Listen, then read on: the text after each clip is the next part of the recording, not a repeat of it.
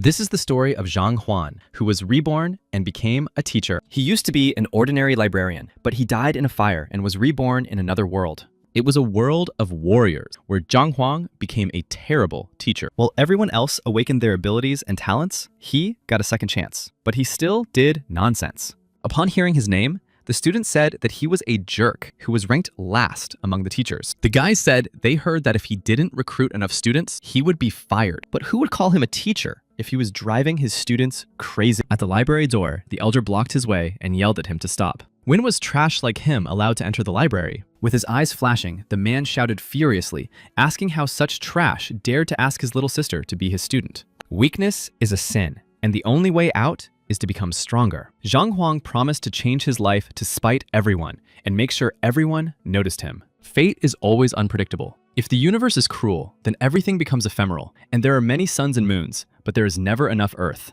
He wondered if this was his main skill, the library of the heavenly web. It was not only the ability to see all the flaws in people and objects, but also the quick choice of the most advantageous tactics. He felt full of strength and that his path to success was beginning now. Zhang Huang told the stunned girl that her leg had been injured in battle. He told the guy that he had mental trauma because he had been humiliated by someone. Zhang Huang told another guy that he felt pain in his armpits and itching in his shoulder joints every time he exercised. He told another girl that she often felt pain in the Zhang and Zhangwan points, especially on the night of the full moon when her body was tired. She often feels irritated. No matter how much she trains, she cannot calm her anger. Everyone who heard him was shocked, not understanding how he knew this. That's how he acquired talented students. Putting his hand on the young man's shoulder, Zhang Huang said that from that day on, he would be his disciple. He was able to compensate for his weaknesses. He began to teach them about the world. Kneeling, the students asked him to accept their obedience. But distrust of Huang was inevitable. Like a tidal wave. He was threatened for forcing these children to be his disciples. How dare he manipulate them? They yelled at him, asking how he dared to tarnish the reputation of the Hengtin house. As soon as he had enough of their insolence, wielding his sword, the master shouted furiously that it was unwise to insult a 4th-degree martial arts master. He rushed towards Zhang Huan to deliver a crushing blow. But the young man easily stopped the deadly sword. Smiling, he asked, "So what?" Deflecting another attack, Zhang Huang decided that he would only become stronger. He was strong enough to defeat them all, and that was wonderful. He would fight his way through the thorns to the stars and conquer the most unattainable peak. At first, Zhang Huang was an ordinary librarian at a high school. He died in a fire in the library, but was reborn in this world. Putting a dagger to the girl's throat, he asked if she really wanted to do it. She asked fearfully, "Are you a student?" Zhang Huang replied that he was the most popular teacher in college. The girl replied that she thought Lu Sun was the most popular. This world is like the world in novels. Power is important here. Zhang Huang replied that he was stronger than Lu Xun. The girl asked his name. He thought he would become like a hero in a novel. He would become a scoundrel and thus conquer the whole world. Beaming with self-satisfaction, he said his name was Zhang Huang, but soon he realized he had put his foot in his mouth. Swinging with all her might, the girl slapped him hard across the face. She yelled at him to get lost. The most popular, only at the end. A liar and a cheat. Falling to the ground, Zhang Huang shouted that the last one was also the first, in a sense. Maybe she would reconsider. He never thought he would become such a failure. Why is it so difficult to recruit students? Because he was the worst teacher in the whole university. Looking around the empty classroom, he thought that there wasn't a single student. As a result, Zhang Huang became such a failure that the students felt sorry for him. But still, they didn't go to him. No students. Everyone hates him. He was simply the worst. And so, unfortunately, everyone started talking about him even worse. If he didn't find students, he would be kicked out of there. At that moment, Zhang Huang heard someone greet him and ask if they could come in. A confused girl asked if this was Lu Shun's classroom and looked at Zhang Huang, deciding that this was his chance and that he was finally lucky enough to get a new student. He frowned and asked if she really wanted to be his student. Zhang Huang decided that this time he would succeed. The girl happily shouted yes. She had heard that Lu Xun was the strictest and most famous teacher at Hengtin University. He replied that the girl was confused. Choosing a mentor is like choosing shoes, where only the size matters. If it doesn't suit her, there's nothing that can be done. But there are some teachers who may not be as well known, but if they are a perfect fit for her, the progress from studying with them will be obvious. The upset girl replied that her brother had told her the same thing, but she didn't know which teacher would suit her. He replied that he was also an old teacher, Hengtin, and couldn't stand to see students stray from the true path without even realizing it. Let her demonstrate her skills and talents, and he would recommend a teacher for her. The girl thanked him. Shouting that he couldn't see anything from where he was standing, Zhang Huang thought that a little flattery wouldn't hurt, so it was time to play a little game. Stopping, the girl asked what the teacher thought of her abilities. He replied that, according to his observations, she had a well-developed foundation and excellent prospects. She had a rare talent. It was obvious that she had trained a lot. Delighted, the girl asked if it was really talent. He said she had amazing footwork. Every movement was like a tiger's pounce. Her support was well-trained. He could be sure of that. And that was the most important thing. Well-trained legs are the key to success. The girl replied that her leg was injured. The doctor had made a diagnosis, and there was no chance of a full recovery. Sighing, Zhang Huang said how he had failed to see the obvious. She had a certain advantage, despite her leg injury. Looking at Zhang Huang hopefully, the girl asked what her advantage was. Frowning and swinging his arm, he stamped his foot and shouted, "Hope!" Delighted, the girl asked if it was true. Her legs still had a chance. He replied that there were only 3 teachers in the entire university, including him, who could help her. The other 2 had already stopped taking students. She asked again, "They're not taking students, so what should I do? What about him? He's still recruiting." Zhang Huang replied that he wasn't interested in fame and fortune. Falling to her knees, the girl said that she knew he had strong moral principles, but asked him to take her as his student. She promised that she would not slack off and would never disgrace his honor. Zhang Huang smiled and thought that it had worked. Taking out his dagger, he said that he believed fate had brought them together today. He would gladly take her as his apprentice. Zhang Huang offered her a contract. Surprised that everything was happening so quickly, the girl dripped blood onto the talisman. She wondered if he shouldn't have at least thought about it. Did his honor depend on it? He moved so quickly and had prepared the knife in advance. He said that she had become his apprentice of her own free will. He asked her name. The girl replied that her name was Wang Yin. Zhang Huang told her to come back and not to forget that there would be a lesson tomorrow. Looking at the talisman, Zhang Huang sighed with relief that he had finally found a student. He didn't have to worry about being expelled. In a sense, this was also a success. Now he could just relax. Now that one worry was gone, he would take care of his student. Suddenly, he felt the world around him spinning. Everything was spinning. Stunned, Zhang Huang felt himself slowly being pulled into some kind of space. He was rapidly flying down, plunging into some kind of abyss, and did not understand what was happening. Finding himself in front of a huge gate, Zhang Huang wondered where he was. Could this be the Library of the Heavenly Way? He was stunned, wondering what had happened to him. He couldn't have died again. Maybe this was a belated consolation prize for his death. But seriously, a library? He had spent his whole life there. Not again, but he had to go in. Maybe there was something useful there. It couldn't be worse. Upon entering, Zhang Huang was stunned. This library was much more luxurious than the one he had worked in. There were so many books here. Is there nothing else besides them? In his old library, books were usually donated by old people, so it wasn't as rich. But still, it was just a pile of books. What use were they to him? How would they help him win the battle? Now he would check what was inside them. Maybe they were first-class textbooks on fighting. Reaching out his hand, a stunned Zhang Huang noticed that his hand passed right through. Could it be that they were not material? He shouted furiously that this was a joke. Everything here was fake. These books couldn't even be picked up. Lost in thought, Zhang Huang tried to understand what this place was. He left as soon as he regained consciousness here. Maybe it was a dream. Even if it was, he simply realized that the library was completely useless and a waste of space. There was no point in thinking about it now. He needed to eat, and then he would immediately return to searching for students. At that moment, Zhang Huang was called out. The guy shouted that today, the students would choose their own teachers. These were his recruits. But what about him? No one had come to him yet. They smirked that Zhang Huang was trash. He replied that there was no need to brag in front of him. It wasn't even his business. The guy laughed that this teacher, Mr. Zhang, was the only teacher among all the teachers at the university who received 0 points in the teacher rating. The students were stunned that he had 0 points in the rating. No one could really call him a teacher. They say his students almost died. Frowning, Zhang Huang asked if they had finished talking, then let them not delay him. He was hungry. Angry, Cao Xiong said that Zhang Huang was not a respected teacher. Didn't that bother him? Huang asked if it should. He was famous. Everyone knew him. What about Cao Xiong? As a teacher, he is not famous, and he still thinks he is better than him. There is no need to show off.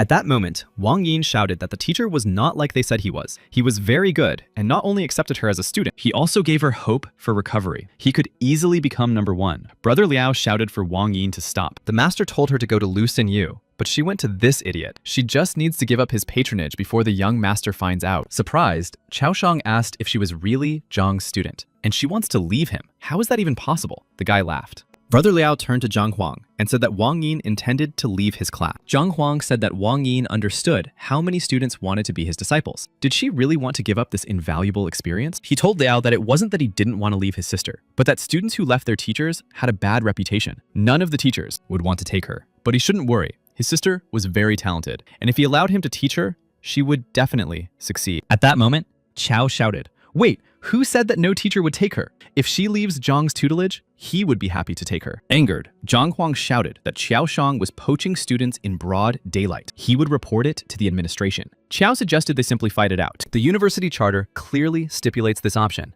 A student can choose their own teacher, and then it will not be considered stealing students. After thinking it over, Zhang Huang decided that, although Qiao had a bad temper, he was a fighter and a much better teacher than he was. He would lose here. But Huang understood that if he refused, Wang Yin would leave. He had to try. Otherwise, he would never recruit any students. Zhang Huang agreed. Soon, it was announced that the battle between Teacher Cao and Teacher Zhang was about to begin. People were surprised. After all, it was an uneven fight. Zhang was the one at the bottom of the list. Teacher Cao said that according to the rules of the university, they would demonstrate their students to each other. Then they would discuss their mistakes and shortcomings. The one who showed the student the most effective path to progress would be the winner. First, the young lady would demonstrate a series of strikes. Wang Yin agreed. Clenching her fists, the girl delivered several powerful blows to the target. Her score was 53. Cao said that her upper body was well developed, but her footwork was clearly lacking. Most likely, she had a leg injury. Anxious, Zhang Huang thought that Cao saw it right away. He was much better than him. Huang didn't know what to do now. Leaning toward Wang Ying,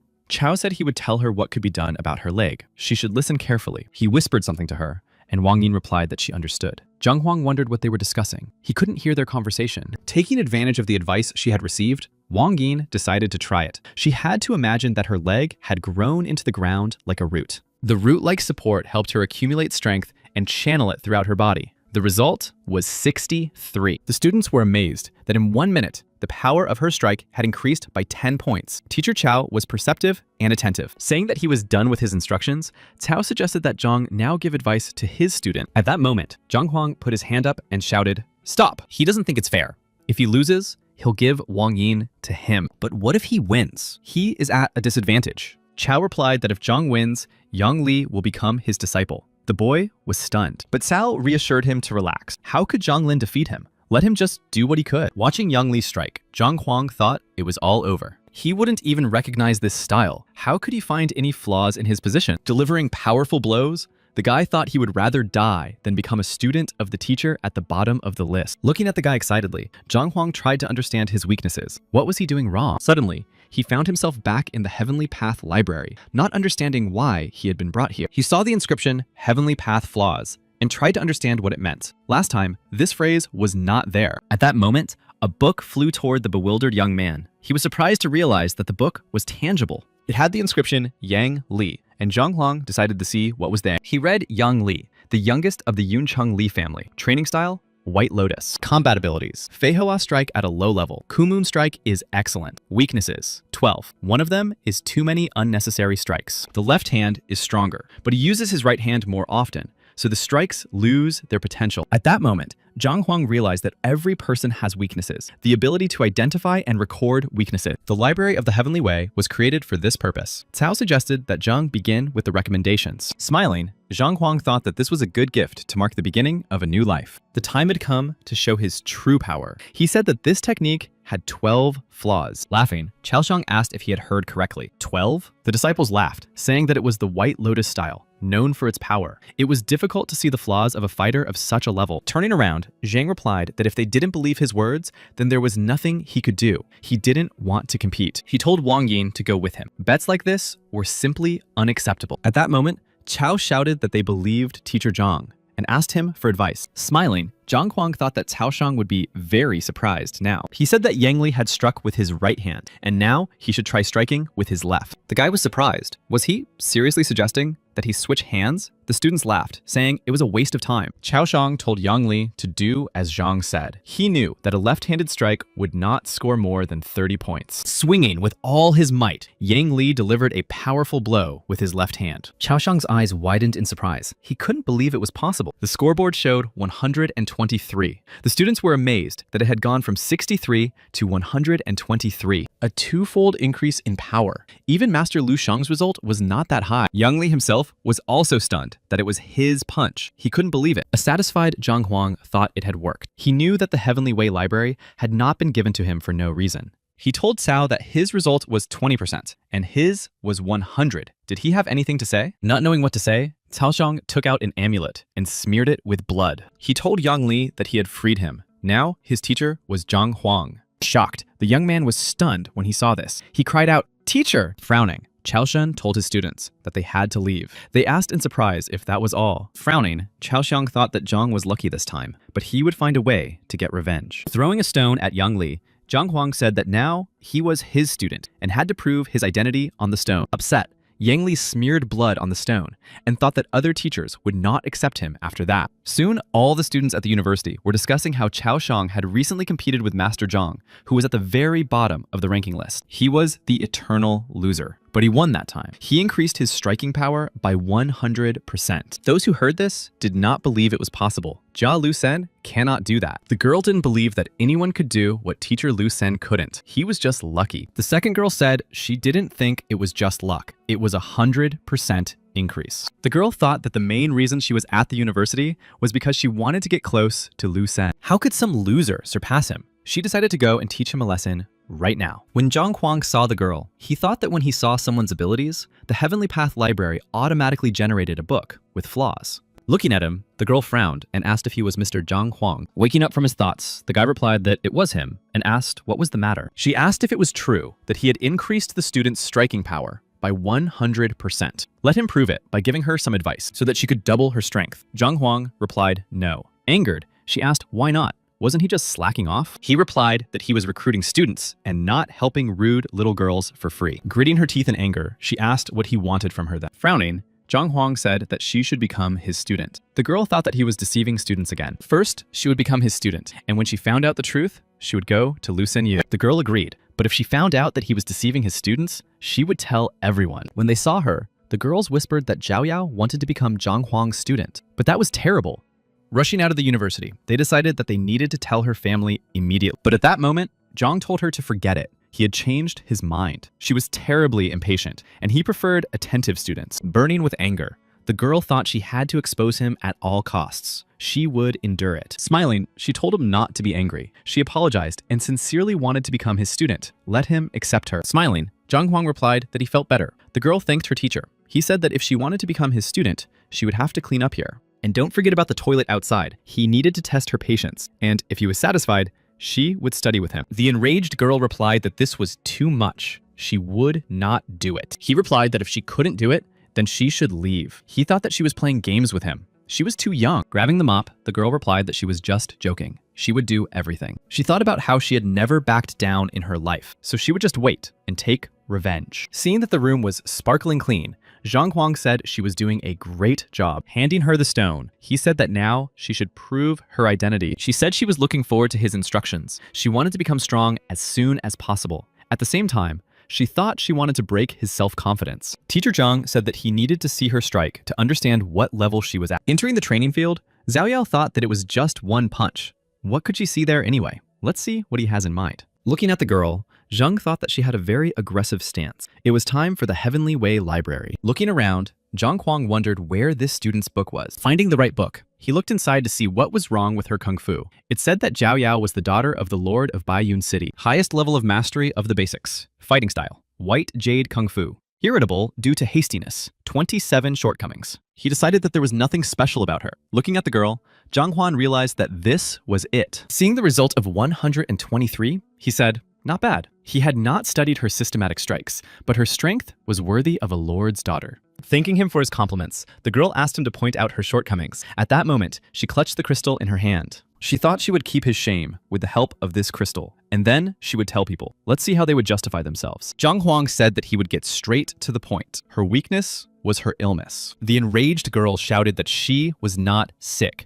It was he who was sick, and his whole family was sick. Stunned by such a reaction, the teacher replied that he was not scolding her, but she was physically unhealthy. The girl replied that this was nonsense. She was not sick. He did not know what he was talking about. He said that there was no point in denying it. She often felt pain in the Tanzhong and Zhongwan points. That was true, especially on a full moon, when her body and mind were particularly irritable. And no matter how hard she trains, she is always irritable, isn't she? The girl was struck by his words. She asked in surprise how he knew that. Smiling, Zhang Huang replied that it was because he was an experienced teacher. Excited, Zhao Yao asked if there was any solution to her problem. He replied that the solution was for her to come to class tomorrow. He would explain everything to her. If she didn't trust him, she should go to another teacher. Zhao Yao replied that she trusted him. Turning around, Zhang Huang asked if she still wanted to keep the stone with the inscription. Shocked, the girl crushed the stone and shouted, "No, of course not." She was amazed that he immediately recognized her illness and understood that she was recording him on the crystal. How could such an experienced person end up at the bottom of the rankings? The only explanation was that he was too noble and did not need wealth and recognition. At that moment, a bright light flashed not far from the training field. Frowning, Yao Han, the administrator of Baoyuan City, shouted fiercely, "Stop!" She asked in surprise what Uncle Yao was doing here. He asked, "Isn't that right, sister?" Let her tell him that she did not become Zhang Huan's student. The girl replied that she did. Yao Han shouted that his little sister was the pride of the family. She couldn't study under someone like him. Let him release her, or he would get him expelled by the principal. Zhao Yao asked what Uncle Yao was doing. She had voluntarily become his student, so why make such a fuss? Stunned, Han asked how it was voluntary. Didn't she understand that he was not a worthy teacher? Could he increase her strength? Embarrassed, Zhao Yao asked again about increasing her strength. No, that's not it. He asked, if not, then what was Zhao doing here? She replied that she had decided so. At that moment, Yao Han noticed the broken recording crystal. Enraged, he shouted furiously at the son of a bitch for what he had done to his sister. He demanded that he release her from his class immediately. Whether he believed it or not, if he didn't, he would destroy him right then and there. The guy asked if Yao Han really thought he had brainwashed her. It seemed he was a little mistaken. The girl screamed at her uncle. If he didn't stop, she would never speak to him again. Hearing these words, Yao Han was shocked. He looked at his sister in surprise. Taking him by the hand, Zhao Yao said that they would go and prepare a place for her to sleep. She couldn't be late tomorrow. He glared at Zhang Huan. The teacher replied that he had simply accepted a student. What was the problem? At that moment, two guys were walking down the road. One told Zheng Yang not to despair. So what if he was rejected? He wasn't the only teacher at the university. The second replied that it was easy for Mo Xiao to say that. He had been accepted. Mo Xiao replied that he shouldn't say that. Someone would definitely accept him. Zheng Yang said that they had been training with weapons since childhood, and that teacher Wang was the best martial arts expert. He would surpass him. And wasn't that sad? At that moment, they noticed a sign that said first class and decided to go in. Mo Xiao said that if this master was also a weapons master, but Zhang Yang noted with doubt that the class looked old. Deciding that this meant the teacher was experienced, they approached Zhang Huan. The teacher asked if he wanted to become his student. Smiling, Mo Xiao said that this guy was good with a spear. He hoped for his patronage. Frowning, Zhang Huang replied that then he should show him his skills first. He thought it was very good that he would have another student. Mo Xiao nudged him and said that everything was fine. They would just give him a couple of tips. He was skeptical because the area looked very unkempt, and the teacher was probably just like it. But if he was really that terrible, he simply wouldn't become his student. Taking out his spear, he swung it several times to demonstrate his skills. He delivered a powerful blow to the target. The scoreboard showed a result of 123 points. After a couple of moments, the guy bowed and asked the teacher to give him some advice. At that moment, the boy realized that he hadn't even been watching. It seemed that he was exactly as he had thought. Suddenly, the teacher said that someone had hurt him emotionally. Moreover, he felt humiliated. Blushing, Zheng Yang replied that he had secretly loved a girl. But then, this had nothing to do with him. Surprised, Mo Xiao asked if he had really been hurt. Why didn't he tell him? Zheng Yang replied that they would discuss it later. He said that even though he didn't understand how the teacher knew, it was his personal business and had nothing to do with his training. Zhang Huang replied that it did indeed have something to do with it. His fierce, purposeful strike speaks to his personality. He thinks about the present moment without worrying about what will happen next. But this emotional trauma made him indecisive. He became afraid of failure. His strike could have been much stronger. The stunned guy asked if the teacher really could see that he was in love. Zhang Huang replied that there was nothing to be surprised about. A fighter's punch directly depends on his emotional state. If it is unstable, so is the punch. Movements are weakened by uncertainty about success. He gave him advice that to earn respect in a relationship, you need to be strong. If you don't respect yourself, how do you look to others? Now he needs to figure himself out, let go of his resentment, and learn from his mistakes. He must become strong. 30 years to the east, 30 years to the west. Don't you dare insult me because he is poor. Clenching his fist, Zheng Yang repeated, don't insult me because I'm poor. Smiling, Zhang Huang suggested that he strike him one more time. With all his might, Zheng Yang thrust his spear into the training target. The scoreboard showed 235. Shocked, Mo Xiao couldn't believe that Yang's striking power had doubled. The young man asked Zhang Hong to be his teacher. The teacher replied, fine, let him prove his identity, and handed him a stone. Impressed, Mo Xiao thought that if he had known this teacher was so cool, he would have gone to him himself. But if there really was such a teacher in Hongtan who knew a lot about weapons, why hadn't he heard anything about him? The teacher replied that his name was Zhang Huang. Embarrassed, Mo Xiao said that the worst teacher at the university was also named Zhang Huang. Laughing, Zhang Huang replied that he was indeed that terrible teacher. Hearing his words, the boys were shocked. They did not expect this. Surprised, Zheng Yang asked why the teacher was so self-critical. He replied that the world was full of cynics, and there was nothing wrong with that. He thought that if it weren't for the Heavenly Way Library, he would indeed have remained a failure. Without it, he had no special talents. Zheng Yang said he would like to pay his respects. Huang replied that his reputation did not matter, but he would be happy if Yang studied hard. They said goodbye. Mo Xiao said that everything had turned out well in the end. He now had a great teacher. A satisfied Zhang Huang laughed. Now he had 4 students. He had just spent an entire registration token. Now he needed to get a few more in the logistics building. They would come in handy. Upon entering the building, Zhang Huang assumed that they had already been taken. At that moment, he heard someone say that it was their first teacher, Zhang Huang. The head of the logistics department, Chen Biao, asked Zhang Huang what he was doing there. After all, he was having trouble recruiting students. The guy thought that he was always picking on him because he didn't earn much due to his reputation. Maybe it was him who insisted that he be given only 4 tokens and no more. He replied that he had run out of registration tokens and would like to get some more. Chen Biao was surprised. He laughed and said that the teacher at the end of the list said he had used all the tokens. He hadn't laughed like that in a long time. He only had 1 student. Smiling, Zhang Huang asked if they really didn't believe him. Then, they could make a bet. Frowning, the logistics manager asked if it was really a bet. But what could a beggar like him bet? The guy replied that he wanted to bet his face. The loser would receive 3 slaps in public from the winner. Would Chen Biao dare to do that? Laughing, the head of logistics agreed. He replied that, so be it. But if Zhang Huang lost, he would receive 3 slaps from each of. Taking out the book, Chen Biao said that it contained information about the students' allegiance to their teachers. With the help of this book, they would find out whether he was lying or not. So what would this guy do? How would he justify himself? Leafing through the notebook, the students read that Zhang Huang indeed had 4 students who recognized him as their teacher. Stunned, Chen Biao shouted, "It can't be. These guys must be idiots if they did that." Seeing the list, he thought, of course, Wang Yin, with her leg injury, is his student. But he was amazed to see the daughter of the Wang family, one of the richest in Tianxuan, in 67th place on the entrance exams, Zhao Ya, who was 7th in the entrance exam, the daughter of the Lord of Bayou City, and Yang Li and Zheng Yang. They were both in the top 100. He shouted that Zhang Huang had simply brainwashed these children. Otherwise, they wouldn't even look at him. After all, he was a failure. Smiling, Zhang Huang replied that whether he wanted to believe it or not, it was true. It was time to fulfill his promise. Crossing his arms, Chen Biao asked what would happen if he didn't do it. Xiang shouted that he would do it to them. He couldn't handle them, and they would beat him up. Smiling, Zhang Huang replied, so that's how it is. They don't want to keep their promises. Li Wan said exactly that. He was not even worthy of touching his face, let alone slapping him. Chen Biao said it was time to teach him a lesson. Shouting, "I understand, boss," Li Yuan rushed towards Zhang Huang to strike him. Smiling, Chen Biao thought that this mediocre individual was only 3rd rank. He couldn't withstand a 4th rank master. It was beyond his capabilities. There are 9 combat ranks. The 1st rank is Second Breath. The 2nd is Dantian. The 3rd is True Qi. The 4th is Purification of Skin and Bones. The 5th is Qi Vessels. The 6th is the Opening of the Chakras. The 7th is the Comprehension of Truth. The 8th is the Sage. The 9th is Bhagavan. The higher the rank, the more difficult it is to move on to the next one.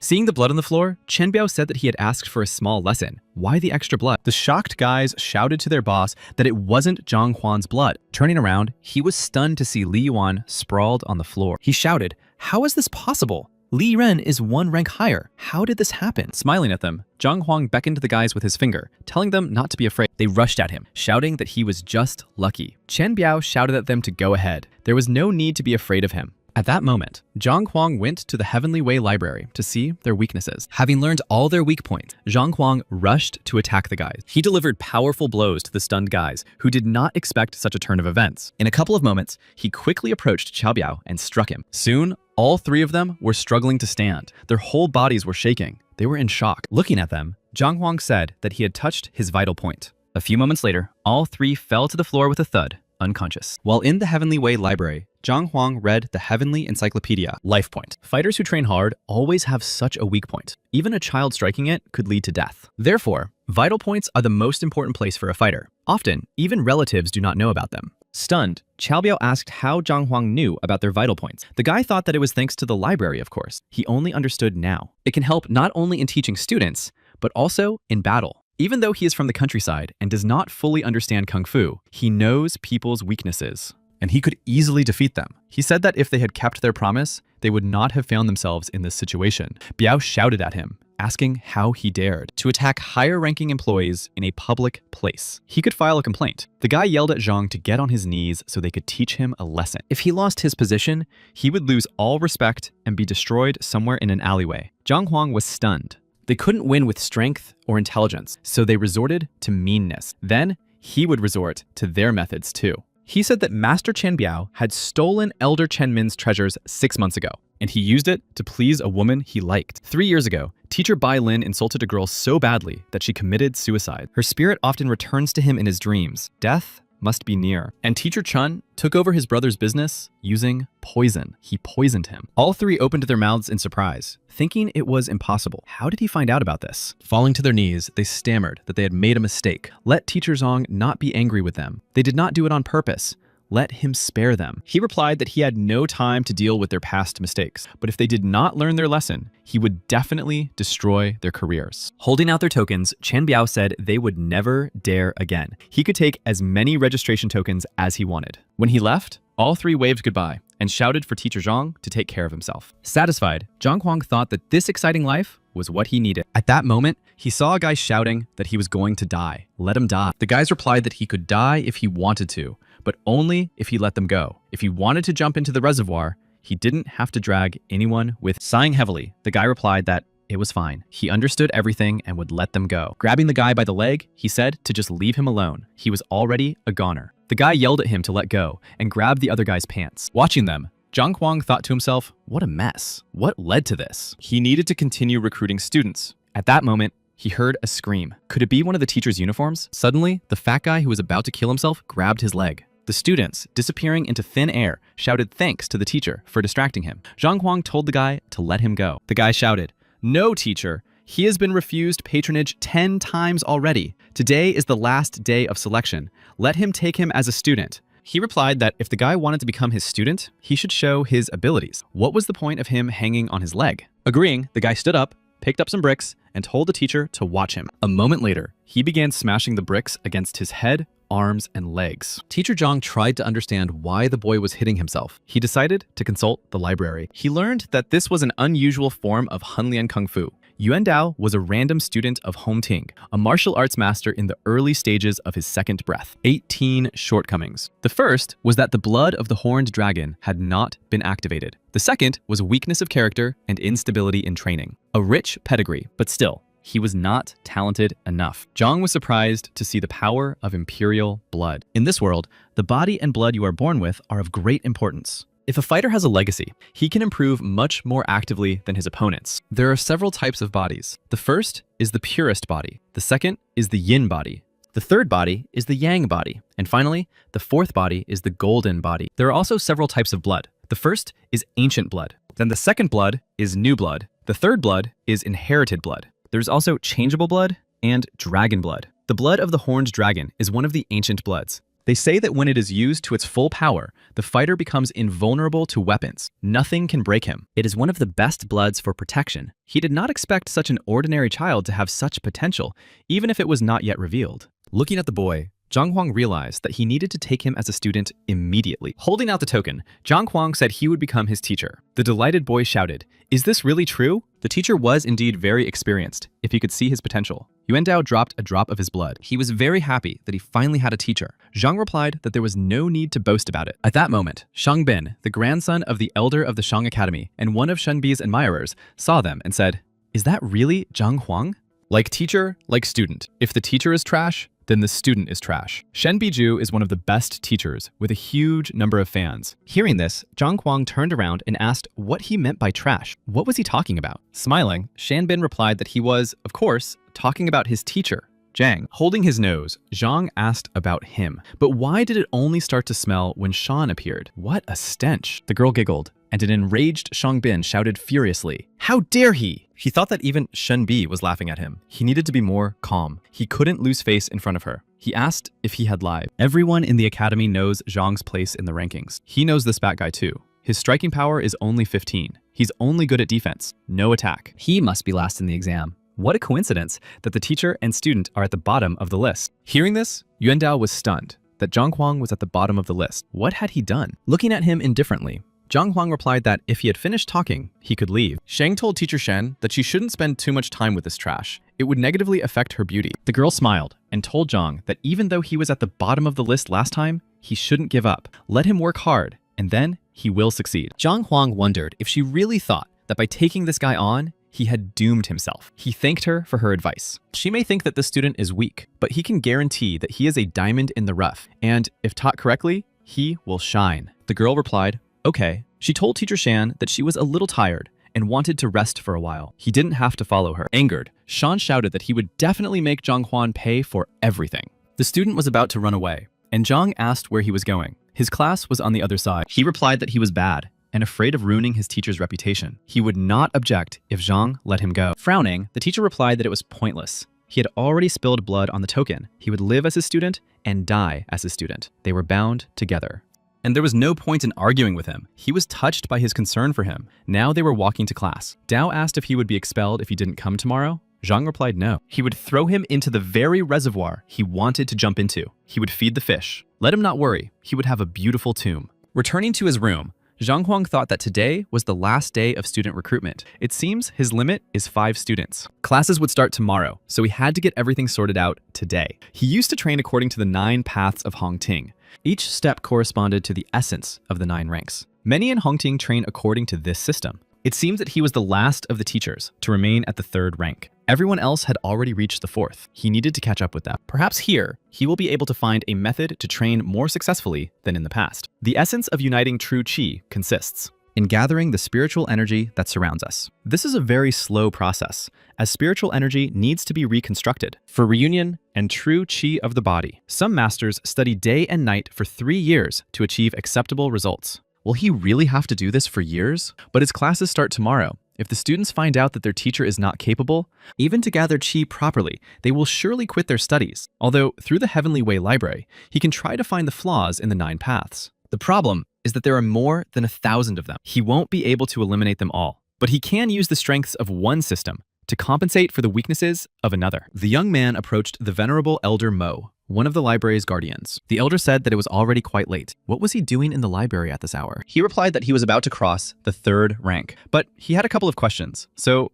he came here. The elder replied that there was nothing wrong with his slow progress. The university needed fresh blood like him. Information about the 3rd rank was in the 4th row of the Kung Fu manual. He thought that this boy was good, but he lacked ability. He hoped that his results would not be so disappointing. Seeing the number of books, Zhang Huang thought that the university library seemed to be no poorer than a normal, modern library. Finding the book he needed, he decided to learn how other teaching techniques worked. He found a book that described a technique with more than 3,000 flaws. In the 9 paths of Hongting, there are no more than 1,000 flaws. It was surprising that this system was so popular, fixing so many flaws. Was it even possible? But he decided that this was not the time to despair. Why should he correct all the flaws? He just had to fix the thing that was getting in the way at his stage. There were only 10 flaws here. It is a pity that the Heavenly Way Library only talks about mistakes and not about methods of correction, but he can find the advantages of different techniques. By combining all the information and overcoming the shortcomings of others, he could achieve something new and more progressive. Since he is here, why not gather information about the 4th and 5th ranks? The elder asked what the noise was. Such a weakling, yet he wants to appear smart. He is pretending. I would never have thought he was like that. Teacher Zhang thought that now that the information about the 4th and 5th ranks had been found, it was time to return to practice. The elder asked why he had finished so quickly. Maybe he should take one of the copies of the books with him. But Zhang replied that his question was not that profound. After thanking the elder, Zhang said goodbye. Mo thought that the question was not so profound as to take copies. He would come back here again to reread it. How frivolous. It seems that the dean should be asked to keep a closer eye on the teachers. Returning home, Zhang Huang decided that he had gathered everything he needed with the help of the Heavenly Way Library. How long would it take to put it all together? Suddenly, the bewildered young man realized that the library was calling him. He couldn't understand why. A few moments later, various books flew toward Zhang Huang, everything he had written down. He looked in amazement at the whirlwind created by the books, trying to understand what it was. Seeing a dazzling flash, the guy covered his face with his hand to protect his eyes. At that moment, a book with a shiny cover flew towards the bewildered Zhang Huan. He was amazed when he realized that it was a collection of all his notes. His information was structured. The content of this book could not belong to any of the known teachings. Its information was completely new to the world, and it still had no title. He wondered whether he should choose one or not. If it was created by the Heavenly Way Library, then let it be called the Heavenly Way Technique. He began to meditate to raise his level as quickly as possible. Zhang Huang was stunned that the breakthrough happened so quickly. Other people who have advanced to the rank of bone and skin purification fast for a long time. They meditate constantly. Their successes take a long time. It took him half the night to reach the 5th rank of the Qi vessel. It seemed that his training had improved the quality of his Qi. Doesn't that require holy or divine processing? When he used the 9 paths of Hong Ting, he made many mistakes. It seems he can gather the highest quality Qi. With the help of the Heavenly Way Library, will he be able to learn a holy or even divine processing method? There are 3 types of Qi energy: supreme, intermediate, and inferior. The higher its quality, the stronger the fighter. Processing techniques are also divided into 5 levels.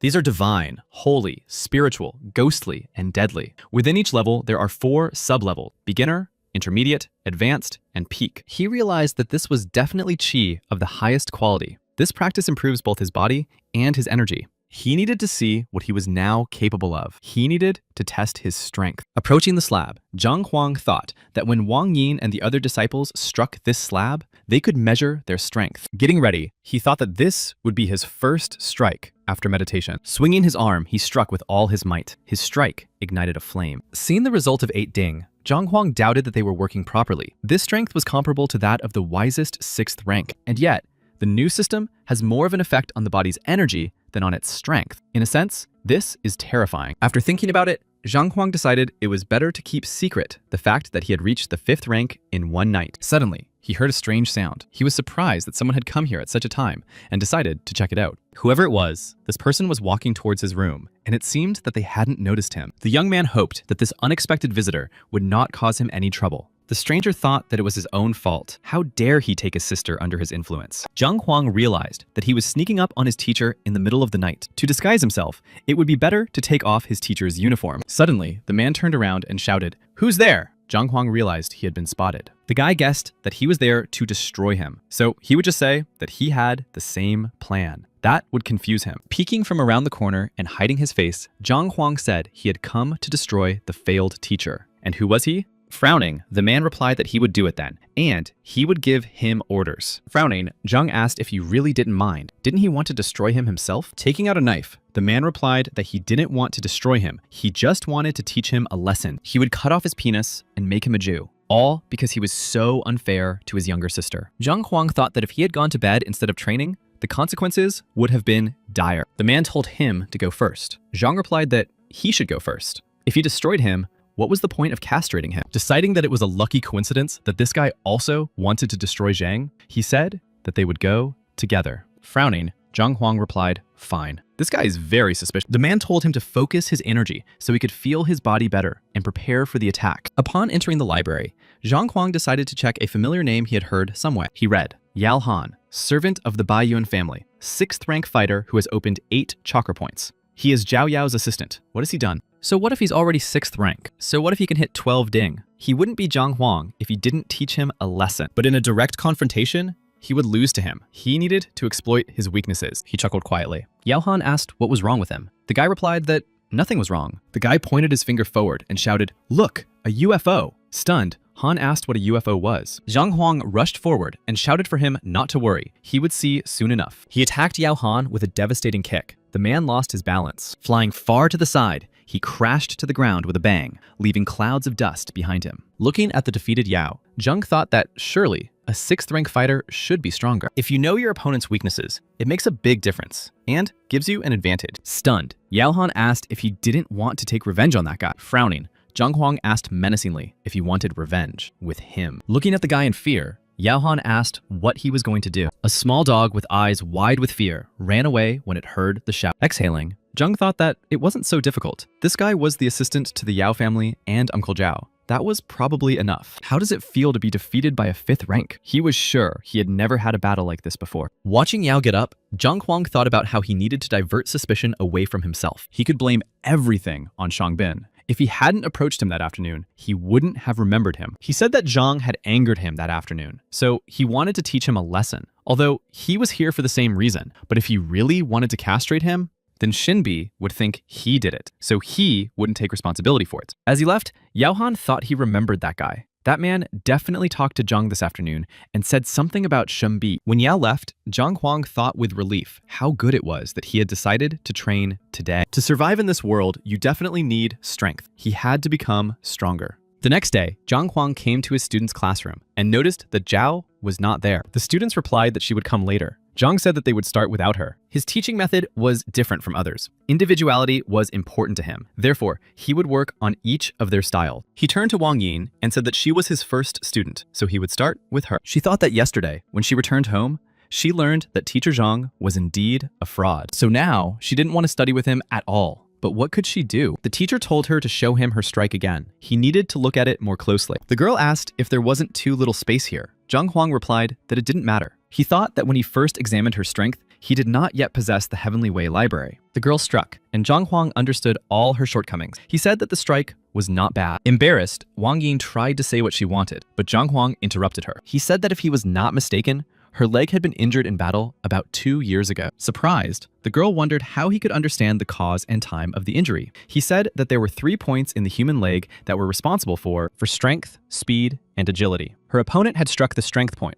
It closed, and blood began to flow in the opposite direction. That was why her blows were weaker than others. Stunned, Wang Yin thought that one of the best doctors had said the same thing, but could not do anything about it. This required a master of at least the 8th rank. The girl asked doubtfully if the teacher could cure her. Zhang Huang replied that it was nothing. She was stunned because she thought her injury was impossible to cure now. Medicine was not capable of doing so, but the teacher said it was nothing. Could he really do it? Zhang Huang said he had called her here to cure. She should sit down here and relax her whole body. Wang Yin thought that she didn't know why, but now she was confident in her teacher. The teacher directed the needle at her. She thought that this technique required strict control over the flight of the needle so that it would hit the target accurately. Could it be air acupuncture? But air acupuncture requires at least 5th rank. Could it be that the worst teacher in the entire university had reached the 5th rank? When throwing needles at Wang Yin, Zhang Huang used the introduction of true qi. Screaming in pain, the girl asked if it was Teacher Zhang's qi. The purest qi was like spring water without a single impurity. Could a 3rd rank master have such energy? No one in the whole country had heard of such mastery of true qi. Teacher Zhang,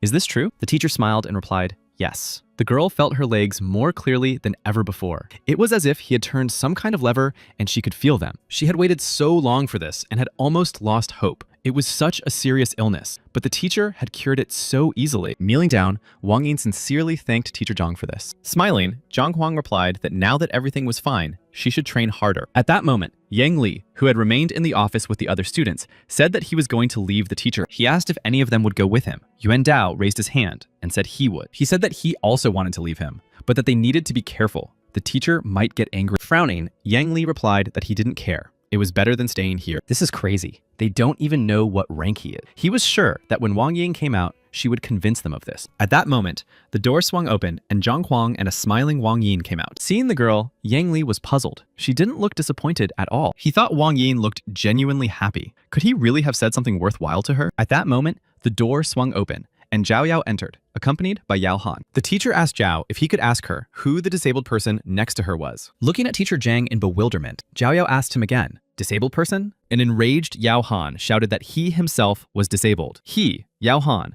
was a servant in the Bai Yun household. He was there to check on him. He would be watching their lesson. Zhao tried to calm her uncle down. The teacher said he needed absolute silence in the classroom in order to teach. This isn't a public square where just anyone can come in. His eyes flashing with anger, he shouted that how dare he call him a rabble. Yes, he could slap him right now. Frowning, Zhang told Zhao Yao that he couldn't handle him. Let him deal with his relative. The girl shouted for Uncle Yao to leave. He was disrupting her classes. Yao Han was stunned. A moment later, he was pushed out of the classroom and the door slammed loudly behind him. Enraged, Yao Han yelled at Zhang Huang not to cross his path. Next, Zhang Huang called Yang Li. He said it was his turn to go with him now. Yang Li agreed and thought he would see what Zhang was capable of. If he was really as bad as people said, he would quit the class without hesitation. He asked if the teacher wanted him to practice kung fu, but Zhang Huang replied that it was useless. At the moment, his Fei Hoa strike was at the beginner level. However, his Kunlun strike was excellent. Surprised, Yang Li asked how he knew about Kunlun. No one knew about these training sessions, not even his family. The teacher replied that it was because yesterday, he clearly saw the Kunlun style in his Fei Hoa. The young man was amazed that Zhang was able to see this. He thought that teacher Chao Shang had not seen it. How could Zhang have guessed? The teacher said that despite the high level of development of the Kunlun strike, every time Yang Li used it, the pain in his armpits and itching in his shoulder intensified. Widening his eyes in surprise, Yang Li shouted, "How does Zhang Huang know this?" The body of a Kunlun technique master is perceived as the body of a dragon, and if a warrior has reached the rank of skin and bone purification, there will be no side effects. The chi energy will nourish the muscles and bones of its carrier. But Yang Li is only at the rank of second breath. His body is too weak. Kunlun wounds him, and over time, the injury will become more and more serious. If he continues in the same vein, his arm will atrophy. It will be beyond saving. He is already at the stage where his sleep is disturbed. At night, he feels spasms throughout his arm. Falling to his knees, Yang Li asked his teacher to help him. He replied that his student should not worry. He should stop practicing Kunlun and focus on his rank. He will find a way to fix his condition. The excited young man thought he was wrong when he thought Zhang was a bad teacher. Now he realizes how lucky he is. The teacher is a great man. All this time, the other students were eagerly awaiting Yang Li's return. Approaching him, Yuan Dao asked if Yang Li was going to abandon his teacher. Frowning, the boy asked, "Quit? What are you talking about? Once a teacher, always a teacher. Now that he's here, there's no point in backing down." He doesn't understand them. All day long, thinking about the way back. How can they not be ashamed? When Zhao Yao went to teacher Zhang, he said that she had the yin body that all women dream of. She is not sick. Her body has a high concentration of yin energy, and with the right training, her progress will be many times faster. It's a pity that no one noticed this, and now she practices white jade kung fu. She adds yin energy to her own, and this is a direct path to illness. The only way to relieve her pain is to change her training method to one that suits her body. Tomorrow, he will go to the library and try to find something suitable for her. Bowing, Zhao Yao sincerely thanked teacher Zhao for his help. When Zhang Huang handed Yuan Dao the book 9 Paths of Hong Ting for the first rank, he cried and shouted, "Thank you so much, teacher Zhang, for your care." He rushed to hug him and shouted that the teacher was simply magnificent. He had corrected this technique so well. Zhang Huang thought that he had given Yuan Dao a corrected version of the 9 Paths of Hong Ting. It was still not the technique of the heavenly path, but it was already much better than the original. Looking at Zhang Yang, Zhang Huang thought that his strength had greatly increased after his recommendations. He said that he had analyzed almost all of their individual recommendations, but success cannot be achieved with simple words. Suddenly, there was a loud bang. Someone kicked open the classroom door and shouted at Zhang Huang. The stunned students turned around in unison, not understanding what was happening. A shocked Wang Yin saw her brother, Wang Tao, who was a 4th rank skin and bone purifier. He shouted that Zhang Huang was deceiving his students for his own gain. But how dare he take his sister? He wanted Zhang to stop being Wang Yin and Zhao Yao's teacher and let them go immediately. Otherwise, he would not respect his title as a teacher. He would be to blame for his own injuries. Zhang replied that he was interrupting his lesson. The boy smiled and asked what he could teach with his skills. He was lucky that they were well-mannered and called him a teacher instead of a fool. At that moment, a stunned Wang Tao saw Zhang Huang shout and release a huge energy tiger. The shocked guy thought that only the elder had such an aura. A 3rd rank could not have such a look. It was disgusting to be afraid of a weakling. Clutching his sword tightly, he decided that if anyone found out that he had chickened out, what would become of his honor and reputation? Rushing into the attack, Wang Tao shouted for Zhang Huang to prepare for death. He tried to deliver a crushing blow, but Zhang Huang easily parried his attack. The shocked young man couldn't understand how this was possible. How could a 3rd rank fighter stop his attack with 2 fingers? Even some chakra masters couldn't do that. How could such a loser stop him? This coincidence was just a coincidence. He shouted for Zhang to let go of his sword and fight him in a fair fight. But Zhang Huang continued to hold his sword, completely ignoring Wang Tao's words. Looking at Zhang, the guy thought it was impossible. Could his strength be a deception? That couldn't be. The last time he was tested, he was only at the 3rd rank. Besides, even if he had gotten stronger, he should only be at the 1st stage of the 4th rank now. At that moment, Zhang Huang shouted, "Get out!" and let go of Wang Tao's sword. The guy flew out of the classroom like a cork. Standing behind the door, Yao Han heard the noise and decided that Wang Tao was finally going to teach Zhang a lesson. Opening the door slightly, he hoped to finally see Zhang begging for mercy. Suddenly, Yao Han's eyes widened in surprise. He saw what was happening inside. He didn't have time to jump away from the door. and Wang Tao, flying out at full speed, knocked him off his feet. Together with a broken door, they both flew to the side and crashed to the ground with a bang. Pinned to the door, Wang Tao fell on Yao Han, crushing him with his weight. Frowning, Zhang Huang dusted off his hands and told the students that class would continue. The students who saw this were shocked that the highest power of the 4th rank had been easily defeated. Stunned, Yuan Dao couldn't believe that a teacher at the bottom of the rankings was capable of such a feat. At that moment, all the students thought that this could only mean one thing. Teacher Zhao had carefully concealed his true power, but they couldn't understand why. When Yao Han struggled out from under the door, he asked what had happened. Didn't Wang Tao want to teach Zhang a lesson? He replied that he had just used a new technique, but he was lucky because he hadn't fully mastered it yet. It was accidental. Frowning, Yao Han asked again about the new technique and clarified that he had exposed this guy. He replied that he was going to, but the university had a strict rule not to interrupt classes, so they just had to wait. Sighing, Yao Han said, okay. But since they had free time, he wanted to ask something. There was a female teacher at this university whose name had a bai in it. Did she have any admirers? The guy replied that he was probably talking about Shen Bijou. She is the local ideal of beauty. Sheng Bin is her most obvious fan, but Zhang Huang also chased after her. Frowning, Yao Han thought that now he just needed to find out if Zhang and Shan really had a conflict back then. He would be sure that it was him. At that moment, teacher Chao Shang went to Shang Bin to complain that Zhang Huang had deceived his student. He said that he had turned to him as the grandson of the academy's elder. Wasn't he responsible for teaching? Banging his fist on the table, Shang Bin replied that he would decide this himself. He had always wanted to teach Zhang a lesson. He thought that if he attacked Zhang there, it would lower him in Shen Biju's eyes. And now, he had a good reason. Shan Bin told Qiao Shun to follow him. He might need his help. And if Zhang Huang didn't wise up, they would cripple him. When the guys approached Zhang Huang's class, they were surprised to find Wang Tao there. Surprised, Shang Bin asked why Wang Tao was there instead of at practice. He replied that his sister had been tricked into going to a certain teacher, and he was there to sort it out. Frowning, Shang asked if Zhang dared to lie even to Mrs. Wang. It seemed that he really needed to get his head straight. Wang Tao introduced Yao Han, Mrs. Zhao's family assistant. His ward had also been deceived. Angered, Shang shouted, "Was the Yao family deceived too? In that case, we must go together and teach this scoundrel a lesson." At that moment, Zhang Huang was reading to his students that, although the 9-path Hongting system is basic, it has many flaws. The students thought that the teacher's lecture was truly informative. He could point out the flaws in even the most effective methods. It was shocking. All his words needed to be pondered at length. Li thought that even his father could not compare to Zhang in teaching. It was impossible to describe. Frowning, Zhang Huang tried to understand what was wrong with his students. They looked at him with adoration, considering themselves very lucky to have him as their teacher. At that moment, the classroom door swung open, and Shang Bin entered, accompanied by Yao Han, Wang Tao, and Xiao Shang. Frowning, Zhang Huang wondered what teachers Shang Bin and Cao Shang were doing there. Smiling, Shang Bin said that he did not expect Zhang to stoop to cheating. He had deceived Ms. Wang Yin and Ms. Zhao Yao. Frowning, Zhang replied that if Shan had business with him,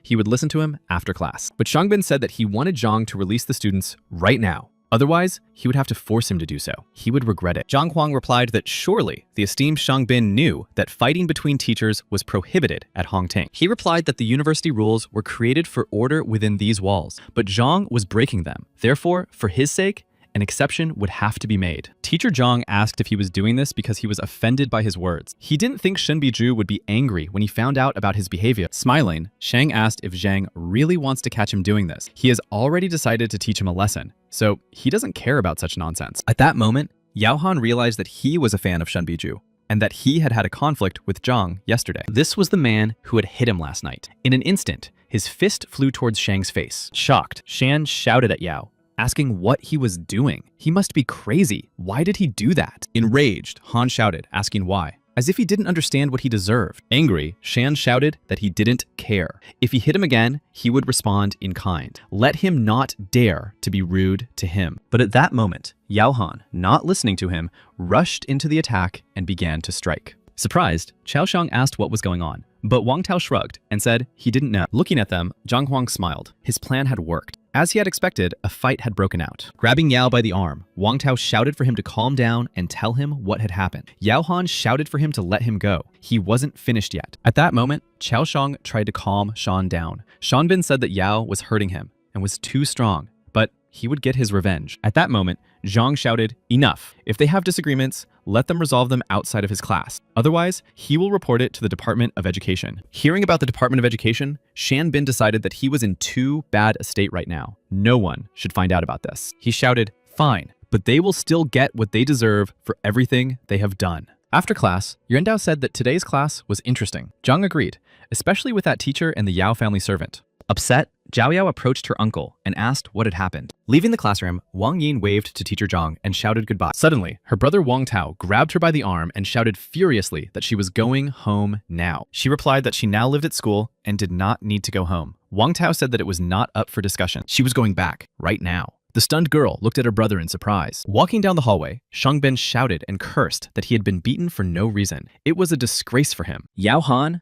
should have been with them, but he was probably in cahoots with Zhang Huang. After all, he didn't do anything to Yao. He was sure that he attacked him because he wanted to teach Zhang a lesson. Turning around, Shang asked Chao Shog if he was sure that Zhang was forcing Yang Li to study. Frowning, Chao replied that he was sure. The boy was being forced to stay there. Shang Bin said that if he was sure, he should write a request for a lie detector test right away, and let him not forget to raise the penalty to the maximum. This is the best way to put Zhang in his place. At that moment, at the Wang family mansion, the girl was forced to kneel. Her father yelled furiously, asking if she even understood who she had chosen as her teacher. Didn't she know that he was the worst teacher in the entire academy? The girl replied that teacher Zhang was not what he seemed. He was very talented. But her father yelled that Zhang was only capable of raising children who were trash like himself. Why did she even consider him as a teacher? He couldn't even imagine that she might have any problems with him. Did Yin not know where teacher Zhang ranked? The elders agreed. They said that Wang Yin was confused. She should listen to the head of the family. Let her look at Wang Yang, who was studying under Lu Xing. His strength increased by 40% in just one lesson. The girl replied that with teacher Zhang, her strength had increased by more than 100%, and he had healed her legs. The elder asked if even the most famous doctor in their family couldn't cure her. How could some trash do it? They laughed. 100% increase in strength and a miraculous healing of her leg. Ridiculous. Even if she lied to cover for him, it wouldn't make things better. The girl cried out. How could they talk like that about a teacher they had never even met? She refuses to leave the class. Hearing these words, the elders laughed even louder. Angered, the head of the family replied that she was talking nonsense. She would drop out of class today. Otherwise, the doors to this house would be closed to her. The girl turned to leave. He shouted after her that if she left, she would never return. Approaching the column, she said that it was a column for changing power. If they did not believe her words, she would prove it to them with actions. A moment later, the girl delivered powerful blows with her fist and foot. The elders were shocked that her striking power was 120. Yesterday, her power was only 53. And her legs were working as they should, and her kick was 205. Wang Yin said that she would not have achieved this if it weren't for teacher Zhang. The shocked head of the family shouted that Zhang had really been able to heal her legs. The girl replied that it was true. He asked what he had talked about in his lecture. She replied that she could tell him. However, she didn't understand everything because teacher Zhang talked about things that were too profound. She remembered a little. The astonished head of the family thought about saturating the breath with internal qi. How is it possible to teach such subtle things to only first-rank students? A lecture by a true master of his craft. It was as if he was looking at everything he had already learned in a new light. If he had heard this in his time, who knows what he would have achieved? Looking at Wang Yin, the head of the family said in amazement that she should never leave this teacher and let her ask him if he could accept their other fighters. And if possible, he himself would become his disciple. The surprised elders said that Wang Hong was the head of the clan. How could he become a disciple of a man with such a reputation? What would people say about their family? They told Wang Yin that they were not the face of the family, but just ordinary old people. Could she ask if Master Zhang would take them as disciples? The head of the family shouted that they had no shame. Stunned, Wang Yin looked at them in confusion. Zhang Huang went to the library again. Although his skills had improved significantly, he still knew little about martial arts. He needed to study now. Otherwise, he would not be able to teach his students. He turned to the venerable Mo, who frowned and asked if he had come again. The young man replied that he wanted to look at material on martial arts. Mo replied, "Not today." Surprised, Zhang Huang asked why he couldn't enter. At that moment, teacher Shen approached and said she would take a few books. The elder let her pass. Zhang Huang said that it was unfair. He and teacher Shen had the same goal of reading the book. Why then was he not allowed to enter? The venerable Mo replied that teacher Shen was indeed seeking knowledge, but the young man replied that he also wanted to study. Shen looked at him and thought that he liked him. Why didn't he talk to her as usual? She said she was sure that teacher Zhang had no evil intentions. So why shouldn't Mo let him in? He also had the right to do so. just like all teachers. Frowning, Elder Mo said that since teacher Shenbi insisted, he would let him in. But if he saw Zhang violating the rules again, it would be his own fault. Turning to Shenbi, Zhu Zhanghuang thanked her. The girl replied, "You're welcome." Opening the door, the young man said that in that case, he would go in first. Surprised, Shen thought that Zhang would take the opportunity to talk to her. Walking past the bookshelves, Zhang thought that he had not expected it to be so difficult to get in. Next time, they definitely wouldn't let him in. This library wasn't that big. If he hurried, he could look through the books in a day. Then he wouldn't have to struggle to get in again. He needed to get started quickly. Hearing the noise, the elder was angry that Zhang was back again. He had said he wanted to study. At that moment, Zhang Huang was moving quickly between the shelves and leafing through books. Approaching, Elder Mo thought he would like to know what was on this guy's mind. Seeing a book on planting grapevines in his hands, Mo was stunned. He didn't understand why he was interested in grapes. What was he looking for? Seeing that Zhang was taking all the books in a row, Mo decided that, as he had expected, he was up to something again. When he came out, he would teach him a lesson. Watching Zhang Huang, Shen Biju wondered why the venerable Mo didn't want to let him in. Or maybe he had found out that she was coming to the library today and was trying to get her attention. She decided that she would not allow him to wreak havoc in the library and headed towards him. Approaching Zhang, the girl asked what he was doing. Without turning around, the boy replied that he was reading. Frowning, she told him not to think he looked smarter and more attractive. He should leave the library. She didn't like it at all. Sighing, he replied that he was imagining things. But Zhang Huang did not stop and continued to move between the shelves and flip through everything in a row. The girl shouted, asking if he didn't understand what she said. If he continued, he would definitely not attract her attention. Turning around, Zhang asked if she was okay. If she had nothing to do, she should go draw in the corner and leave him alone. The girl was shocked that Zhang Huang dared to talk to her like that. Frowning, she decided that since he had decided to play smart, she would see how far he would go. It was already evening. Shinbiju thought that she had been waiting for 6 or 7 hours, and this guy was still leafing through books. If he really wanted to get her attention, he would have stopped long ago. At that moment, Zhang Huang closed the book and thought that he had finally moved all the books to the Heavenly Path library. He had found a good training method that would be perfect for Zhao Yao. Seeing Shen, Zhang thought that it was already 7 o'clock and she was still here, although he didn't care about her. He had done what he wanted to do, and it was time to go back. At that moment, Mo's staff blocked his path. He said that Teacher Zhang was no longer allowed to enter this library. Let him not return anymore. Looking at the venerable Mo in surprise, the young man asked why. The elder shouted, "Does he think I'm a fool? Zhang just stands there and leafs through books. He doesn't read carefully or make notes. It's clear to everyone that he's fooling around." The guy thought that Mo was angry because he read quickly, but he didn't need to go to the library anymore, so he didn't care. He told Mo he was right, and that he needed to leave. At that moment, Zhang heard Shen call out to him and ask him to wait. He sighed, wondering what else she wanted. Smiling, she said that he had read so much. She thought he should remember something. Stunned, Zhang Huang asked in surprise what she meant. She said she saw him reading 8 Ways to Improve Medicines, so she wanted to ask him about the content of the book. She decided that the guy was just pretending to read. She would see how he would get out of it. He asked what exactly she was interested in, but she had to hurry because he needed to get ready for dinner. She asked if using all the herbs separately could cause difficulties in making the pills, so it would be better to mix the ingredients right away. She didn't understand this phrase. Zhang Huang replied that this was a mistake. Only the correct order of adding herbs would help to make good quality pills. The point is that the ingredients must be added separately and in a specific order. She had initially quoted it incorrectly. It was good that she clarified it. She was surprised because she had deliberately made a mistake in the phrase to test him. But how could he give the correct answer? It was impossible to do so without reading 8 Ways to Improve Medicine. Did he really study it? Suddenly, Mo told teacher Shenbi to wait. He said he also had a question. How did he understand the phrase, "Qi travels through the body, the mind travels through the world"? He replied that Mo understood that it was like 2 + 2 in mathematics. It means that just as Qi travels and fills the body, so the mind perceives the world. It fills it with knowledge and subjugates it with skills. This phrase is from the treatise on Qi and Blood by Pak-min. The book is in the 27th row. Mo thought that an elder had recently asked him about this, but he could not answer. Even later, the old man could not find an explanation in the library. He said to wait. He needed to check. Shen said she would go too. Mo decided he didn't trust him and needed to double check. When they reached the right shelf, they found the treatise on the shelf that Zhang Huang had mentioned. They were stunned. How did he do it? He even remembered the location of the books and the page. The elder thought that the old man couldn't find the answer even after turning the entire library upside down. He couldn't find that book. But Zhang read it too.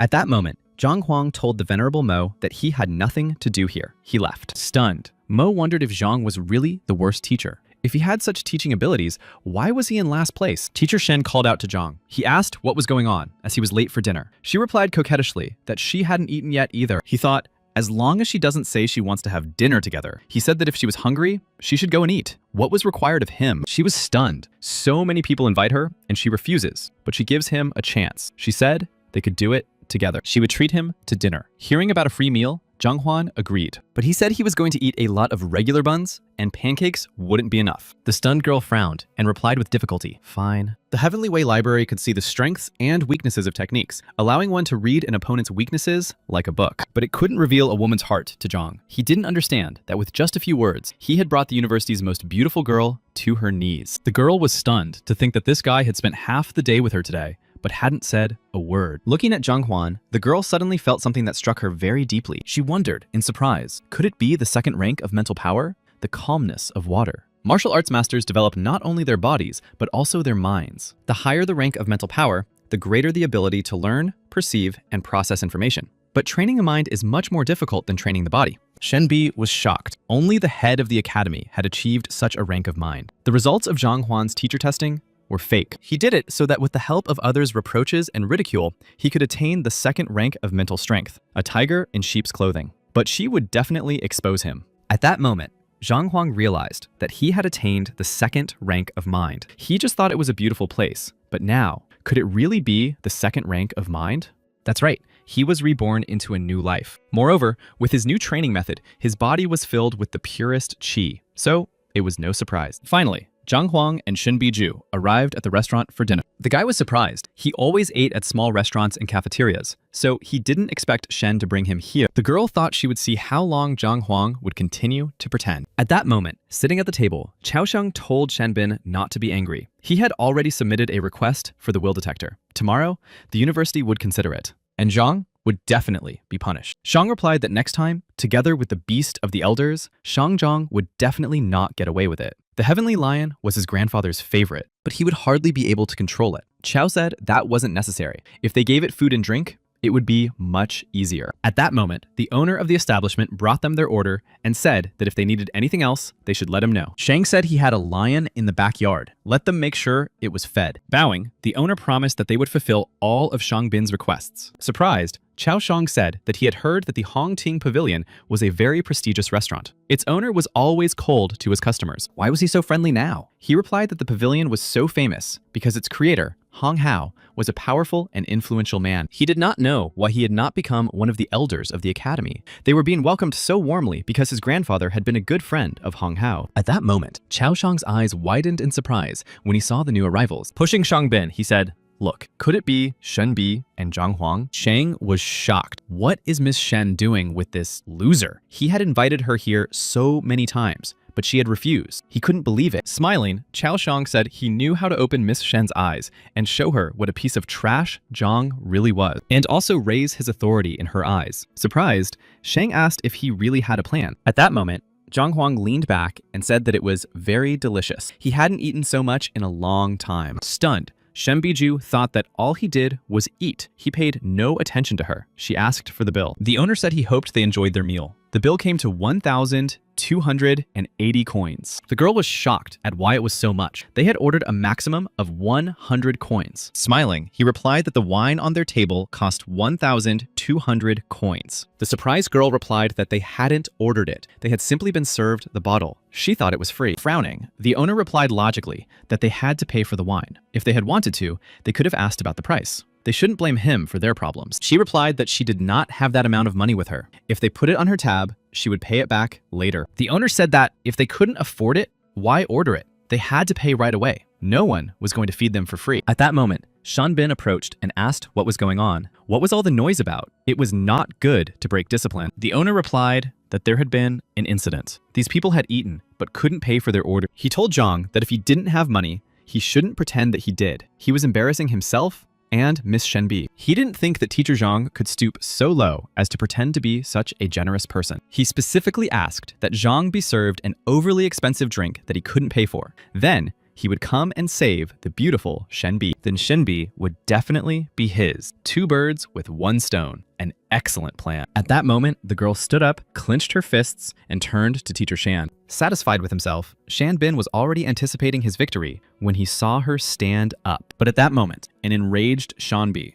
her eyes flashing furiously, shouted that he had said she was pretending to be generous. He tried to justify himself by saying that he was not talking about her, but about teacher Zhang. He has no money, but he treats her. It's a disgrace for a teacher. At that moment, Zhang Huang said that it wasn't him who was treating her. It was teacher Shenbi who was treating him. He was shocked and couldn't believe that Shenbi was treating him. It was impossible. He invited her to dinner every day, and she invited him. The girl said menacingly that Shang was saying she was pretending to be generous. It was a disgrace to the teacher, wasn't it? He stammered that he didn't mean that. At that moment, Xiaoshang shouted that it was even better that way. Let him pay her bill. He told the owner of the restaurant to give him teacher B's bill. He would pay it. Shang decided that this would definitely calm teacher Shenbi down. It seemed that she already liked him, but the girl replied that she didn't need it. She would pay herself so as not to pretend to be generous. She handed the owner a pendant and said it was a jade pendant worth at least 5,000 gold coins. She would leave it with the owner of the establishment as collateral and then redeem it later. Turning to Xiaoxun,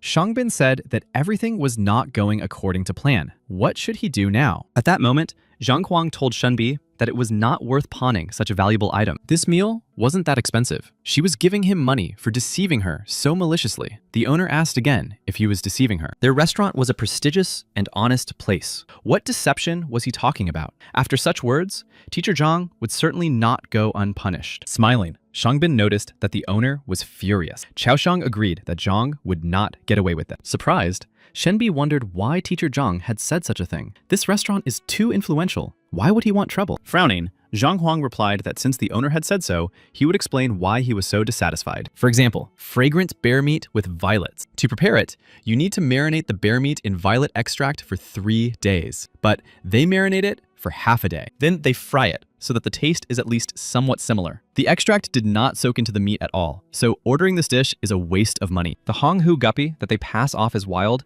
is actually farmed. You can tell by its small, thin fins and tail. The angry owner thought about replacing these products behind his boss's back, but even a gourmet would find this difficult to understand. How could he? He shouted that he was talking nonsense. These were just coincidences. He needed proof. He thought he couldn't admit it. It would be the end of his reputation. Frowning, Zhang asked for solid evidence. Taking the jug, he began to pour wine on the floor and said that if this wine was really so valuable, the shocked owner of the establishment thought in bewilderment that this guy wouldn't dare. Smiling, Zhang added that then it would be worth paying 1,200 coins for it. But that was not the case. He set fire to the spilled wine, and it burst into bright flames. The smell spread throughout the restaurant. The stunned guests covered their noses because the smell was terrible. They couldn't understand how it could stink so much. Zhang said that it tasted like drunken immortality. If you drink it, it is beneficial, but this bottle is only harmful, and the smell is proof of that. The outraged guests yelled at the owner that he was a liar. They had been drinking this wine for a long time. He should give them their money back. The stunned host couldn't understand how this had happened. Hadn't they said that the guy was just a loser? How could he have understood all the tricks? Surprised, Shangbin asked what had happened. Xiaoshang replied that he didn't understand either. The owner realized that if his superiors found out, he would be finished. It was all the fault of those two. Shangbin asked the owner what was wrong with him. The enraged owner of the establishment shouted furiously, "Get out of here! Get out of here and don't let me see you again!" Shocked, Shang asked if he had lost his mind, but Xiaoshang replied that it was indeed better for them to leave. Laughing, Zhang Huang said that he didn't think they would be brought a bill, so they could leave. The girl was surprised that Zhang could so easily determine the quality of the food. Maybe he did so poorly on the test because he was developing his culinary skills. The guy thought it was good that the Heavenly Way library could determine the shortcomings of dishes when you tasted them. When Zhang Huang left the restaurant and headed home, Shenbi shouted for him to wait for her. Catching up with him, she thanked him for saving her today. She said that they hadn't been able to have a quiet dinner this time, so she would invite him again. He replied that it wasn't necessary. He had eaten enough for several days. Zhang thought that it was nice to eat with a beautiful girl,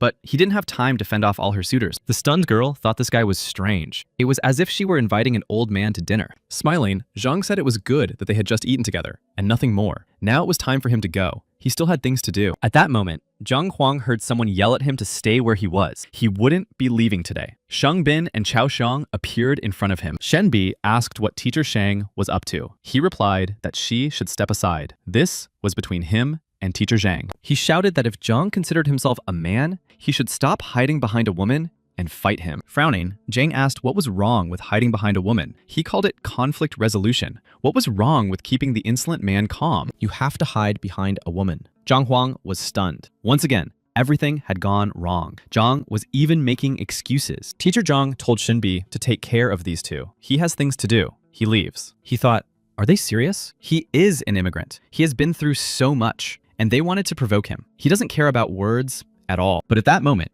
Shengbin shouted for Zhang to stay where he was. He would die today, or he was not Shengbin. Clenching his fists fiercely, the guy shouted loudly, calling on the heavenly lion. In an instant, a huge lion with sharp claws and sparkling eyes emerged from the shadows. The lion growled menacingly. Chaoxiang turned around in fear at the lion's fierce roar. Smiling, Shanbin ordered the lion to destroy Zhanhuan. He promised that if the lion did so, he would feed him delicious food every day. He would even give the lion the pill that his grandfather had promised him. The lion looked at Shangbin. Trying to stop him, Shinbi shouted, "What are you doing? Killing your teacher is the worst offense." He replied that Zhang had tried to destroy him. The lion was simply defending his master and had struck a particularly strong blow. It was only self-defense. Who could argue with that? He shouted, asking why the lion was hesitating. Let him do it. Roaring fiercely and flashing its eyes, the heavenly lion rushed forward. Frightened, Shenbiju screamed in horror at teacher Zhang, trying to help. The enraged lion growled fiercely as it rapidly approached Zhang Huan. Falling to her knees, Shenbiju thought in horror that she would be to blame for Zhang's death. Watching from afar, Shangbin noticed that it was very quiet. He assumed that Zhang had finally passed away. Delighted, Shang laughed and shouted that Zhang was finally destroyed, and there was no turning back. At that moment, a stunned Chaoxiang cried out in surprise, "Zhang Huang, what is this?" Shangbin shouted that this time, everything had gone according to plan. Why was he panicking? But Chaoxiang shouted, "No, that's not true. Let him look over there." Frowning, Shangbin replied angrily that it was nonsense. Zhang had gone to the other world. He couldn't. At that moment, he saw what Chaoxiang was pointing at. He shouted in shock, "What?"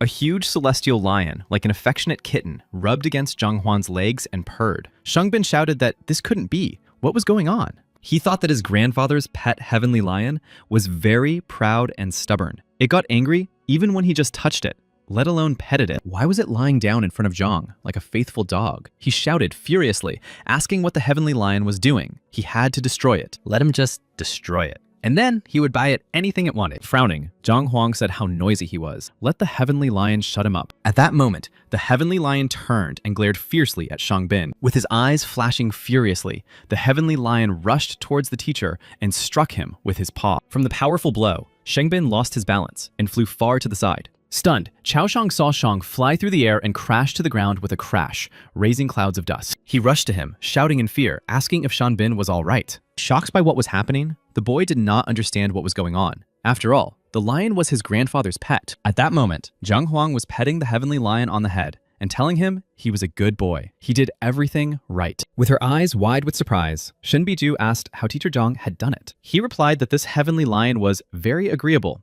although perhaps he just found it beautiful. Frowning, Shenbo thought that it was a heavenly lion. If he were to respect anyone of his own free will, it would be another male lion. And Shang was more beautiful than Zhang.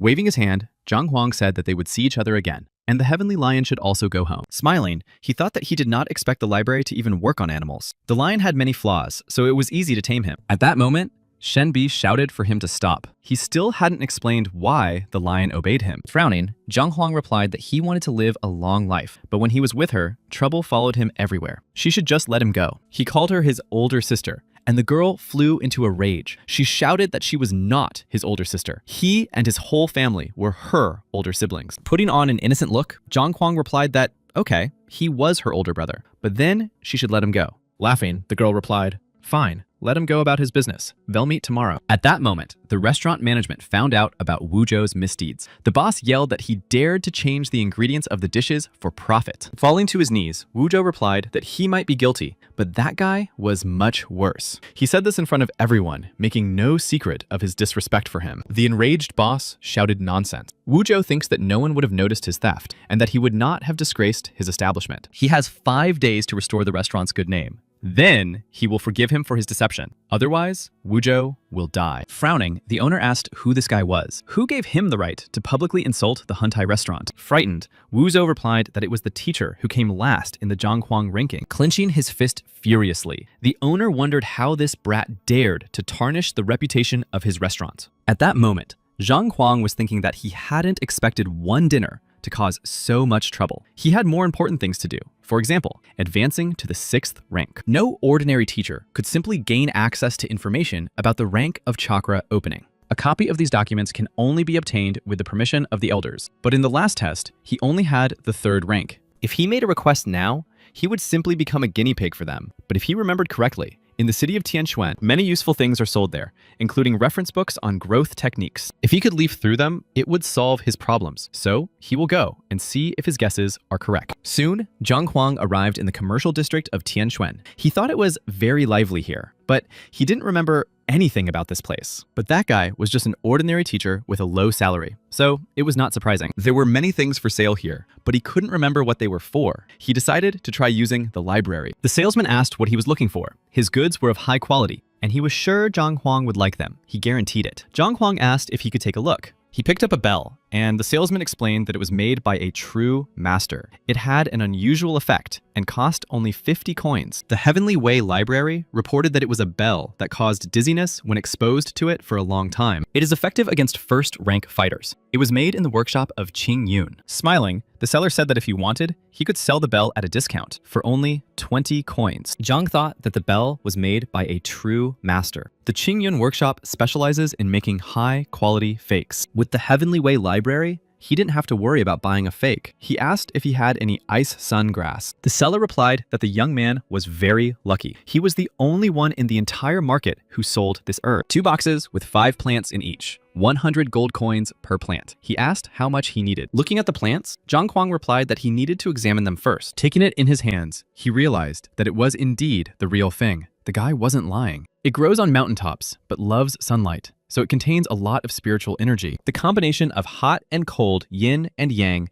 is the perfect medicine for blocked Jiaoyao points. He asked why one of the stems was dry. The seller had stored it in the wrong conditions. The seller replied that this was nonsense. He had made his career on this herb and knew how to handle it. This stem was like that even when he picked it. If he wanted, he could sell it for half price, for only 50 coins. At that moment, Zhang Huang realized that this was the progenitor stem. Medicine made from it was twice as effective as that made from a regular stem. If the seller understood this, the price would be much higher. Zhang Huang said he would take it and asked for it to be packaged. With this herb, the problem would be solved much faster, and no other ingredients would be needed. After packing the stem, the seller smiled and said that it would be 50 coins. At that moment, Zhang realized that he had completely forgotten about the money. The guy who was in his body before him was the worst in the academy, and his salary had been reduced. He didn't even have 10 coins in his pocket, let alone 50. Taking out everything he had, Zhang Huang asked the seller if he could sell the stem for 8 coins. The seller replied that the stem was not of the highest quality, but he had risked his life to get it. Did he really want to value his life at 8 coins?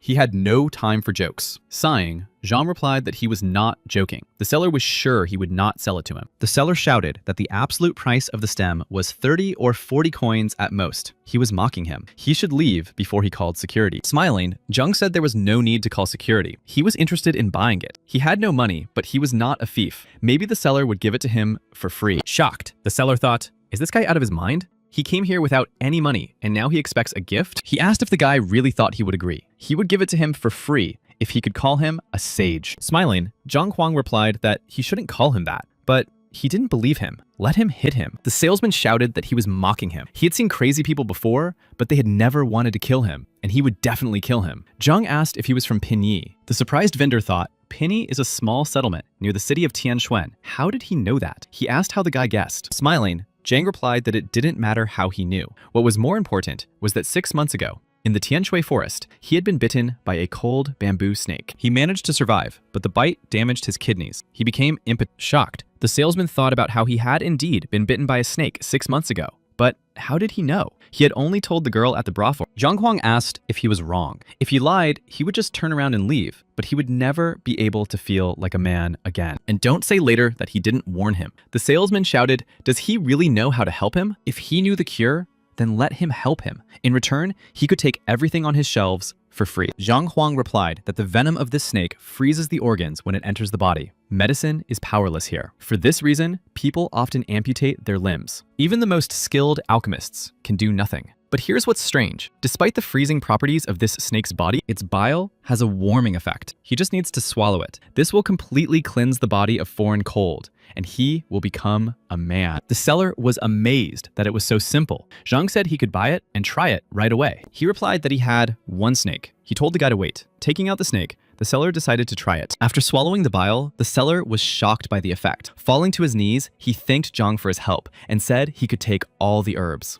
Smiling, Zhang Huang said that he had warned him that he would give it away for free. The seller replied embarrassedly that he was sorry he had not recognized him as a talented person. The guys passing by were in a hurry because Mo Yang was there. Zhang heard that they were rushing to get invaluable advice. They hoped that they would have a chance to make it big and didn't care about the price. Surprised, Zhang Huang asked the seller what was going on. The seller replied that Master Mo Yang had arrived. He was simply a magnificent appraiser. Surprised, Zhang thought that an appraiser was a specific profession, like a gourmet, and that they were valued in much the same way. But whether or not to follow the appraiser's advice was like gambling. You never knew if you would be lucky or not, betting on treasures with precious stones. In his world, someone would get a fake, while another would get a valuable artifact. With the Heavenly Path library, he didn't need luck at all. He just needed to touch it. This is definitely a way to get rich. Zhang said he would leave the grass with the seller for now and come back for it later, and hurried after the guys. People crowded around the master and asked for help, promising to do whatever he said in return. The master said that he would leave tonight, but he wanted to thank them for their hospitality and would give advice to 5 people today. Approaching the table with the items, Zhang Huang saw a decorative vase and realized that it looked impressive, but was just junk. As he thought, with a single touch, he could learn detailed information about everything. The prices here are terribly overpriced. The disappointed people asked why the master wasn't staying for a few more days. Why was he leaving? He replied that he still had work to do. He would add 5 more. As they knew, searching for treasure among rubbish was a difficult task that required concentration. 10 was his limit. The guys shouted that they could pay the master to help them. Master Young replied that was nonsense. He had been practicing this craft for a very long time, and if he wanted to make money, it would be easier for him to buy the treasures himself and sell them at a higher price. The reason he helps them is for their gratitude and positive emotions. Money is like water to him. Emotions and friendship are what have value. If anyone mentions money again, he will not help them. The people replied that they were foolish. The master's aspirations are lofty. Master Yang said that an appraiser can only increase the chance that he will not come across a fake, but they cannot get a full guarantee of success. But while he is with them, he will help them. People started shouting for him to help them. He chose the old man first. Looking at the vase, he said he would use his technique to understand which items were worth their attention. He could buy a decorative vase from the late Koban period. It was worth a lot of money. The old man was stunned that this vase was from the late Koban period. People were amazed by the master's work. Surprised, Zhang Huang thought that he had just checked this vase. It was an ordinary vase from the Qing Yun workshop. Watching the old man present the master with a gift as a token of gratitude, Zhang thought that he couldn't have been wrong. Surprised, Zhang suddenly found himself in the library. He didn't understand if he had used a combat technique. He read that Yang Mo was originally an apprentice appraiser who worked as an informant in the kingdom of Li Chu. Eventually, he made his way into artifact appraisal. Combat techniques, a seductive voice clouding people's minds with words, convincing them of the greatness of the master of the technique. Zhang was stunned. He realized that if there were swindlers, there must also be their victims. It seemed that this was the majority of the crowd. Hearing the master call out the last lucky one, he thought it was good that he didn't need help. Suddenly, Master Yang Mo pointed at Zhang Huang and said that he would be that person. Surprised,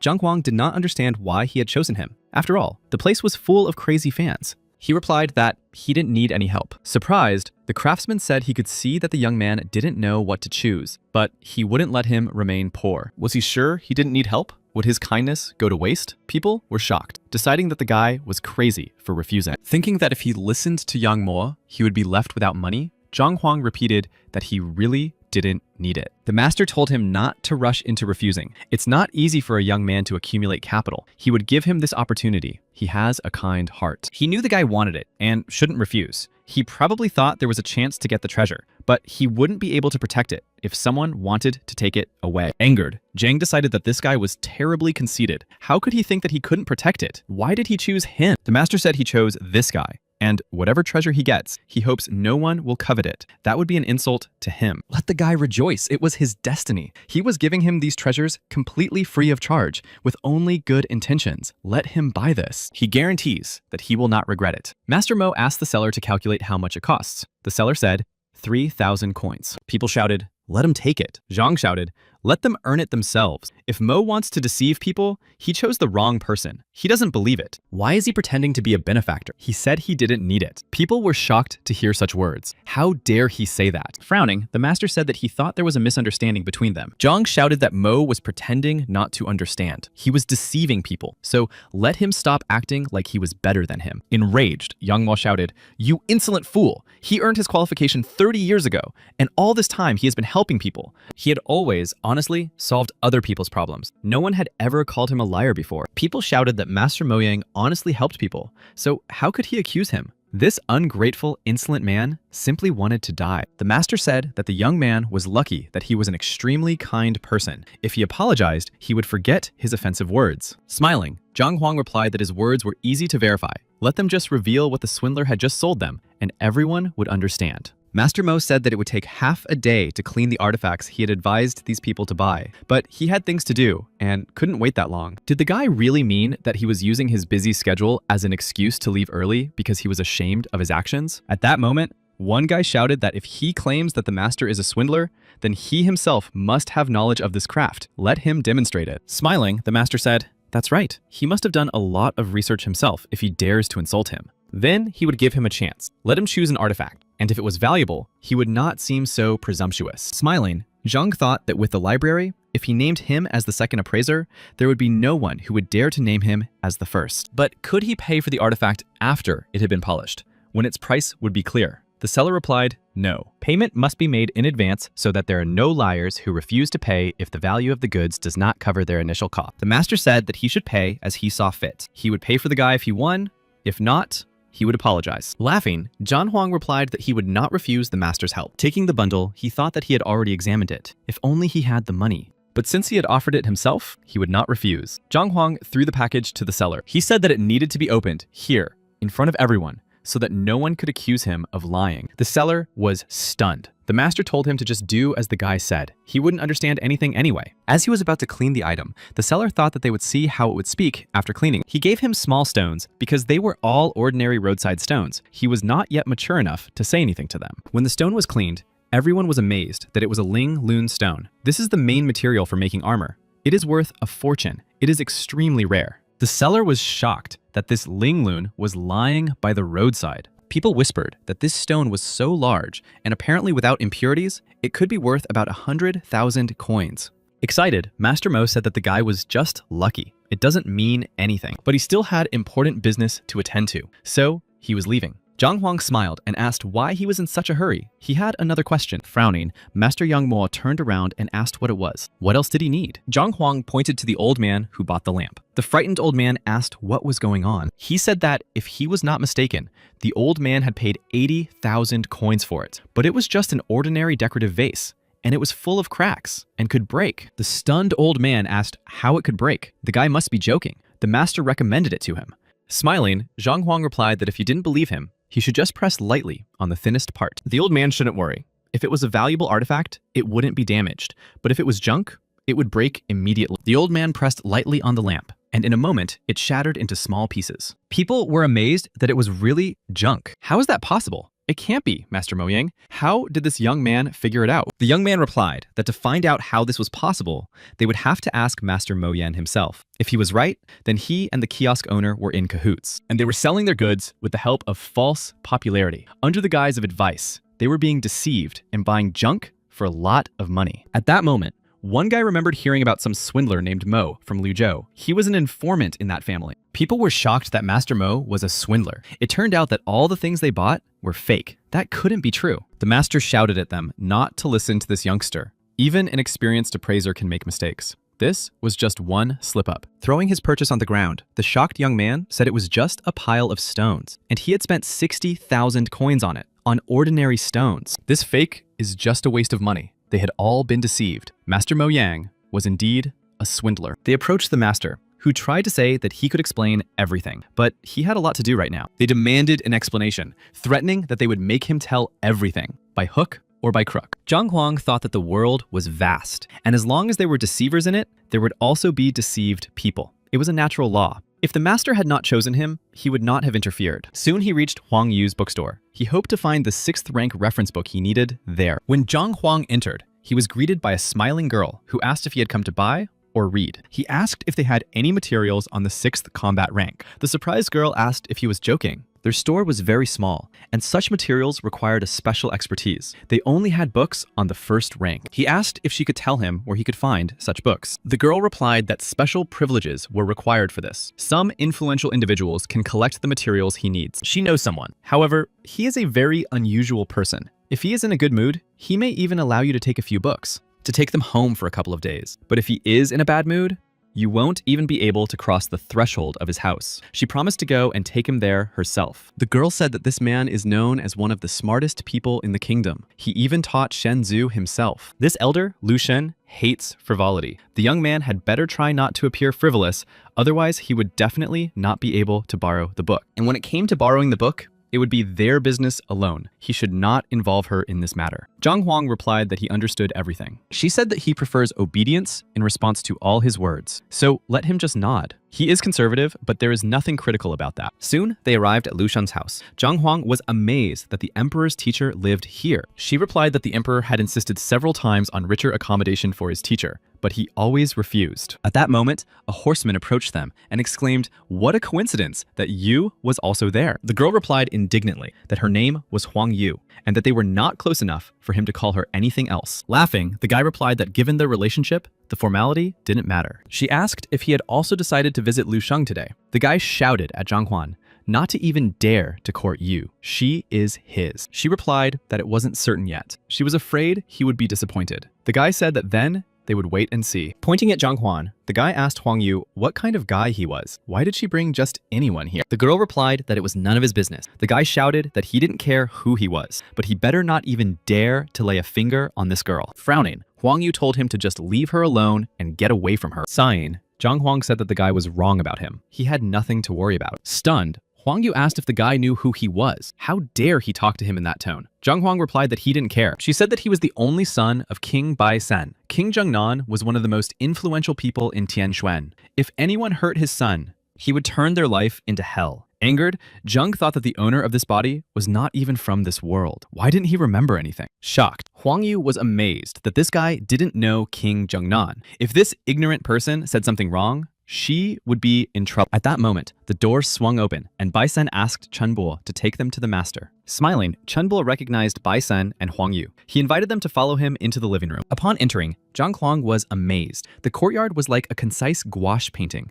Surprised, Chen Bo asked if he was an artist. Zheng replied that no, it just felt that way. Chen Bo said that their master had used his soul as a pen and the courtyard as a canvas. Furnishing everything around like a painting was indeed a good decision. After leading them to the living room, Chen Bo told them to wait there for a moment. He would call their master. Surprised, Huang Yu asked Zhang if he knew anything about art. He replied that he didn't, but that this courtyard really was like a painting. Sitting down, Bai Sen told her not to judge him. He was just showing off to appear to be someone he was not. Frowning, Huang Yu asked again, "Showing off? Where did Bai Sen get that idea?" They continued to argue. Zheng Huang wondered why they were dragging him into their argument. He just wanted to take the book. What the hell was going on? At that moment, the master entered and said that he had heard someone compare his courtyard to an ink painting. It was so rare to meet a young man with such a refined sense of beauty. Bai Sen told the master not to trust this guy. He was probably just a fraud. Angered, Lu Shen sternly asked if he had given him his word. Since the guy knows about paintings, let him evaluate this canvas for him. The girl whispered to Zhang that the master liked to do such tests. If he didn't like his answer, he would definitely not see the books. He thought that if he had known what this would lead to, he would have kept quiet in the courtyard. He didn't know anything about this. Master Lu Shen asked what was wrong. Are there any difficulties? Zhang Huang replied, no, everything is fine. Touching the painting, he hoped that the Heavenly Way Library would help him as it had with the artifacts. Realizing that he had succeeded, Zhang Huang asked if the master really wanted his assessment. Lu Shen replied yes, and in as much detail as possible. Smiling, Zhang Huang replied that he did indeed have a small comment. He said that it was simply a nightmare come true. Everyone was shocked to hear his words. Chen Bo shouted, "How dare he say that? This is the master's own painting." The frightened girl thought that this guy seemed smart and intelligent. How could he say such a thing? She was finished. Smiling, Bai-sun asked if this was the person she called smart and talented. Frowning, Master Lu Shen sternly said that he had not given him permission to speak. Bowing, Zhang Huang said that he did not know that it was the master's work. He asked him to forgive him for his rudeness. The master replied that it was no problem. It was just a painting. Let him evaluate it as he saw fit. Zhang Huang replied that he was glad to hear that. He said that any roadside artist could indeed paint such a picture, but if one felt it more deeply, it would reveal itself differently. Master Lu Shen asked what he meant by feeling it more deeply. The young man replied that it was very simple. If he didn't mind, he would like to reveal its secret. Seeing the knife, Bai-shen cried out, "What is this guy doing? The master's painting is priceless. Can he compensate for this?" But Zhang Huang did not listen to him. Smiling, he ran the knife across the canvas. Carefully removing the layer, Zhang Huang said that the painting on this paper was a fake. This is the real one. It had already been painted on sheepskin through rice paper. Those present were amazed. To paint a picture on sheepskin through rice paper, the image must be strikingly accurate. The master said it was not bad. He thought that few people knew about the technique of painting on sheepskin through ordinary paper.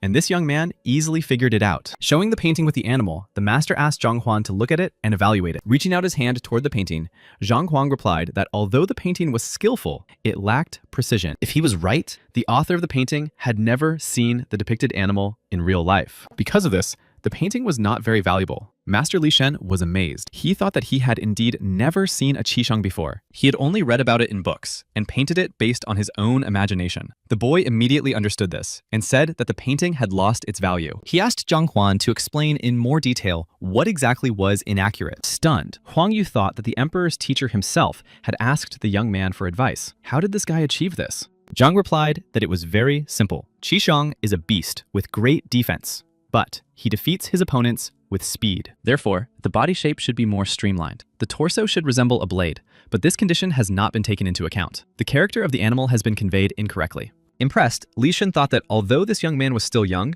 he had the mind of a true master. He asked Huang Yu why she didn't introduce him to her friend. The embarrassed girl asked Zhang Huang what his name was. Bai Shen was shocked. He thought she liked him, but she didn't even know his name. Frowning, Li Shen said, "Don't they know his name? No manners. This man is his equal, so they should call him master." They asked in surprise if they really had to address such a young man that way. Seeing Li Shen frown, they bowed and said they welcomed the master. Zhang replied that it was not necessary. His name was simply Zhang Huang. He just expressed his opinion about the paintings. There is no need to call him master. Li Shen replied that pointing out flaws at first glance was a sign of true mastery. If he was not worthy of the title of master, then what could be said about him? Pointing to Bai Sheng and Huang Yu, the master said that he could teach these young men a lesson every time he met them. Now he wanted to know the reason why he had come to his house. He replied that he had heard that the master had a large library. He had come here to find material on the 6th combat rank. The master asked why he hadn't said so right away. He did indeed have a large collection of books, but there were few books on martial arts. He would show him everything he had. Surprised, Chen Bo said,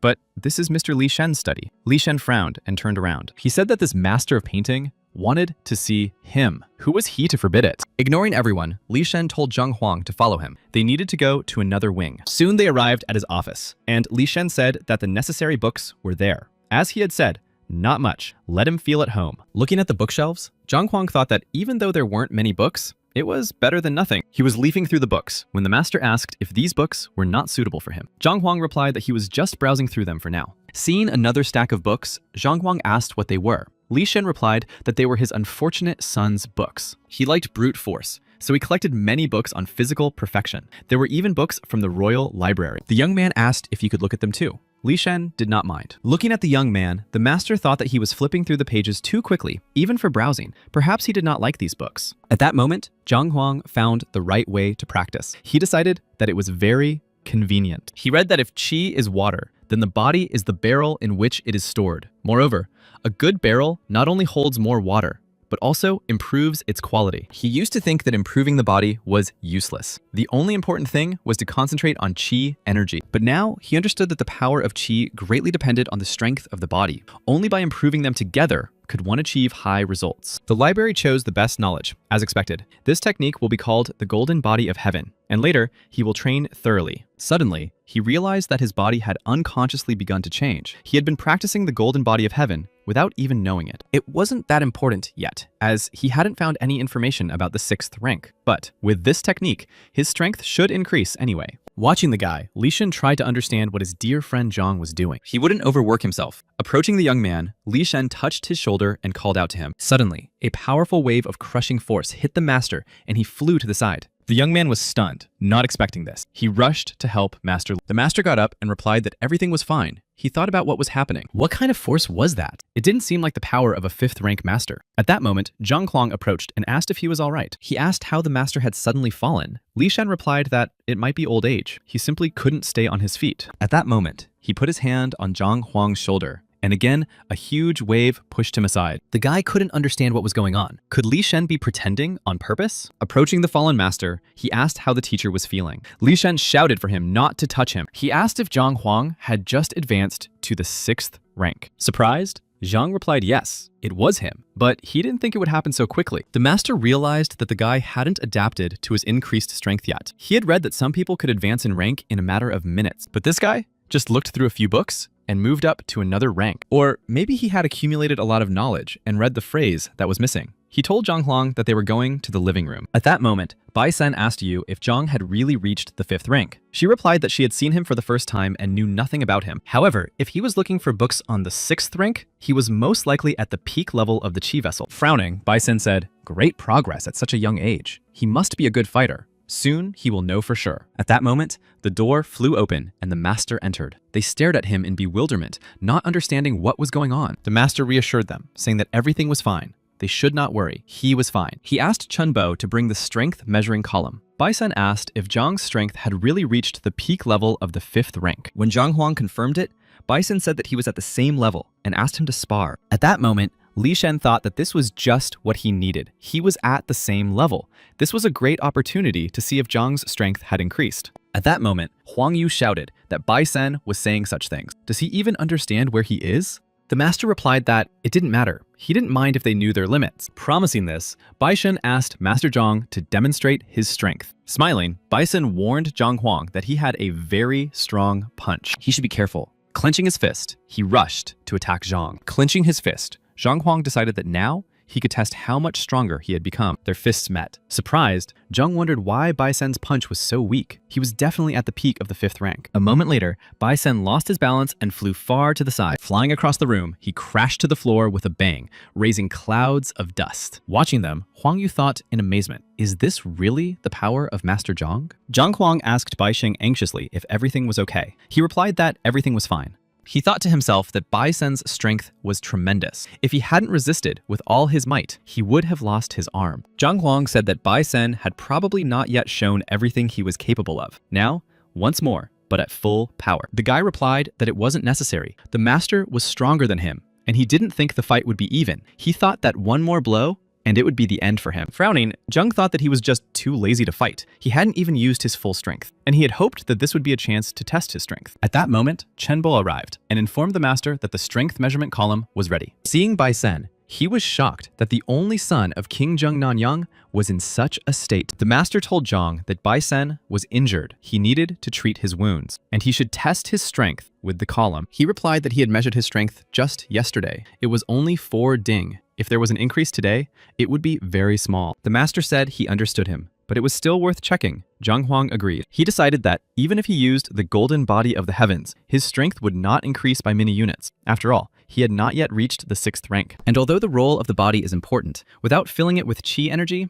it is of little use. This morning, his strength was 8 ding. He would try to strike with half his strength. Seeing the 4 appear, Zhang Huang turned around and said that, as he had said, it was only 4 ding. At that moment, Master Li Shen and Huang Yu stood with their eyes wide with surprise. The girl told him to look at the column again. Zhang Huang replied that it was only 4 din. Why were they so surprised? Turning around, the guy was shocked. He realized that he had just hit 49 ding. He asked excitedly if it was working properly. The master replied that the column was fine. But hadn't he just advanced to the 6th rank in the library? The essence of his metamorphosis was that his body was not used to the new power. That was why he had defeated Bai Sheng so quickly. The girl was shocked that he had advanced to another rank and increased his strength from 4 to 49. He had become 45 din stronger. Zhang Huang thought that advancing to the 6th rank meant opening the chakras, each of which added 1 din. There are a total of 108 points in the human body. Of these, 72 can be opened. But only by practicing the golden body of heaven did he increase his strength by about 90 din.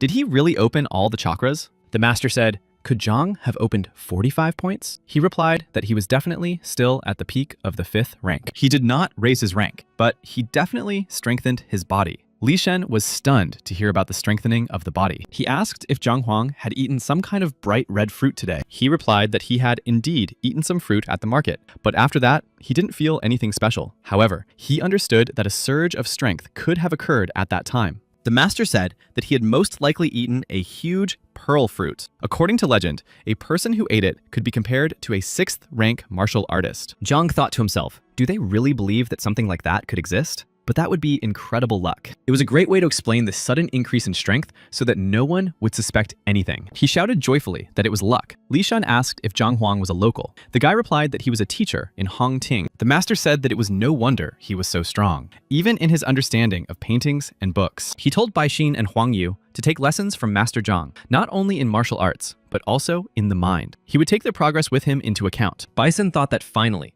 they would be learning how to fight instead of reading books and looking at painting. It would be much more interesting to study. Apologizing for keeping them so long, Zhang Huang took his leave and said he hopes to see them again soon. The master said that he had come here for books about the 6th rank. He could talk to the right person. With his help, he would be able to get into the royal library. Zhang Huang replied that that would be wonderful. Smiling, Li Shen replied that the young man was too polite. He should come more often. As he left, Zhang Huang thought that his visit to Master Lu Xing's house had not been in vain. Thanks to his physical strength, he surpassed the average strength for his rank. With such strength, he could even defeat a 6th rank fighter, and his punch was 90 ding. Were there other ways to strengthen his body even more? Suddenly, Zhang Huang felt that he was being followed. He shouted that he had already noticed them and told them to come out. Master Yang Mo came up to him and said that because of him, they had lost all of today's profits. This was the first time this had happened in his career. The time for revenge had come. He promised that they would not leave Zhang alone until he compensated them for everything they had lost. Looking at them indifferently, Zhang Huang said that it was just them, whether to give them back or not. Enraged, Yang Mo shouted how he dared to say such a thing. In his next life, he would definitely learn to keep his mouth shut. The guy replied that he had just been reborn, so he was definitely not going to keep quiet. With his eyes flashing furiously, Yang Mo shouted that he would definitely change his mind now. Daeon, go ahead. Clenching his huge fists, Daeon asked if the poor little boy had anything to say before he died. The vendor said that Daeon was not called Iron Palm for nothing. He could break a rock with one hand. If he destroyed the guy, he would not be able to pay. Yang Mo replied that a guy who didn't even have 200 coins certainly couldn't pay them back what they had lost, but they would take their revenge on him in full. Waving his arms, Daeon told Zhang Huang to just stand still and let himself be destroyed. Suddenly, Zhang Huang grabbed the guy by his outstretched arms, and Daeon grimaced in pain. Shocked, the guy shouted loudly that he was in a lot of pain. He was amazed. Smiling, Zhang Huang thought this was a great chance to practice and get used to his new ability. Twisting the attacker's arms, he delivered a powerful, crushing blow. Watching the fight, Yang Mo was stunned. He couldn't believe that this guy had such strength. They were amazed that Dejana had just been thrown out. Was he really that weak? Master Yang Mo asked the vendor why he was still standing there. Did he want him to deal with them himself? Let him hurry up and teach him a lesson. Approaching, the guy said he didn't want to do it, but he would have to show him what a 6th rank fighter was capable of. Frowning, Zhang Huang wondered if he really was 6th rank. In Hongting, he would be the most respected person. Frowning, Yang Mo shouted, "Come on, let's go." This time, he wouldn't get off so easily. Smiling, the salesman replied, "Of course." He would simply destroy him, and that would be that. Using the falcon flight technique, he fiercely attacked Zhang Huang. The guys said it was a mid-level technique, but for many, it is deadly. But this guy is so young. Is it fair to use it on him? Frowning, Yang Mo thought about what they were saying. This guy defeated the Iron Arm, which means he's strong enough. Now, the only way to finish him off quickly is to use this technique. Disappointed, Zhang Huang thought that he had expected a real battle to take place now, but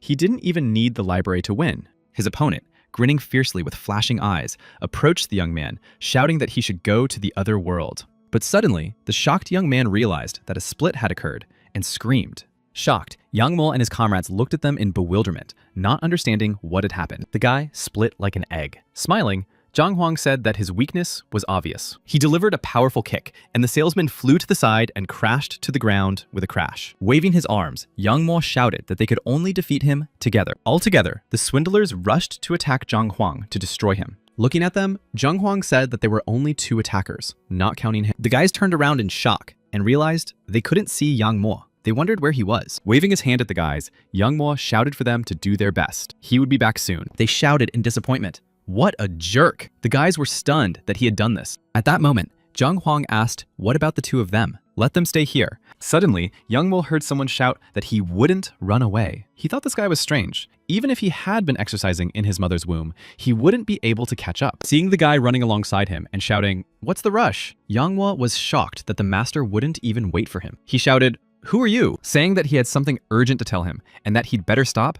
Zhang Huang struck him. From the crushing blow, Mo flipped in the air and flew to the side, crashing to the ground. Smiling, Zhang Huang said that they should have expected this when they attacked him. The master shouted, "No, don't let that guy destroy him. He can give him all the money he has saved over the years." Smiling, Zhang Huang replied that first he needed to see how much his life was worth. Holding out the ring, Mo said that everyone here should accept it. Zhang Huang thought he would take a look at what kind of ring it was. He realized that it was a storage ring. Inside, there was 3 square meters of space. The downside was the low quality of the craftsmanship. Blood was needed to activate it. After dripping blood on the ring, Zhang Huang decided to see what was inside the storage space. At that moment, he entered a magical space and realized that this guy had been deceiving people for too many years. There were many treasures inside. Frightened, Mo said he hoped the guy would accept it and spare him. Frowning, Zhang Huang replied that maybe if he gave him all the money he had under his clothes, then he would not destroy him. Shocked, Mo thought that this guy had easily figured him out. For the first time,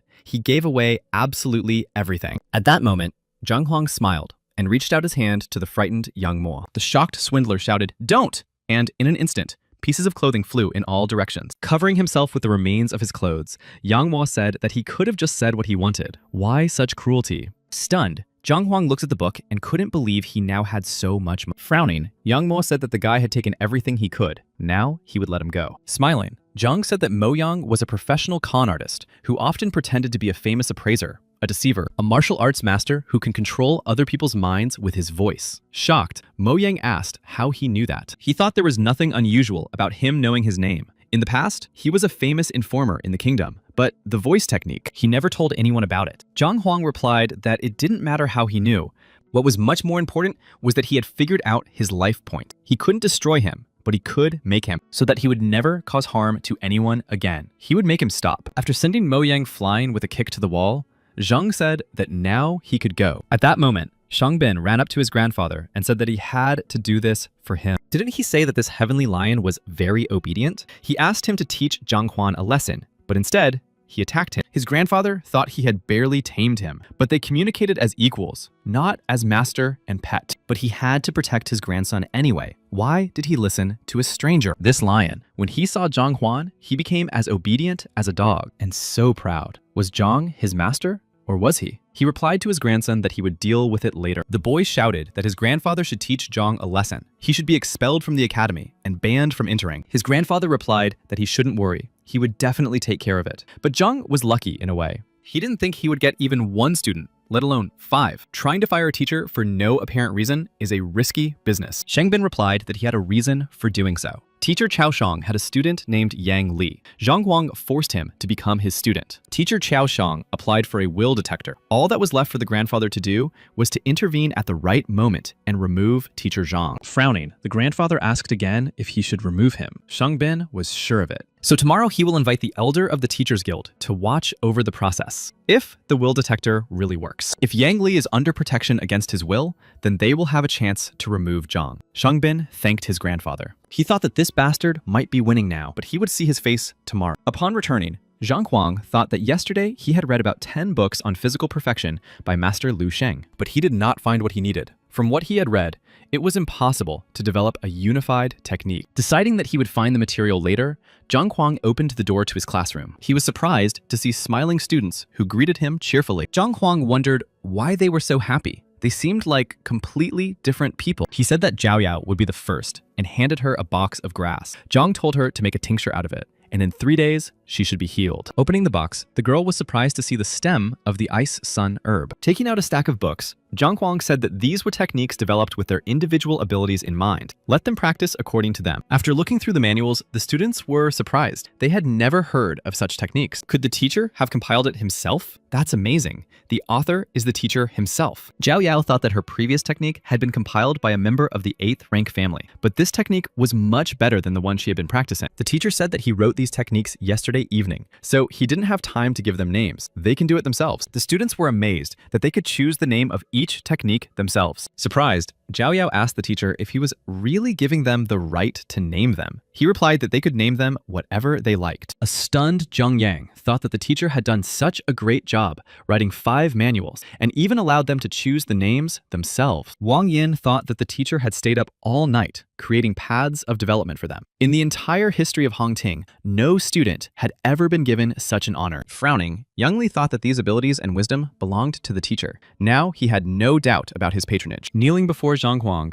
they thanked the teacher together. Zhao Yao said that they swear that this knowledge will not go beyond them. Anyone who breaks the oath will suffer any punishment they choose. The teacher thought that these works had been created with the help of the library, and if no one knew about them, it would be very good. At that moment, Shenbi was pacing from corner to corner, trying to decide what to do. She would look foolish if she just went there. But what happened yesterday? She just wanted to ask him some questions, nothing more. Deciding that she didn't care, but that she needed to find out everything today, Shenbi headed towards Zhang. As she approached, she saw a strange man standing in front of Zhang Huan's classroom. He didn't know what to do. If you went in now, the lady would get angry again. But if you didn't hurry, he might do something bad to her. At that moment, Shenbi called out to him and said she wanted to know who he was. Frowning, the man replied that she should not worry about it and go on her way if she did not want to regret it. Frowning, Shenbi wondered if this guy had been sent by Shang Bin to destroy Zhang Huan. She remembered how Shang Bin had shouted that Zhang was hiding behind a woman and promised to take revenge on him. The girl asked the man if he knew that killing a teacher on Hongting's territory was a crime. Stunned, Yao Han thought that the day before yesterday, he had been beaten up precisely because of the feud between the two teachers over the girl. He asked if she was Shenbi. She replied that since he knew who she was, he should get out of her way quickly. He told her to leave and not get herself into trouble. Thinking that it was because of her that teacher Zhang was in danger, Shenbi rushed into the attack. Yao Han thought that even though he was injured, he could still restrain this girl. At that moment, Shenbi delivered a powerful blow, and Yao Han put out his hand to block the attack. At that time, Chao Shang asked Shenbin what his grandfather had said. He replied that Chao should not worry. His student was indeed under involuntary guardianship. This time, Zhang would definitely get what he deserved. He thought that as soon as Zhang and his disciple reached the will detector tower, he would be kicked out of Hongting. Smiling, Chao Shang said that if this trash got kicked out of the university, Shenbi would definitely pay attention to him. She just couldn't resist. Smiling, Shangbin thought that she must have just given in to his persuasion and gone to dinner with him, but now he would get him out of the way. Teacher Chao said he hoped that very soon it would be Shangbin who would be having dinner with this beauty. Laughing, Shang replied that he shouldn't worry. If everything worked out well, he would also receive a reward. Suddenly, Chao Shang noticed the fight and pulled Shanbin, telling him to look over there. They didn't understand why Shenbi was fighting with Yao Han. Could it be that she knew he had beaten Shangbin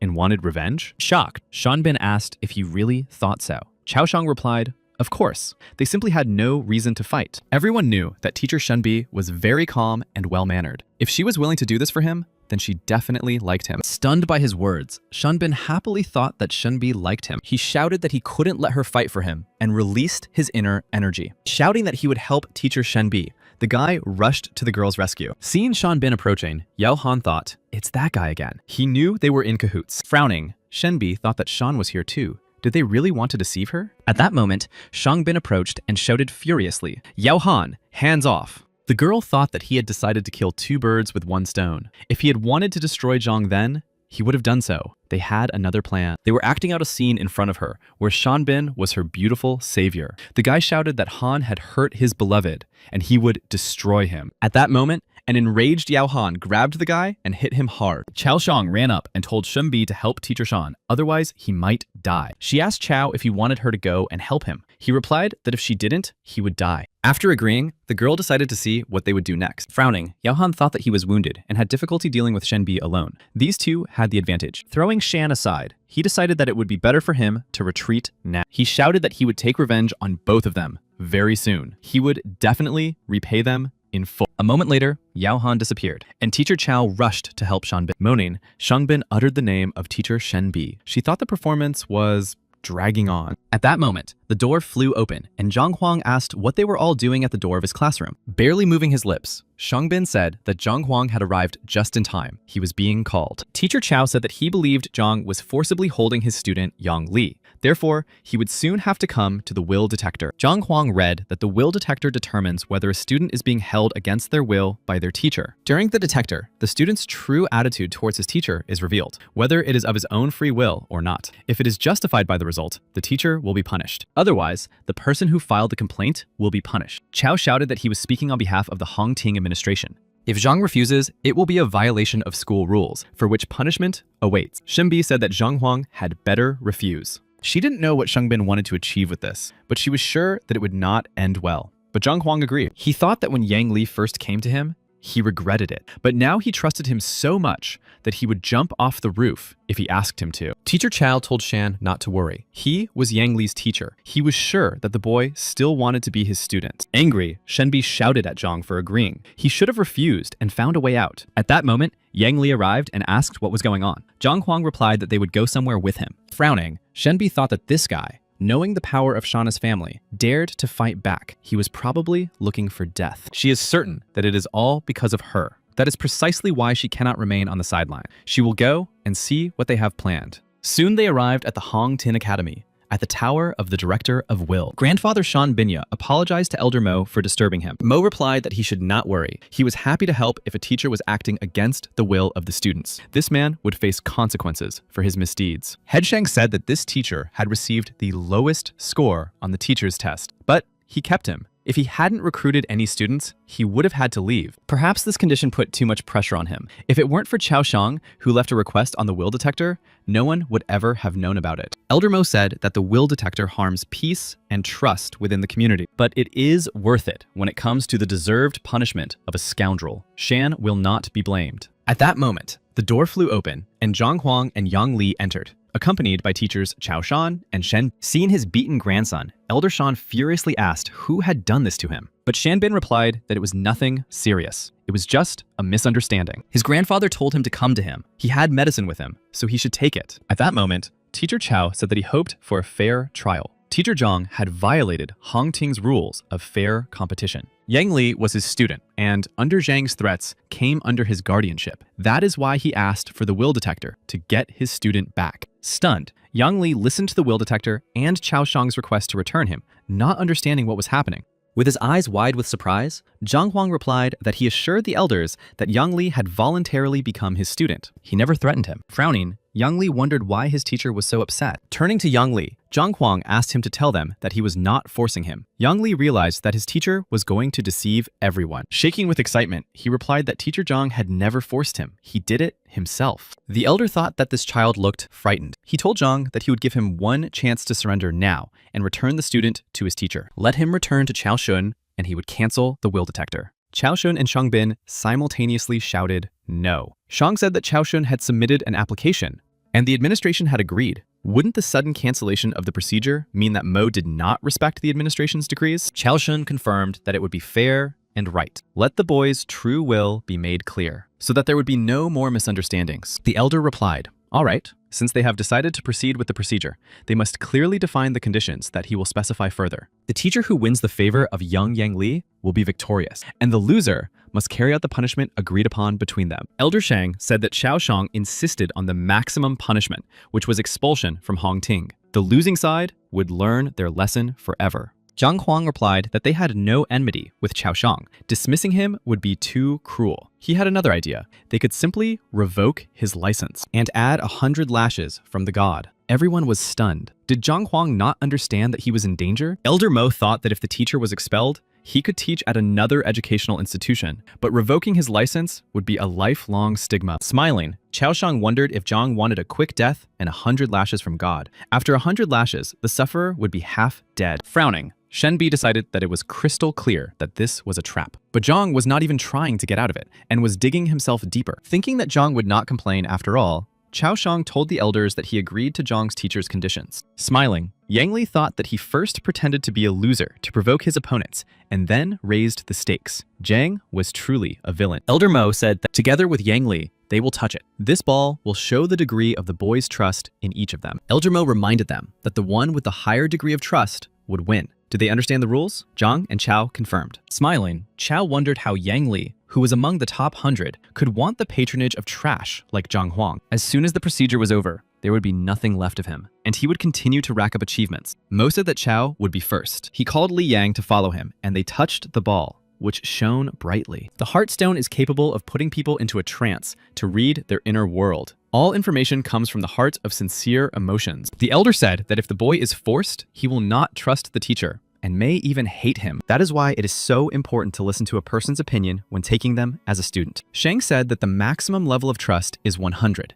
Each 10 represents a certain level. The relationship between a student and a teacher is usually at 30. The most outstanding can reach 50. But this is difficult to achieve. The trust between a parent and a child is around 60. Shen thought that Zhang and Shan were from different worlds. If it weren't for her, they would never have met. She told Zhang that it would be better for him to leave now and leave the academy forever. Shanbin asked if Zhang really wanted to run away. It was too late. The process was already underway, and Zhang Huang wanted to run away. He shouldn't even dream of it. He thought that when the results came out, he would regret ever being born. Frowning, Zhang Huang looked at him and asked if he was so sure of his victory. He replied that Chao Shang had personally invited Yang Li to study at the academy. They had spent half a month together. The degree of trust between them must be around 20. Zhang wouldn't even reach 10. The news of a teacher whom his students do not trust will spread throughout the kingdoms. His reputation is already at rock bottom, so he has nothing to fear. Shen Bi was outraged by his words. She was very surprised that teacher Zhang was so unperturbed. Elder Shang asked Mo how much trust he thought the boy had in the two of them. He replied that Chao Shun would definitely get 18 points. As for Zhang, it could be negative. Shang said that such a teacher would bring shame to the academy. If Zhang had a negative number, he would immediately insist that he be removed from the academy. His license would have to be revoked. While waiting for the results, Chao thought that not only would he get his student back, but he would also get rid of Zhang. And when Shan Bin achieved his goal, he would have a patron. He was absolutely certain that Yang Li's level of trust in him would exceed 20. At that moment, everyone present saw the result. The trust level was 10. Teacher Chao was shocked. How was this possible? He himself had given him a future in Hongting. They had gotten along perfectly for a long time. Why only 10? Laughing, Zhang Huang asked Shangbin about the source of his confidence. Shangbin did not understand how this could have happened. Looking at the result, the elders were also stunned that the result was so low. Angry, Shang thought that with such a high degree of confidence, he decided to check the wave detector. He thought it would be 20. 10 is a disgrace, Chao Xiang shouted, asking why they only had 10 trust points. Even if Zhang hadn't scored more, he was still the winner. Smiling, Zhang Huang said, okay. So he's saying he hasn't scored more yet. He told Yang Li that the sooner he finished, the sooner they would return to class. Chao thought that he wouldn't even get 10 points. Then they would laugh. Approaching the ball, Zhang Huang and Yang Li touched it, and the ball flashed. The stunned elders were amazed that the results appeared so quickly. Everyone stared at the scoreboard in amazement, unable to believe that such a thing was possible. Chao Shang said that he had only just managed to get down. The stone showed Yang Li's trust in Zhang Huang to be 64 points. Seeing this number, Chao Shang was shocked. He stared at the result in disbelief, unable to believe his eyes. He shouted that one should trust a teacher like a parent. How was this even possible? Shocked, Shangbin thought that Chao Shang had only 10 points, while Zhang Huan had 64. The outcome was crystal clear. Elder Mo said that the will detector gave the result immediately, without hesitation. This degree of trust is characteristic of great teachers. Stunned, Shenbin thought that even the most popular teachers, who had been teaching their students for years, did not have such a connection. How did Zhang do it? Turning to Elder Zhang Huang, he said that he had won, hadn't he? Teacher Chao shouted furiously that it was impossible. He was sure that these balls were faulty. Where could such a level of trust come from? He didn't believe it. Shangbin said that he also thought that Chao Shang's words made sense. Where did the students get such trust in the most incompetent teacher? Even the students of such excellent experts as Lu Sen and Wang Tao did not have such trust in their teacher. The elder thought that this boy's eyes shone with respect and reverence for his teacher. Such sincere admiration cannot be faked. He said that only a stone heart can reveal a person's innermost thoughts. It cannot be faulty. There is no need to talk nonsense until you are expelled. Zhang Huang said that now that he had won, the loser must be punished. Chao Shang's license should be revoked, and he should receive 100 lashes from the god. Smiling, Elder Shang said that Zhang had already won. What more did he need? He should spare him. That would be fair. Frowning, Zhang asked why. He had won fairly. If he had lost, the elder would not have said that. The elder shouted that Zhang was insolent. He should not forget his place. He was the worst teacher in Hongting. He was just lucky to have won the trust of one student. What was he so proud of? What good was such trust when Zhang couldn't turn this boy into a worthy fighter? Zhang must have used some trick. He remembered that one of Zhang's former students had gone mad, and maybe the same thing was happening to this boy. Chao Shang shouted that Elder Mo probably doesn't know this. Because of this, all his students left him, and he was on the verge of being expelled. He doubts that Yang Li trusts him that much, and is worried about the boy because he doesn't know what tricks the swindler might have used. How else could the worst teacher gain the trust of such a good student? Mo thought that in the past, there was a teacher who confused his students. Could teacher Zhang be using something similar? Shang said that a teacher must teach and earn the trust of his students. If he has no knowledge, where does trust come from? Teacher Zhang said that it didn't matter now whether his teaching methods were good or not. They reached an agreement. He agreed to participate,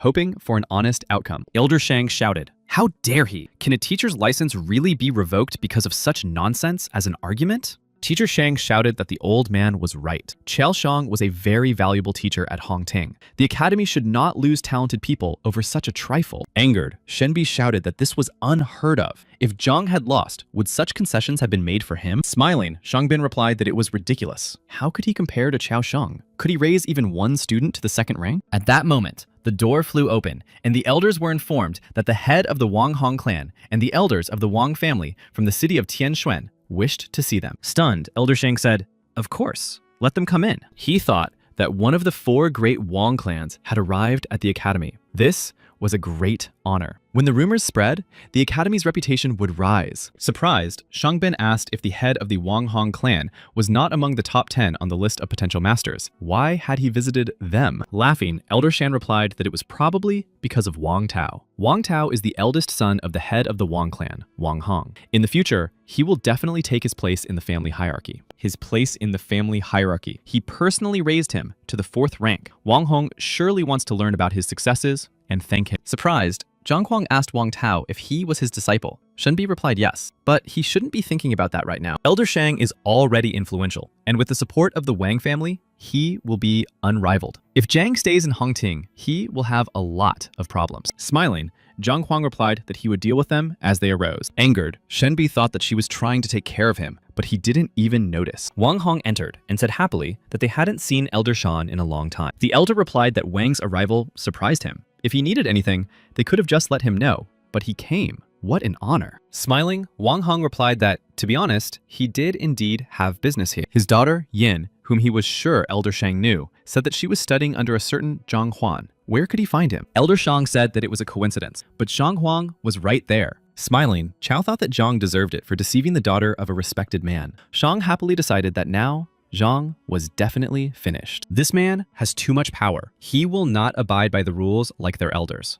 Zhang Huang realized that this was about Wang Yin. Approaching Zhang Huang, Wang Hong knelt and said that he welcomed teacher Zhang. Shocked, Elder Shang shouted, "What?" He didn't understand. Did he really have no complaints against Zhang? A stunned Chao was amazed at how they had been so wrong. Shangbin realized that everything had gone wrong again. Wang Hong was supposed to destroy Zhang on the spot. Smiling, Zhang Huang told the respected Wang Huang to get up from his knees. Chief Wang said that Zhang had healed his little girl's leg and was giving her such profound knowledge. Of course, he was grateful to him. Embarrassed, Zhang replied that she was his student and it was his duty to give her everything he could. So there was nothing to be proud of. Elder Mo thought that a teacher is someone who gives his all to his students. Zhang was filled with a sense of duty as a teacher. That's very good. No wonder this boy, Yang Li, trusts him so much. He asked the respected Wang not to take it as rudeness, but even his daughter's recovery could not be the reason for his visit to them. Laughing, Wang Hong said that his mind was still sharp. Indeed, he had business with Elder Shan. Elder Shan replied that if he needed anything, he should ask. He would try to do everything possible. Wang Hong said it was about his son. He was grateful to Shan for caring for him. He was very sorry that he had not come to thank him earlier. Shan replied that it was his job, and he could not accept a gift. Smiling, he thought he would accept.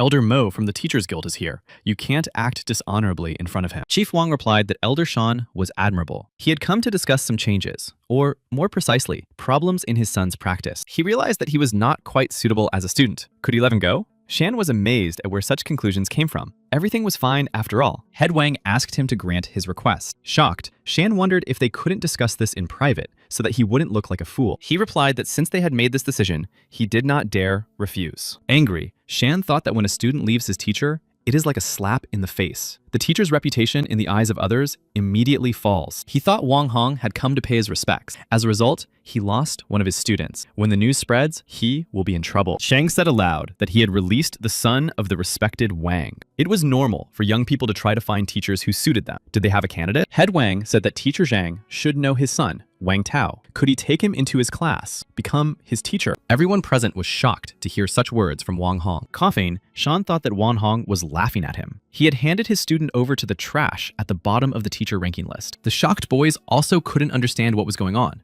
Respected Wang must be out of his mind. Why did he reject Shang as a teacher and trust a loser instead? Smiling, Zhang Huang replied, "Oh, Wang Tao. He doesn't think it's a good idea. He has to refuse." Hearing his words, everyone present fell to the floor. Shocked, Shanbin asked if it was a joke. A member of an influential family was asking him for patronage, and he dared to refuse. Shunbi, agitated, shouted, "Zhang Huang, this is serious." Even Yang Li shouted, "Teacher." Shocked, Elder Shang thought that he was the head of the education department. His class had been abandoned for the sake of a teacher with a 0 rating, and he was refusing. Elder Mo thought he just wanted to change his opinion of him, but he was doing this. Or maybe he was more capable than he thought. Equally stunned, Head Wang asked again, "Teacher Zhang refuses?" He confirmed it. Frowning, Zhang Huang thought that maybe Wang Tao didn't say that he had attacked him. Head Wang said that he knew that his son had acted rashly. He didn't know about his greatness and showed disrespect. He hoped that Zhang Huang didn't take his son's foolishness and rashness to heart. At that moment, Qiao Shang shouted that Teacher Zhang was refusing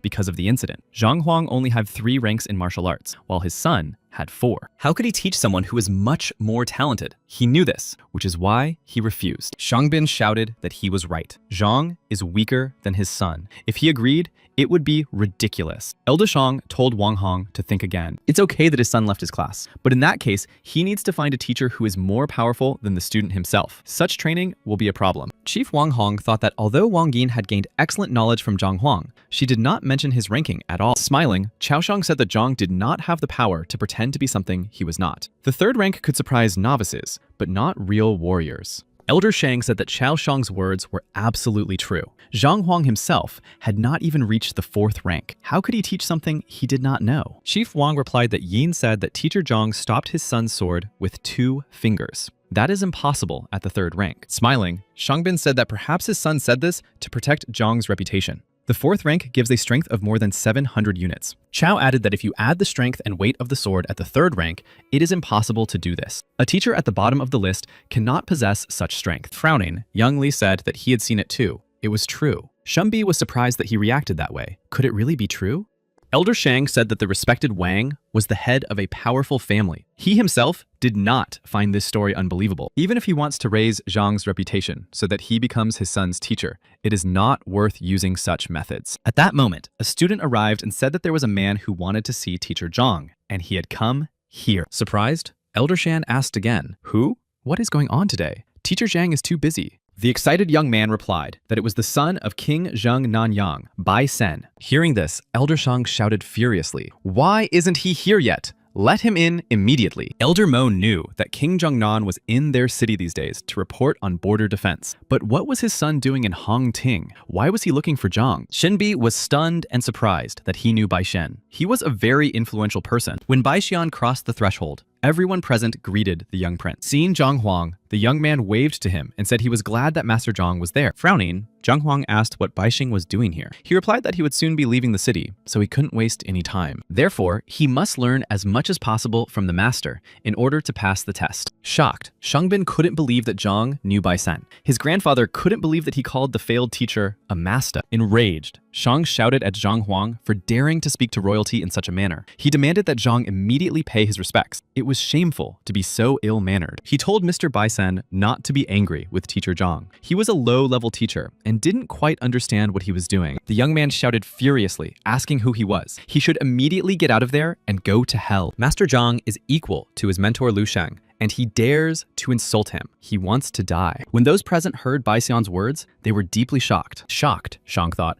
Mr. Baisen's father is the king of the south, and he was equal to His Majesty King Shenzhou. He said that Zhang was equal to his mentor. The stunned young men stood with their eyes wide, not understanding what was going on. Frowning, Elder Mo wondered how it came to be that teacher Zhang was considered the strongest. Baisun shouted that Master Zhang was a master of calligraphy and painting. His strength was 3 times greater than his. Zhang wondered how he could now hide his strength after that. The king's son shouted that Elder Shang had said that Master Zhang was stupid and insignificant. He was seeking his own destruction. Shang replied that he did not dare to disagree. Frowning, Baisen replied correctly that he did not dare. He was lucky that he was the one threatening, not Master Zhang. He had not yet mastered control of his new power. Everyone was amazed by his words about controlling his power. According to Master Zhang, he was stronger than Elder Shan, but how was that possible? Coughing, Zhang Huang thought that he just wanted to sit quietly and not show his new power. Now, that was impossible. Chief Wang once again asked him to take his son Wang Tao as a disciple. Let him become his teacher. Angered, Baisen shouted, "Who is he? He is also seeking the teacher's patronage. Does he really want to take his place?" Frowning, Zhang Huang replied that Wang Tao could come to his classes as an auditor. Later, he would consider his official enrollment. At that moment, Elder Shan felt as if he had been struck when Zhang accepted Wang as an auditor. The king's son asked if there was anything else that needed to be settled. If so, he would help him. But a little later, he asked him for a painting lesson. Zhang replied that there was something else. He told Elder Shan that now that the will detector had passed, it was time to pay the bills. At that moment, Chao Shang shouted that Zhang would not succeed. Even if he lost the detector, the most he would get was 100 lashes. They couldn't take away his license. They couldn't take it away without good reason. There was nothing wrong with his teaching. He didn't force his students to take risks. Although it wasn't easy, he passed the teaching test. Even the Teachers Guild couldn't revoke his license just like that. What would Zhang do? Zhang Huang asked Elder Mo if this was true. He replied that it was absolutely true. It is impossible to revoke a license without valid reasons. The young man asked why he hadn't warned him when he was placing his bet. Mo replied that he was sure he would lose. If he really wanted to revoke someone's teaching license, there was only one option. The Grandmaster or Assistant Grandmaster must confirm the decision to revoke the license and report it to the Teachers Guild. The guy wondered where to find them. Where could he get them? Even if he did find them, how could he persuade them to pay attention to their bet? At that moment, a student reported that a lady named Huang Yu said she wanted to find Teacher Zhang. Delighted, Bai Sen shouted that Huang Yu had also come here. Elder Mo told them to let her in, and the student opened the door for Huang Yu. When the girl entered, she greeted the elder and bowed to Master Zhang. Everyone present knew that she was the daughter of the head of the Teachers Union, Mr. Huang. Bai Sen said that Huang Yu was currently serving as the Grand Master's assistant. Elder Shang thought that Zhang Huang had been sent by heaven to destroy him. The Wang family had given him his disciple. Bai Sen was protecting him. And when a Grandmaster was needed, she appeared. Shang Bin couldn't understand how Zhang knew these people. Shang Bin thought Zhang was trash. Teacher Zhang asked Huang Yu if she was really the Grandmaster's assistant. The girl replied that she was lucky to have met Teacher Liu, who asked for help at the right time. She was told that Teacher Chao Shang had initiated the bet but was not fulfilling the conditions. Huang Yu asked why this dispute had arisen in the first place. The teacher harbored a petty grudge because of the unequal dispute and now wants to frame his colleague. If such a person continues to teach, sooner or later, he will completely tarnish Hong Ting's reputation. She does not think he is worthy of his license. So, it is worth preparing the documents for his dismissal. Stunned, Chao Shang thought that if you are a teacher, you are respected everywhere. But after dismissal, this man will become more useless than trash. No one will show mercy. He worked so hard to get his license. He never thought he would lose everything like this. And all because he picked on a failed teacher. He won't accept it. He won't give up. He shouted, "Not so fast." Zhang still has 0 points on his teaching exam. The Teachers Guild will also be interested to know that he drove his students crazy. After checking these facts, he will definitely be fired. Looking indifferently at Zhang, Huang replied that it didn't matter. Chao Shang would still be the first to be expelled. Shocked by his words, Chao Shang fell to the floor. Excited, Shang Bin shouted, "Teacher Chao!" Zhang Huang shouldn't relax. After he got Chao Shang out of his way, he definitely wouldn't have a peaceful life. Elder Shang said that Zhang's teaching was indeed questionable. Mrs. Huang and Elder Mo had now heard the truth. He really drove his student crazy. He got 0 points on the exam. He hopes the Teachers Guild will be fair and remove him from Hongting. Elder Mo said that if this is true, then they need to review some facts. Zhang realized that he had underestimated them. They also know how to use rules for their own benefit. Despicable people go all the way. As long as you sit quietly, the administration doesn't care. If you cross the line, you won't get away with it. But if he gets fired, his situation will be no better than Chao Shang's. It seems he will no longer be able to hide his power. He tried to say who he really was, but suddenly Shen Bi interrupted him. She said that now everything was finally clear to her. He no longer needed to justify himself. The elder said that Zhang had received 0 points on the exam, but they had recently asked several questions. They were from the list of questions for the teacher's exam. Not only did he answer all of them, but he also gave several options for solving various problems. At that moment, Bai Sen and Huang Yu shouted that they had also seen Master Zhang's knowledge, and the force of his punch was 49 din. Frowning, Shen Bi said that in that case, it was even stranger that Teacher Zhang failed the test. How could he not get a single point? Head Wang replied that the exams were held behind closed doors at the Education Bureau and announced by members of the Bureau. The conclusion was that the 3rd rank had been assigned incorrectly.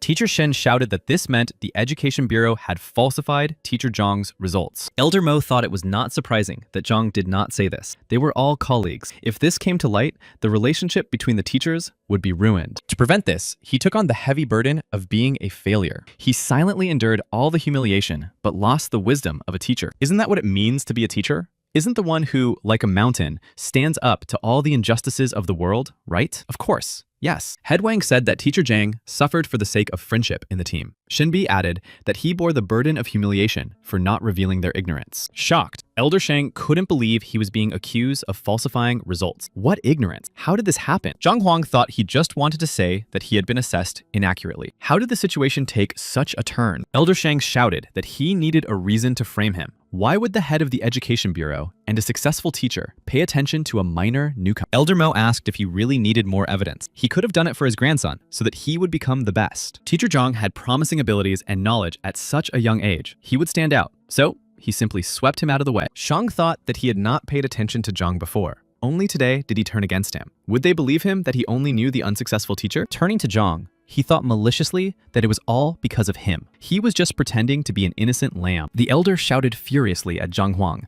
but suddenly lost his balance and fell to the floor. Looking at Shan Mo, he said that he was pretending to be sick, even though he would have broken his own skull if he had done something like that. He had no shame or conscience. Teacher Shen asked how such a person could lead the teaching staff. Wang Hu said that his license should also be revoked. Elder Shang did not understand what was happening. He became so angry that he began coughing up blood. But then he literally let go. It was as if he had gotten rid of a long-standing constipation. At that moment, it dawned on him, and he shouted to stop. To say that he failed him on the exam was a smart move. After all, there was no evidence of his innocence. But how would he explain the student who had gone mad? He was under his patronage. What could he say in response? Zhang Huang thought that the student who had gone mad was the fault of the former Zhang. That couldn't be changed now, Elder Shang shouted, asking why he didn't just admit his guilt. Let Bai Yu go and fetch Zhao Yanfeng from Mr. Lu Xing's class. Surprised, Wang Hong asked if Lu Xing was not the best teacher in Hongting. Shen Bi replied that he had the best chance of becoming a grandmaster.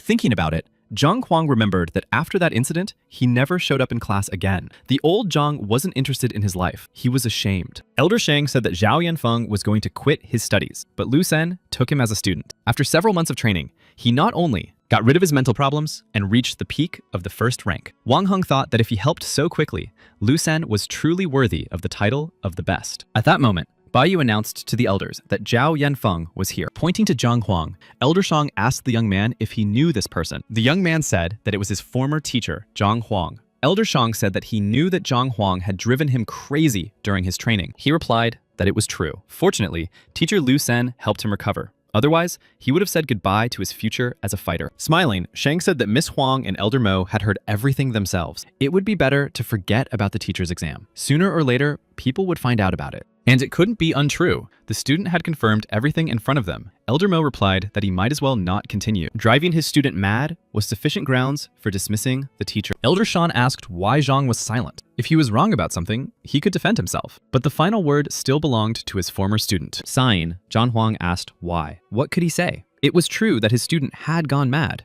Elder Shan was shocked that Teacher Zhang admitted it so easily. He replied that, of course he admitted it. He really did do it. Why make excuses? Frowning, Elder Sheng shouted that the teacher had indeed driven his student mad. Such a person did not deserve to be a teacher. Teacher Zhang said, enough already. He's repeating himself. At his age, he shouldn't get so worked up, or he might have a heart attack. Approaching the young man, Zhang asked if he was now studying under Lu Xing, which meant he must have made great progress. Let him show a couple of moves. The young man thought about it. Now, everyone thinks that Zhang Huang has driven him mad. What's the point of a couple of moves? At that moment, Huang Yu told Zhang that they better discuss the details of his student's madness. Maybe it was caused by his teaching methods. Zhao Yanfeng said that he had asked Lu Xing about the practice that Zhang Huang had taught him. The teacher confirmed that it was wrong and could drive someone crazy. Interrupting him, Zhang Huang asked the young man to show what he had learned recently. Frowning, Huang Yu asked Zhao Yanfeng to do as teacher Zhang said. Let him show a couple of moves. He agreed to demonstrate his technique and perform a couple of strikes. Elder Mo said that despite his age, this guy had excellent control over his strength. Wang Hong agreed that he was quite skilled in martial arts. Frowning,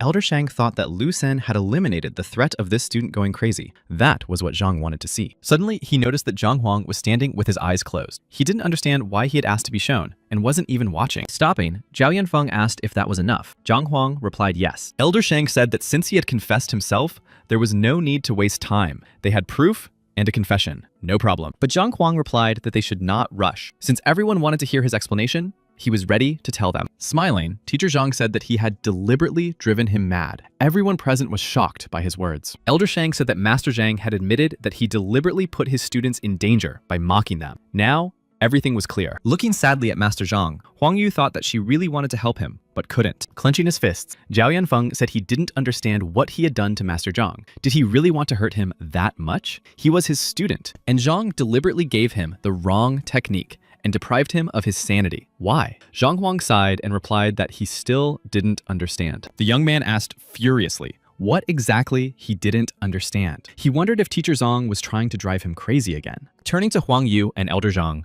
he asked if they had also failed to see it. Huang Yu thought he had driven him mad, that they should have seen it. Zhang Huang said that since no one had seen it, he would explain. This student had congenital stiffness of the points. The girl thought that it was not even a body type, but a disease. In such people, the passages near the acupuncture points are narrowed, which prevents the passage of qi. Even if such people train, they usually do not rise above the first rank. The second rank is extremely rare among such patients. The guy replied that this couldn't be true. He didn't feel any obstacles during training. He couldn't have congenital stiffness of the points. Turning around, Zhang asked him to answer whether he had encountered difficulties in gathering qi before he went mad. Every time he tried to gather energy, his body felt like it was splitting apart. Zhao asked in surprise how he knew that. Elder Shang shouted that it didn't make sense. Even if Zhao Yanfeng really had congenital stiffness of the points, why did he drive him mad? Frowning, Zhang asked again what that had to do with anything. Let him ask how they would describe a person who had gone mad. He replied that energy is released from the body. It is impossible to control, and the person falls into madness. Just don't say that he deliberately used this state to destroy the blockages around his acupuncture points, to make the passage free. Stunned, Huang Yu asked if this was even possible, to use the uncontrollable energy to destroy the restrictions itself. Elder Mo replied that if this were true, it would be too risky. But in theory, it was a good way to improve. Teacher Zhang asked the guy. Now that he had achieved success, did he still feel as if his body was splitting when he gathered qi? The guy thought that every time he trained, his body hurt terribly. But when the state of madness passed, it stopped. He said it was gone. Zhang said that the power in the body of someone who has gone mad is so strong that it flows out of the body in a large stream, but it is still not capable of completely destroying the barriers. But it slows down the worsening of the situation, allowing the qi energy to flow more or less calmly. So he let him go mad to achieve this. He planned further steps that would smooth out the peculiarities of his body. But not only did he leave without saying goodbye, he also began to consider him an enemy. Elder Shang shouted that he was lying. It was impossible. And besides, if it were true, he should have told his student about it. He would not have left him. Teacher Zhang replied that if he had known about his uncontrollable state, it would have ceased to be so. He would have definitely refused. They didn't have to believe him. He knew it was shocking. Just now, he had seen Zhao at the peak of the first rank, only one step away from the second. The student said that Teacher Liu had promised him that if he worked hard, he would reach the second rank in 6 months. Chief Wang said that Zhao had average talent, so such a short period of time was already an achievement. It was obvious that Liu was a true master. Smiling, Zhang Huang asked again, 6 months? That's too long. He would help Zhao Yanfeng advance to the next rank in just half an hour. Surprised, Shenbi asked if that was possible. Elder Mo told him it would be difficult even in 6 months, but the teacher said half an hour. Elder Shang said that training is not a quick fix. The problem cannot be solved in one go. Time and consistency are important here. It is impossible to do it in half an hour. Smiling, Zhang Huang asked if they didn't believe him. Zhao Yanfeng thought that Zhang had driven him mad in order to cure him. Is it possible that he just wants to help him? He doesn't think that's possible. Putting his hand on his shoulder, Zhang said he didn't blame him for not believing him, but if he was cautious, it would take 6 months. Let him choose. The young man thought about it. Zhang had correctly diagnosed him, but reaching the second rank in half an hour seemed like a dream. But if he was telling the truth, having made up his mind, Zhao Yanfeng replied to Teacher Zhang that he was ready to try. Teacher Zhang promised that he would not regret it. He told Zhao to kneel down and clear his mind. He uses silver needles to expand the chi passages around his points. All that remained was for him to take a step to the new rank. A few minutes later, Zhao Yanfeng had a breakthrough. He reached the initial level of the second rank of Dantian. The shocked guy couldn't believe that in just a moment, he was in the second rank. Those present couldn't believe that this was really the next rank. In just a moment, he had moved to another rank. Surely this wasn't a dream. With just a needle, Zhang Huang had helped his student advance to the next rank. Hitting his forehead on the floor, Zhao Yanfeng shouted his gratitude to Teacher Zhang. He had been so rude and ignorant. How could he have abandoned him for Teacher Lu Xian? He really hoped he would have the opportunity to return. Wang thought it took a lot of effort to cross the border of the first rank. This boy did it so easily. Why didn't this teacher meet him earlier? He shouted that he knew his son had average talent, but if Teacher Zhang accepted him, he would also become his student. At that moment, Bai Sen shouted, asking if he had any conscience. He wanted to get 2 for the price of 1. He told Master Zhang not to pay any attention to him. Let him pay attention to him instead. He was already at the peak of the 5th rank and really wanted to be his student. If his title bothered him, he would give it up. Frowning, Zhang Huang replied that they would talk about it later. Looking at Zhao Yanfeng, he asked if he still thought he had acted rashly when he drove him crazy. The young man replied that Teacher Zhang only wanted to help him. He had been so foolish and begged him to forgive him. Turning around, Zhang Huang asked Elder Shan if he had anything to say. The elder thought that he could not justify himself in the situation with the test, and he had also proven that he had led his student astray for his own good. At that moment, Elder Mo said that Shan no longer needed to say anything. He would deliver his verdict right away. Teacher Chaosheng deliberately slandered his colleague and would be suspended from teaching. He was also sentenced to 100 strokes of the rod. As for Shan Bin, he tried to frame his colleague, so he will also be stripped of his license until the trial. As for Elder Shan, not only did he fail to help the young teacher, but he also hindered him and resorted to falsifying the exam results. He is removed from his position as director. Shocked, Elder Shan realized that he had been accused of falsifying the exam results. It was all because of his grandson's whim. Elder Mo apologized to Zhang for disturbing him today. The administration is to blame for having such scoundrels among them. He replied that everything was fine. He believes that such people exist in any team. Elder Mo promised that he would appeal to the guild to make an objective decision and would definitely let them know. When everyone left, Elder Shang and his grandson Shangbin sat on the floor, confused. Zhang Huang sighed that thanks to the arrival of clan leader Wang Baixing and Huang Yu, everything was over. He also made amends to Zhao Yanfeng. But why didn't Huang Yu and Bai Sen go home and still pursue him? Today, he realized that the only way to always be in good standing, that was to become a famous teacher, that is, a grandmaster. But before that, he had to become a grandmaster's apprentice. Turning around, Zhang asked Miss Huang how he could become a grandmaster's disciple. She replied that it was all a matter of luck. If a grandmaster noticed and appreciated him, he might well be invited to become his assistant. Surprised, Zhang asked, what about her bookstore? She replied that although she was lucky that Master Liu appreciated her,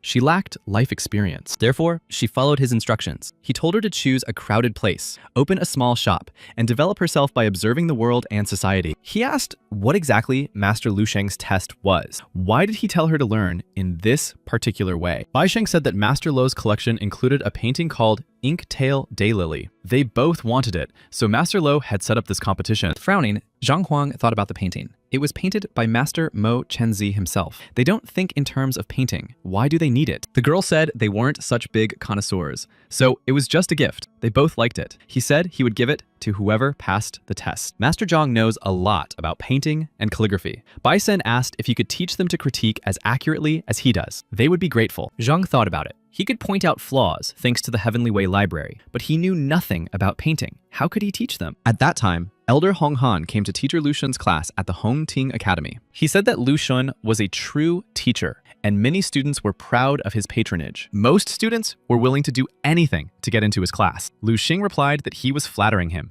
He was just doing what he had to do for the new generation. The elder said that if he thought so, he should just look at the progress of his students. Of the top 100, more than 70 had joined him. He replied that it was an honor for him to impart knowledge to gifted students. But why did Hong Hao turn to him? He can help him with something. He will do what is necessary. The elder said that he actually did have business with him. They were friends with his father, and Sen had grown up before his eyes. He was honest and would help him. Sighing, Lu Sen asked him not to mention his father. He was such a bore. The guy asked what the matter was. Hong Hao replied, Zhang Huang. Surprised that a guy who didn't score a single point on the exam had crossed paths with the elder, Lu Sen asked if this was the same guy who had driven the student crazy. He confirmed it. Hong Hao thought that after what Zhang had done in his restaurant, the business was no longer profitable. If it weren't for his status, he would have taught him a lesson himself. Lu Shan replied that he was just a failed teacher. Sooner or later, he would be fired. What a problem. Smiling, Hong Hao said that he was indeed a small fry. He had heard that if Zhang did not find a single student, he would be fired. Therefore, he would like to ask Lu Xing to lure his students to his class. As the best teacher, Hong Ting,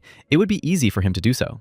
It will be difficult to teach the teacher with his students, but if he has no students, everything will be much easier. There is no need to hesitate. He hasn't forgotten Zhao Yanfeng's experience. If they allow this Zhang to continue teaching students, they will surely repeat the same mistake. After thinking it over, Lu Sen replied that it was fine. He would announce today that he was interested in his students. Elder Hong Hao promised that he would not remain in debt and would definitely treat him at his restaurant. At that moment, the grandson of the clan leader, Wang Yan, came to the teacher. Lu San asked what was the matter. Embarrassed, the boy tried to say something. Lu Xian asked if he was having trouble with his studies. Elder Hong Hao said that Teacher Lu was the best teacher in Hongting. He would answer any of his questions. Falling to his knees, Wang Yao said that he wanted to leave his class and hoped that Teacher Lu could help him. The teacher was stunned. People wanted to study with him more than anything else in the world, and he was just leaving. He asked what had happened. Maybe someone was threatening him. Wang Yao replied that it was his own decision. The head of his clan also agreed with this. Teacher Lu said that if he left his class, no other teacher would dare to take him. The young man replied that if he left, he would have the opportunity to attend Teacher Zhang's lectures. Let him fulfill his request. Shocked, Lu Sen thought about leaving him to become an auditor in Zhang's class. Wasn't he the worst teacher in the academy? If he left him,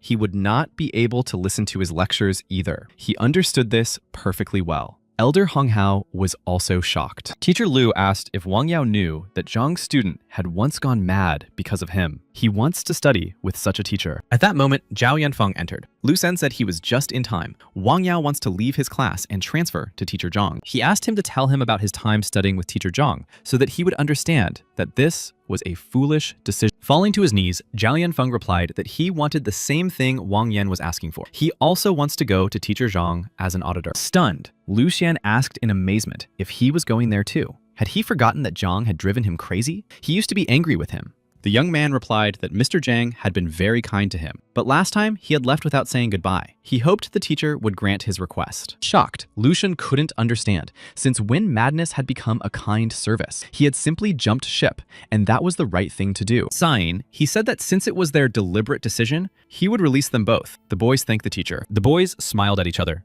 It was great that they would be able to attend lectures together. Teacher Lu shouted, "Stop!" But he didn't have time to finish. They ran away so quickly that he didn't even have time to say anything. Angry, Lu Sen cursed fiercely. He shouted that Zhang Huang didn't know what he was getting himself into. He had provoked him himself. Lu Sen shouted for Zhu Hu to come to him. He ordered him to go to Teacher Zhang and deliver a letter declaring enmity. Tell him that in half a month, at the freshman competition, he would challenge him to a teaching contest. Upon hearing about the declaration of hostility, Hong Hao was stunned. Could it really be at the freshman competition? An enraged Lu Shun shouted at the insolent man. How dare he poach his students? If he was so brave, he should answer for his actions. Elder Hong Hao asked if he really wanted to evaluate the teacher. Lu Sen replied that their students would be at stake. When Zhang lost, he would take them back. Lu Shan thought he was going to attract the Grand Master's attention to become his assistant. Now that his students were leaving him just to attend Zhang's classes, wouldn't he become a laughingstock? He couldn't lose face. At that moment, in Zhang Hua's class, the students were worried if everything would be okay. Suddenly, the classroom door was kicked in and shattered into tiny pieces. The guy who appeared in the doorway shouted, "Where is Teacher Zhang Huang? I need him." The students shouted, "Who is he?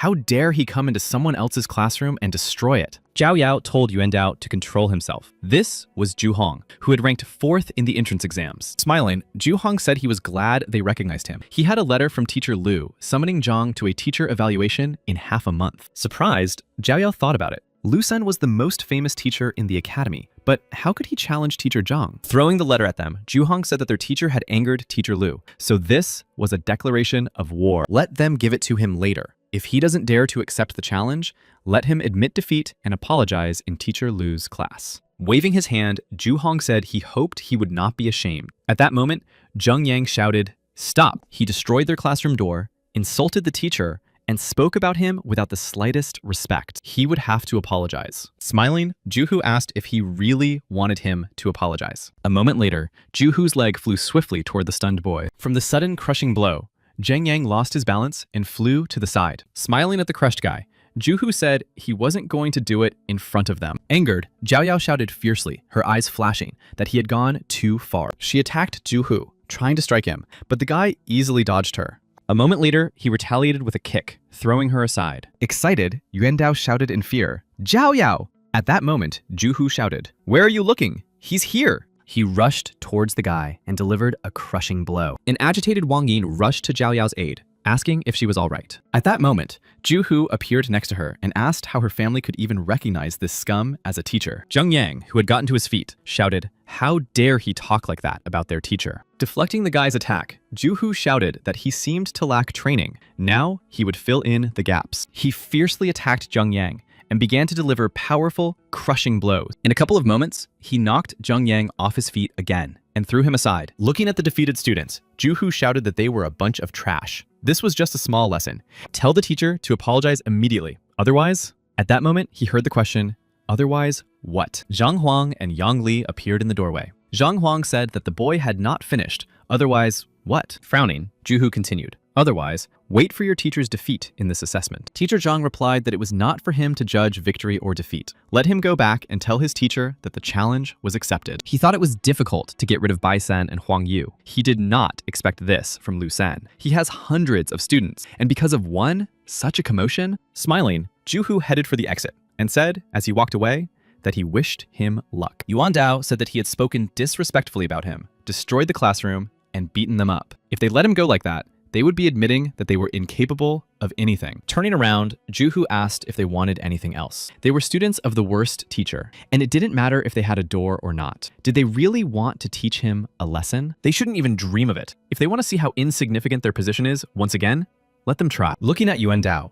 Zhang Huang asked if he wanted to teach him a lesson. The boy asked if he had a chance. He replied, of course. Although Yuan Dao was the weakest, he was the most talented. Therefore, he would show him a technique. With it, he would make this student regret his words. Just don't overdo it. Just make sure the fight is fair. Don't go too... Laughing, Juhu asked if he really wanted to send this pig-like guy out to collect money. If any of them learn how to defeat him, he will not only pay the expenses, but also give that person 1,000 gold coins. Zhang asked the winner for 1,000. The guy replied, of course. These brats need to train for at least 10 years to have a chance of winning. Laughing, Zhang Huang said that they had an opportunity to earn money. Yuan Dao would be the first. And let him remember to hit carefully. Don't worry, he'll show him 3 simple steps that will help him win. Mocking him, Juhu asked why he was teaching him how to fight right before the battle. 3 simple steps. He was afraid that the teacher was a little too late. Zhang Huang told the others to come over too. Perhaps in the future, it would bring them victory as well. The guy was skeptical,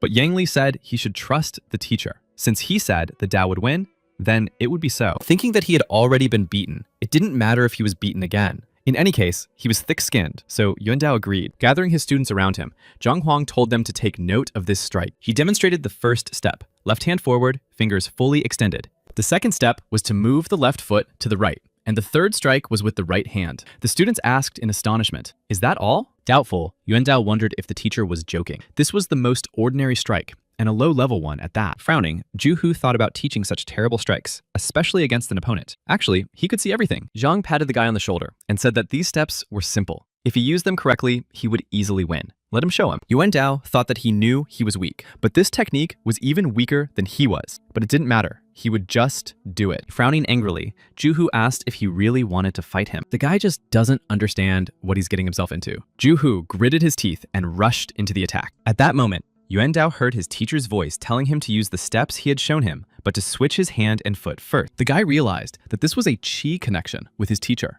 Zhang told him that in the last movement, he should strike with one finger, but exactly 3 inches lower. Seeing Yuandao's outstretched hand, Juhu realized that he wanted to use the move he had learned. It was worse for him. At that moment, gritting his teeth, Yuandao decided that he had to trust his teacher. Suddenly shocked, Juhu realized that the last step was not a strike. It was a place. How did he know about his vital point? At that moment, Yuandao struck with his fingers.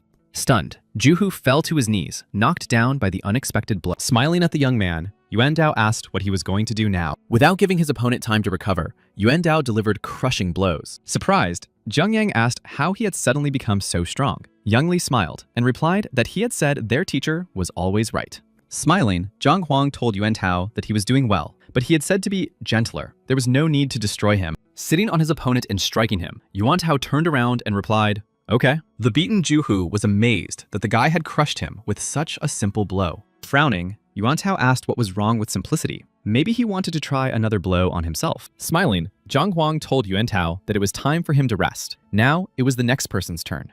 He said that now it was Zhang Yang's turn to try his hand. He had a good opportunity to practice. Stunned, Juhu thought, didn't he want to let him go? Why send someone else at him? This guy couldn't block any of his blows, so he was sure to win. As the fat man had shown, if he followed these 3 steps, everything would be fine. He had to defeat him. Otherwise, he wouldn't be able to explain to his teacher how he had been beaten by weaklings. At that moment, Zhang Yang heard his teacher's voice. Yuantao's third strike was universal against this opponent. Everything else was up to him. Looking at the attacking Zhang Yang, Juhu thought that this loser was really serious. Grabbing the guy by the arm, Juhu shouted that he knew he would do it. He thought that you don't get caught twice on the same hook. At that moment, he was punched in the face. Stunned, Juhu realized it was a trick. He was only pretending to use those 3 steps. Cursing furiously, he shouted, "Take that," and tried to strike back. But after dodging the swift attack, Zhang Yang struck him in a vital spot. Enraged, Juhu fell to the ground and shouted that they were scoundrels. They were constantly aiming for his vital point. Frowning, Zhang Yang replied that in battle, it didn't matter how you won, but if he wanted, he would no longer target his vital point. At that moment, Juhu was hit in the face. The guy thought he said he wouldn't hit there, but a blow to the face was no better. Where was the justice? Wouldn't it be better to give him a little rest? He hits either the vital point or the face. There was no point in such a battle. Juhu shouted, "Stop." He admitted defeat. Frowning, Zhang Yang asked so quickly. Juhu thought he was cursed. He would simply die if he continued to try. Laughing, Zhang Huang sent Zhao Yao into battle. Juhu was stunned. Master Zhang told Wang Yin and Yang Li to get ready. After Zhao Yao finished, after all the battles were over, the wounded Juhu lay on the ground. Yuandao said that he owed each of them 1,000 gold pieces, plus the cost of the door. Stunned, Juhu asked where the 10,000 came from. He owed each of them 1,000. The guy replied that the rest was the door fee. Their door wasn't very expensive, so it was only 5,000. But if he didn't want to pay, he asked the teacher if he could use the student as a sparring partner in exchange for compensation for the door. Zhang Huang replied, "Of course." At that moment, Juhu shouted that he would pay. Did he have a choice? At that time, in Lu Senyao's classroom, the teacher and Elder Hong Hao were waiting for the student to return to find out if Zhang Huang would accept the challenge. Teacher Lu said that if he left this situation, how could he achieve success in Hongting? At that moment, Juhu entered the classroom and fell to his knees before Teacher Lu. The stunned teacher could not recognize this boy with a battered face. He said that it was Juhu. Shocked, Lu Sen said that he had only asked him to deliver a letter. What had happened to him? The boy replied that he had been beaten up. Angered, Lu Sen asked if Teacher Zhang had raised his hand against him despite his status. The boy replied that it was his students. Teacher Zhang hadn't touched him at all. Stunned, Lu Shen asked again, "Students? Do you mean Zhao Yao, Zheng Yang, and the others? How could they have beaten him? Even considering their good ranking, that couldn't be possible. He paid special attention to him. He was about to move up to a new rank. Even if they joined forces, they had no chance against him. Juhu replied that it had been that way from the beginning. But then, Teacher Zhang arrived. He showed them a 3-step technique. They gained the strength to defeat him. Lu Xing replied that it seemed they had learned about his vital point, 3 steps of cover. He thought that even knowing the vital point did not guarantee victory. Fighting is a much more difficult task. But at one level, it could be decisive. Teacher Lu said that the students couldn't have come up with this themselves. This, Zhang, was not so simple. He thought that competing with him would require no effort, but now it seems he should pay attention to him. But that doesn't matter. He will help him advance to the next rank, and he will become stronger. His life point would shift, and he would have a chance to take revenge. Juhu thanked him. After thinking about it, Lu Shan said that Elder Hun should contact the Education Bureau to deal with this loser. The elder replied that it was not entirely within the power of the Education Bureau. They couldn't just expel a teacher like that. If they did, Zhang could complain to the Teachers Guild, and why would they want extra trouble? At that moment, Teacher Lu was called. Teacher Wang entered and greeted Teacher Lu and Elder Hong. Excited, Lu Sen asked what had brought him there. Wang asked if they had heard the news from the Education Bureau. He said that Elder Shang had been dismissed and was now under investigation. This information came from the Teachers Council. They were shocked that Elder Shan had been dismissed and could not understand how this had happened. Teacher Wang replied that he had heard that he was suspected of falsifying the test results of one teacher. This was revealed during the will detector test. Frowning, Lu Xin wondered if this was really related to the will detector initiated by Chao Shang. He asked in surprise which of the teachers dared to accuse him of falsifying the results. Hong Han said that Shang had held this position for a very long time. How did this happen? He had a strong personality, good connections, and acquaintances even on the Teachers Council. It must not be easy to remove him. Teacher Wang replied that he had heard that a teacher known for his poor academic performance, Zhang Huang, had greatly influenced this. Stunned, Juhu thought that once again,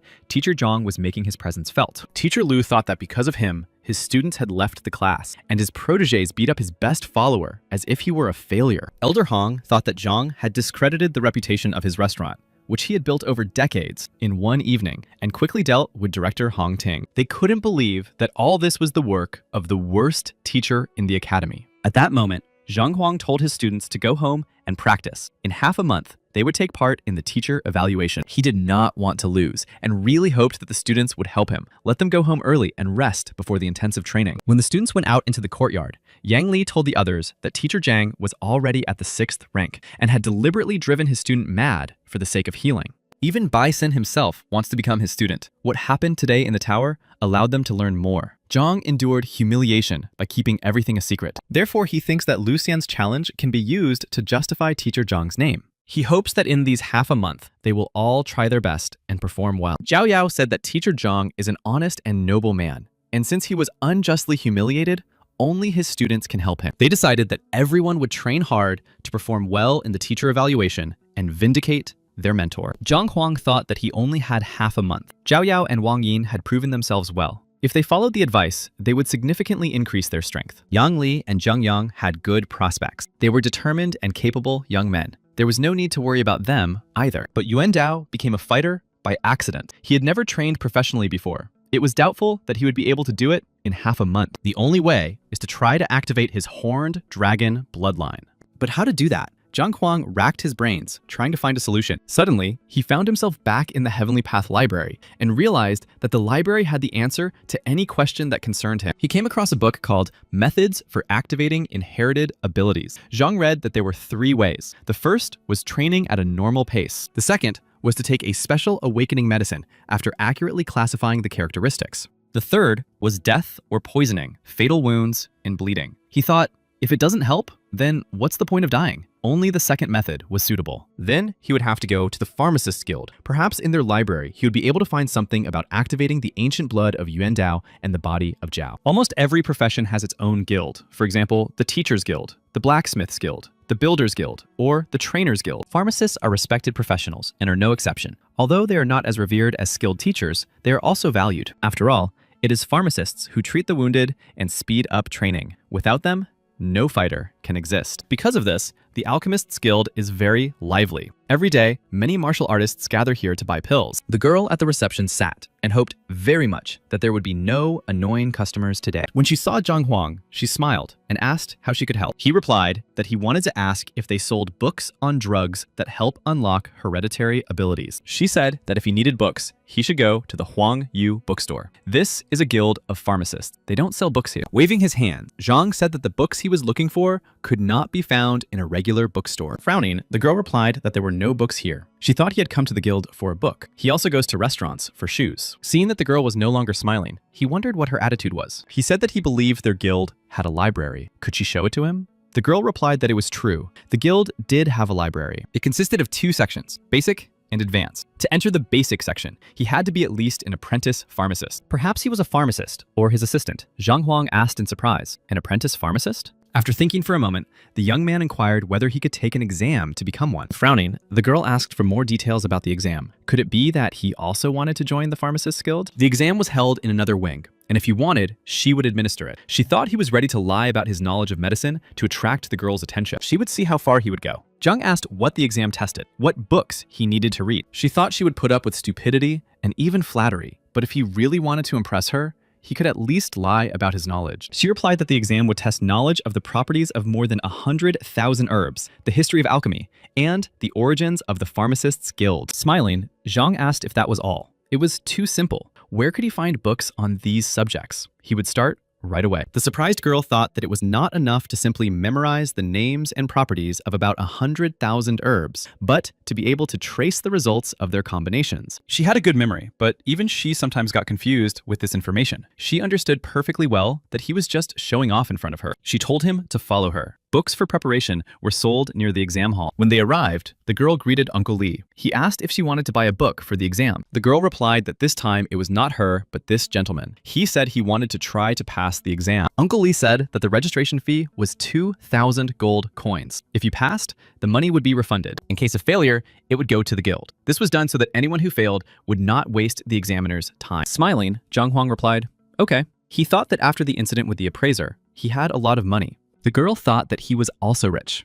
It would take her and her uncle several months of work to pay that amount, but he simply took it out of his pocket. Uncle Lee said that the exam would take place in 2 hours, so let him go and not be late. Frowning, Zhang Huang thought that it was a 2-hour walk from Hongting to the guild, so going home was not an option. He asked if he had any books to prepare for the exam. Lee said that if he wanted to review, of course. Everything he needed was in that room. He could read the books or buy them, but he shouldn't get too carried away. He only had 2 hours. Smiling, Zhang Huang replied that he would just look. He wouldn't buy anything. The girl thought he was playing well, but she would see what he would do when playing was no longer useful. She heard noises from the next room and realized that the guy was just flipping through the pages. She didn't understand what he was doing. At that moment, Lee said that maybe he was just looking for the right book. She shouldn't worry about him. She needed to prepare herself too. There wasn't much time. She thought that to gain knowledge in any profession, one had to work hard and diligently. You couldn't get everything in 2 hours. Closing the book, Zhang Huang thought that in alchemy, you could achieve success by simply following the recipe and mixing everything according to the book. But now, he didn't think so. No wonder there weren't many true master pharmacists. And that was just alchemy. Some people were masters of several professions. Looking at the book, the girl couldn't concentrate.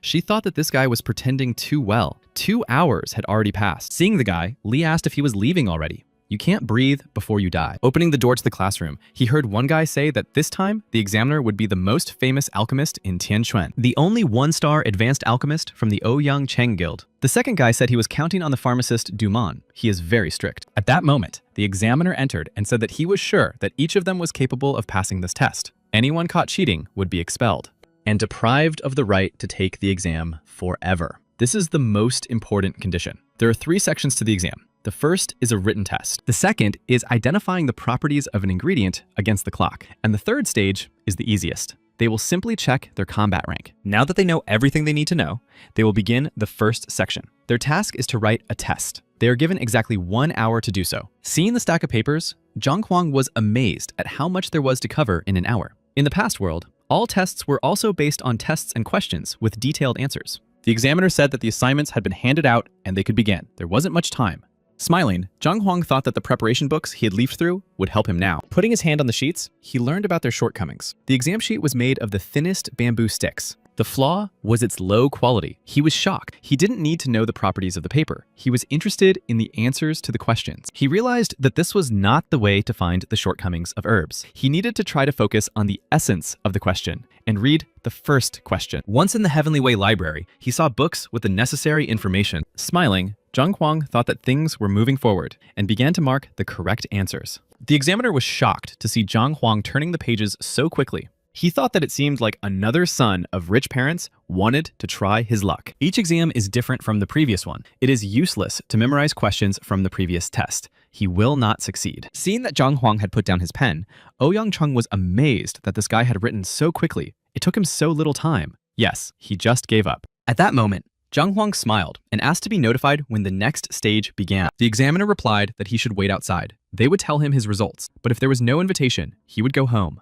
The assistant asked if the teacher would check his work now. Ouyang Chung replied that he didn't think he was worth his attention. It would only spoil his mood. Seeing Zhang come out, Uncle Lee asked in surprise why he had left so early. Was it already over? He still had an hour left. Smiling, the girl said that the exam was probably too difficult. He just gave up. Looking at her, Zhang Huang wondered why this girl disliked him so much. An hour later, the teacher said the time was up. Everyone should put their papers on the tables and wait outside the door. Those who passed would be notified. At that moment, the pharmacist entered and asked how Ouyang's brother, who was checking the papers, was doing. How many had passed the first stage? He urgently needed a student. Ouyang replied that he should just look at the answers. They were meaningless. He was afraid that this time, the guild would be left without a new apprentice. Pointing to the work, the pharmacist asked, "What about this work?" Surely, he hadn't noticed it. He replied that it was written by a cheater who wrote the answers without even looking at the questions. He just didn't want to get even more angry. Smiling, the pharmacist took the work and decided to see what was there. Even if he didn't look at the sheet, everything was clear without it. Teacher Ouyang said that people like him don't understand the value of their profession if they think that their parents' money and a little cunning will help them. But the astonished pharmacist replied that he would just take a look. The teacher asked if this guy's answers were really that absurd. But when he looked through Ouyang Chung's work, he was amazed. He couldn't understand how it was possible. He was shocked that there was not a single mistake in this work. The pharmacist said that all the answers were correct, even though some of the questions were so difficult that even he couldn't answer them. Stunned, Ouyang Chung thought that he himself had seen the boy finish the work in half the time. But how did that happen? Could he have misunderstood? While waiting for the results, Zhang thought that it turned out that the library could not only copy books, but also accelerate the assimilation of the knowledge he had acquired by his mind. This could be used to speed up the process of using the library. All the knowledge he had gained in that room was now his. At that moment, the assistant came out and asked for attention. The guys whispered that it was Hua Hua's student. He was Duman's assistant pharmacist. Smiling, the girl thought that his lie would finally be exposed. The results were about to be announced. It would be interesting to see how he would abruptly break character. The assistant announced that 3 people had passed the written test. One was Sun Tao from Luyuan City. He scored 91 out of 100. The delighted young man shouted that it was him. Could he really have passed? Next was Qian Wenmin from Xi'an City, who scored 90 points out of 100. And finally, the third to pass was Zhang Huang from Tianchuan City. The assistant hesitated. He was stunned and couldn't believe that this guy had managed to score 100 out of 100. Hearing this, the other candidates were also amazed that this guy had scored 100 out of 100 and had not made a single mistake. The assistant told the 3 people he had named to go with him for the second stage. The girl thought 3 names have been called, but this guy isn't there. That means he's leaving. At that moment, the assistant shouted that Zhang Huang should go to the auditorium. The girl was stunned when she realized that it was the same guy. She said, "That couldn't be." Smiling, Zhang Huang waved to her and said that it was him, and it was time for him to go. The shocked girl was amazed that he had scored 100 on the test. Could it be that he really didn't know about the exam and just read the books? A stunned Uncle Lee asked if this guy had really gotten a perfect score on the written test. The girl thought she had behaved foolishly. The teacher announced that the second stage was beginning. There were 10 samples in front of them. Their task was to write down the name and use of each one while the stick was lit. This test had to be passed perfectly in order to advance to the third stage. Taking the plant, Zhang Huang realized that it was greenus. The information in the Heavenly Library was the same as in the real world. Watching Zhang, Ouyang Chung thought that this young man looked confident in the second stage. Could this young man really be a genius of alchemy? What if he had to deal with not only theory, but also real herbs? At that moment, Ouyang Chung realized that the guy had finished before everyone else again. This simply couldn't be. Could he really be that talented? At that moment, a pharmacist approached him and asked what was going on. Ouyang Chung replied that he should come and see for himself. After a while, the examiner announced that only one person had passed the second stage. He announced that it was Sun Tao from Luyuan City. The guy was incredibly happy. Frowning, Zhang Huang thought that this couldn't be true. He checked everything using the Heavenly Way library. How could this have happened? Turning to the pharmacists, Zhang Huang asked where he had gone wrong. The students were shocked. This guy had lost his mind. He was disrespectful to the masters. The teacher replied that he had written dragon scale herb instead of fish scale herb, but he shouldn't be upset. He had received the highest written score. This meant that he had a chance to become a pharmacist. He needed more practice, and next time, everything would work out. He is still so young. He should take his time. If he continues in the same vein, he will definitely become a pharmacist's assistant. Zhang Huang asked if they were talking about this sample. Are they sure it's fish scale herb? The teacher replied, of course. The roots are similar to the description in the book, and the branches and leaves are greenish gray. So what else could it be if not fish scale grass? Did the guy really think he was wrong? Smiling, Zhang Huang replied that he would argue with him. Initially, he did not know what herbs would be offered in the second stage. He did not think it was worth making hasty decisions in such a situation. If he didn't believe his words, he could look at the book in the preparation room. The book, Overview of Special Herbs, is at the end of the 7th read. Frowning, Ouyang Cheng ordered Hua to bring the book here. Zhang said that on page 17, there is a detailed description of fish scale herb. The teacher was amazed that he could remember the page. Even they did not know which herb would be on the exam. The possibility that he was being deceitful was ruled out. He remembers which shelf the book is on, its title, and the contents of each page. He has an excellent memory. Smiling, Zhang said that it was very similar to fish scale herb, but it was not the same. It looked most like dragon scale herb. As proof of this, in the upper right corner of the library, there is a book called A Brief Description of Rare Medicines. If they don't believe him, there is a sure way to find out. When cut, the stem of fish scale grass will release a milky white liquid, while dragon scale grass will release a yellowish liquid. Dispels dampness and cold. Reaching out his hand, the pharmacist asked Zhang Huang to let him take a closer look. Waving the sample and feeling the cold, he said that it was definitely not fish scale grass. Hua asked if he needed to find a book to prove it. The teacher replied that it was not necessary. At that moment, one of the boys realized that if it wasn't fish scale grass, then he had failed the second exam. Smiling, the teacher said that it seemed he was right. They had indeed made a mistake. Since it was indeed dragon scale grass, he alone would proceed to the 3rd stage. Shocked, Sun Tao fell down from the unexpected information. Handing Zhang the alchemist's badge, the teacher said that with it, he could enter the basic section of the library and buy goods in the shop at a large discount. After thanking the pharmacist, Zhang Huang thought that he had passed the exam and would finally be able to find something useful. Smiling, the teachers began to offer to teach Zhang so that he could become a pharmacist and have expanded access to pills. Smiling, Zhang thought that he was working in Hongting and in another world. If he also became a pharmacist, he would be taking on too much. He said that he was not going to choose a teacher yet. The teacher replied that he was too hasty and that Zhang should think everything through carefully. The pharmacist said that he should weigh all the pros and cons, but only with a teacher would he be able to quickly become a pharmacist. Zhang Huang asked if there were any drugs that could help reveal hereditary traits. Looking at the young man in surprise,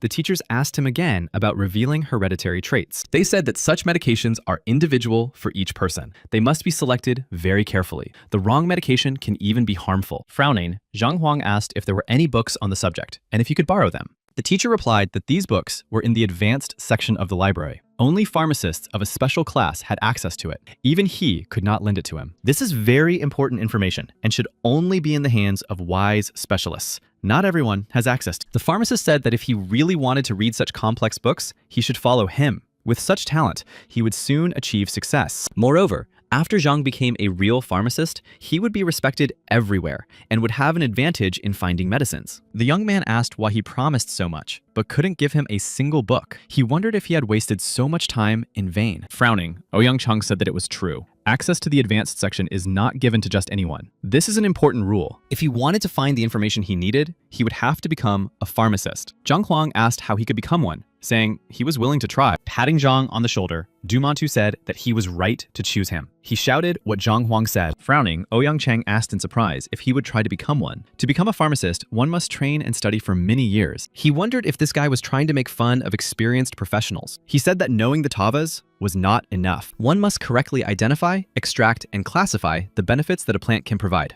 One must handle fire correctly. Mistakes are fatal. After thinking about it, Zhang Huang said that the teachers would evaluate him in half a month and that he had to solve the problem during that time. Otherwise, what was the point of his efforts? Hearing the words half a month, both teachers were simply shocked. Teacher Chang replied that he should not be overconfident. He was not yet 20, but he had already reached great heights and even broken the kingdom's record. He definitely wouldn't be able to do it in half a month. He needed patience and endurance. Zhang replied that this was a problem. He would try to find another way. Teacher Chang replied that pharmacists were always held in high esteem, and he had talent. Surely the years spent studying herbs had not been wasted. Frowning, Zhang Huang thought that he had actually spent only 2 hours on it. What years? He said he had other things to do. Since the pharmacist exam was so difficult, he would never pass it. He would look for another way. Teacher Chang shouted for him to stop and not rush. There was another way to become a pharmacist. He told Dumont that, given his memory, it suited him better. Dumont asked if he was talking about... He thought about it and realized that the consequences would be terrible. Not only would the punishment be severe, but he would also lose the opportunity to take the test for several years. Of course, but this was the only way to become a pharmacist quickly. Otherwise, he would need many years of training. The teachers looked at each other, deciding what to do. They were obliged to give him the information, but the decision was up to him. Looking at them, Zhang Huang asked why they looked so serious. What did they want to say? Teacher Chang replied that there were 2 ways to become a pharmacist. The first was traditional. It involved gaining experience and passing an exam. The second way is not to make pills, but to discuss them. Stunned, Zhang Huang looked at them in confusion and asked for clarification about the discussion of pills. The teacher replied that he knew that the most respected profession was that of Grandmaster. Everyone knew that. A Grandmaster is knowledgeable not only in raising ranks, but also in the work of a blacksmith, pharmacist, and so on. But it takes a long time to become a Grandmaster. After all, it takes a long time to become a master in several fields at once. Moreover, he cannot teach others if he does not have the proper status. To solve these problems, there is a discussion about pills. To become a pharmacist, you need a lot of practice. The only way to achieve success is to make pills endlessly, but a Grandmaster does not have time for that. He demonstrates his knowledge through discussion. Zhang clarified that to become a pharmacist, one does not have to make pills, but simply demonstrate their knowledge. The teacher replied that it is not that simple. You have to defend your knowledge against attacks from 10 alchemy experts. You have to discuss several aspects without making any mistakes. If you fail, you will be punished. Although discussing pills seems easier than the usual method, most people prefer the latter. Frowning, Zhang Huang asked why. The teacher replied that, to be honest, in any profession, you can't get anywhere without practice. No matter how much time you spend on theory, no one can prove its correctness without practice. He would argue with dozens of masters, being much lower in rank. The winner was obvious. Zhang thought that he would not know until he tried. The teacher said that with this method, more than 1,000 talented people became pharmacists, but only about 5 alchemists became successful. Stunned, Zhang Huang asked, how few? Only 5 out of 1,000. That's a terrible statistic. Ouyang Cheng replied that this was because there was a big difference between theory and practice. Many generations had not used this method and had forgotten about it. The young man thought that just because these people couldn't do it, didn't mean he couldn't. The Heavenly Way Library could analyze the theory and turn it into practice. He said he had decided to participate in the discussion about pills and become a pharmacist. The stunned teachers asked Zhang Huan if he was aware of the consequences. To hold a discussion, 10 highly qualified alchemists with enormous status must be gathered in one place. Of course, they would not come for free on a whim. Therefore, the student who failed the discussion would pay each of them 100,000 gold coins. The second punishment is 10 divine blows. The third is that he will not be able to take the exam for 10 years. Frowning, Zhang said that this was a cruel punishment. He thought that if he paid each of them 100,000, it would be a whole million. Teacher Man said that this was precisely why this method had been abandoned for many years. There had not been a single debate about pills in hundreds of years. Frowning, Ouyang Cheng said that with his talent, it would be safer to follow the traditional path. Discussions were too risky. Smiling, Zhang replied that he had already made his decision and would participate in the discussion. He asked them to help him with the organization. Surprised, the teachers asked him again if he wanted help with the organization. He didn't want to do it now. Still smiling, Zhang Huang nodded and replied that he wanted to do it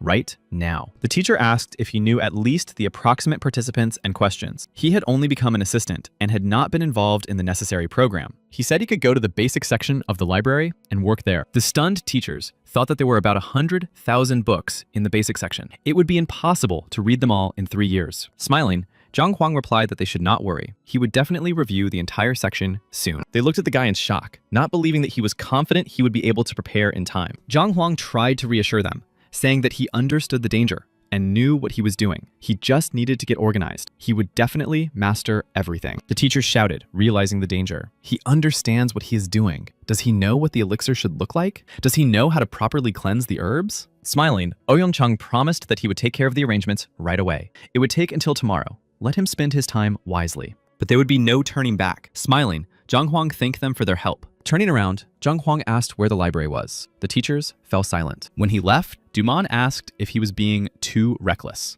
Ouyang-chung replied that he was right. It was very rash. But had Dumon seen it? This guy Zhang Huang was very confident. Sighing, the teacher replied that he didn't know if this confidence was based on reality. Teacher Chang said that it was actually understandable why he was so cocky. He went to the library. You could send someone to follow his actions or teaching methods to understand what his secret is. When the sent person returned, they asked if he had found out what Zhang Huang was doing, what his teaching method was. Puzzled, Hua Hua replied that he didn't quite know. The guy was just flipping through the pages. Stunned, Ouyang-chung told him to clarify what exactly he was leafing through. He replied that when he was there, Zhang didn't take anything special. Standard books like Basic Alchemy and How to Cleanse Medicinal Herbs, How to Preserve the Properties of Herbs, All About Alchemy Cauldrons, and others. Hearing the titles, the surprised Ouyang-chung asked if these weren't the usual books that every pharmacist's assistant should know. This is the basics. This guy wants to participate in the discussion, but he reads books like these. He asked Hua Hua if he was sure that the guy was reading these books. He replied that he wasn't sure if he was reading them. Rather, he was browsing through them. He just kept flipping through them,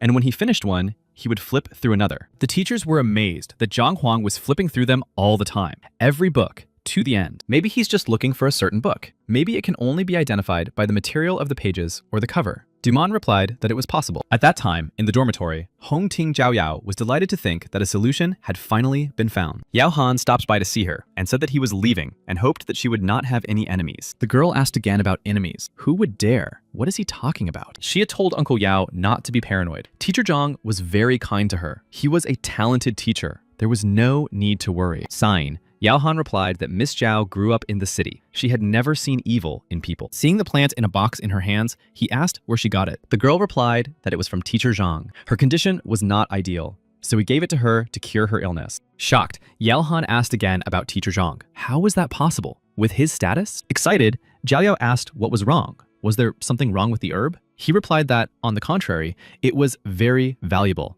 It was the progenitor of the Ice Sun herb. Its properties are 10 times more powerful than the usual variety. The usual herb is not very valuable, but the progenitor is very useful and revered among herbalists. He had only seen it once, when he accompanied the city lord on a trip to another kingdom, where a single stalk was sold for 100,000 gold pieces. The girl asked if her uncle was sure he was not mistaken. He replied that she should have no doubt. It is the progenitor of the Ice Sun herb. It was the most expensive herb he had ever seen, so he couldn't have confused it even if he wanted to. He was amazed and thought that Zhang must be the worst teacher at the academy. He must be on the minimum wage. How could he afford to give away such herbs? Jiao Yao thought that Teacher Zhang had not only developed an individualized teaching method for her, but also given her valuable medicine without boasting about it. If it weren't for her uncle, she would never have known about it. She said that this thing was really too expensive, and she couldn't accept something so valuable. She asked how much money Uncle Yao had with him while he was still here. He replied that he had just accompanied her to the school.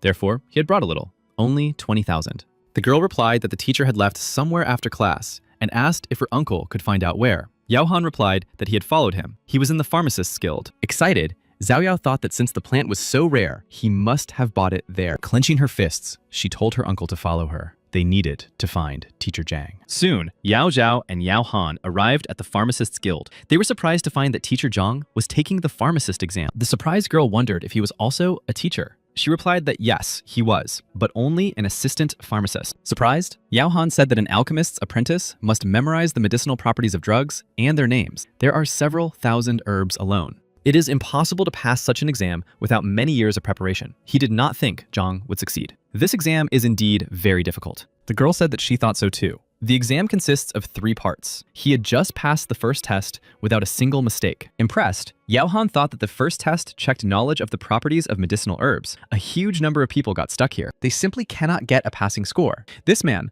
who had always been considered a failure, passed the exam with flying colors and bought a stem for 100,000. He gave it to his student for free and now displays such phenomenal knowledge as a pharmacist. He is definitely the same loser. Zhang was considered a genius. He reached the 3rd rank at the age of 16. His success did not progress any further. The genius became a failure. The girl said that theory is useless without practice. The essence of the 2nd stage is to identify and describe about 10 specimens of medicinal herbs. Just one mistake means complete failure. When the students taking the exam left the office, the girl asked how it went. Lowering their eyes, they replied that they had failed. She asked about Zhang. The student replied that Zhang had passed. Now he is a pharmacist's apprentice. The girl was amazed that he had passed the 2nd stage.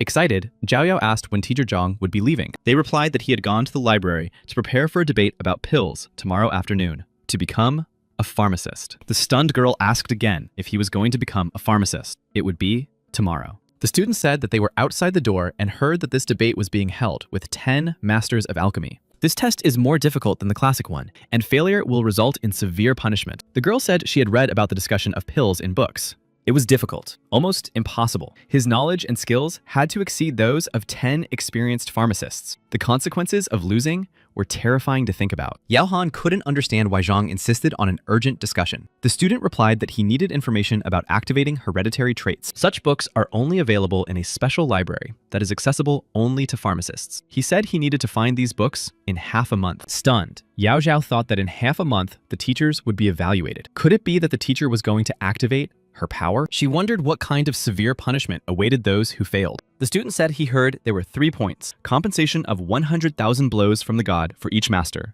and they would not be allowed to take exams for 10 years. The girl was shocked to hear about the 1,000,000 gold strikes of God and the ban on taking the exam. She thought that in order to activate her power, Master Zhang was willing to make such sacrifices. It was so noble. She would grind his bones to powder, but she would repay him. Soon, Zhang Huang finished. He leafed through all the books on alchemy, but found nothing about hereditary abilities. It seemed he would have to become an alchemist to gain access to the advanced section, but this knowledge should be enough for the exam. Seeing the teachers, he wondered what they were doing. They wrote down their guesses as to why he was flipping through the books. The first one was pretending. The second one was doing it out of boredom. The third one was really studying. He was amazed at why they were voting for him. Why was he pretending to be in first place with so many votes? He asked what was going on. Smiling, Zhang Huang said that he was flipping through the books to find the right one, but he couldn't find it. That's all. The teachers thought it was that simple, and they thought about it all day. Ouyang Cheng said he had informed the masters about the discussion. They would arrive tomorrow. He also had to be ready tomorrow. Zhang Huang waved his hand and told them not to worry. Duman told Ouyang Cheng that he had lost and owed money. He replied that Duman did too. Hearing their conversation, Zhang Huang smiled and thought that pharmacists with such status were arguing about such nonsense. At that moment, Zhao Yao saw her teacher, fell to her knees, and shouted, "Thank you so much." He asked her in surprise what she was doing. He told her to get up and said he didn't understand why she was thanking him. He thought that this was not in her character. Perhaps her condition had improved. He asked if she had already drunk the tincture made from the ice sun herb. She felt better. Kneeling down, Yao Han asked teacher Zhang to forgive him for his rudeness. Until that moment, he had been blind and had misunderstood him. Surprised, Zhang thought that he had just passed the test to become an assistant pharmacist. Why were they behaving this way? Perhaps she knew that he had come here to activate her body. They learned about the risks and dangers of the discussion and were moved because he was sacrificing himself for his students. He used to think of his students as material from which he would make perfect warriors. But now, he understands that they have feelings. What you do for others affects you. Attitude breeds relationships. The children's thirst for knowledge and kindness. He feels the responsibility of a teacher. He said that Zhao Yao is his student, so he will do everything for her development. He will make sure that she rises to the top of the world. Yao Han handed him the money and told him to buy medicine. He doesn't have the full amount with him. This is only part of it. The city of Baiyun bought this stem. They cannot allow him to go bankrupt teaching their heiress. He replied that it was not worth it. It was just medicine, nothing more. Uncle Yao said that the teacher had paid 100,000 gold coins for it. That was so noble. He was wrong when he thought he wanted to cheat Yao. Stunned, Zhang Huang thought that if he had known that this stem was worth 100,000, he would have returned it. Frowning, Yao Han wondered if teacher Zhang didn't know the real price. He thought that, of course he didn't know about such a price. But he said aloud that, of course not. He didn't care about the money. Zhao Yao was his student, and if he had to spend 100 or 200 or 300 gold coins, It didn't matter. Hearing their conversation, the girl thought excitedly that this teacher was undoubtedly a noble man, and she had spoken so badly of him. How embarrassing. Teacher Zhang said it was time for them to go back. He still needed to prepare for tomorrow's discussion. Yaohan asked why the teacher had given her the stem. She was not feeling well. She replied that at first she had doubts about it herself, until she attended the classes. He was stunned to learn that she had a yin body. He didn't know, and all this time she'd been training using a method that accumulates yin energy. He wondered why teacher Zhang, who was so talented, had such a reputation. The girl said that Yang Li had taken the will detector test today. Uncle Yao knew about it. He replied briefly. Did she mean to say that it was Shang Bin who was damaging teacher Zhang's reputation? He had never met Elder Shang, but he knew that Shang Bin was his grandson. He was a selfish, evil man. His grandfather must be no better. Frowning, Jiao Yao said that now Uncle Yao knew the truth about teacher Zhang. She hoped that he would respect him. Laughing, Yao Han replied that she should have no doubt. Her uncle is not so stupid. He knows what to do. However, this couple, the Shanos, had misled him and tarnished the teacher's reputation. He must discuss this with the mayor and teach them a lesson. She replied that such evil people must be punished. Jiao Yao asked him to spread this information throughout the city. Uncle Yao promised her that he would do everything. She had nothing to worry about. Sitting in his house, Zhang noticed that he did not expect the night to pass so quickly. With the quality of his qi and new technique, improvement came easily to him. It took time to find the right points in his body, but overnight, he discovered about 20. When he left the house, his students greeted him. Zhang Huang asked in surprise what they were doing there. The boys greeted teacher Zhang with smiles. He was surprised to see Zhao Yanfeng there too. The young man said that he had taken the liberty of refusing to study with teacher Lu. He apologized if this had caused any problems. At that moment, Zhang Huang understood why Lu Sen was so angry. After all, he had no reason to pay attention to him. Anyone in his place would be angry. Sighing, he said that since they were already there, they could stay. The boys thanked him. Soon the lecture began. The boys thought that teacher Zhang was explaining completely new training methods and techniques. This knowledge overturned their understanding of combat ranks and how to achieve them. After finishing the lecture, Zheng Huang announced that that was all for today. They should not forget about practice. He thought it was time for him to leave too. The discussion about the pills was about to begin. The girl said that Master Ouyang had sent her here to let him know that 10 masters were here and ready to talk. Of course, he had the right to refuse this test right now. Smiling, Zheng Huang replied that no, he would not refute. The girl replied that he should follow her. Zhang Huang followed her, thinking that the teacher's evaluation was in half a month. Wang Ying, Zhao Yao Yantao, and Yang Li had physical problems. Today's test was very important. He had to pass it. When he met him,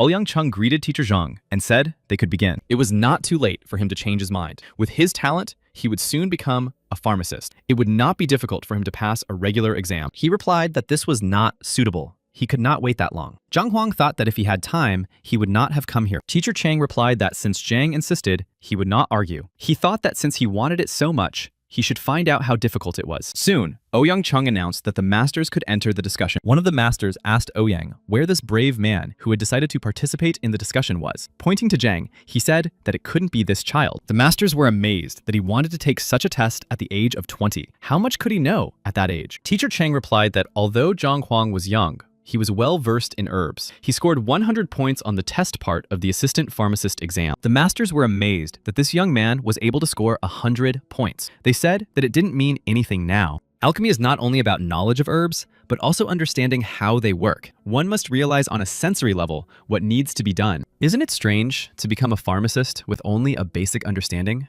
Zheng thought that if it was true that the older the pharmacist, the better, then they should dig up a few. He replied that Mr. Ouyang had gathered them here not to discuss his age. Even though he was young, it did not make his knowledge any worse than theirs. Frowning, the master said that only an assistant pharmacist could speak of knowledge as if it were equal. Wasn't he too confident? Excited, Ouyang Chung said that they had gathered here to discuss pills. It was time to get down to business. To begin with, he would clarify the rules. It was difficult to call this a real discussion. Participants simply answered questions from 10 masters. If the answer was incorrect or not given, it was declared a failure. If both sides are unsure of the answer, the truth can be determined by making a pill. The person with truly great knowledge will win. Of course, the questions can only be at the level of a 1-star pharmacist. Questions requiring secret information are not allowed. He asked if anyone had any questions. The masters replied that everything was clear. Ouyang Sheng said that now that he had explained, but suddenly Zhang Huang asked to wait a minute. Laughing, one of the masters said that it was too late to be afraid. The second agreed that it was too late to turn back. Maybe he was scared and wanted to give up. Frowning,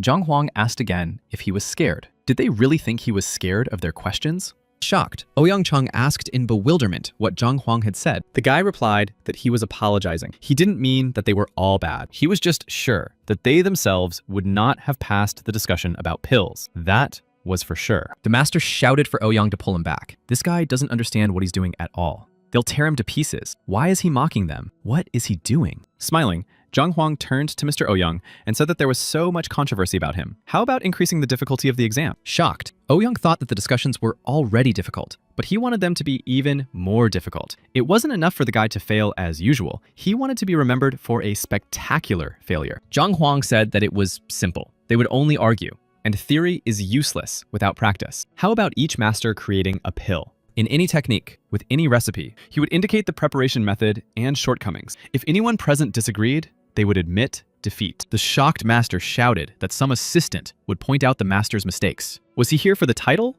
or for complete disgrace? Stunned, Ouyang couldn't understand what was wrong with him. Yesterday, he was calmer. He thought he was skilled, so he agreed to the discussion. What was he doing? Smiling, Zhang Huang asked if they really didn't dare to take up the challenge. Were they afraid that he would point out their shortcomings and disgrace them? They were so unsure of their abilities that they did not want to entrust their title to experience. One master replied that if he wanted it so much, he would be the first. At his age, he had earned high praise from Master Ouyang. He also had the courage and pride that would lead to defeat. Commendable. Now, Chengjiang will test his strength. This guy doesn't value their art at all. Let Ouyang prepare the furnace. They will show him what it means to be a pharmacist. One master said Chung was the most promising among them. 3 years after becoming an alchemist, he perfected more than a dozen pills. Master Chung said that he had recently created an alchemical technique and named it just a few days ago, but he hadn't shown it to anyone, even if he was a genius. It would be difficult for him to answer, so he didn't need to say the name of the method. But after he finished with the pill, he would name 3 techniques,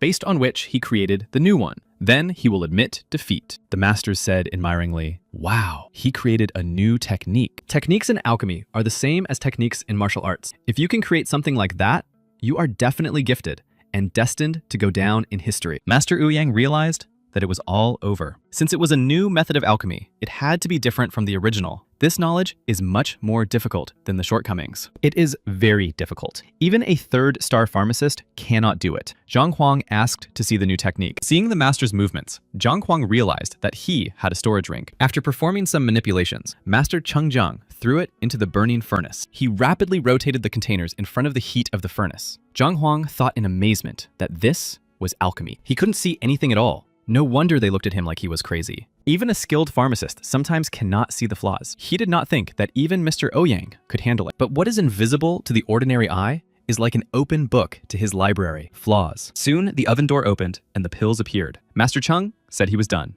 The master said that Chung knew no mercy. With his 1st-star pharmacist skills, he managed to make the simplest pill completely unfamiliar to them, but with graceful movements. More importantly, the master prepared such a simple pill quickly. It is very difficult to analyze the technique in such a short time. At that moment, Zhang Huang clarified that he needed to name 3 techniques and the master would admit defeat. That's right. Master Chung replied that he was a full-fledged pharmacist with high status and a sense of honor. He was not going to break his word. Zhang Huang replied that, since he said so, it was simple. He would start with his technique. It was called 10,000 river currents. Correct. The master made a pill for calm breathing using 12 techniques. These included 10,000 raindrops and merging of northern rivers. Using the chi connection, he said that the master had copied Bai Min's silk touch and secretly learned Lin Tumba's merging of silk threads. He copied the dance of golden clouds and stole the 100 connections. Smiling, Zhang Huang asked if he was right. Stunned, Master Chung could not say anything. Zhang continued that if he said it out loud, the masters present would recognize their techniques. He asked aloud if he should continue. Lowering his head, Master Chung replied that there was no need to continue. He admitted defeat. Hearing this, the stunned master asked in surprise if Chengjiang had simply given up. Another asked why he had given up, since only 2 techniques had been named. Frowning, the master added that Chung thought he had created a new technique, but some boy had guessed its name. Smiling, Zhang Huang said that there was no point in wasting time. Let the next one come out. Thinking that this guy wanted to end the debate early, one of the masters shouted that he would do it. He didn't know what he had done to Chengjiang, but he couldn't allow the masters to be humiliated any further. Stunned, Chengjiang held his head and wondered how this could have happened. He would tell the others that he had stolen their techniques to create his own. How did he figure it out? Who is this guy anyway? Standing up, the master said he didn't know how Zhang Huang made his comrade give up. But these little tricks won't work on him because he also changes the rules. As before, you need to observe his technique and the final result. But he wants Zhang Huang to point out the technical flaws in the process, such as fire control and herb combinations. Rounding his eyes, Ouyang thought that this was the end. It would be a complete failure. Frowning, Zhang Huang replied that then they would not waste any time. It was time to begin. Frowning, the master thought that this guy didn't know what he was doing. He began to make passes with his hands using the technique. Using the heat from the huge furnace, the master waved his hands, producing pills. Watching the master, they said that only Bai Ming could make a pill to calm acupuncture, even in such a situation. It is a very complex pill. Therefore, it is more difficult to determine the technique. Amazing. Even he did not notice any flaws. But he is curious to hear the examinee's response. Master Bai Ming announced that he was finished. Let Zhang Huang name the technique and flaws. Smiling, he thought that without talent, he would not succeed. He would definitely not be able to get his approval. After thinking for a moment, Zhang Huang replied that they would get straight to the point. The master could prepare himself mentally in the meantime. The technique he used was called many mountain hands. The herbs were placed in a specific order, resembling layers of rock. The same principle is used to control the flame, sometimes reducing the flow and sometimes expanding it. This makes it much easier to mix the ingredients. But the disadvantage of the technique is obvious. It is 10 times more difficult to enhance the effect of the pill. Therefore, even if the pills are good, they will not be perfect. It is simply impossible to achieve this. This technique is only suitable for mass production by low-level pharmacists. Few alchemists learn this technique. It is tantamount to a dead end. No matter how much you practice, the quality of the medicine cannot be improved unless the pharmacist feels that he has no potential. So, he buries himself. Ouyang thought that Bai Ming was a first-class pharmacist and the head of an influential family. He has amazing skills and good potential, but Zheng says that he is burying himself. Bai Ming told the boy not to be insolent. His words are unfounded. He needs to hear about his technical shortcomings. Zhang Huang replied that they would start with something simple. Since Bai Ming is a pharmacist, he must be skilled in handling fire and cauldrons. How much does the master know about this equipment? Perhaps all furnaces are roughly the same, so he's not too concerned about it. But one technique, one cauldron, and one recipe can produce different results. It all depends on the hands of the pharmacist. And this dependence can significantly affect the quality of the medicine. This cauldron is 7 feet and 3 inches tall and 3 feet and 2 inches wide. It has 13 small scratches on the top. The cauldron was smelted under the guidance of a master in a stone workshop a little over 7 years ago. Under such conditions, the pill will lose its healing power. The masters wondered if this was true. Could the cauldrons really mean so much? Could they really have such an impact on the quality of the pills? Stunned, Ouyang thought that this cauldron had been brought specifically for the debate. How did he know so much about it? He even knew where it was made. Zhang Huang said that now it was about the flame. It was formed by heavenly coal, the best coal for alchemy. The flame was strong and penetrated well. In combination with qi, they completely control the power and direction of the fire. Ordinary coal gives off 37% of its heat. This one gives off 46%. Taking this factor into account, they can be sure of how high the concentration of herbs is inside, how long it will take to mix them, and to obtain the highest quality pill. Of course, this is the most basic knowledge of alchemy that he reminds them of, but he will ask if they have taken these facts into account. Angered, Bai Ming shouted that he was mocking them. He just made the pill. Did he have to fiddle with a ruler and a thermometer first? If he had taken this into account, he would have prepared the pill in 2 or 3 days. Zhang Huang said that next, they would talk about the process itself. 47 herbs are required to make this pill. It is not surprising that many of them are incompatible. If the process is not controlled, the pill will lose its healing properties. First, he put in the heart herb. It is very heat resistant. This herb should be prepared over high heat. This allows its healing properties to be released more quickly. But then he makes a mistake by adding 7 entries of split palm herb. Since the heartgrass stem is only 6 months old, its properties have not reached their peak and are concentrated in the leaves. The healing properties evaporate more quickly. Then they are put into pills. Therefore, it was necessary to add the split palm herb on the 4th breath. Added on the 7th, it lost its properties. The split palm grass should have been lowered along the left wall of the cauldron for about 30 seconds, but it was thrown in instantly, which did not allow it to warm up. The properties of these herbs conflict with each other, so it was necessary to add a collection of scattered flowers. But berzek root was added. A terrible oversight. Continuing to list the master's mistakes with the herbs, Zhang Huang listed all the failures, mistakes, and omissions. The masters were amazed that the boy had memorized all 47 herbs and their order on the first try, and he could determine the age of the herbs just by looking at them. Shocked, Bai Ming thought that this boy knew exactly what was needed for the perfect pill. The astonished masters said that he had pointed out so many small details. No wonder they were unable to improve the quality of their pill. Frowning, Bai Ming thought, so this is what alchemy means. So what had he been doing all this time? Why hadn't anyone told him? Until now, It had been nothing but mistakes and failures. He simply did not respect alchemy. He only wasted precious herbs on his useless pills. He had spent so much money on these useful herbs. It was terrible for a pharmacist. Falling to his knees, Bai Ming asked what was the point of continuing his career. He was just a tumor on the body of alchemy. He gave up. And from that moment on, he swore that he would never make pills again. If he broke his word, he would die in the same place. The shocked masters shouted at Master Bai Ming,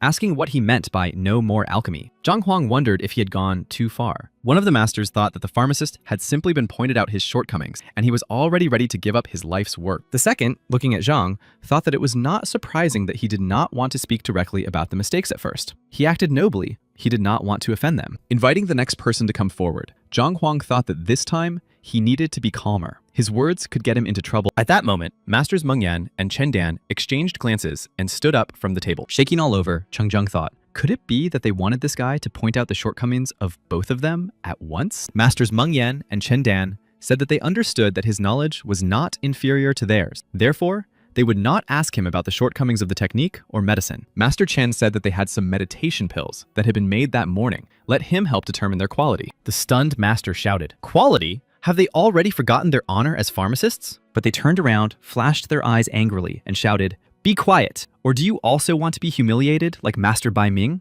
Embarrassed, Zhang Huang replied that he could take a look. After all, the debate was still ongoing. Handing him the pills, they smiled and asked him to take a look, thanking the young Zhang Huang. Holding them in his palm, Zhang Huang replied that these two pills could not be called meditation pills. The consequences of one were madness, the other, death. The masters looked at the young man in astonishment and asked in shock what he had said. He replied that to make this pill, one must be extremely calm and balanced. Making medicine is not only a technique, but also an emotion. Putting emotional energy into the pill can affect its effect. One of them was made by a person with an overly passionate heart. Another's life was coming to an end. If they didn't believe him, the guild should have test animals. They could try it on them. Master Chen Dan replied that it was not necessary. Surprised, Men Yan asked what the master was saying. He replied that he just wanted to be sure. All of his meditation pills had recently only destroyed the test animal. Deep down, he knew this, and suggested that Chen Dan test his pill. Frowning, Meng Yan replied that it was his medicine. Zhang Huang said that he had been very irritable lately. It must be caused by his mental anguish. He thought it was good that he had used his powers to gather data before the discussion began. But he didn't even know that he would be able to find out the whole truth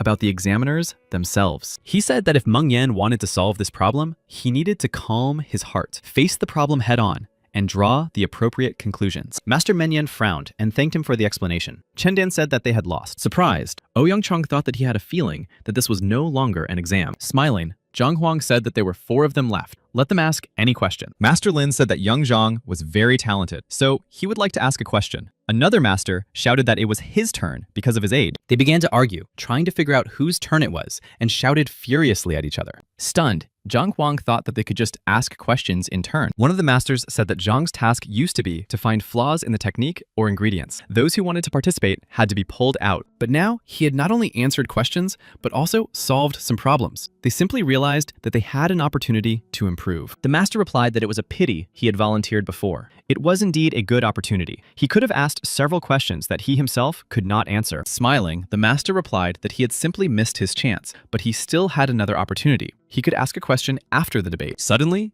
one of the masters banged on the table menacingly and said that they were discussing pills. They should ask questions, not embarrass themselves. If they had no more questions for Zhang Huan, then they should give way to him. Frowning, Zhang thought it was Master Lu. This man was head and shoulders above everyone else present in alchemy.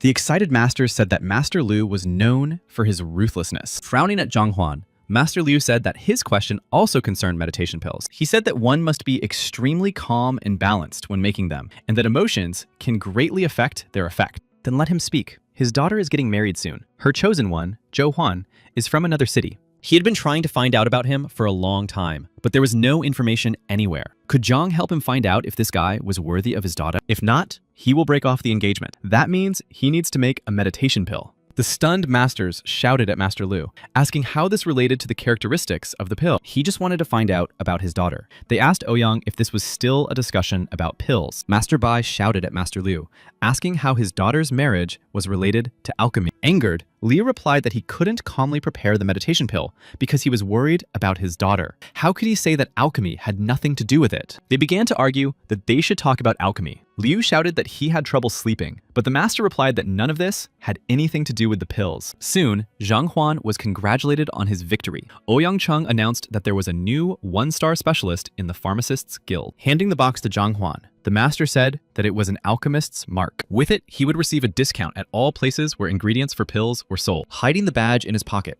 Zhang asked where the advanced section of the library was. He wanted to take a look. The master said that there were about 10 pharmacists in Tianquan. These people did not come here often, only to find the answer to a difficult question. So it was usually deserted. Zhang Huang could take any book without hesitation. Since it was his first time here, he should ask for help if he needed it. Zhang Huang thanked the master. He replied that it was not necessary. Now, Zhang was a full-fledged pharmacist. He would ask him a couple of questions later. Zhang Huang thought that finding the right book would take time, but he would not waste it. They might be useful in the future if he needed to improve his qualifications. Soon, he read about King Shenlin's daughter, Princess Shenchu, who possessed a yin body. It was successfully activated by the purity-revealing pill. Interested in the purity-revealing pill, Zhang Huang decided to find more information about the blood of the horned dragon. He read about a man with horned dragon blood who had been unable to reveal it for a long time. He used the blood of a giant rhinoceros, but the chances were slim. The guy decided to check if this was true, and to check the disadvantages. He learned that the yin body could be activated with the purity pill, but only 10%. Horned dragon blood can be activated with giant rhinoceros blood, but only 10%. Frowning, Zhang Huang thought,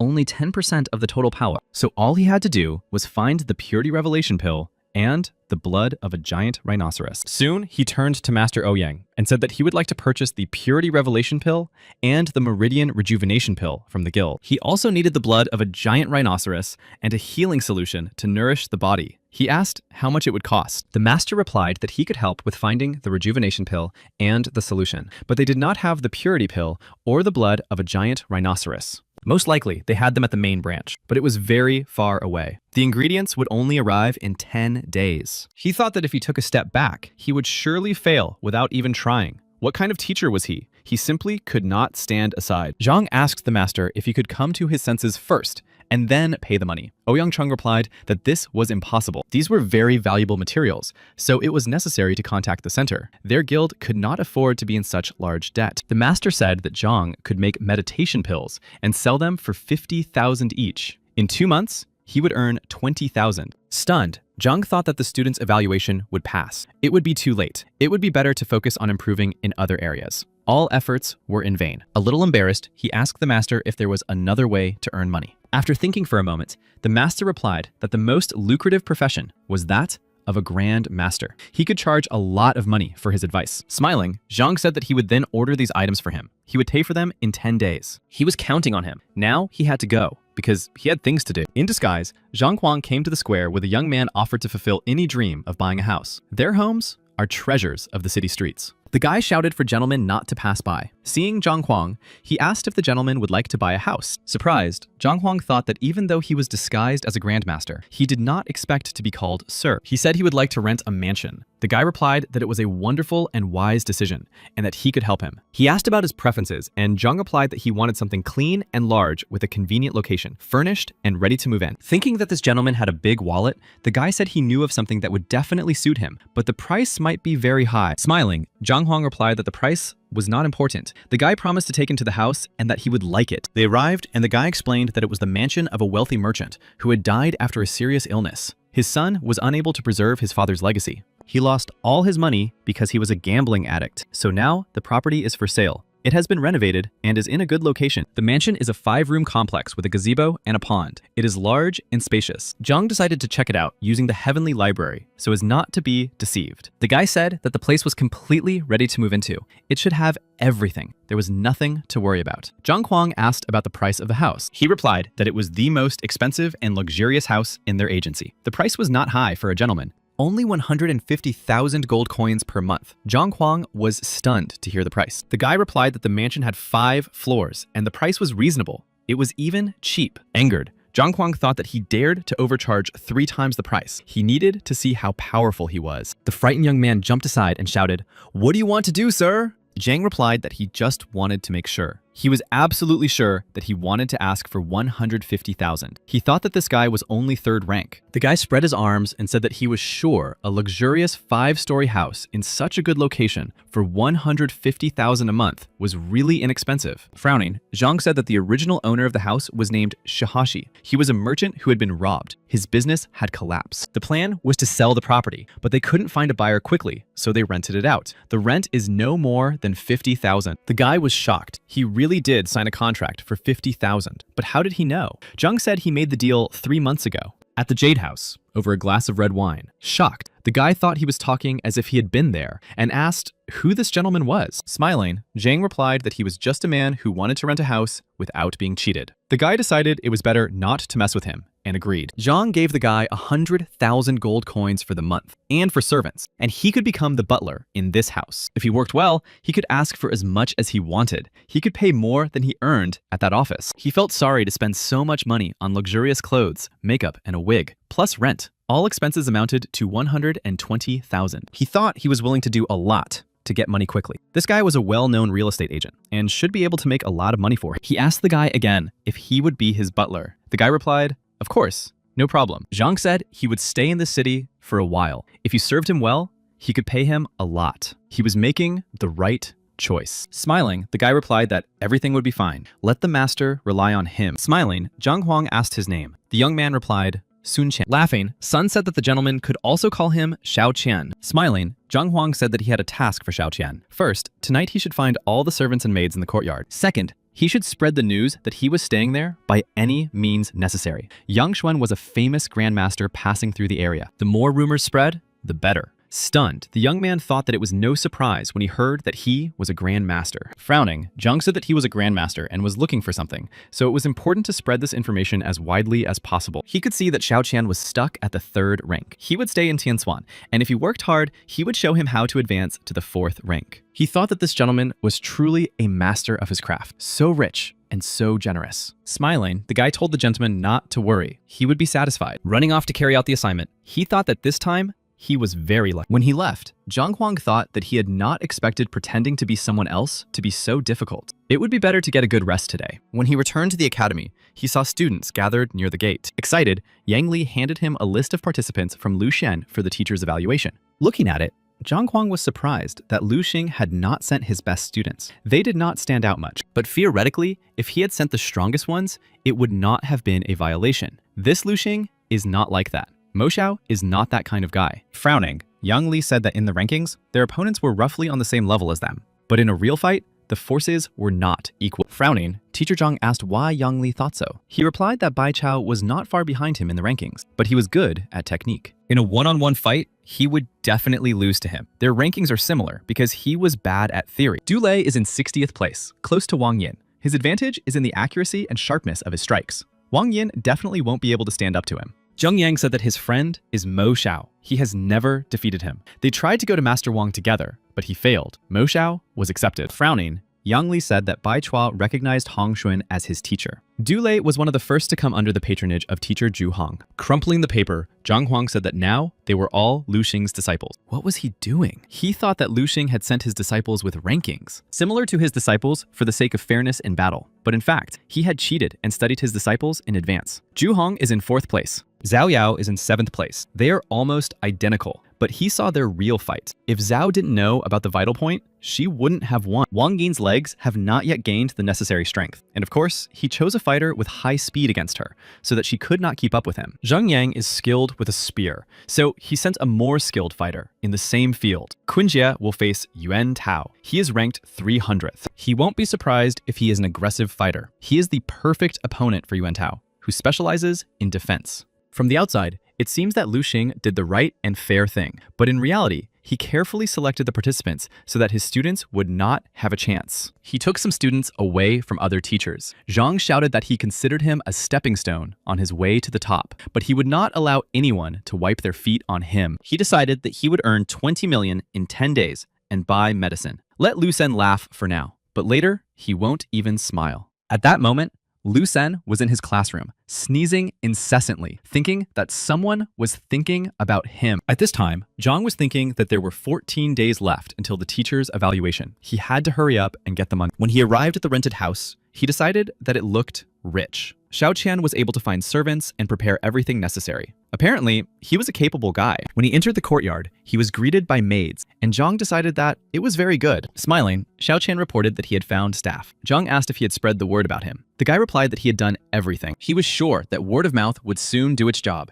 and the whole city would know that he served the great master. Frowning, Zhang Huang asked how he had done it. The guy replied that he had sold his shop and told everyone in the commercial district that he was now serving him. Soon, the news would spread throughout the city. Zhang asked if he had any money left. After all, hiring staff is expensive. Xiao Qian replied that it wasn't expensive. Upon learning that they would be working for the Grand Master, they agreed. Some work for pennies, or even for free. Zhang thought that the Grand Master's fame really had enormous power. He sold an entire shop. He said he would serve the Grand Master, and people happily agreed to work for him without even checking. No other profession commands such respect. All that remains is to wait. Chao asked if you could hang a sign saying that the Grand Master lived here. Zhang thought it was the same as beware of the vicious dog. He said that it seemed no one would come today and suggested taking a short walk. Surprised, Shao Kahn asked what would happen if someone came during that time. Zhang replied that he should warn the guards not to let anyone in while he was away. After thinking for a moment, Zhang Huang asked Xiao Qian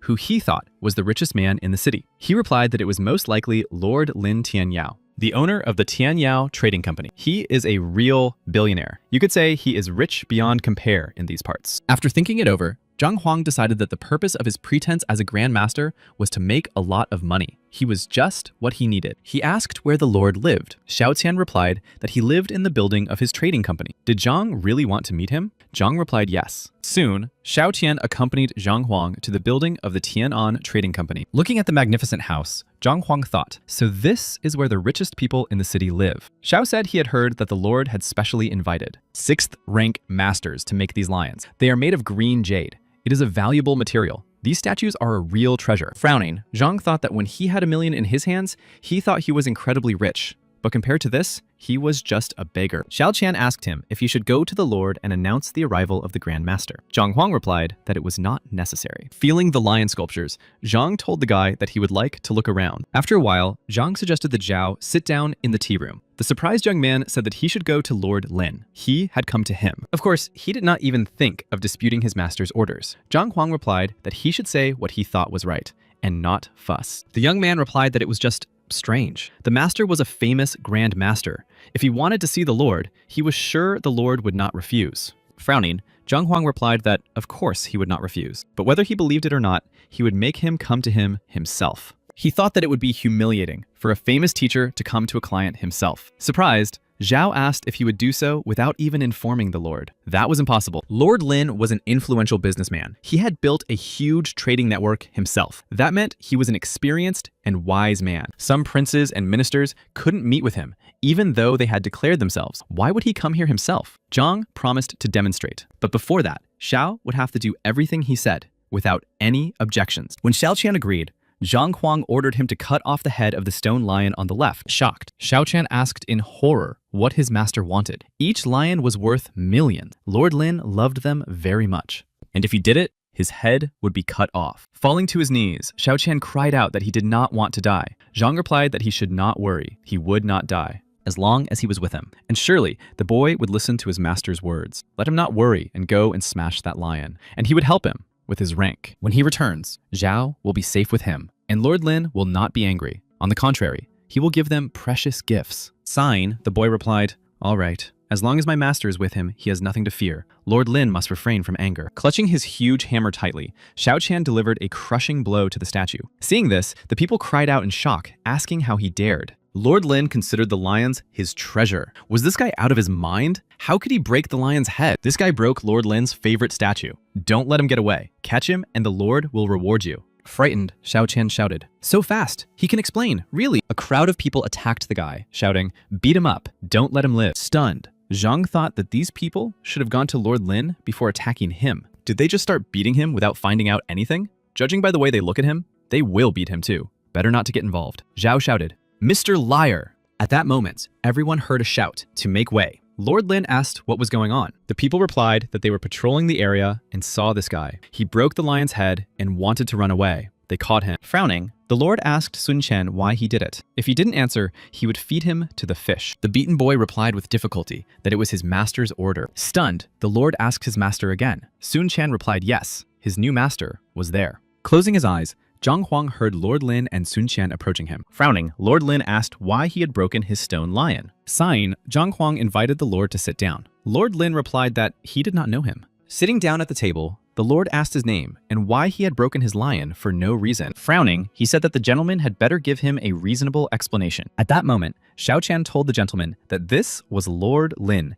a great man and businessman. Smiling, Zhang Huang asked Lin Tianyu how his family was doing. Angered, Lord Lin gripped the edge of the table with force, and in a moment, the table creaked. Frightened, Sun Tian thought that the gentleman had ordered him to break Lord Lin's treasure and was now inquiring about his family. He likes to stir up intrigue. The gentleman deliberately sat with a bored expression to annoy the Lord. The enraged Lord shouted that he was talking nonsense. Zhang wondered why he reacted that way. He had touched a nerve. Zhang Huang apologized and said he wanted to ask how his family was doing. The angry Lord replied that his family was in good health and that it was none of his business. Frowning, Zhang Huang replied that he thought he had a duty to help him save the life of a loved one. But since it was none of his business, Lord Lin asked what all this meant. Zhang replied that he just wanted to tell him that green southern jade was truly luxurious. It has a beneficial effect on human health, strengthens the body, and increases vitality. But southern blood jade is completely different. It is capable of absorbing human vitality for its own evolution. For a 7th rank master who possesses pure chi, it is safe,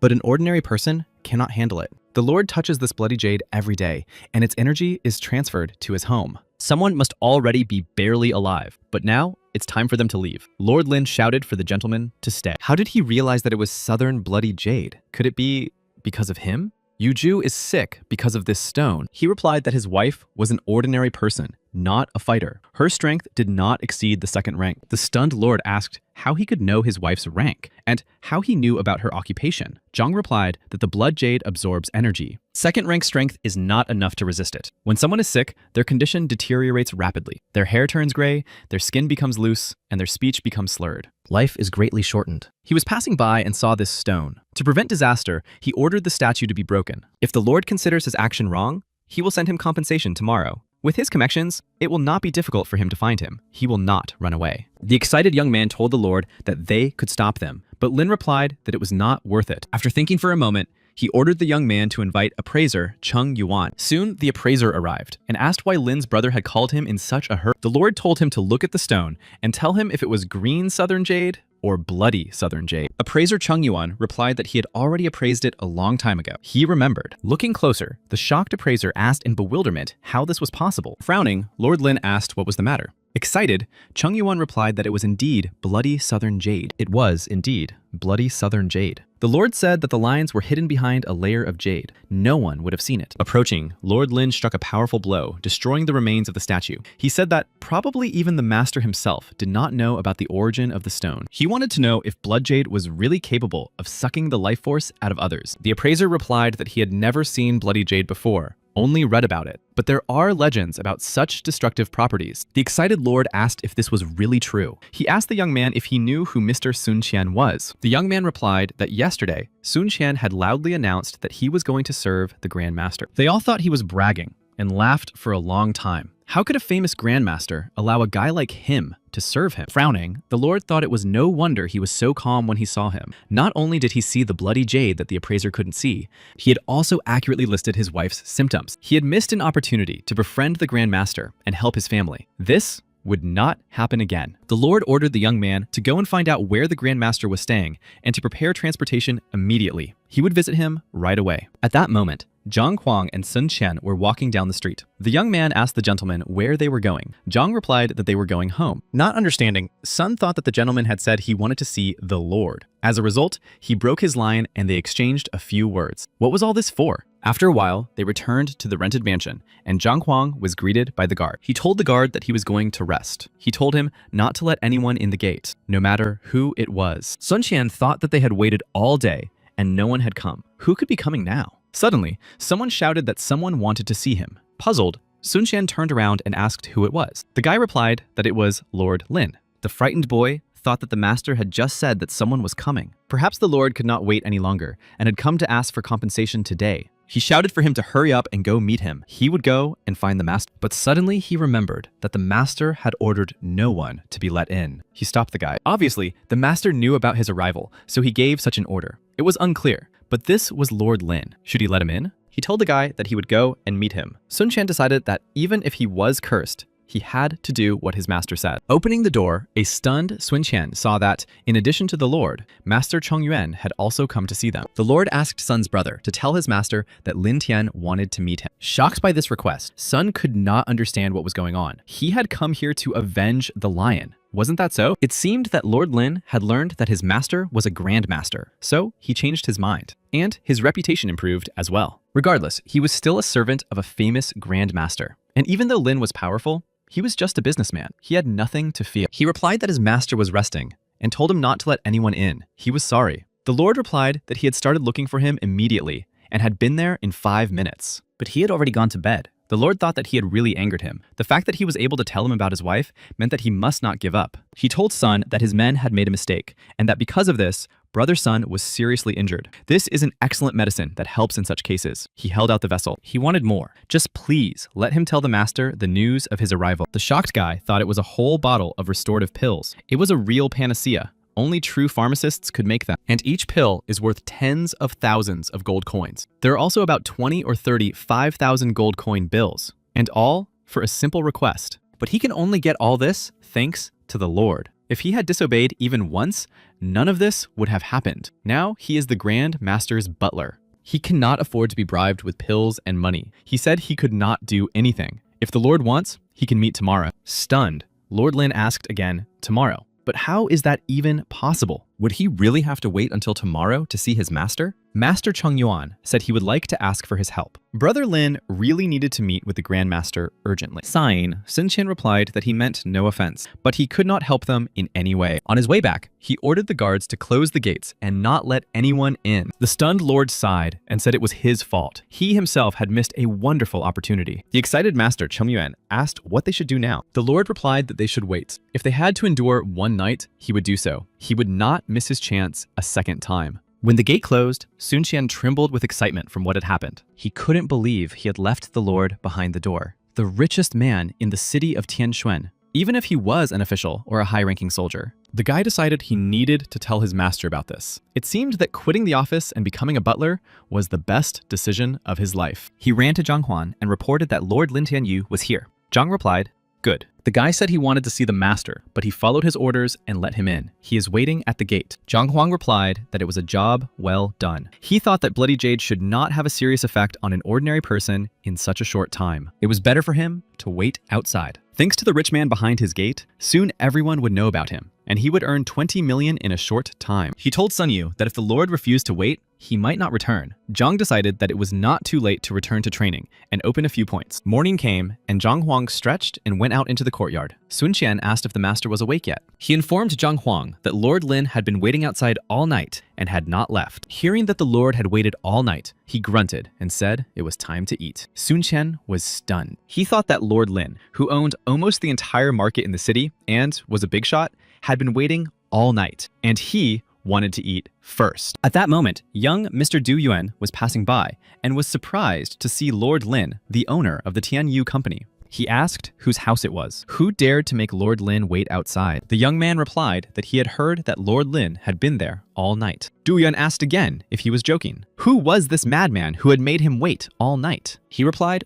that he didn't know. That's why he came here early in the morning to check if Lord Lin was still here. And as it turned out, he was. Stunned, Du thought that although the Lord was just a merchant, he was friends with all the heads of the 4 great families and other lords and ministers. He made annual donations to the treasury. Everyone considered him a man worthy of respect and attention. At that moment, the doors opened. Surprised, Du Yuan saw Sun Quan and asked what he was doing there. His companion suggested that he was a servant. Sun Quan came out and told Lord Lin that his master was ready to receive him. Thanking Sun's brother, he handed him a wad of bills and said that this was his gratitude. Let him accept it with a pure heart. Shocked, Du Yuan said that someone should tell him what the hell was going on. Entering Zhang Huan's room, Lord Lin said he wanted to apologize. After all, he had tried hard for him and his family. He deeply regretted his action. Zhang replied that he did not hold a grudge against him. Sun thought that he had made the Lord wait all night and only let him in after breakfast. Wasn't that revenge? At that moment, Zhang Huang asked if the Lord knew why he had left him outside the gate all night. The Lord thought that it was because he had angered him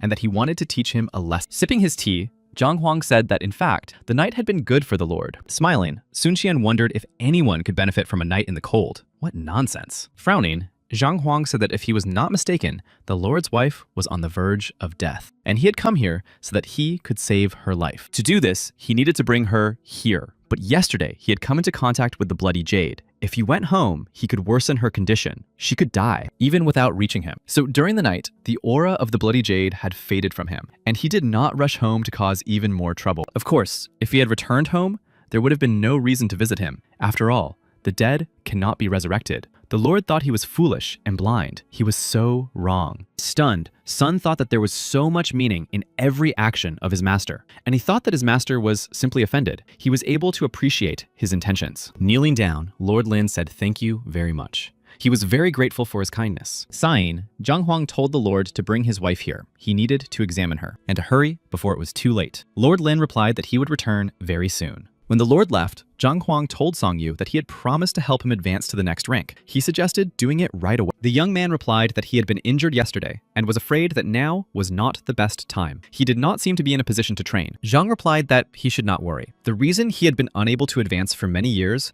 was simple. His qi was too dirty and could not circulate in his body. Such power could only strengthen his body, but his spiritual energy would remain the same. If he continued in the same vein, he would only worsen his skills. To advance to the next rank, he needed to fill every organ with pure qi, which was not possible at the moment. But now, everything was different. Yesterday's fight shook his qi passages, and the settled energy began its journey again. Sun asked in amazement if yesterday's fight was intentional. He replied that it was good that Sun understood everything, and that there was no need to explain further. If he was not mistaken, Lord Lin was supposed to give him the medicine. Saddened, Sun thought that his master cared so much about him, yet he accepted gifts from others. Zhang said that as long as he did his job conscientiously, there was nothing wrong with accepting gifts from others. There was nothing wrong with accepting gifts from others. Let him just get the medicine and show him his punch. Surprised, Sun asked if he didn't need to find a quiet place to practice. Was he really going to strike right here? It would take a long time. Lord Lin would not wait any longer. Zhang waved him off and replied that there was no need. It would only take 3 to 5 minutes. What was the point of looking for a room? Sun was amazed. He asked again, 3 to 5 minutes to move to another rank? Zhang Huang wondered if he had already changed his mind. The guy replied that of course not, and asked what he should do then. He replied that Sun should sit down and take the medicine. Then he should release his qi as much as possible. He shouldn't worry about the rest. Zhang thought that if the library was to be believed, Sun Qian had trained hard for many years, and if he cleansed his points with his purest qi, then he would make great progress. Soon, Zhang Huang's purest qi spread through Sun Qian's body, and he advanced to the next rank. The stunned guy realized that his strength was at a new level, and it took no more than 5 minutes. He felt the energy transition to another stage. The delighted young man exclaimed, "Is it really the 3rd rank?" Zhang Huang said that the rest was up to him. Falling to his knees, Sun Qian shouted, "Thank you very much, sir." Frowning, Zhang Huang replied that Lord Lin should be back soon. Let him go and meet him. At that moment, Du Yuan wondered who lived here, who was capable of turning Sun Tian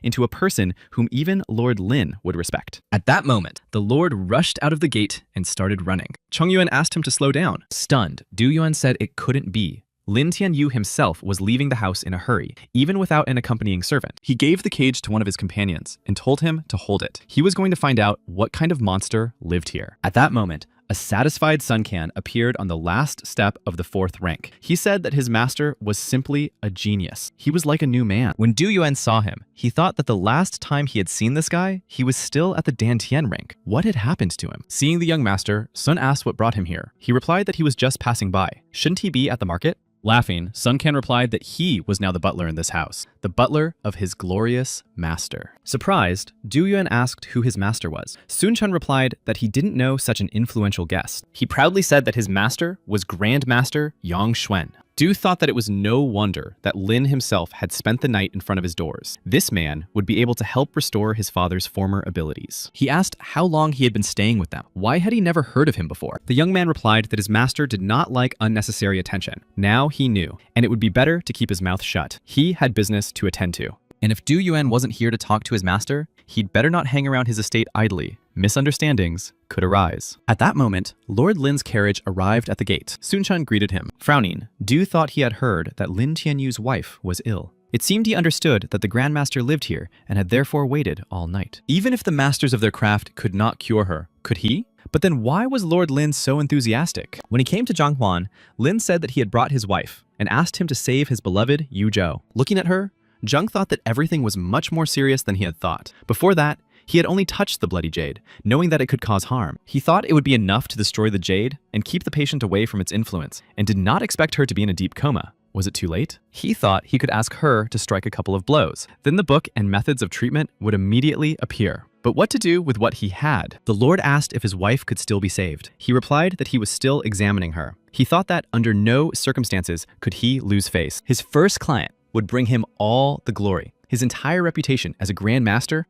would go down the drain. Where were the flaws? He couldn't lose everything he had worked so hard to achieve. Suddenly, it dawned on him. There was a way for both the living and the dead. He asked the Lord to help him feel his wife. The stunned Lord asked again if he was really asking to touch his wife. Sun-can thought it sounded very authoritative to tell her husband that he needed his wife. Then Zhang Huang said he would do it himself. Lord Lin asked if he wanted to touch her. He thought that the Grand Master wanted to touch his wife, even without his consent. Anyone who would do such a thing to an unconscious person was an animal. Seeing that he had taken her hand, the Lord thought he wanted to touch her in that sense. Why didn't he just say he wanted to check her pulse? Sun-can was worried that his master was being too direct. Who uses that word in that sense? Why speak so vaguely? At that moment, Zhang Huang smiled and said, "Of course." When he competed with Mo Yang, he was able to find out information about an object just by touching it. The library automatically prepared the necessary book. This woman cannot move. Perhaps it would work with her as well. He read that Yu Zhou had lived in Tianquan for 43 years. She was the wife of Lin Tianyu,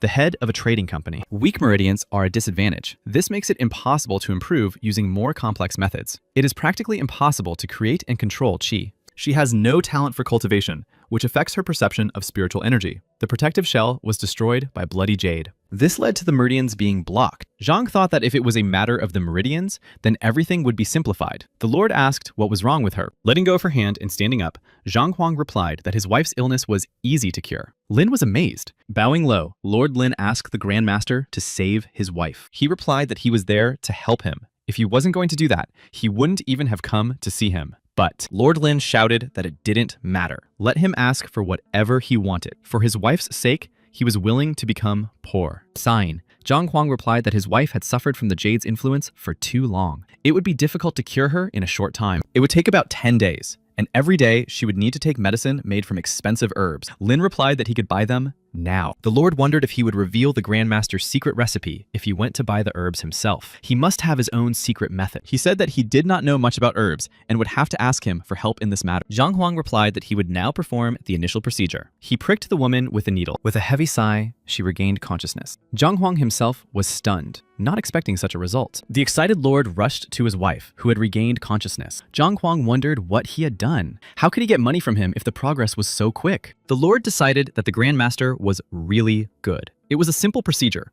but his wife had woken up. Emotionally hugging his wife, Lord Lin joyfully said, "Yu Zhou, you're awake. This is Grandmaster Yang Xuan. He saved her." The woman asked Yang Xuan, "Grandmaster?"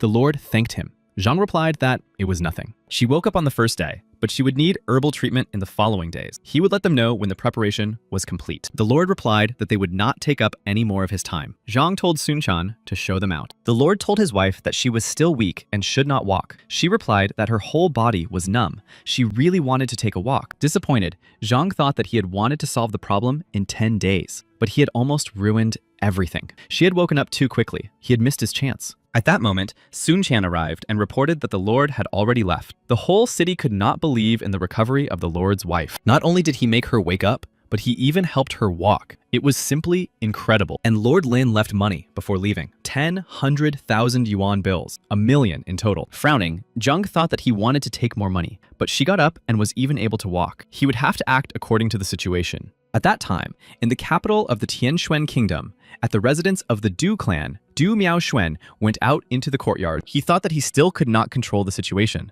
If he died, his family would be exiled. If, of course, it came to that. For starters, the clan had to leave Yuan.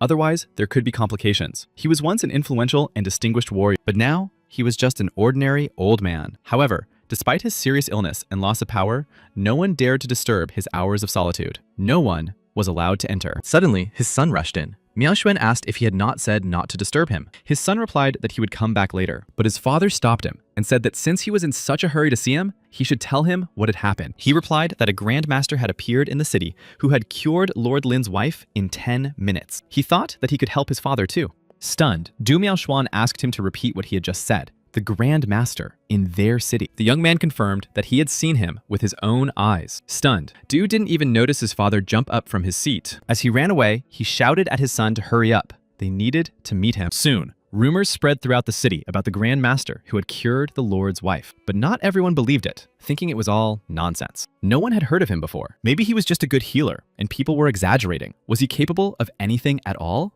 The Grand Master appeared unnoticed. Frowning, Zhang Huang couldn't understand why this was happening. He told Xuanzang to lie down. The excited young man thought that when the master wanted to touch the Lord's wife, he was glad that his thoughts were wrong. But maybe he just wasn't attracted to women. Zhang Huang shouted, "Hurry up, he won't die. It's completely safe." Feeling the young man, Zhang said it was strange. Why was there no reaction? The guy asked what reaction the gentleman was expecting. He thought maybe he wanted him to take the initiative. At that moment, Zhang Huang told Sun Quan not to move. He was going to knock him out. The frightened guy asked what he wanted to do. The master was not satisfied with him being conscious. Knocking him out, Zhang Huang asked irritably what kind of nonsense he was talking about. Touching the guy, Zhang realized that unconscious people are perceived. Only by touching them could information be obtained. Now, he would know what to do. At that moment, he was informed that Du Miaoxuan wanted to meet with the master. Zhang told them to let him in. He slapped Sun Shan on the cheek and said it was time to wake up and get to work. At that time, Du Miaoyuan thought that his abilities had weakened due to his illness. He was happy to hear the news about the Grand Master, but how could he arrive without making a fuss and settle in such a house? Moreover,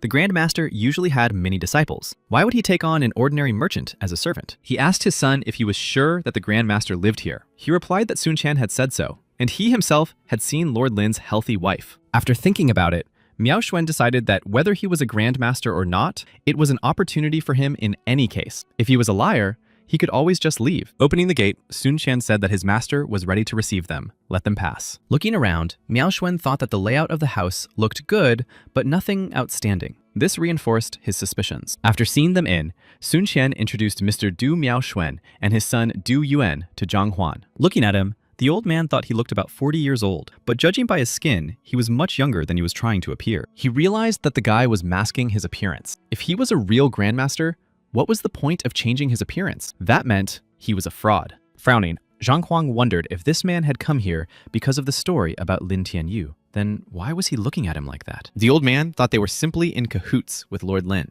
They had simply deceived his young son. Zhang wondered why the old man showed no respect. Du Wan said his father was seriously ill, and this illness greatly affected his fighting abilities. Upon learning of his arrival, they came in hopes of help. Frowning, Zhang asked if he looked like a healer. He thought that as a Grand Master, he could not lose his pride. He rushed to help his father, who looked at him as if he were a traitor. Smiling, Miaoxuan asked Master Yang to forgive them. He just had some questions about his fighting style. He couldn't resist and decided to ask for advice. After asking again about the fighting style, Zhang Huang wondered where he could have slipped up. The old man thought that if he was smart enough to deceive his inexperienced son, he couldn't outsmart a veteran like him. Smiling, Zhang asked if he wanted advice. He thought that with his library, he could figure out any technique and wipe the floor with him. The old man said that he had learned a new style, but had not mastered it well enough, and hoped for help. He thought that if the guy was pretending to be a Grandmaster, then he should be ready to do his job. Now he would remove his mask. Suddenly, Zhang said that Miaoxuan didn't need to try so hard. Looking at his posture,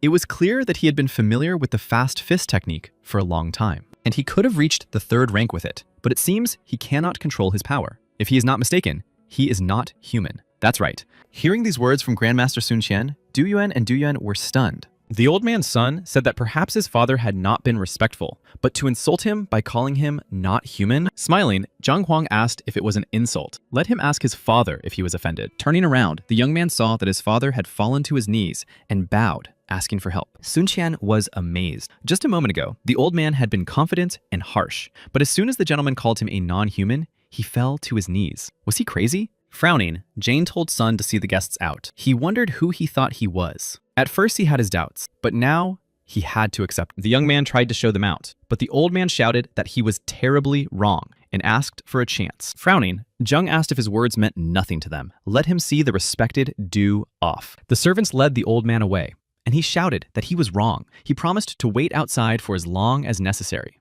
The door slammed shut, and the old man fell to his knees. Duyan thought in amazement, would his father really wait here just because the master had called him a non-human? At that moment, Miao told his son to sit down too. This master is a true grandmaster. He treated him disrespectfully, and we can only hope for mercy. The boy cried out that he didn't understand. His father gave him a menacing look and said to kneel. All they could do was ask for his forgiveness, because only this man could cure him. The boy couldn't understand, because the Grandmaster hadn't said anything like that. He just called him not a human being. Could that word really cause such a reaction from his father? Sun Qian thought about touching your wife. Lie down. You are not human. Grandmasters all talk so strangely. Or perhaps the influential have a fetish for humiliation. In the future, he would try it too. Maybe he would have more success in business. He told the teacher that the two gentlemen were kneeling at the entrance, but Zhang told him to forget about them. Sun asked the gentlemen what they would do now. Zhang thought it was useless to sit and wait for money. 1 million from the Lord was too little. His goal was 23 million, but asking for money directly was also not possible. It was not befitting his status.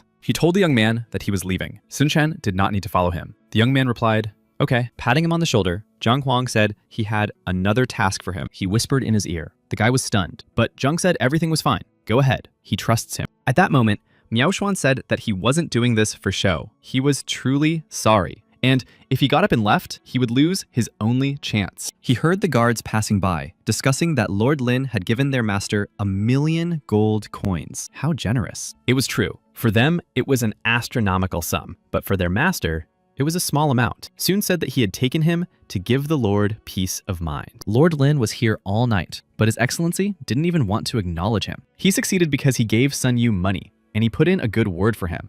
The old man ordered his son to go home and collect all his savings from over the years. The guard heard that the master had reprimanded Sun Yu. He was offended. The Lord valued him at only 1 million. The Grandmaster's prestige is unshakable. The old man told his son to sell the precious pills and bring the money. The guard continued that Sunya had to take the money. Master Yang took pity and healed the woman because she was dying. He is noble in his actions. If a healthy man who was capable of throwing a couple of punches had come to him, the teacher would have done everything differently. If he hadn't ignored him, the old man told his son to sell everything. Du Yuan asked what they would do in the future. The guard said that his second client turned out to be quite healthy. He probably wanted to show the gentleman's stupidity. This old man didn't even bring a few coins with him. Without offering anything in return, he simply asked for help. Frowning, Du Miaoshuan told his son to take all of his mother's savings and come here. At this time, Zhang Huang took off his mask and headed to the pharmacist's guild to pick up the first medicines. At the guild, Zhang was told that the Meridian Rejuvenation Pill and the healing solution for nourishing the body were ready. The other two medicines were in the process of being made. He replied that he would take them then. Zhang asked if they had any pure breath pills. He would be happy to purchase them. Master Ouyang replied that he had a few left. He could share them with Master Zhang. Zhang asked if there was any information in the library about spearmanship. The master replied that spears were not as popular as swords. Few people aspired to achieve greatness in this field, but he knew one person who had been doing it his whole life. He practices spear fighting. He develops secrets and passes them down from generation to generation. Zhang Huang asked to be introduced to him. Master Ouyang replied that he usually stays at home. It is difficult for strangers to get to him, and he is reluctant to teach his secrets. But they are close friends. So it might work out. Zhang Huang replied that he would be very grateful. Ouyang offered to go with him. He would take him to him. When they arrived, a servant informed Ouyang that his master was training, and they would have to wait a while. The master said that his friend's name was Wang Chun. They had known each other for 20 years. He had been skilled with a spear since childhood. There was no other master like him in the city. The emperor himself had praised his skills. Zhang thought that the ability to stand out from tens of millions of other people was a sign of perseverance and talent. At that moment, Wang Chun appeared and asked if old man Ouyang was talking about how bad he was again. Smiling, the master said that it was wrong to speak ill of him. He was not that boring. Wang Chun replied that he must be boring if he had come to see him. Seeing Zhang, he asked if he was his younger brother. Ouyang thought, what younger brother? He wanted so much to please him, but with his words, he almost ruined everything. He said he was pleased to introduce him to the new member of the First Star Pharmacist Guild, Zhang Huang. Frowning, Wang Chun thought that he was so young, but already an alchemist. That's amazing. Ouyang said that he had successfully passed the discussion about pills. All 10 masters recognized him. Most likely, no one knows more about herbs and alchemy than he does. Smiling, Zhang Huang said that Mr. Ouyang was too kind. He just had some knowledge. In fact, he was not very good at practical work. The master said that he had come to his old friend with a request. Wang Chun replied that he was listening. He said that Master Zhang was fond of spears. If he had time, could he give him a few lessons? Delighted, Wang Chun asked if Master Zhang was really interested in spears. That's wonderful. The young man replied that he had never actually held a spear in his hands. In fact, he had a student who was interested in spears, and he would like to give him some additional knowledge. Master Wang was stunned. How could he teach someone else when he himself did not practice it? He thought it was a joke. Many people spend their entire lives mastering this skill, but never learn it to the required level. How could he possibly benefit his student with such knowledge? He replied that spearmanship was very difficult to learn. It was impossible to reach the heights in a short period of time. He didn't even know how to help him. He would only get confused. Smiling, Zhang Huang asked if he had any books on the subject that he could look at. Surprised, Wang Chun replied that the books contained good theory and were useful to look at. He had many of them. He could take him. They went to a large library. Wang Chun said that there were books on various techniques and even tricks, information from all over the kingdom. He told Ouyang that it would be better not to disturb his friend while he was reading. They would go and have some tea. Smiling, Zhang Huang thought that was just fine. Now, they could begin. Hearing the rustling of pages, Wang Chun asked what was going on. Ouyang reassured him, saying that he was probably looking for the right book. Leafing through the books, Zhang Huang thought that the Spearmaster really did have a huge library. The masters sat down to drink tea. Wang Chun asked about the discussion of pills. Ouyang replied that his skill in alchemy was even higher than his. He was a true genius. Wang said that he had a talent for herbs, but the spear was definitely not his thing. Martial arts were not a game. You couldn't learn them just by reading. He had spent his whole life learning them. Master Ouyang replied that the spear was perhaps the most difficult weapon. He did not understand how anyone could achieve success in wielding it. There were no secrets in the library. Wang replied that all the most important secrets were in his head. Only those to whom he told them would learn them. That was the only way. The library only contained the basics for beginners. After reading them, Master Zhang would abandon the idea of teaching his student how to use a spear. He thought it was ridiculous to teach someone when he was seeing it for the first time himself. He said that this boy was still young and simply did not realize the importance of it all. Soon, he would give up and leave the library. He would demonstrate his skills to him. Smiling, Ouyang said he hoped he would focus on alchemy. He dreams of having a second-star pharmacist in the guild. Suddenly shocked, Wang Chun saw a spear flying towards them and shouted a warning. He struggled to resist the powerful energy flow as he tried to block the blow. Knocking over a teapot on its way, the devastating spear flew past them and crashed into the wall. Shocked, Ouyang sat on the floor and asked what it was. Wang Chun replied that it was a decisive spear. It is the same as a decisive sword. It is achieved by fencers with phenomenal sword control. A master with perfect mastery can comprehend this technique. Excited, Wang Chun said that it seemed this person was in the mansion. At that moment, the upset Zhang thought about what he had done again. He had simply tried a couple of strikes from the Heavenly Way library, but he did not expect them to be so powerful. But at least the job was done. Unfortunately, there were fewer books here than mistakes in them, but the library still created the Heavenly Spear technique. Seeing the hole in the wall, Wang Chun said that it seemed the blow had come from here. He shouted, asking who did it. Embarrassed, Zhang Huang apologized and said he could compensate for the damage. Shocked, Wang Chun asked if that was his decisive spear. The guy asked if he was talking about it. Was it really the decisive spear? Stunned, Wang Chun thought that the guy had said he hadn't picked up the spear. Equally astonished, Ouyang thought that his friend had been practicing this skill since he was 8 years old, but he still had not reached such a level of weapon mastery. Frowning, Wang asked if he had definitely not been trained in spear fighting before. How did he do it? Zhang replied that it was true he had not perfected his spear skills before. He figured it out from his books. He accidentally used a decisive spear. He didn't even know what it was. The master thought he had spent more than 10 years perfecting his skills. He had walked through barren lands, overcoming cold and heat, strengthening his will, but he had not achieved success. This guy, after a couple of hours in the library, could do whatever he wanted with the spear. He did it not with hard work, but with his mind. The other spear masters would die of shame. Master Ouyang said that Zhang probably had a predisposition for the spear. Zhang asked what exactly was this decisive spear that he was talking about. Master Wang replied that it was the result of understanding the spear. It becomes like an extension of the arm. This spear is more spiritual than material, and it has enormous power. Satisfied? Zhang said that he would pass this on to his student, and he would win. Wang wondered if he really thought his student was that talented. Zhang said that he had learned one technique from books, but did not know how powerful it was. Could Wang Chun give him a few tips? Frowning, Wang replied that he also wanted to see how such a genius as he could handle the spear in practice. This could only be tested in a real battle. Let Master Zhang show what he can do. The master threw Zhang a spear and asked if they could begin. Wang Chun replied yes. Releasing a powerful stream of crushing energy, Zhang Huang rushed into the attack. Shocked, Master Wang recoiled in horror from the deadly spear flying towards. The master was relieved to see that the spear had stopped. Zhang Huang said that the master had withstood his full force strike. This was to be expected from a spear master. It seemed that his strength would not be enough to defeat him. Having said that, Wang Chun thought that his strike was not so good. If he had not trained for many years and reached the 7th rank, he could have died. Zhang Huang said that he wanted to teach this technique to his student, but he was sure that it had its drawbacks. It would be great if the master could give him some advice. Smiling, Wang Chun thought that Zhang had decided to finally trample him into the mud. What could he say? He said that Zhang could teach this technique. Smiling, Zhang Huang said that was great. Now, Zheng Yang would definitely win. Master Wang thought that an hour ago, he had refused to teach him, thinking that he was insulting the art of spear fighting itself. And now, was he himself insulting it? He had not been able to reach such heights in 40 years. Wang Chun, embarrassed, asked if Master Zhang could teach him. Smiling, Zhang Huang asked if the master really wanted to learn. Then he could tell him, he told the master. Seeing this, Ouyang thought, isn't it Zhang who came to learn? How they had switched places. Wang Chun thought that, usually, masters did not reveal their secrets to the first person they met.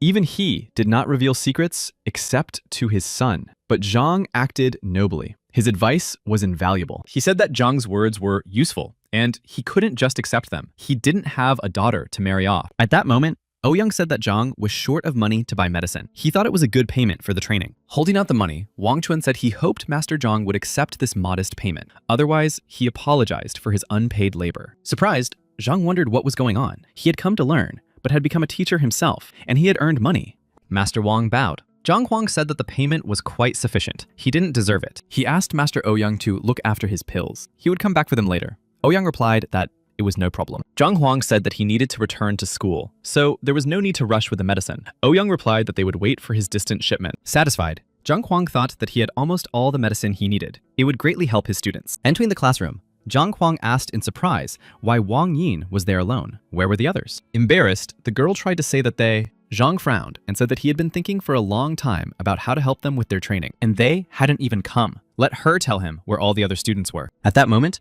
Yuantao ran past Zhang Huang and shouted for Wang Yin to come with him. The battle was about to begin. At that moment, the stunned boy saw teacher Zhang. Zhang asked, what battle? Why were they all there and not here? Hadn't he told them about the training battles? They were going into battle without having acquired any knowledge. Did his word no longer carry any weight? The embarrassed boy replied to teacher Zhang that it was not what he thought. Today, the Education Bureau was distributing funds to help teachers. They said that the teacher was not worthy of funding and refused to give him money. They did not agree, and an uproar began. At that time, Zhang's students were arguing with the Education Bureau about funding. Clenching his fists, Zheng Yang shouted that the Teachers Guild had already proven that teacher Zhang had been slandered. Why didn't they want to allocate resources to him? But the Bureau representative said there was no document. They hadn't seen it, since there was no accurate data except for the teacher's exam, where Zhang scored 0 points. There was no point in wasting valuable resources on him, and they shouldn't look at him that way. It was their own fault for choosing him as their teacher. Frowning, Zhao Yao said that even if the documents had not been sent to them,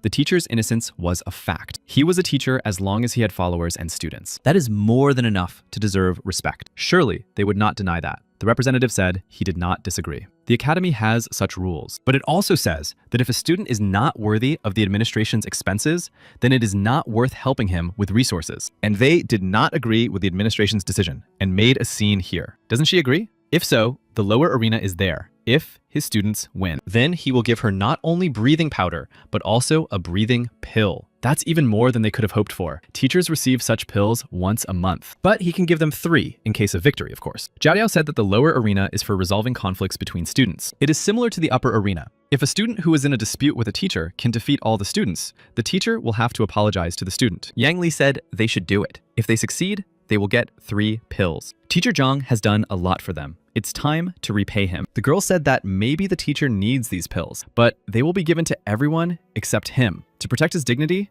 they will fight. Since the teacher is not here, they will defend his honor themselves. It will be a worthy response. The students said they agreed to these terms. The teacher told them not to regret their choice. He said that everyone who agreed to the battle should come forward. It was time to show them their place. The winners would be well rewarded. He showed his 47 students and said that it didn't matter if they fought one by one or in groups, but they had to defeat everyone. Seeing so many opponents, Yang Li Zhaoyao and Zheng Yang were stunned. Zheng Yang told them not to lose their determination. He would go first. They still had injuries from the last battle. Seeing teacher Zhou Tian, Zhang Huang thought that he did not remember him crossing his path. So why was he asking for a beating? Yuan Tao said he had heard that he was formerly a disciple of Elder Chen and had become a teacher with his help. Zhang Huang replied that it was clear then. However, his reputation, it won't be easy. At that moment, Zheng Yang was fighting his opponent. Despite losing strength, the young man decided he had to hold on. He couldn't give up. The smirking student asked if he had really lost his nerve after only the 6th opponent. How dare they insult their teacher by challenging him? Now he would show them what they were worthy of. The guy thought he needed to dodge, but at that moment, their teacher Zhang stopped them. Their teacher shouted, "What is Zhang Huang doing there?" His students challenged him of their own free will. Or was he going to beat up his students with his own hands? He replied that it was too much honor. He thought that Zheng Yang and the others were too traumatized. They just couldn't go on. Teacher Zhou then shouted, asking why he was on the battlefield. Maybe he wanted to give up. His students had agreed themselves and injured 5 people, so they had to continue. He couldn't stop it. Unless Zhang Huang admitted that his students were weaker than him. Gritting his teeth in anger, Zheng Yang asked again, "Weaker? Don't even dream of it." Gripping his stick tightly, Zheng Yang shouted that he would never admit defeat. Their teacher deserved better. Putting his hands on the boy's shoulder, Zhang Huang told him not to worry. He would not admit defeat either. Teacher Zhou shouted that they should continue then. Zhang must leave the arena. The fight between students must be fair. Smiling, Zhang said that he would not admit defeat, but that did not mean he wanted his students to continue fighting. An angry Zhou Tian asked if he wanted them to stop. The fight had started without him. Nothing could be changed now. He should stop interfering. Smiling, Zhang Huang said that his students' decision was his decision. He did not regret their desire to fight in the slightest, but he thinks the lower arena is too boring. Will he dare to move to the upper arena? Shocked, the disciples asked Master Zhang if he had a problem with his head. In the upper arena, they would be fighting against their master. They couldn't even defeat him. Frowning, Zhou Tian asked again about the upper arena. Zhang Huang wants his students to challenge him. Laughing,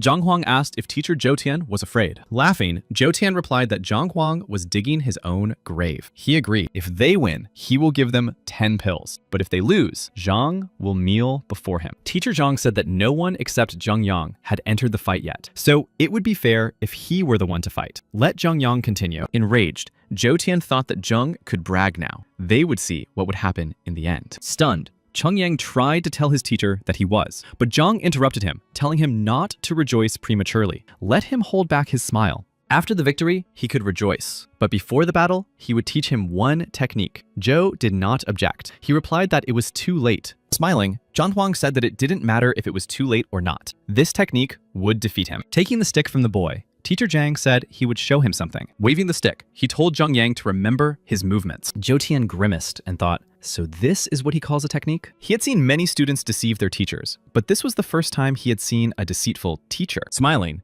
Zhang Huang handed the stick back to the boy and asked if he had learned the technique. Saying thank you, the boy thought that he had learned this technique in 5 years. Would it really help him win? Was the teacher sure? Patting him on the shoulder, Zhang Huang said that now that he was ready, he could only rely on himself. Suddenly stunned, Zheng Yang felt a powerful stream of qi energy flow into him. The teacher, using the qi connection, told him not to resist and to let his qi regulate his breathing. Let it calm him down. What he was about to teach him was the breathing method of the spear art. The boy thought that this method had been developed by the teacher and was far superior to others. Any movement becomes super powerful when combined with such breathing. Zhang told him to synthesize the new breathing with his movements. Now let him keep this energy inside, but continue to pretend to be weak. When the battle begins, let him strike him with one blow. Smiling, Zhou Tian said that the guy could barely hold his spear. Surely he wanted to fight him. Bowing, Zhang Yang told Master Zhou that he was ready to begin the battle. Angered, Zhou thought that Zhang was going to embarrass him with the help of his student. He taught him a trick that wouldn't even kill a bird. Waving his fists, Master Zhou promised that Zhang Huang would pay for this. Worried,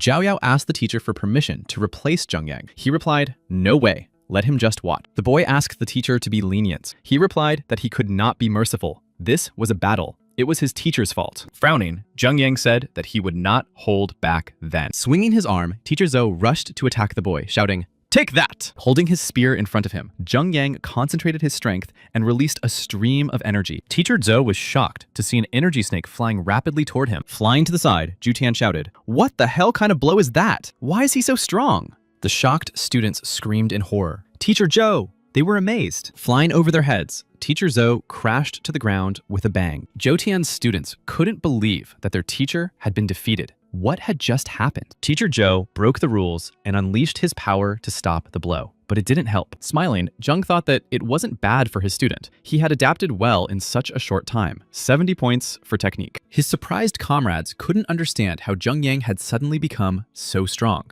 Bowing, Zheng Yang thanked Master Zhou. He reminded them that Teacher Zhou had promised them 10 breathing pills in case of victory. He had to give them right now. Struggling to get up, an enraged Zhou Tian asked his students to bring the pills. Leaning over, a disciple asked if the teacher was sure. He replied not to argue and quickly brought them. Satisfied, Zheng Yang showed Zheng Huan the spoils and told him to take a look. Smiling, Zhou thought that it didn't matter that he had given the pills to Zhang. His disciples had won them for themselves. He simply could not accept them. They were not his. Looking at the pills, Zhang Huang said that they were breathing pills. Was this what his disciples had fought so desperately for? He threw them on the ground. The stunned disciples watched as Zhang Huang trampled the pills in an instant. Shocked, Zhou thought that this was a box of precious pills worth 1,000 each. Why did he break them? Teacher Zhang told them not to be surprised. Although these pills help to gather energy, frequent use will only harm them, and that's bad for training. So he prepared something for them. He'll bring more when the bottle is empty. They realized that these were breath-freshening pills. The students asked Zhang Huan in amazement if these pills were really for them. He replied, "Of course." As his students, they were not obliged to participate in such squabbles over trivial matters. Wang Yin's legs had not yet recovered, and this would help in her treatment. Let her mix the medicine with water and soak her legs in it for 3 days. In 3 days, she will be back to normal. For Yang Li, he prepared medicine for his hands. Let him train according to his method and take the medicine, and he will get better. Zhou's disciples were shocked, realizing that he had spent about 1 million on his students. They wanted to become his students. Zhou Tian realized that Zhang had planned this from the beginning. Teacher Zhang said it was time for them to go. Enough wasting time. It was time to practice. When they returned to class, Zhao Yao told Teacher Zhang that these pills were too expensive. He replied that they should just help him win the teacher's evaluation. That would be excellent payment. The students told the teacher not to worry. They would do everything in their power. They would not disappoint him. Smiling, Zhang Huang said, "Great. Now I need to talk to Zheng Yang separately." The boy asked about the spear technique. Zhang Huang replied that he had created it recently, and now he would explain all its secrets to him. He implored him not to share this information with anyone. At that time, people in the city were discussing how Du Miaoxuan had spent the whole day kneeling in front of the mansion. He was a respected clan leader, even though his position was shaky. Had he really humbled himself before the Grand Master? If this was true, then they had to go and see for themselves. If it was really the Grand Master, then they had to hurry up and befriend him. When they saw Miao Xuan, people were amazed. He had always been cautious and never lost face. This Grand Master must surely make him happy. At that moment, the gate swung open, and Sun Qian said that the master was ready to receive them. Seeing that Du Miao had entered, people decided to see what condition he was in after he came out. The old man told Zhang Huan to forgive him for his previous disrespect. Falling to his knees, he said he was wrong and begged the Grand Master to help him. Frowning, Zhang Huang replied that he had let him in, so he would help him. After all, he was right when he called him a beast. Sighing, the old man confirmed this. Zhang said that his problems began not 10 years ago, but earlier. Training no longer helped him progress. So he decided to take the blood of a white wolf in an attempt to change his nature. This led to the wolf's blood taking over his body every noon. He was covered with the skin of a beast, but he could not be called an animal or a human. He is a werewolf. The old man said sadly that the Grand Master was absolutely right. The son understood that it was no surprise that his father secluded himself in the garden every noon. He thought it was just a harmless habit. Now it was clear why he didn't get angry. Zhang said that the snow wolf is equal in strength to the 7th human rank, with thick white fur and speed equal to the wind. Its blood is the main ingredient for Tun Swan pills, which have the effect of unblocking meridians and increasing the speed of development. The old man took the snow wolf's blood and thought that if his blood accepted someone else's, he would become many times stronger. He replied that he was young and foolish. He couldn't tell the truth from a lie. Du Miao asked to save him. Zhang said that his information was completely true. The shocked old man cried out, but if that was true, why had he suffered for so many years? Zhang said that although it was true, the main information had been destroyed. He just didn't finish his treatment, that's all. Let him take off his clothes and he would help him with acupuncture. Zhang Huang thought that the problems of Du Miao Xuan and Lord Lin's wife were quite similar. It was blocked meridians. Because of them, the wolf's blood could not circulate normally throughout his body. He will simply clear them, and the problem will be solved. Zhang Huang threw down the needles. The old man was kneeling on the floor when a stream of needles flew at him. When Du Miao Xuan came out from Zhang Huang, Master Luo called out to him. Turning around, Miao Xuan asked what Master Luo was doing here. He asked about the mansion. Du Yuan told him that Grandmaster Yang lived there. The old man said that Grandmaster Yang was a very intelligent man. He had tremendous abilities. If Elder Luo had a problem, he could turn to him. However, he did not like frequent visitors. He had come to rest. But there was no need to worry. Master Yang could solve anyone's problem. But first, 3 million had to be paid, regardless of the outcome. The money is non-refundable. The reason for this rule is simple. What kind of Grandmaster would help everyone he meets? This is how he reduces the number of visitors. Soon, Lu Chuan came to see Zhang Huan. Zhang said he had heard that he was a skilled blacksmith. What problem had he encountered? The blacksmith said that lately, he had been unable to make weapons as strong as before. He did not understand why and hoped for help. Zhang Huang asked Master Luo to show him the best weapon he was currently capable of making. Looking at the sword, Zhang thought it was an ordinary sword that did not even require the use of spiritual techniques to create. He needed to see what was wrong with it. Excited, Master Luo asked the Grandmaster to share his thoughts. Frowning, Zhang Huang said to let him say something. If he was not mistaken, throwing his sword at his feet, Zhang Huang said that he just liked to eat. The blacksmith was shocked. He thought that even if he was a Grandmaster, what right did he have to humiliate him? He was a skilled blacksmith, the head of the guild. He had a noble status. Stunned, Sun Xian thought he had expected something like this, but this respected man had told him about his problems. Why speak so viciously about him? Frowning, Zhang said that he didn't need to be angry or deny it. He had been eating imperial shrimp every day lately, hadn't he? The surprised blacksmith replied that he did indeed eat imperial shrimp often. But how was that relevant? He replied that it was simple. Imperial shrimp usually reproduce in late summer and early autumn. The blacksmith wondered why he should care when they reproduce. He asked the Grandmaster how this affects his weapons. He replied that this was why the blacksmith could not improve the quality of his weapons. It had to do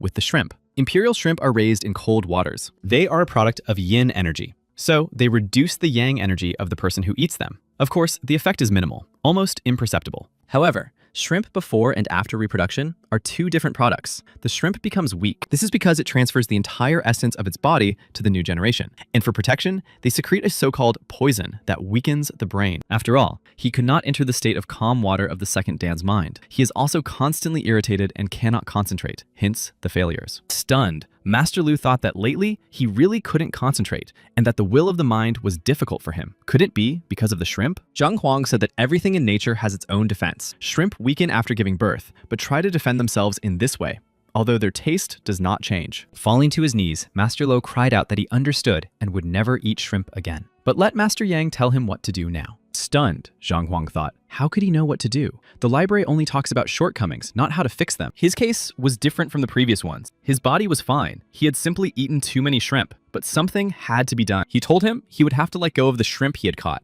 It was up to him to decide what to do with them. He needed to stop eating them, and then he would quickly recover. Master Luo thanked him for his help. He just glanced at the weapon and immediately understood what was going on. He had not paid so much money for nothing. It was worth it. Falling to his knees, Master Lo asked if Master Yang could also help him with blacksmithing. Zhang looked at him grimly and asked again about blacksmithing. Master Luo replied that he should forgive his audacity. Waving his hand, Zhang Huang told Sun Qian to take their guest away. Smiling, Sun Qian said that his master wished to rest. Master Luo replied that he asked for forgiveness. When the visitor left, Zhang Huang fell onto the bed and thought that pretending to be a grandmaster was not easy. a grandmaster who knows the principles of all professions by heart and has such vision that he can see what is invisible to ordinary people. He is now on par with them only because of the library. Without it, he would quickly fall from grace. These grandmasters are amazing people. Human energy is limited. He was only familiar with the profession of a pharmacist. But even now, he understands that each field requires in-depth study. He must constantly replenish the library and absorb its knowledge. After all, otherwise, he will not be able to use it effectively. At that moment, a book flew into his hands. Zhang Huang wondered why he had not seen this book before. Leafing through the pages, Zhang Huang was surprised to find that it was golden and all the pages were blank. Closing the book, the guy decided that it didn't matter. Then he would study the other books. Suddenly, a stunned Zhang Huang saw that the book had opened and its pages were shining brightly. Flying into the air, the book began to absorb energy, and Zhang realized with surprise that it was concentrating the contents of the others. A few moments later, the golden book slammed shut and flew rapidly downward. It crashed down on Zhang Huang with a bang, illuminating everything around him with a bright flash. At that time, the servants were discussing that their master had participated in a discussion about pills and learned that he would soon pass away. He had not been feeling well lately. If the master left them, the mansion would be in danger. Rumors were circulating that all the influential members of the family were going to sell their property and move far away. After writing the letter, the master said that from now on, this rule must be followed by everyone. No objections would be accepted. Otherwise, they would face expulsion from the family. All the servants cried out in excitement, sir. He said, "Well, why are they grieving? It's not so bad." At that moment, his son called out to him. He said that a grand master had appeared in the city. The boy suggested that he could solve his father's problem. The master asked if this was really true. He replied that he was not sure, so he had sent a subordinate to investigate yesterday. This Grand Master, named Yang Huang, not only solved the problem of Lemay Tianyu's wife, but Du Miaoxuan himself was waiting at his door. Moreover, Du Miaoxuan came out 10 minutes later, and his 5th rank had risen to 7th during that time. He was also visited by Luo Chun, the head of the Blacksmiths Guild, who was extremely pleased after the visit. He confirmed that a true Grand Master lived there. His father told him to take him there as soon as possible. The surprised guy asked if he could go right away, but he said to sell the property urgently, and the master shouted that he should sell his head. Visiting the Grand Master was the most important thing right now. Let him move faster. At that time, on the outskirts of the capital, Elder Tong was trying to understand why there was such a commotion. What important events had taken place over the past few days? He was informed that in 10 days, there had been 17 1-star events, 12 2-star events, and 3 3-star events. After reading this, Elder Chan frowned and asked what was wrong with this incident. The servant replied that the event had happened very recently and they had not been able to assess it. He would now explain the essence of the matter to him. He said that 3 days ago, a man named Yang Xuan arrived in the capital. He called himself a Grand Master and cured Lord Lin's sick wife. The elder said he had heard about this and went to the Teachers Guild to check it out. There was no Grand Master with that name in the record. He was most likely a fraud. This case was given 1 star. The servant replied that last night, the head of the Du family and his heir had spent the night at his gate. He went in for 10 minutes, and after he came out, everyone saw his 7th rank, even though everyone knows he only had the 5th rank before. In addition, Luo Chun, the most skilled blacksmith in the kingdom, visited his mansion. After leaving, he praised the Grand Master and said that he was the real deal. After thinking about it, Chen decided that since that was his opinion, then maybe that man really was a Grand Master. He said that this question could be given 3 stars. The servant continued that this morning, the leader of the Pharmacists Guild, Ouyang Cheng, and the apothecary Chen Xiao decided to visit him, but they were not allowed in. They are waiting at the gate. Stunned, Qian said that this was a 5-star matter. Let them write it down immediately. The emperor must be notified. The servant asked if he was sure. The elder shouted, "Do I really need to repeat myself? Things like this must be recorded immediately. They are wasting time." Rumors spread throughout the city that even Luo Chun himself had praised that man. It seems that Yang Huang is indeed a Grand Master. We must meet him as soon as possible. It turns out that to meet Master Yang, one must pay 3 million. That's right. If everyone goes to see him, when will he have time to rest? At that moment, Zhang Huang came to his senses and realized that he had lost consciousness because of the book. He did not expect a library to be capable of such a thing. That was quite something. Suddenly, a stunned Zhang Huang realized that a lot of knowledge had appeared in his head. Looking around, he realized that the golden book had disappeared. Perhaps this book was turning the contents of all books into his knowledge. When Zhang Huang finally came to his senses, He realized that he had spent the whole night here. He decided that it was time to earn some money. Seeing him, Sun Chen asked if he was awake yet. He said that the leader of the pharmacists guild, Ouyang Cheng, and the pharmacist Chen Xiao had come to see him. In fact, they had been waiting for him for about 2 hours. Mr. Chen Xiao, the pharmacist, had paid 3 million. Here is the money. Zhang Huang replied that they should come in. Rumors spread throughout the city that the 2 pharmacists who had been waiting so long left after 5 minutes. It was urgent to find out what problems they had. Why did they need the Grandmaster? Apparently, Cheng Xiao had already arranged his own funeral, but when he returned, he canceled the mourning and continued to live as before. He had an illness and could die at any moment. Could he have been cured by the Grandmaster? It seemed they were wrong. Maybe Master Yang had 2 stars. After a while, Zhang Huang returned to class. Wang Yin said that Huan Yu had come to see him. She was waiting for him. The boys in the class stared at the girl. She decided to wait outside. Zhao Yao thought that she and Wang Yin were also beautiful. Why weren't they staring at them like that? When she saw Teacher Zhang, the girl was delighted. He asked her why she was looking for him. The girl told him that Master Lu had invited him to his residence. He shouted with joy, asking if he wanted to show him the royal library. She replied that it wasn't quite like that. Master Lu wanted Master Zhang to judge her and Bai Shun. Master Lu knew that he had a deep knowledge of painting. Therefore, he can give a fair assessment. That is why she was urged to persuade him. He thought that he didn't even know how to hold a brush. The master wanted him to be the judge, but he couldn't miss the chance to get into the royal library. Besides, during the will detector test, Kuan Yu helped him a lot. It seems impossible to refuse. He said he would not waste her time. When is the test? She replied that it was scheduled to start at noon, but he had arrived so late. However, if they left immediately, they should still make it in time. He agreed and told her to wait a minute. He would give instructions to the students. As they walked down the street, Zhang Huang said that he knew that painting and calligraphy were difficult to learn, and that competing was not easy either. The girl replied that the exam had been completely designed by Master Lu and Master Yuan Yu. She and Bai Shun knew nothing about the rules. Surprised, Zhang Huang asked Master Yuan Yu again. He thought, what does a famous doctor have to do with painting? Huan Yu replied that he was not only a master of medicine, but also of painting. Even Master Lu praised him. He had recently painted a landscape. The birds mistook it for a real landscape, flew over, and began to sing. Zhang was surprised that he was such a skilled master. The girl said that this time, the master had invited not only him. The 3 of them would be judging. The test would be fair. Zhang realized that there would be real masters there. When they arrived, the master asked why Master Zhang and Lady Huan had been gone for so long. Master Yuan Yu asked them to hurry, because he had other plans for the day. Zhang apologized and said that Huan had been waiting for him for a long time. They went inside, and Master Lu said that Master Zhang had finally arrived. He wanted to introduce Master Yuan Yu, his close friend, to him, a master of painting and calligraphy. He told the master that this was the young man he had told him about. Although he was young, he was no worse than them at painting. Embarrassed, Zhang Huang replied that Master Lu was too kind to him. He was still just learning. The master replied that a master has no age. He was able to correctly interpret Master Lu's great paintings and point out their flaws.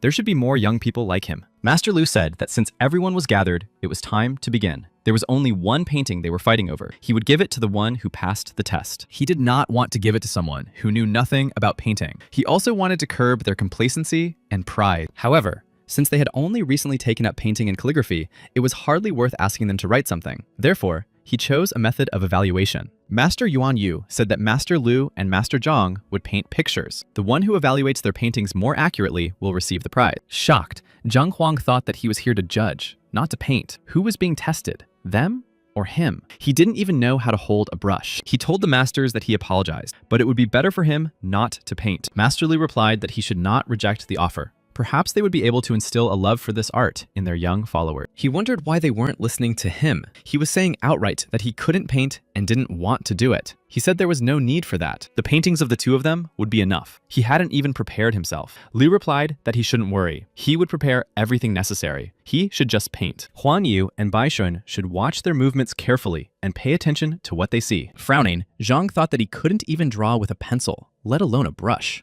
If he had known, he would never have gone, even under threat of execution. Master Lu said it was time to begin. As a guest, Yuan Yu could start first. He replied that he would work at half strength. Closing his eyes, Master Yuan Yu concentrated and dipped his brush in the paint. When he opened his eyes, they sparkled with determination, and he waved his brush. Waving his hands with quick and precise movements, Master Yuan Yu applied paint to the canvas. The girl asked if this was a painting of intention. Master Lu replied that it was. The 3rd level of painting is painting of intention. There are 4 main levels of painting: image, inspiration, intention, and embodiment. The first level is awarded to paintings with the surrounding world. The second level refers to unusual realism. The third level adds the feeling of the painting. The fourth level refers to paintings with a special aura that blends with the real world. Frowning, Zhang Huang thought that if a painting was realistic, it was beautiful. It turns out that this is the lowest level. Putting down his brush, Master Yuan Yu said that he hadn't painted in so long. It didn't turn out the way he wanted it to. Surprised, Huang Yu asked Master Lu if this painting was of the third level. He replied that it was, but it barely crossed that threshold. They would have to figure out why for themselves. Whoever was closest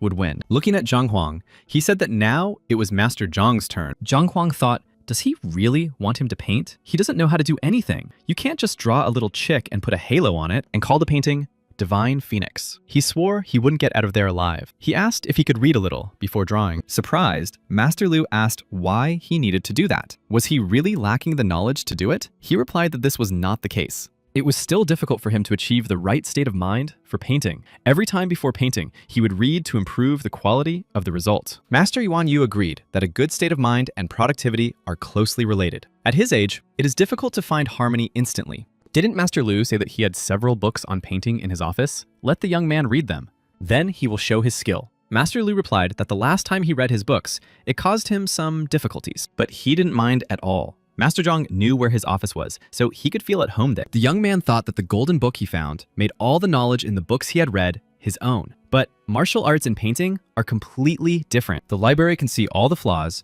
and copy all the books for its own use, but it cannot turn him into a master of painting. Surprised, Huan Yu wondered what she needed to read to get in the right frame of mind. She told Master Lu that she had never heard of such a thing before. He replied that it was an individual matter. It was difficult to learn. Yuan Yu said that it was something like a ritual. There was one expert who had done it before. Before becoming famous, he sold firewood. Bai Sen said he knew who the master was talking about. It was the elder Lu Chai. The master confirmed that it was Lu Chai. Few people know that before the battle, the man chopped wood to get into the right state of mind and defeat all his enemies. There are many similar examples. Perhaps Master Lu's friend needs to get in the right frame of mind with the help of books. However, something is bothering him. Smiling, Master Lu said to tell Brother Yuan Yu not to be shy and to speak up. He answered when he finished the painting and looked at Zhang. He looked at the painting as if he didn't understand what level it was or what brushstrokes were used. Master Lu replied that, as a doctor, he was much more observant than him, but he immediately guessed the secrets of the paintings. He looked for the second layer when no one else even suspected it. Smiling, Master Yuan Yu said that he could be wrong. They would only know for sure when he started painting. Master Lu asked Master Yuan's brother if he was going to visit someone's house that evening. He replied that he had heard about Grandmaster Yang Xuan. He wanted to visit him and perhaps get some advice. Why not visit the Grandmaster together? He knew that Lu had long dreamed of reaching the 4th level in painting. He was sure that the Grandmaster would help. Bai Sen told Huan Yu that Master Yuan Yu had said that there was a Grandmaster in their city. It seemed that the whole city was talking about him. After talking,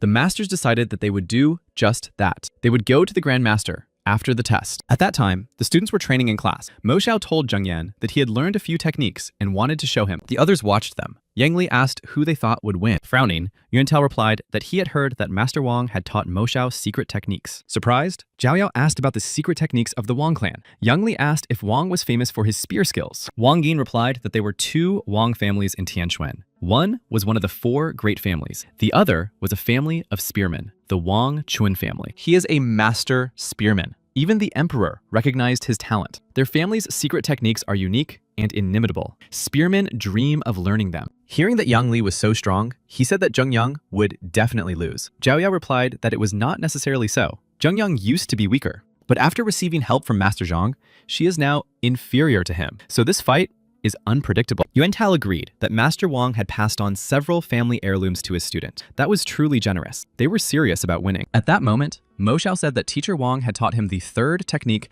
of the 7th and 18th. So he should be careful. Swinging his spear, the guy used the 3rd technique, chilling glare attack. He swiftly attacked Chen Yang, who parried his blow with a smile and said it was magnificent. Watching the battle, Wang Yin said in surprise that Mo Xiao had achieved such success. Why was he showing it now? Wouldn't it be better to surprise the enemy at the teacher's evaluation? Smiling, Yang Li replied that it was their brotherly bond. They grew up together. Of course, they didn't want to fight each other.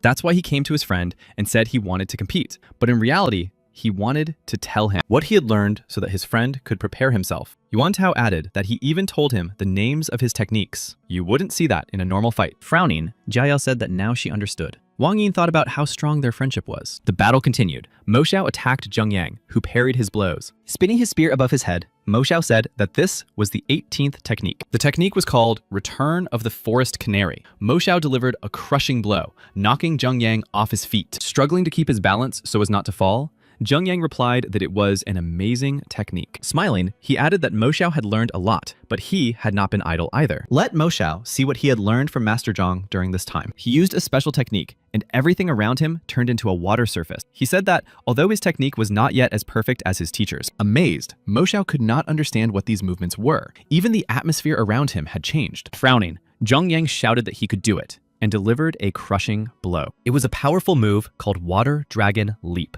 In an instant, a huge stream of water flew towards the stunned Mo Xiao. Covering his head with his hands from the crushing power, Mo Xiao thought in surprise that it was a very strong blow. Unable to withstand the pressure of the water stream, Mo Xiao cursed, lost his balance, and flew to the side. Excited, Zheng Yang threw down his spear and shouted to ask if Mo Xiao was okay. The surprised disciples said that it seemed that the Wang clan's techniques were not so good. Yang Li was amazed to note that not long ago, he could have defeated Zheng Yang. At that moment, Zheng Yang ran up to his friend and asked if he was all right. Mo Xiao replied that everything was fine and asked what that was. Laughing, the guy replied that it was what his teacher Zhang had taught him. Mo Xiao was amazed that it was teacher Zhang's technique. Was he really that good with a spear? He thought that this technique was at least twice as powerful as the Wang family's techniques. Could it be that they had simply passed on such knowledge to him? Smiling, Zheng Yang replied that Master Zhang spared no effort for them. He was a true teacher. Stunned, Mo Xiao said in surprise that this technique was incredible. What was it called? Thinking for a moment,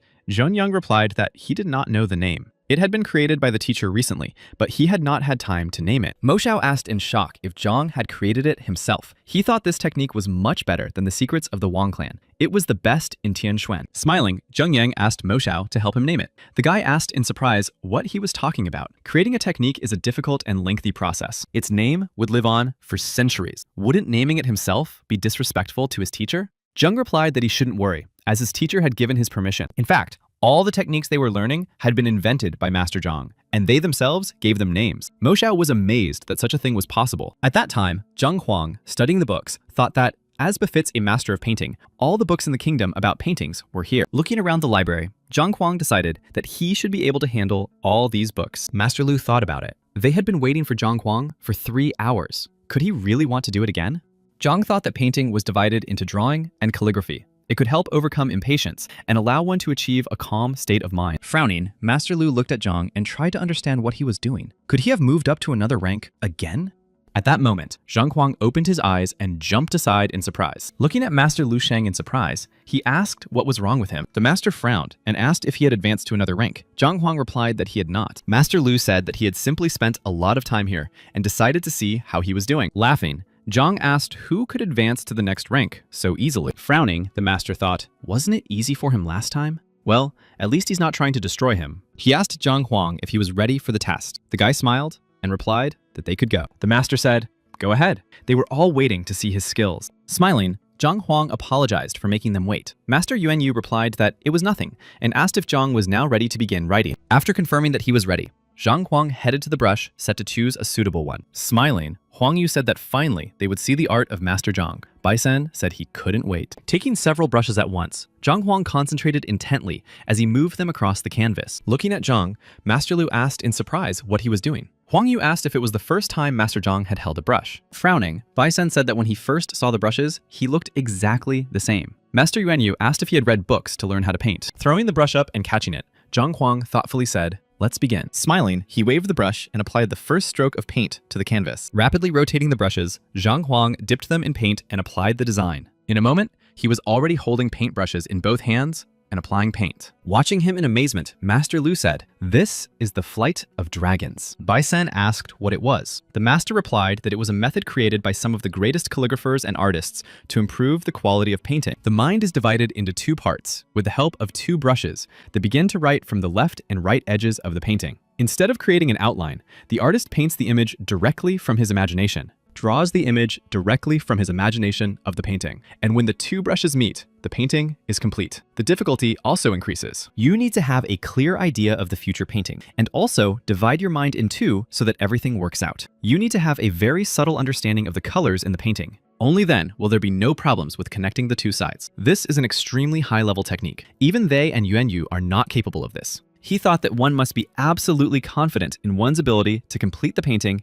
in order to use this technique. Without several decades of practice, it is impossible to perform this technique. However, Zhang suddenly mastered it. Master Yuanyu said that this painting method requires a perfect connection in the center. Otherwise, it would be difficult to call it a success. If you made a mistake, the entire painting could be ruined. Both must be executed perfectly and skillfully connected. If it doesn't work, it's the end of the painting. He said that it is important to remember that painting is very closely connected with the artist's consciousness. Without a clear concept, the painting, no matter how beautiful, would be useless. This technique divides the painting into two parts, causing a split in the idea itself. Thus, even if both sides coincide perfectly in the middle of the canvas, such a painting will hardly reach the third level. He is a braggart. The dragon technique is spectacular and fast, making it suitable for street artists. If he continues in the same vein, he will achieve little. Yuanyu said that he is still young and that we can expect more from him. Stunned, Bai Sen said, "Look, it's time to put the pieces together." Stunned, Master Lu asked in bewilderment how this was even possible. On one side are people, on the other is nature. On one side is silence and tranquility, on the other is eternal movement. This is the most natural synthesis. The former dissonance between the left and right sides of the wall instantly merged into a single whole. The painting was perfect. It was the work of a skilled master. Master Yuanyu said it was amazing. Just one touch changed the entire composition. Smiling, Zhang Huang said it was ready and asked for an evaluation of his painting. Coming closer, Master Lu said he would like to take a look. Huang Yu exclaimed that it was very beautiful. Rubbing his beard, Master Yuanyu said it was a pity. Master Lu replied that he agreed. Surprised, Bai Sen said that the painting was very beautiful. What happened? The master replied that the work was done perfectly, without a single mistake. The colors and technique were also excellent, but such a technique did not pay enough attention to the idea. They see a collection of details, but what is the concept? Without it, the painting will not be rated higher than the second level. There is a huge gap between it and third level paintings. Yuanyu said it was a pity. But Zhang is still young, and when he is their age, he will be able to paint a third or fourth level painting. He has talent, but he needs to be more modest. Smiling, Zhang Huang said he was very sorry for being late. He was very sorry. The master said that Zhang now has a good foundation. So if he develops it well and works hard, he will be able to paint third level paintings in no time. He shouldn't waste his talent. Master Lu added that to create a meaningful painting, he needed to observe more. He needed to have a broader understanding of the world. Surprised, Bai Sen asked Master Zhang why his people and animals had no eyes. Had he forgotten about them? Astonished, Master Lu asked again, "No eyes?" At that moment, Zhang Huang replied that he would correct it now. Taking a brush, he carefully painted eyes on the people and animals in his painting. When he finished the last strokes, his painting suddenly shone. Everyone present widened their eyes in surprise and stared at the canvas in amazement. All the characters in the image on the canvas seemed to come to life and appear in the air. Stunned, Huang Yu asked the master if this was the fourth level. He replied that it was the fifth level of spiritualization. The levels he had mentioned before were the most popular ones, but there was another one that was very rare. Few people knew about it. It was spiritualization. A painting that has reached this level possesses the soul and energy of the master who painted it. This means that the living beings depicted in it are almost real. The master thought these were just legends, but now he sees it with his own eyes. At that moment, Bai Sen asked Master Zhang if he could buy his painting and promised to do anything he wanted. Zhang asked in surprise if he would give it to him. The young man replied that he was begging him. After all, he had proven himself well. He treated him with respect and obeyed his orders without question. Frowning, Huang Yu shouted that Bai Sen had gone mad. This was a work of art that the master had painted with his own hands. How could he give it away? She reminded him that they were the first to meet him and that she had helped him. But she could buy the painting. She would give him any amount of money. When Bai Sen got upset, Huang Yu reminded him that he wanted the black daylily, so let him take it. He replied that he no longer needed that painting. Frowning, Master Lu thought that the two of them had previously fought over his black daylily. But then, Zhang's brother's painting appeared, and they immediately forgot about it. He shouted that it was enough. Even for the most skilled master, a fifth level painting is not easy to create. Not every generation can boast such a piece. Brother Zhang will decide for himself what to do with his work. It is priceless. Lowering their eyes, Bai Sen and Huang Yu bowed and said that they were at fault and asked for forgiveness. Master Lu asked if Brother Zhang would forgive their ignorance. Stunned, Zhang Huang asked the master if his painting could really be sold. Would anyone actually buy it? The master replied, of course, his painting would be worth at least 2 million gold coins. It was a very valuable work. Delighted, Zhang Huang told Bai Sen Yu that if he agreed, the painting would be his for 2 million. Huang Yu said she could do it too. Smiling, he replied that she shouldn't worry.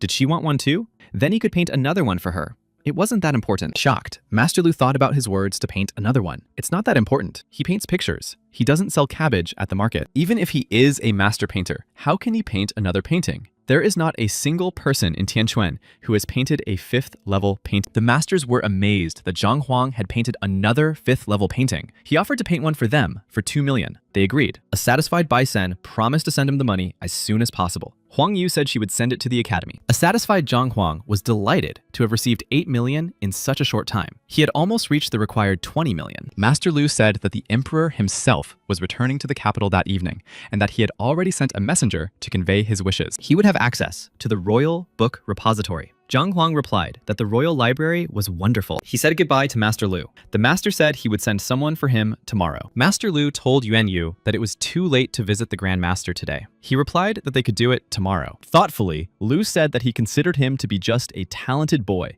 with fire in his eyes and a passion for painting. He wanted to take him as a student, but who knew that Zhang Huang was a master of calligraphy and painting? Master Yuan asked what kind of family he came from. Turning to Huang Yu, Master Lu asked what she knew about Zhang's brother, his background or reputation. The girl replied that she knew something, but they would not believe her, and they might get angry. Laughing, Master Lu asked again, "Angry? But why? He has nothing to be angry about." The girl replied that she would tell him then. Master Zhang was famous in the academy as a failure and was constantly being mocked. She told him about his 0 score on the teacher's test and the students going crazy. The astonished master asked how this was possible. Master Yuan Yu said that he had just painted several 5th level paintings. Huang Yu replied that he was most likely a victim of arbitrariness. He had met Shang Chen before and thought he seemed like a good person. Huang Yu, the daughter of the leader of the Teachers Guild, could she teach the scoundrel a lesson? The girl replied that the matter had already been settled. The master said that it was indeed infuriating. He needed to talk to the head of Hong so that he would keep a closer eye on the academy. Embarrassed, Huang Yu said that this was exactly what she meant by saying that he would be angry. He asked what other abuses were taking place at the academy. The girl replied that this was not quite the case. Someone was calling on Master Zhang to evaluate the teacher. Master Yuan Yu told Lu that this was a confrontation between teachers. Their students were fighting for the honor and dignity of their teachers.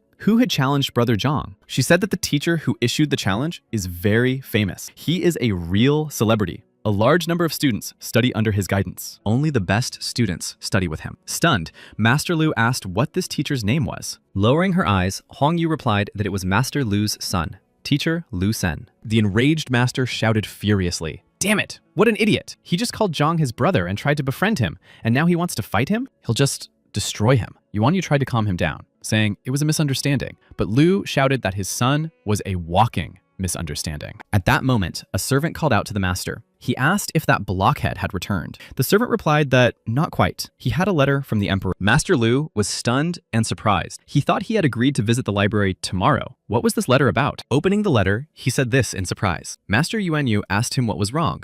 He showed him the letter, and Yuan Yu, surprised, said that this couldn't be true. Master Lu said that it was a letter from the emperor and not just a piece of paper. Everything in it was true, and he ordered a carriage to be prepared for departure. After a while, the masters arrived at the emperor's house and asked if the emperor was there. They were told that he was still on his way. Then, Master Lu decided that they would wait for him. He told Yuan Yu that he had recently seen the chief elder himself. His condition was deplorable. Even without being a doctor, it was clear that the end was near. Master Yuan Yu replied that if he did not receive a new rank, his days were numbered. He thought that His Majesty had gone hunting.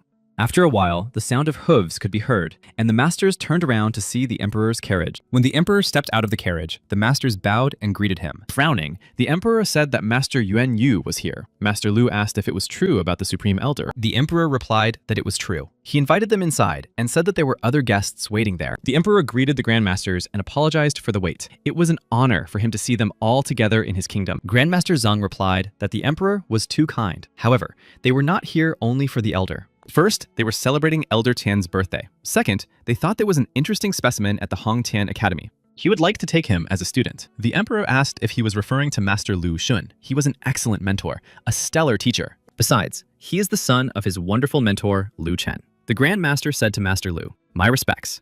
I have heard of his talent." Well, now it was time to get down to business. They were here for the Supreme Elder. Frowning, the emperor asked if the Grand Masters could cure him. Grandmaster Li replied that, unfortunately, Elder Hun's condition was dire. If he had sought help 3 years ago, it might have been possible to save him. But now that he was surrounded by death, it was simply impossible. Grandmaster Zhuang confirmed that the Elder's years were taking their toll. His death was near. Grandmaster Zhang said he agreed. The Elder had done a lot for the kingdom for decades. Death would be a kind of rest for him. The Emperor thought that by gathering the 3 Grandmasters, he would be able to solve this problem. But he heard nothing new. The Grandmaster told him not to despair. If he managed to invite the 2-star Grandmaster, he might succeed. The Emperor thought that he had already spent a lot of money to summon them. Master Yuan Yu said that he had information that might interest him. He said that a few days ago, a man had arrived in the city, and everyone was calling him a Grand Master. It seemed he was more than a 1-star Grand Master. The Emperor thought that this might be the 5-star incident in the report. He hadn't had time to look at it yet. The master said that this Grandmaster had been able to cure Lin Tianyu's wife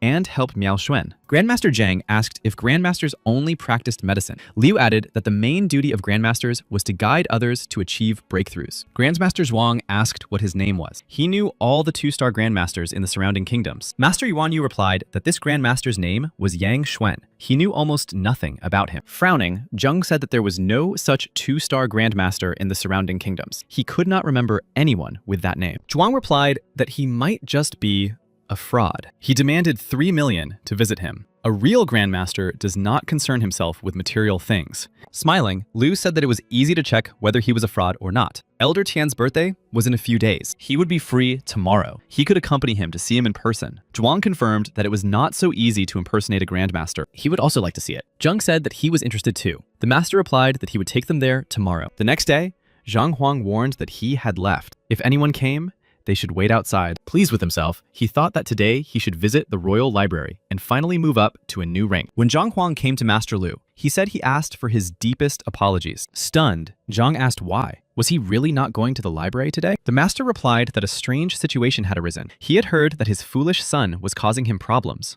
He had summoned him for evaluation by the teachers. Today, he would tell Lu Sen to give up. Surprised, Zhang Huang asked again about the teacher's evaluation. Did Master Lu mean that Lu Sen was his son? The master confirmed this and said that they had quarreled 3 years ago and his son had left home. Zhang Huang replied that now that everything had been decided, there was no need to bother Master Lu. Otherwise, it would seem that he had asked him to persuade Senator. Master Lu replied that his child had never failed at anything and as a result had become complacent. It would be good for him to realize that he was not the best. After this conversation, Zhang Huang and Master Lu went to the royal library. The master handed him the Order of the Golden Dragon so that he could read all the books he liked. He couldn't take him any further. The boy thanked the master. He replied that it was time for him to go. He should feel free to read the books he needed. No one would distract him. Upon entering, Zhang Huang thought admiringly that this was truly a royal library. It would not be easy, but he had to read through them all. At that moment, Master Yuan Yu led the Grandmasters to Master Yang's residence. After knocking, he told the servant to ask his master for a meeting. Sun Qian came out and said that in order to enter, they would have to pay 3 million. The master would invite them in when he was ready. The master replied that he was Yuan Yu and was there to pay his respects to Master Yang. The young man replied that it didn't matter who he was. Let him pay 3 million and wait here. Perhaps he would have the opportunity to see the master. Smiling, he thought that his master was a Grandmaster, and whoever he was, he should treat him with respect. The master was furious. Grandmaster Zheng said that they were just passing by and would like to pay the old man for the visit. Let him report them. Grabbing Grandmaster Xiao Qian, he shouted that he was deaf. Hadn't he heard what he had just said? Either pay 3 million or leave. The stunned Grandmaster told him not to be so aggressive. Why resort to violence? He showed his Jade Grandmaster token. The guy shouted, asking if he was out of his mind. He thought he could fool him with rotten Jade. Don't fool him. He needed the money. He hit the token and it fell and broke. Master Yuan Yu handed him the money and told him to hurry up and tell his master about them. Sun Qian said they could come whenever they wanted. If they had money, what was the point of that pathetic Jade? He had never seen such greedy people. Didn't they know that Sun Qian was a man of principle? They shouldn't even think about entering without paying. Let them wait. The master had some business to attend to and was not working at the moment. When he returned and found the time, he would invite them in. The master was furious that he hadn't mentioned it earlier, only after receiving the money. He asked if he could inform the master of their arrival. It was important. The guy asked what the rush was. The master replied that these were rather personal matters. It was awkward to discuss them with him. He asked why. He had learned a lot from the master and had always been at his receptions. He could easily solve simple problems without him. Frowning, Grandmaster Zheng replied, "Fine," and asked what was wrong with him. The young man asked how his family was doing. Surprised, The Grandmaster wondered why he was asking about his family. Frowning, Sun Qian said he would ask differently. His family was still alive. The others were amazed that this guy was interested in his family, and so calm. Where did he get so much confidence? Seeing that the man was angry, Sun thought that it wasn't working. When the master repeated the question a second time, everyone immediately softened. Maybe he could try again. Sun Qiao suddenly said to let him touch his wife. And less confidently, he asked if he was really an animal. Master Lu was boiling with rage. The other Qi Connection masters asked him to calm down. This petty man doesn't know what he's talking about. It's not known who is behind him. Master Zhuang said that they still hoped he would convey their wishes. With them was the Honorable Grandmaster from Beivu, Grandmaster Lu Lin. Hearing this, Sun Qiao was shocked. He asked again if he was really a Grandmaster. Grandmaster Lu said that when his master returned, he should simply say that Grandmasters Lu Zhuang and Zheng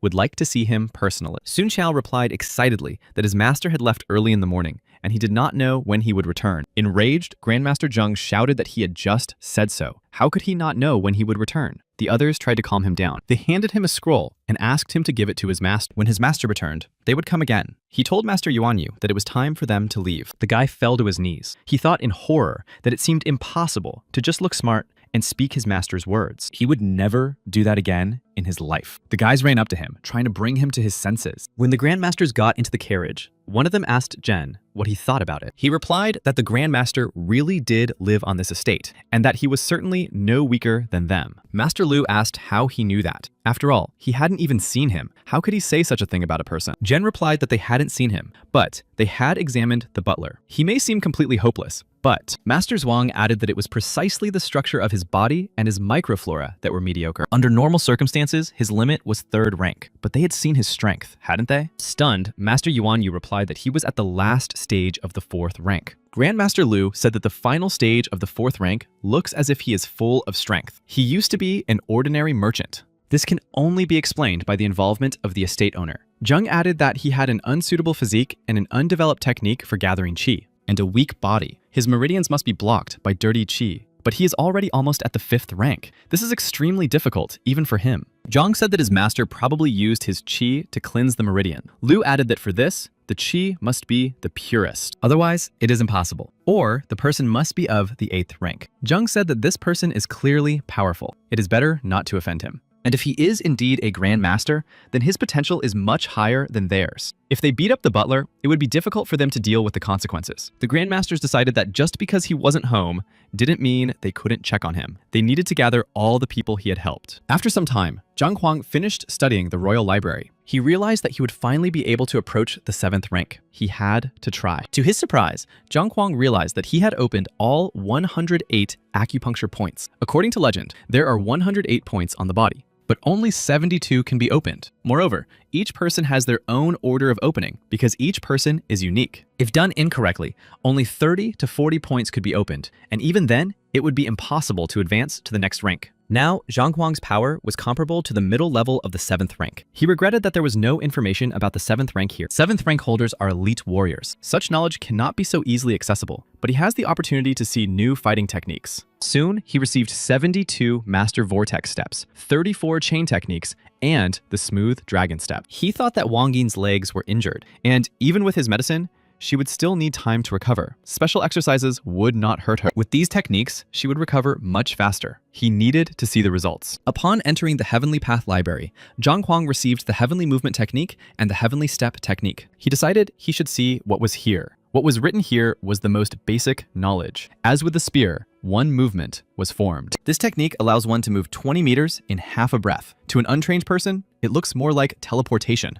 Not bad. At this time, the people Zhang Huang was helping were summoned to His Majesty. Rumors spread throughout the city that Masters Liu Zhuang and Zheng had arrived in the city and visited Master Yang together. The 3 of them waited at the gate. It is unknown what happened, but the 3 Grandmasters still want to test him. And yet, to make masters of such caliber wait? Who is this Master Yang? They say he is a Grandmaster, but he does not believe it.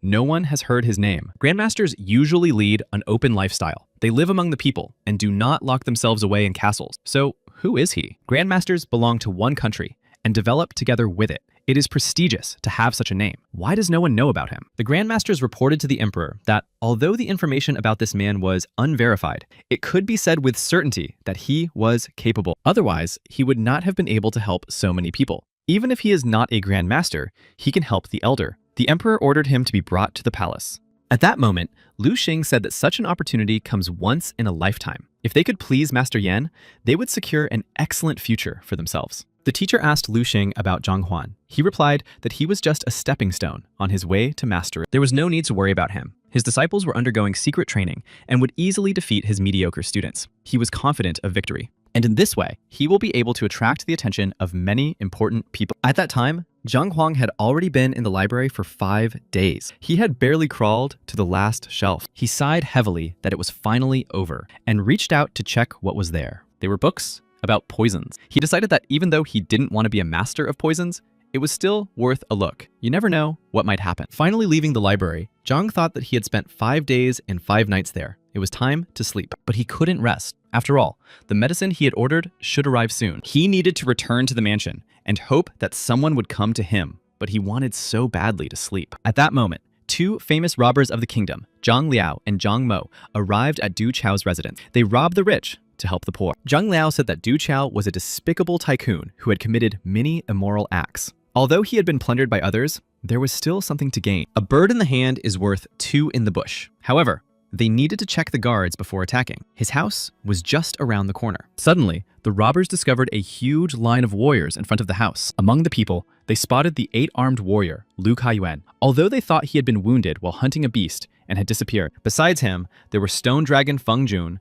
and Iron Fist. He is the #1 expert in the city of Hanxue. His iron fists are capable of breaking boulders. He is so powerful that even Emperor Nungjue considers him his enemy. Why is he here, standing in line? The robbers spotted the pale surgeon Hu Xiaobai, long-armed Li Longxuanhai, and Divine Eye Duan Jiuqiang. They realized that each of them was a famous weapon master. Even the weakest of this crowd could defeat them. They must not appear here. All these masters sometimes even disregarded the emperor's invitation. Why were they all standing in front of this door? Frowning, Zhang Liao said he didn't know. But if they went in there, it would be the end of that. They hadn't been here for a long time and hoped to find an excellent victim. How did this happen? This man is truly powerful. Zhang Mo asked his brother if they really wanted to rob this mansion. He replied that they wouldn't steal anything there. They wouldn't even be able to get in. They wouldn't even make it to the door before they were killed. Frowning, Zhang Mo asked if it mattered who the man was. Shouldn't the emperor take care of it? Suddenly, they saw that the emperor himself had arrived at the house. Apparently, he was really at a dead end since he came here personally. The masters shouted that they welcomed the emperor. The one standing in front told him to stand in front. He had arrived early and taken his place.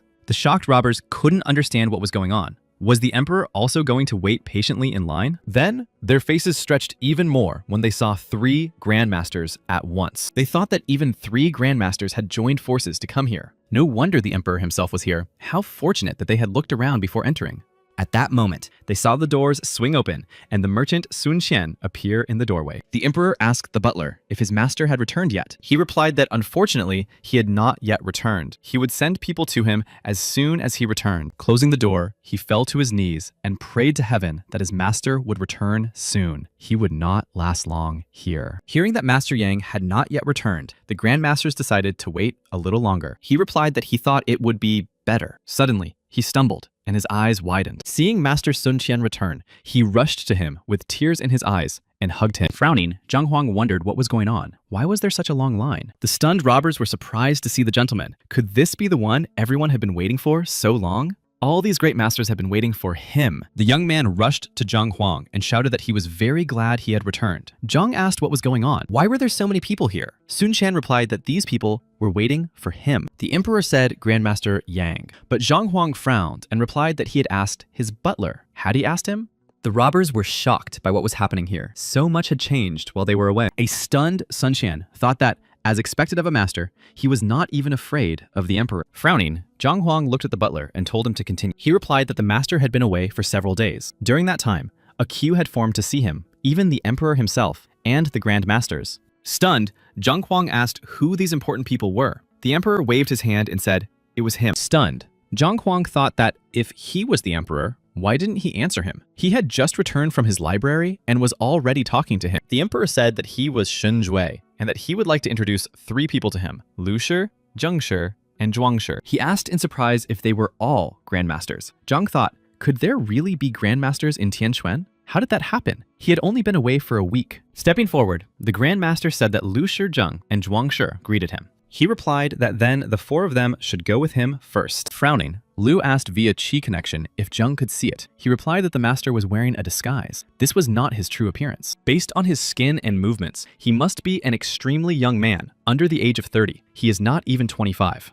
Shi Zhuang said that he was disguised and extremely young. He looked tired. He was on the verge of collapse. How could a grandmaster get himself into such a state? Most likely, he is a fraud. They just have to find a way to expose him. Sitting down in a chair, Zhang Huang asked how he could help the three grandmasters. Shijin said that he had heard that Yang Shi was an experienced doctor and could help others advance to a new rank. He came hoping that he would help him. Frowning, Zhang Huang told them to get straight to the point. He thought he was very tired and wanted to sleep. He needed to hurry up and earn money. Angered, Zheng thought that he was as insolent as his butler. They would teach him a lesson, just like they did his servant. Frowning, he replied to Zhang Huang that he had problems with cultivation. Zhuang asked for advice. He had reached the peak of the 7th rank. He was one step away from a breakthrough. However, no matter how much he practiced, the speed of gathering true qi slowed down, and he couldn't take the last step. He had tried all kinds of methods to achieve a breakthrough, but it was useless. He hoped for his help. Excited, Zheng Huang thought that he was still far from the 7th rank and had no idea what opportunities he was giving up. And this man was almost at the 8th rank. It would be difficult, but it was worth a try. He asked him to show him his strike. Grandmaster Zhuang waved his arms and released a devastating stream of energy. The deadly stream flew out into the street, punching a hole in the wall of the house and splitting the gate. Looking for information in the library, Zhang Huang thought that his qi was rushing through his body like a soaring dragon, which was to be expected from a grandmaster. He asked if that was really what the grandmaster wanted. In fact, the problem was so simple that he couldn't believe it, but he could help him if he really wanted to move up to a new rank. The grandmaster asked in astonishment if he could help. He thought that he had been trying to overcome this rank for so long, but had been stuck in one place for many years. Pouring tea, Zhang Huang said he could do it in 10 minutes, but there was just one thing. Shocked by such audacity, Zhuang asked again if he was serious about 10 minutes. Master Zheng thought that they had examined him and concluded that it was impossible, but this liar wanted to do it in 10 minutes. Sipping from his cup, Zhang Huang replied that, in the end, the choice was his, thinking that if his words were true, it would be incredible, and if not, he would expose him. Zhuang agreed. Zhang Huang ordered the butler to call several guards to bring a bag and sticks. Everyone was stunned by such equipment for advancing to the next rank, rather than for catching pigs. Soon, Sun Qian returned with everything necessary and reported that everything was ready. Master Zhang told the guards that this great man wanted to advance to the next rank and hoped for their help. They replied that it was an honor for them. He said he needed Zheng to seal the acupuncture points in his body so that the qi could not move. Zheng asked again to block the points. Frowning, Zhuang asked if he should block the points in order to advance to the next rank. But then, how would his breakthrough happen? He replied that if he wanted to advance to the next rank, he should listen to him. If not, he didn't care. Thinking that he would not make him back down, Zhuang replied that he would do whatever he said. Smiling, Zhang Huang asked Master Zhen to do it. Zhuang thought he would see how he would help him. Revenge for deception awaited him. Turning to Zhen, he said that he should do what the master said. Soon, the points were sealed. Zhang Huang said that he now asked everyone present not to interfere, regardless of what happened next. Opening the bag, Zhang Huang smiled and said it was time to begin. He pulled the bag over Zhuang, who shouted that he was a respected Grand Master. How dare he do such a thing? The emperor wanted to intervene, but the masters stopped him, saying that they needed to see what he would do next. Turning to the guards, Zhang said that now it was their turn to help the master. They should start beating him. They said fearfully that they couldn't beat the Grand Master. Some cried that they didn't want to die. Zhang Huang replied that they shouldn't worry. He had a bag over his head and would not be able to see who beat him. They were safe. He could not see them. Sighing, they thought that he had seen them as soon as they arrived. He could also hear their voices. The Grandmasters decided that he was not helping him, but had decided to take revenge for their distrust. They had never heard that a sack and sticks were needed for the transition. Frowning, Zhang Huang said that they were delaying the master's breakthrough. Was that what they wanted? After thinking about it, the guards decided that they would just listen to the master. After all, he was also a Grandmaster, and dying for him wasn't so bad. A moment later, they rushed at Zhang from all sides and began beating him with sticks. Enraged, Zhang thought that this damn bastard was deliberately beating him. It didn't help. At this time, Zhang Huang was commanding who to beat harder and who had the wrong posture. The guards asked how long they should beat the Grand Master. He replied that they should continue until he died. Enraged, Master Zhuang heard these words and furiously climbed out of the sack, scattering the guards. Enraged, he promised to destroy Yang Huang today. How dare he? Yawning, Zhang Huang replied that he should first look at his rank and then destroy him. Shocked, Zhuang could not believe that such a thing was possible. but he was in the 8th rank. Those present were shocked that Zhuang had been beaten and that it had worked. What a crazy way to break through. Stunned, Zhang asked Master Yang what had happened. Smiling, Zhang Huang asked if he no longer wanted to destroy him. Please forgive his insolence. Zhang replied that he was not at fault. The blow he had just struck was not effective. But it wasn't a failure either. This means that they had studied diligently since childhood. He had an excellent teacher. The Grand Master replied that he was right. He was taught by his father. He is a 1-star Grand Master. Master Zhang replied that he had trained a lot. His body and energy had long been ready for a breakthrough, but he was indecisive and unsure of himself. And if he was right, his father had not reached the 8th rank because it required confidence and the ability to control his own powers. Surprised, Zhang thought that his father had not even come close to the 8th rank, which made him very sad. But this was a secret. No one knew about it. Zhang Huang replied that he was asking for advice. If he wanted to succeed, he had to overcome his fear first. Otherwise, everything would remain the same. The only way was to get angry and use that to drown out the panic in his heart. He thought he had been insulted and hated him with all his soul. The fear of being imperfect and going beyond the teachings dictated since childhood, plus the anger at the lack of progress, all hindered him. Falling to his knees, Zhuang thanked him and said he would never forget his kindness. Smiling, Zhang Huang turned around and asked if they still did not believe him. Stunned, Zhuang realized that he had known from the beginning that they doubted him, but he had helped him anyway. It was a kindness worthy of a Grand Master. Through the Qi connection, Lu told Zhang that although this man was young, he was incredibly intelligent and capable. Zhang replied that he was indeed a genius. He recognized the problem so quickly and was even able to help, albeit in such an unusual way. This man is more powerful than they are. The other Grandmasters eagerly said that they also had a question for Master Yang. Soon, he escorted the Grandmasters away and asked the Emperor if he wanted him to help his elder advance. The Emperor confirmed this, but Zhang Huang suddenly replied that he had come to the kingdom of Tian Shuang to rest and did not want to get involved in such matters. He thought he would not be able to help a master who was higher than him in cultivation. That Grandmaster was just lucky. He himself had not even reached the 7th rank. Bowing, the Emperor said that he was asking him. The kingdom of Tian Shuang was ready for anything. Frowning, Zhang Huang replied, "Does he really think he needs something? He would agree if the emperor helped him collect books on the 7th rank of martial arts. It didn't matter if they were valuable or not, as long as there were many. For 1,000 books, he would consider helping the elder." The stunned emperor thought that he didn't need anything. Why would he need books on the 7th rank? Even the royal library didn't have that many books. Sighing, Zhang Huang replied that if it was difficult,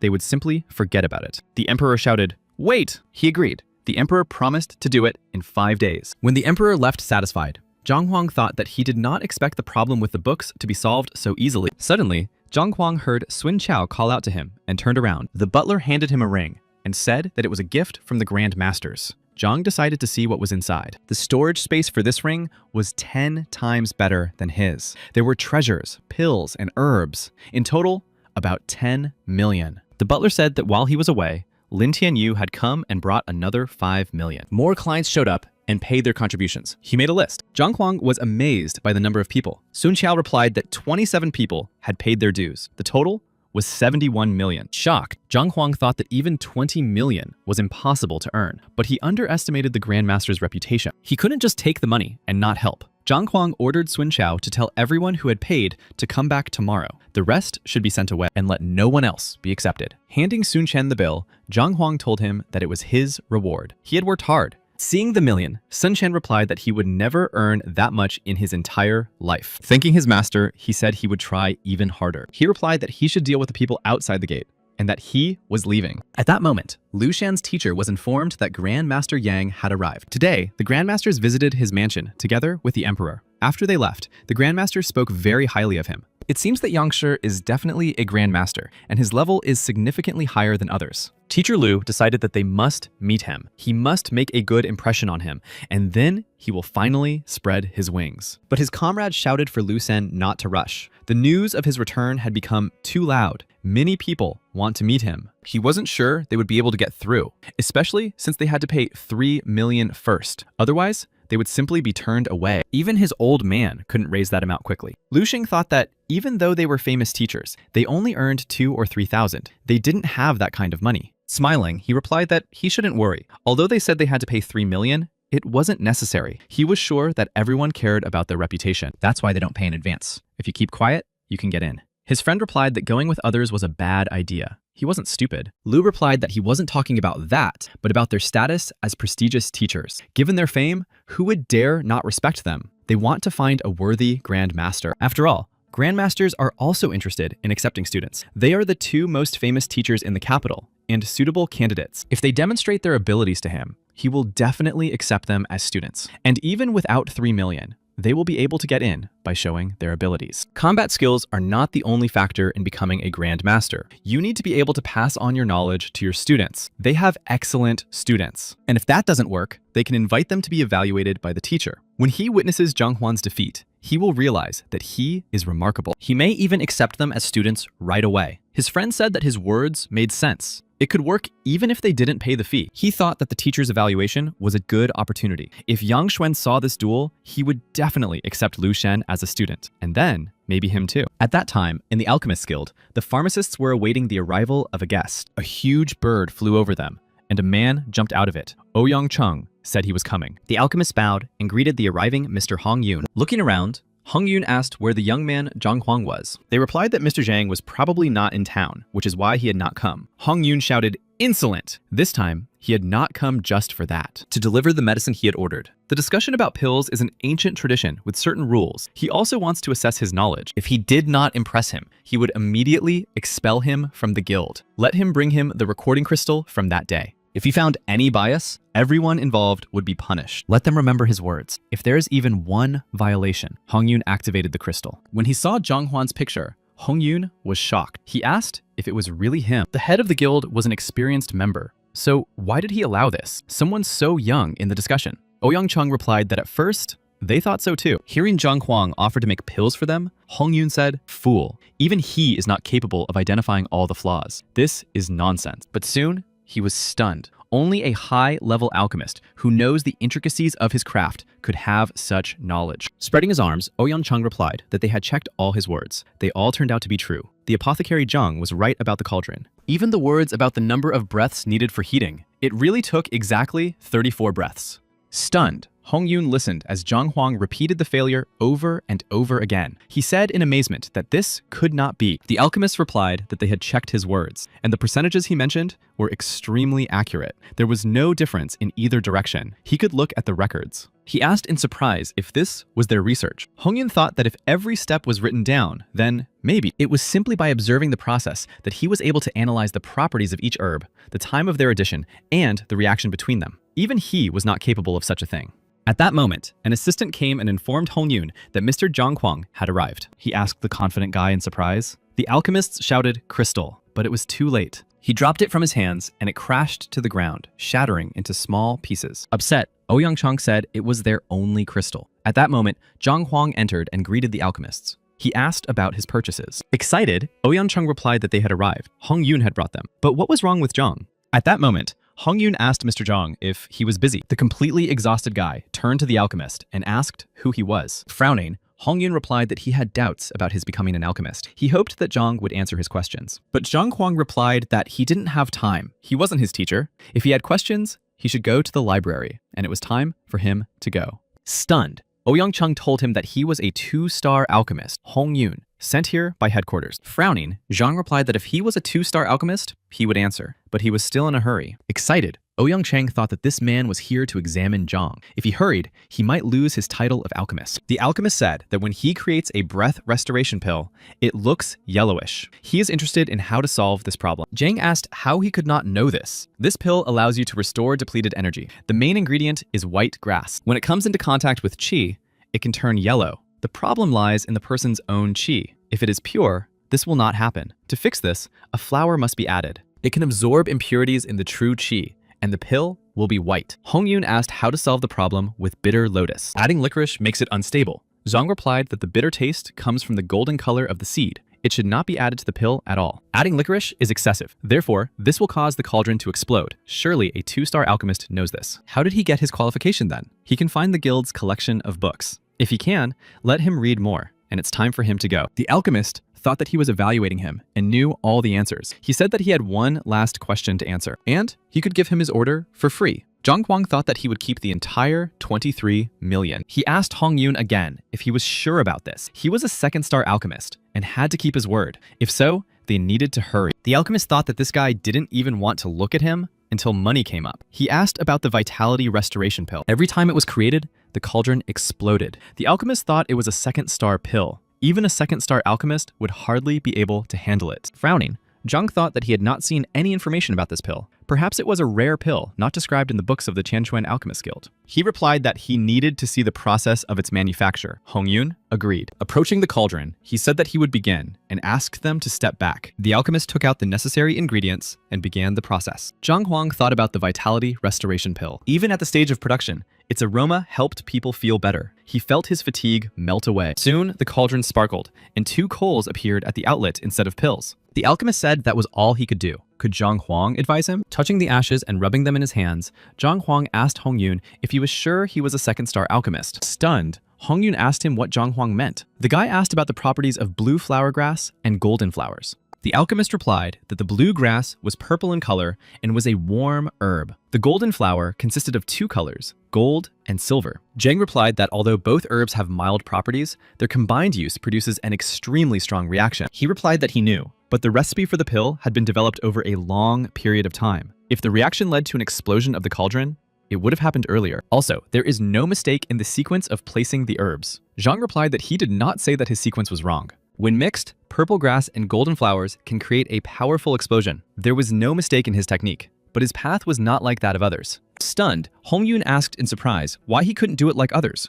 What was wrong with him? Smiling, Zhang Huang replied that he was simply special. He had never eaten purple flower grass. The alchemist replied that he was allergic to it, so he couldn't eat it. Zhang Huang replied that it wasn't actually an allergy. Since he was improving himself using the quick flame formula, his qi essentially carried the property of fire. Purple grass grew in water. It has different properties. His qi overloads the water property, causing the purple grass to lose its effectiveness. He cannot use it. Therefore, when the 2 herbs come into contact, a strong reaction occurs and the cauldron explodes. The alchemist was amazed that he learned about the quick flame formula. This is a method of cultivating family heredity passed down in his clan. It is a personal secret. He asked if there was a way out of this situation. He replied that Hongyun, a second-star alchemist, surely could find a solution. Zhang thought that the library could tell him about the shortcomings, but not about their solution. To solve the problem, he needed more knowledge. He needed to read more books. The alchemist replied that he understood. He thought that he needed to find another herb that would not clash with his qi. The problem must be solved. Watching this, the alchemists were amazed that a 1-star alchemist was teaching a 2-star alchemist. Smiling,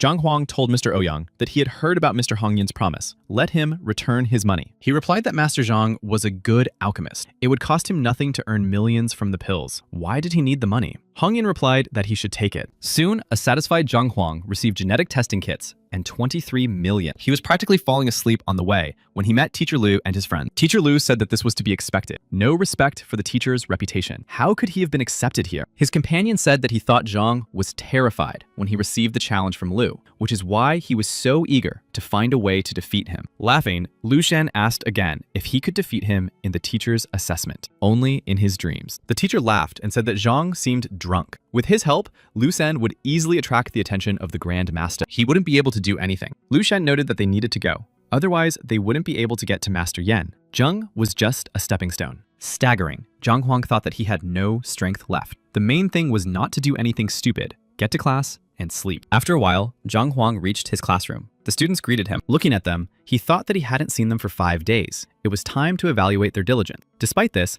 Zhao Yao remained at the top for a long time. Her first rank strength was much higher than that of the others. It seemed that she would soon break through to the second rank. As for Yuan Tao, who was the weakest, he had moved from the initial stage of the first rank to the intermediate stage. The teacher told the students that they had done a great job. He called Zhao Yao and Yuan Tao to come with him. Teacher Zhang gave Zhao Yao a pill that destroys yin, which will help awaken the special qualities of her body. Zhang asked Wan Tao if he knew why he had been accepted as his student. The boy was embarrassed, and Zhang Huang patted him on the shoulder and told him that he didn't need to feel inferior.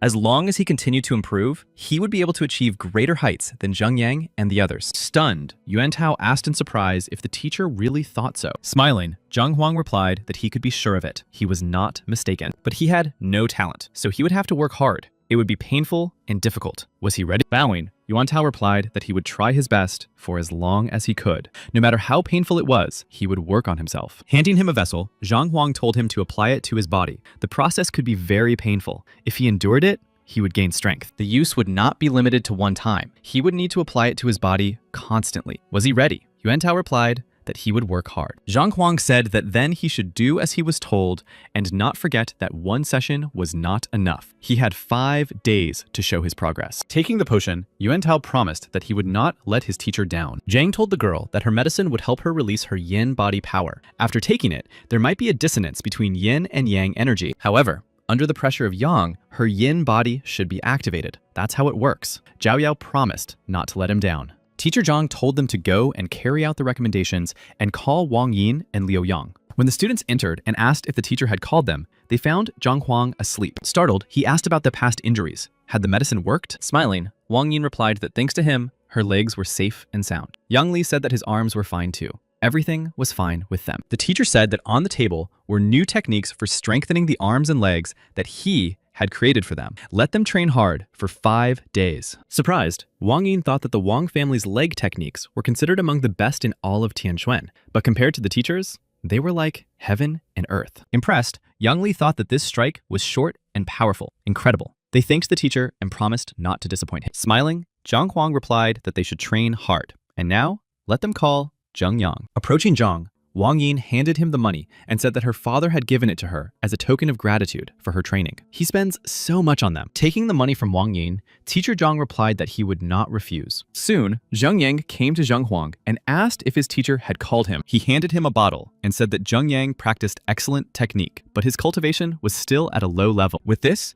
he should try to advance to the second rank within 5 days. Zheng Yang thanked the teacher. Unable to hold back a yawn, Zhang Huan said that now he should go and practice. When the students left, they discussed what incredible techniques they had received from the teacher. Wang Yin asked Zhao Yao if she had seen the teacher leave. Returning to the classroom, Zhao Yao decided to check, since the teacher had been in his office all day today. Opening the door to Zhang Huang's office, she wanted to say something to him, but was shocked to see what was happening there. Running out into the street, Zhao Yao ran into the other teachers. Wang Yin asked if he was there. With tears in her eyes, Zhao Yao replied excitedly that the teacher had fallen asleep there. Sighing, Yuantao replied that it was not surprising, as he looked very tired. Frowning, Yang Li said that the teacher had developed such wonderful techniques for them. Wang Yin confirmed that he had even obtained rare medicines. Wiping away her tears, Zhao Yao said that they must not let him down. They needed to try their best and win the teacher's evaluation so as not to disappoint him. Closing their fists together, they said that the teacher had done a lot for them and they must not lose. Standing near the dormitory, Yao Han thought about Teacher Zhang. This guy is not bad. He found out about Teacher Sheng Bin's actions on the day he was beaten up,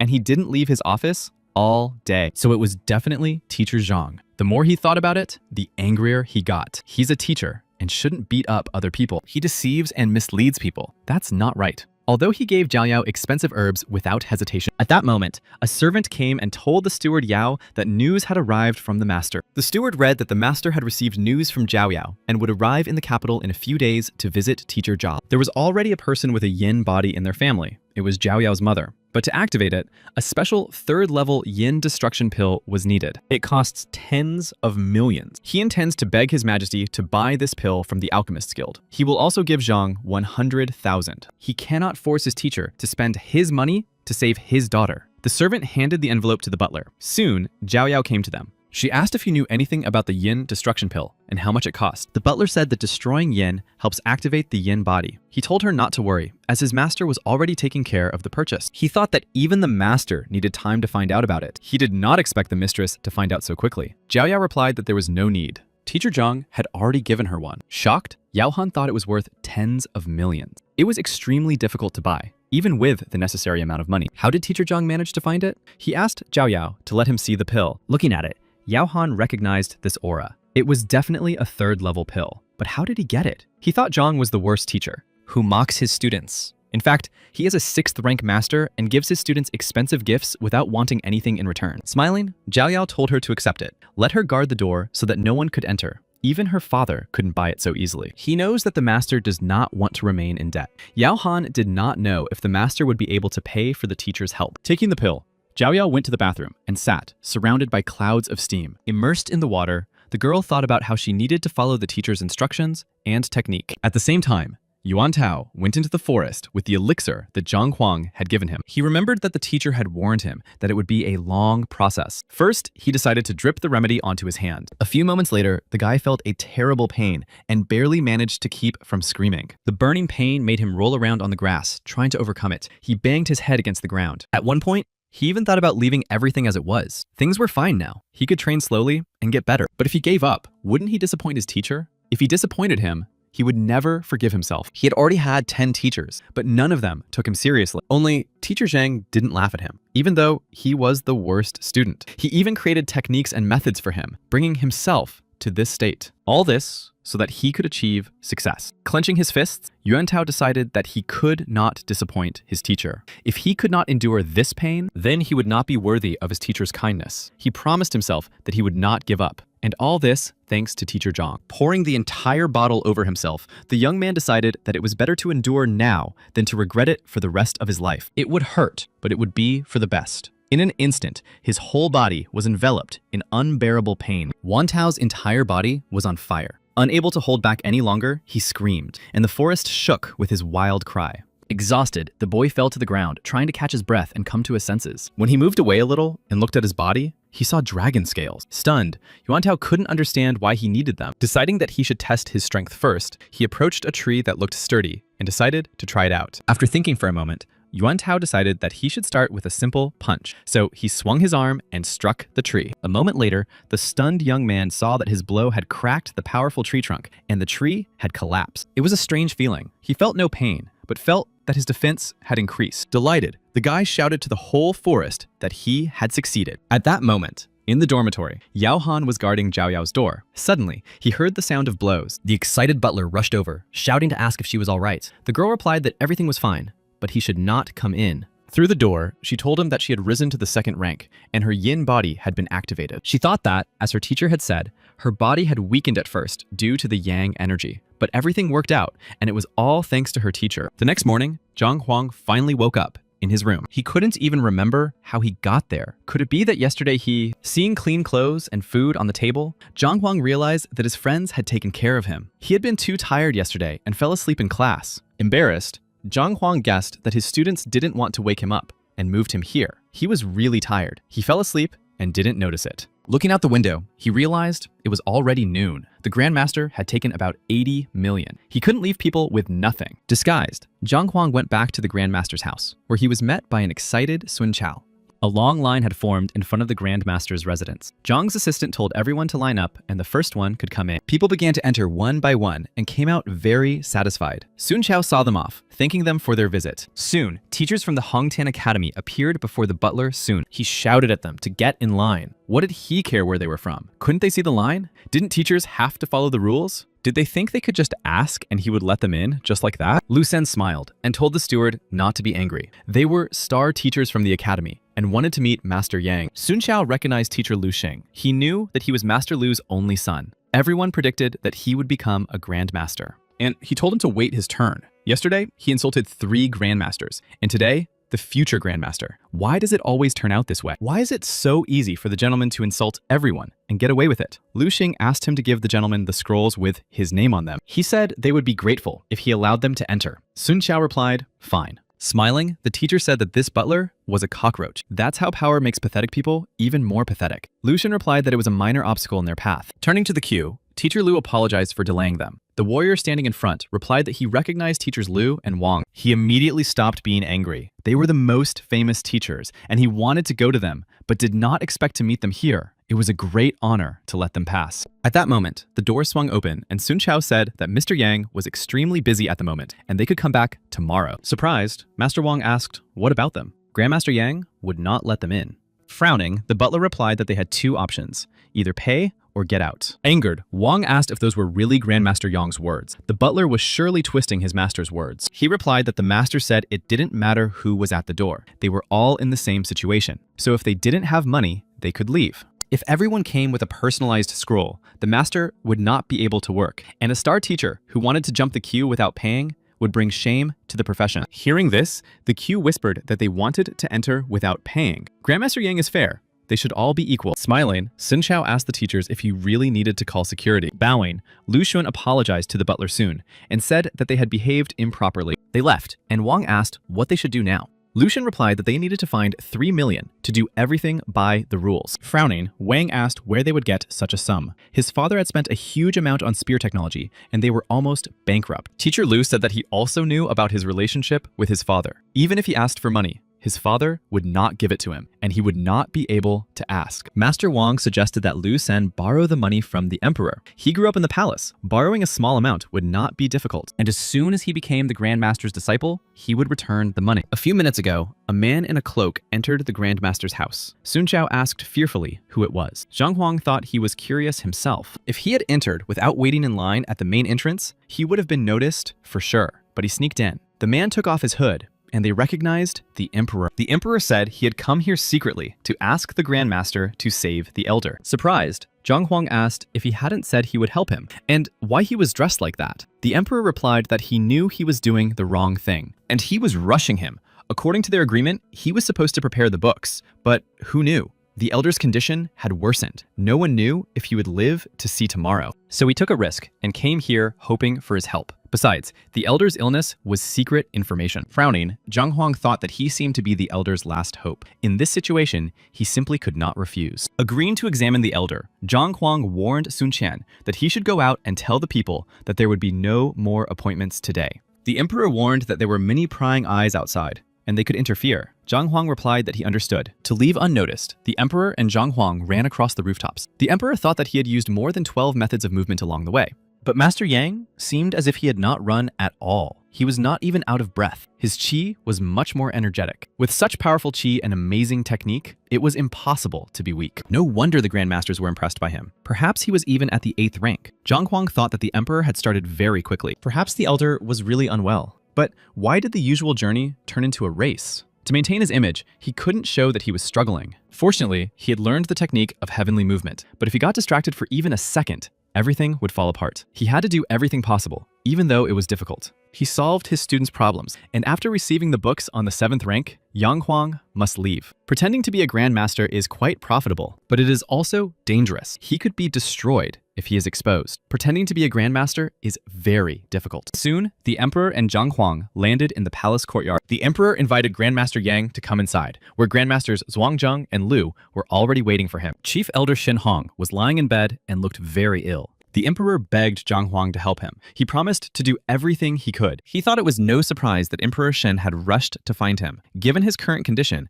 it was difficult to say whether Shen Hong would live to see tomorrow. Touching the elder's hand, Zhang Huang realized that the library had not been activated. Could it be because Shen Hong was not in a coma now? He needed to see his blows, but in his condition, that was not an option. Perhaps if he forced him to move, he would die immediately. The agitated emperor asked Zhang Huang if it was possible to help the elder. Zhang thought for a moment, unsure of what to do. The library activated when he watched a normal person strike or touched an unconscious person. But what to do with a half-dead person? Zhang told the emperor that he needed something that could put the elder into an unconscious state. The emperor wondered why the Grandmaster needed this. The Grandmaster was told via qi communication that Master Yang had unusual methods. How would he save him by putting him into a coma? After thinking about it, Shen Jue replied that he had a special powder. If inhaled, a person would lose consciousness. Zhang Huang asked why he carried it with him. The emperor replied so that the Grandmaster would not misunderstand him. Various situations happened to the emperor. Taking the powder, Zhang Huang sprinkled it in front of the elder's face, inviting him to inhale it. Seeing this, the Grandmasters fell down. He gives the powder that puts a person who is about to die into a coma. Grandmaster Yang is inimitable.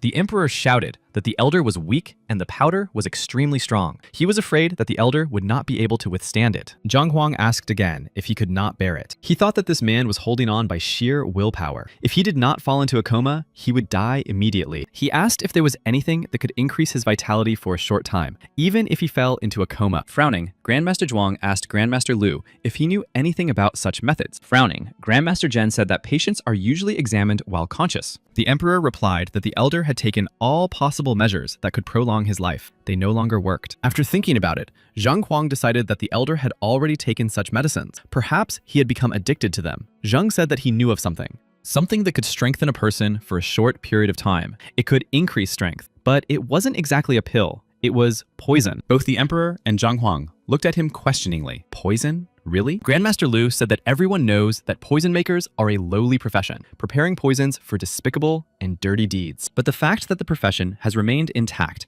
and preserved for centuries suggests that it must have value. Zhuang replied that it was poison. It is made from a dozen poisons in a special ratio, similar to alchemy, and is extremely complex. The result should be a solution with a poison ratio. Not only is it harmless to life, but it activates the potential to restore vitality and energy in a short period of time. The profession of poison maker is rare, but even in first-class kingdoms, you can find something similar. Zhang said he dislikes poison makers. He knows very little about this profession. Some of them have poison. The Grandmaster replied that this drug must be prepared by the poisoner on the spot and cannot be stored. Otherwise, it will become very toxic. Smiling, Zhang Huang said that then they just needed a poison master. He needed this poison to cure the elder. The emperor had doubts. He said that there was not a single poison master in their kingdom. Surely Master Yang knew about this. Upon hearing this, Zhang Huang was stunned. He never thought he would be wrong about such obvious things. He replied that he had completely forgotten. He thought he had stopped in another kingdom. Zhang thought that if he had known, he would not have even mentioned it. Although there are many books about poisons in the library,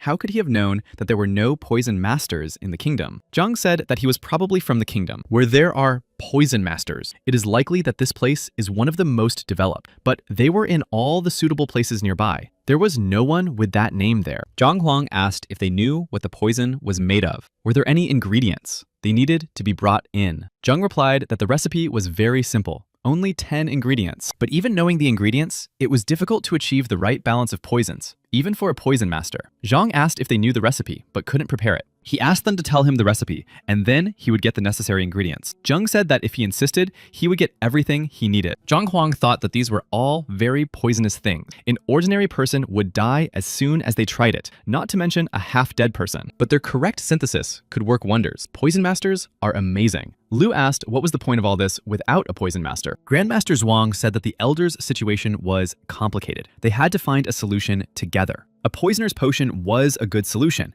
if you knew how to prepare it. Smiling, Zheng replied that if they needed it, they would make it. It didn't matter if there was a poison master. They could save the elder without him. The Grandmasters replied that none of them knew how to prepare it. If a mistake was made, the person would be poisoned on the spot, with no chance of survival. Smiling, Zheng replied that if they didn't know, they could learn. They could try. There was no need to rush. The Grandmaster and the Emperor were shocked. How could one learn this now? The Elder believed that any profession required skill. It would take years of training. Who had Shenjue brought? He wanted to live a little longer for the sake of the country. Opening the book, Zhang Guang decided that, although poisons were dangerous, they could also help people. Master Lu said that although the profession of a poison master is lowly, it cannot be mastered overnight. Closing the book, Zhang Huang thought that even though he was not a master of poisons, he knew exactly what to do now. At that moment, the Emperor cried out that the Elder could no longer hold on. If they did not save him now, it would be too late. If there was any way to save him, let Master Yang do it. The kingdom would be indebted to him. He replied that he would do it now. When the poison was ready, let them give it to him. Carefully mixing the necessary ingredients, Zhang Huang prepared the poison and poured it into a vessel. Frowning, Zheng said that this was nonsense. If he made even the slightest mistake, the outcome would be fatal. Precise equipment was needed. The others agreed that to find the right proportions, the ingredients had to be mixed in the correct order. You couldn't just do everything at random. There was a specific order. Otherwise, death would ensue. Zhang Huang ignored them and said that the poison was ready. He succeeded. The Grandmasters were shocked that it was done so quickly and without instructions. The Emperor doubtfully thought that he was not even 1/100% sure about this poison, but he could not think of another way. The Elder was dying anyway. Opening the flask, he approached Shenhong and told him to drink it. Swallowing the poison, Shenhong thought with tears in his eyes that he was an extremely influential person in the kingdom. How could he allow poison to be poured into him? His life was so miserable. After swallowing the contents of the flask, the Elder coughed and convulsed. The Emperor cried out in fear.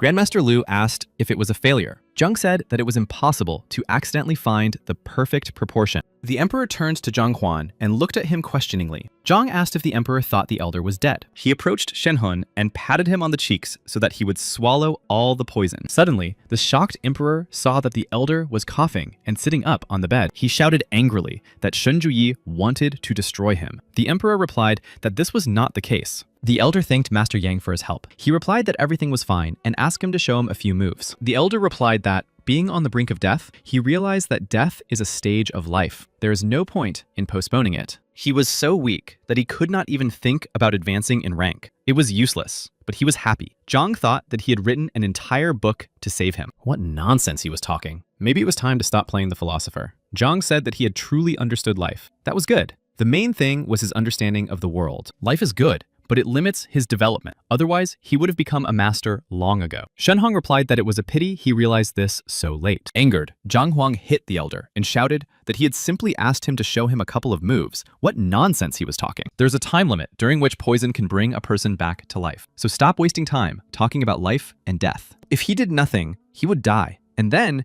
he would definitely not be able to help. The Grandmasters were shocked by Master Yang's behavior. Touching his hand, Zhang Huang learned that he was the grandfather of the Emperor of the Kingdom, half a step away from the rank. Excited, Shen Zhui asked if he could help. He replied yes. It's not too late. He needs to wake up. The elder opened his eyes and said that he had seen a dream and seemed to have understood life. Zhang Huang told him not to waste time. There were two options. The first was that he would live and make a breakthrough. The second was that he would simply die and not waste his time. Surprised, the elder asked if he could really live. Could the master really help him advance? He asked the Grandmaster to help him. He replied that for this to happen, Shenhong must follow his instructions and not resist. Otherwise, he would not be able to help him. Excited, the elder replied that as long as Grandmaster Yang would help him, he would not object. The Grandmasters thought that this Master Yang had not yet begun treatment and was already frightening them. Zhang Huang told the emperor to bring in dancers with good figures. The emperor wondered why he needed dancers. They were mostly of low rank. Was this really treatment? He just had to follow his orders. After bringing the girls, Shinjui asked if these dancers would be suitable. He told the emperor that he needed something else. Leaning toward him, Zhang whispered in his ear. The stunned emperor replied that if he needed it,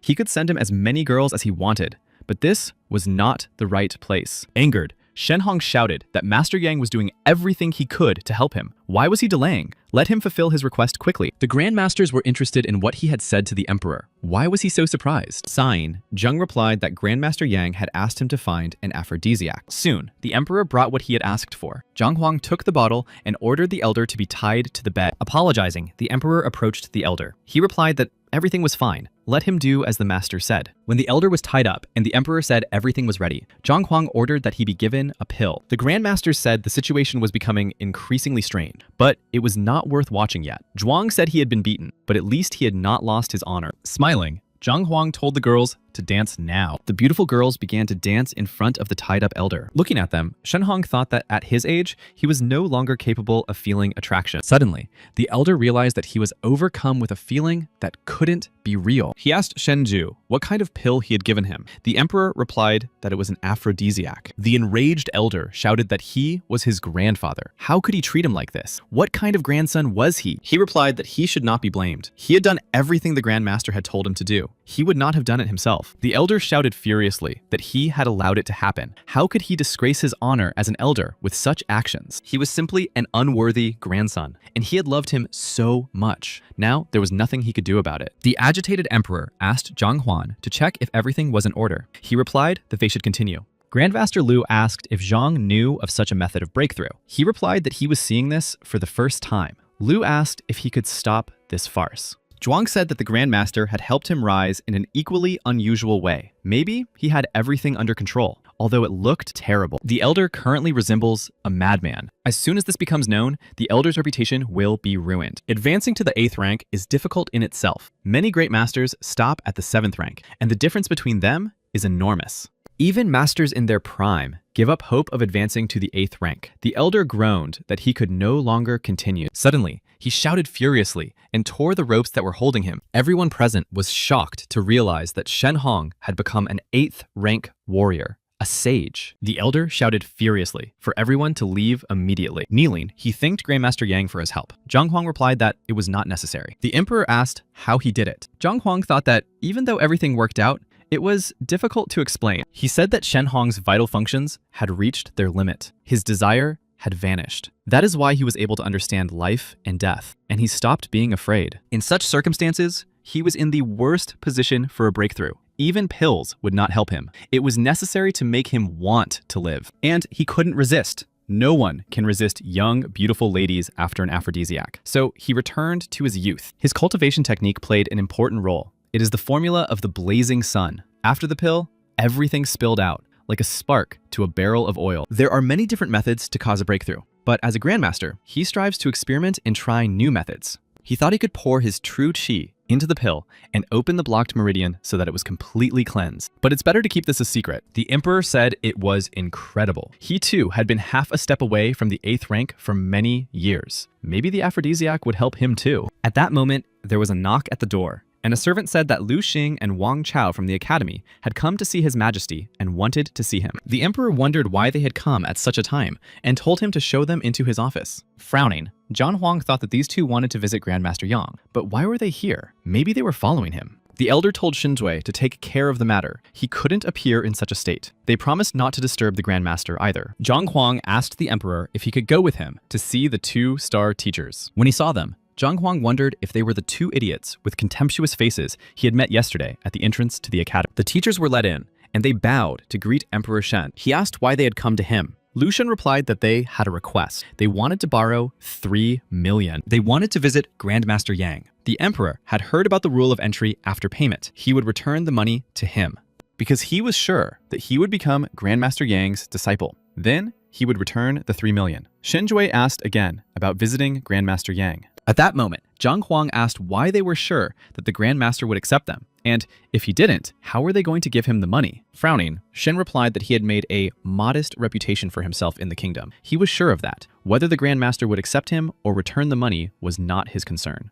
He was talking to the emperor, so he had nothing to worry about. Zhang Huang replied that he was not worried about them. He thought they would not be accepted, and they would not be able to return the money to the emperor. Wang Chao asked him to watch his words. Lu Sen was a star teacher at the academy. He is the one who will one day become a grandmaster. Surely he will earn it. Lu Xing said that if Master Yang refuses, he will still find a way to give it back. At that moment, Zhang Huang said that he had heard that Grandmaster Yang no longer accepts outsiders, even if they have money. Teacher Lu replied that it was his problem. He didn't think he was interfering too much in his affairs. He wanted to borrow from the emperor, not from him. The emperor replied, "All right, it's only 3 million. Considering that Master Lu Chen is his father, he can easily give him the money." He thanked the emperor for his help and promised to repay all the money himself. The emperor ordered the eunuchs Li to collect 3 million for Master Lu. Bowing, Lu Sen said he would repay the debt soon. He made his promise and left them. Turning to Zhang Huan, he said that he did not know who he was, but since he was sitting with the emperor, he was clearly not a simple man. However, he still wanted to give him some advice. When other people are talking,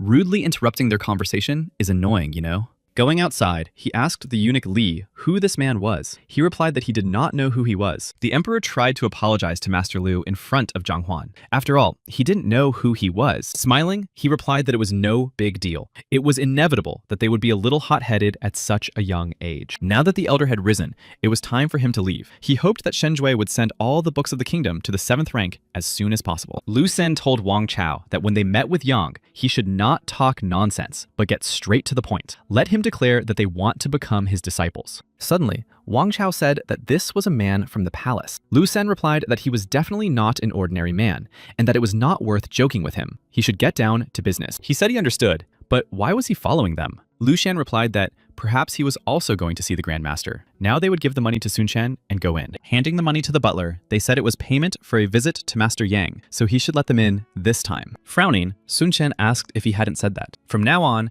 Master Yang would not accept any new visitors, no matter how many there were. If they hadn't taken their place in line, they should leave and not cause any trouble. Wang Chao shouted, asking Sun Chen if he knew who he was talking to.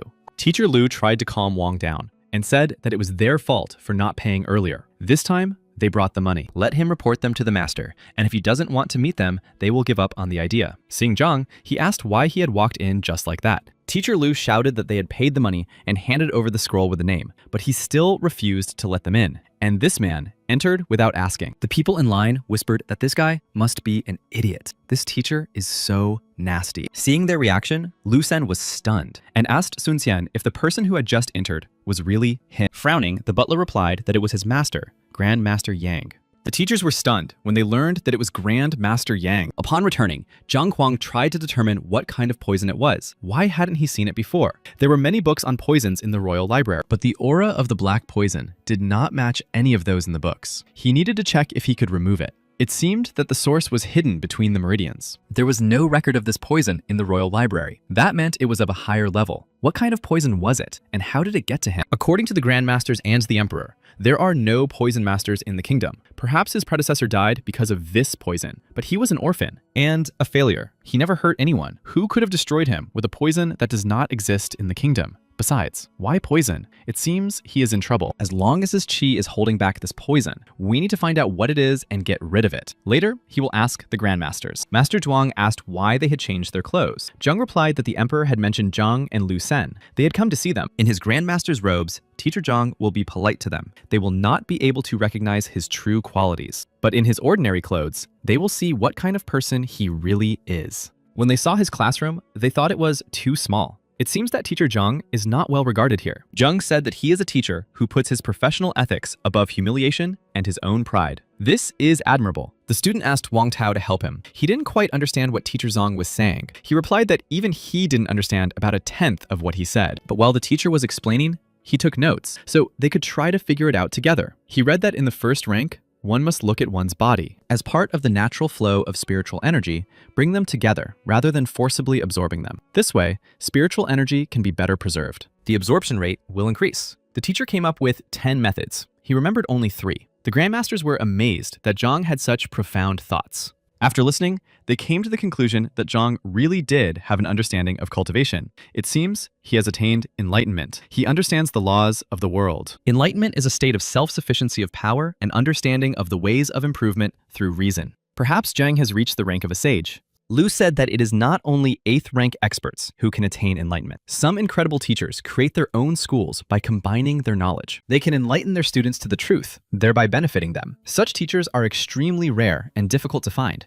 Could Zhang be one of them? What a beautiful uncut diamond. It is difficult to describe the subject of cultivation in simple terms. Amazing. Sighing, Wang Tao said that it was a pity that they were just listening to his students and only had the right to attend Grandmaster Zhang's basic classes. If he taught them personally, they would raise their rank. The Grandmasters were shocked that these two were only in general classes and only listening. The students sighed that when Wang Yin recognized Zhang as her teacher, she was at the middle level of the 1st rank, and in 10 days, she reached the 2nd rank. The Grandmasters couldn't believe that she had reached the 2nd rank in 10 days. At the 1st rank, everyone gathers spiritual energy and spreads it around their body to nourish and open the meridians. Without careful practice, it is impossible to advance. Master Lu replied that it took him 2 years to reach the 2nd rank. Even if they taught the students themselves, it would take them about 6 months. Frowning, Zhang said that if this was true, then Teacher Zhang's level of teaching was higher than theirs. Seeing the bursts of energy, they decided that it was Wen Tao hitting the walls again. But he was the worst student. Could it be?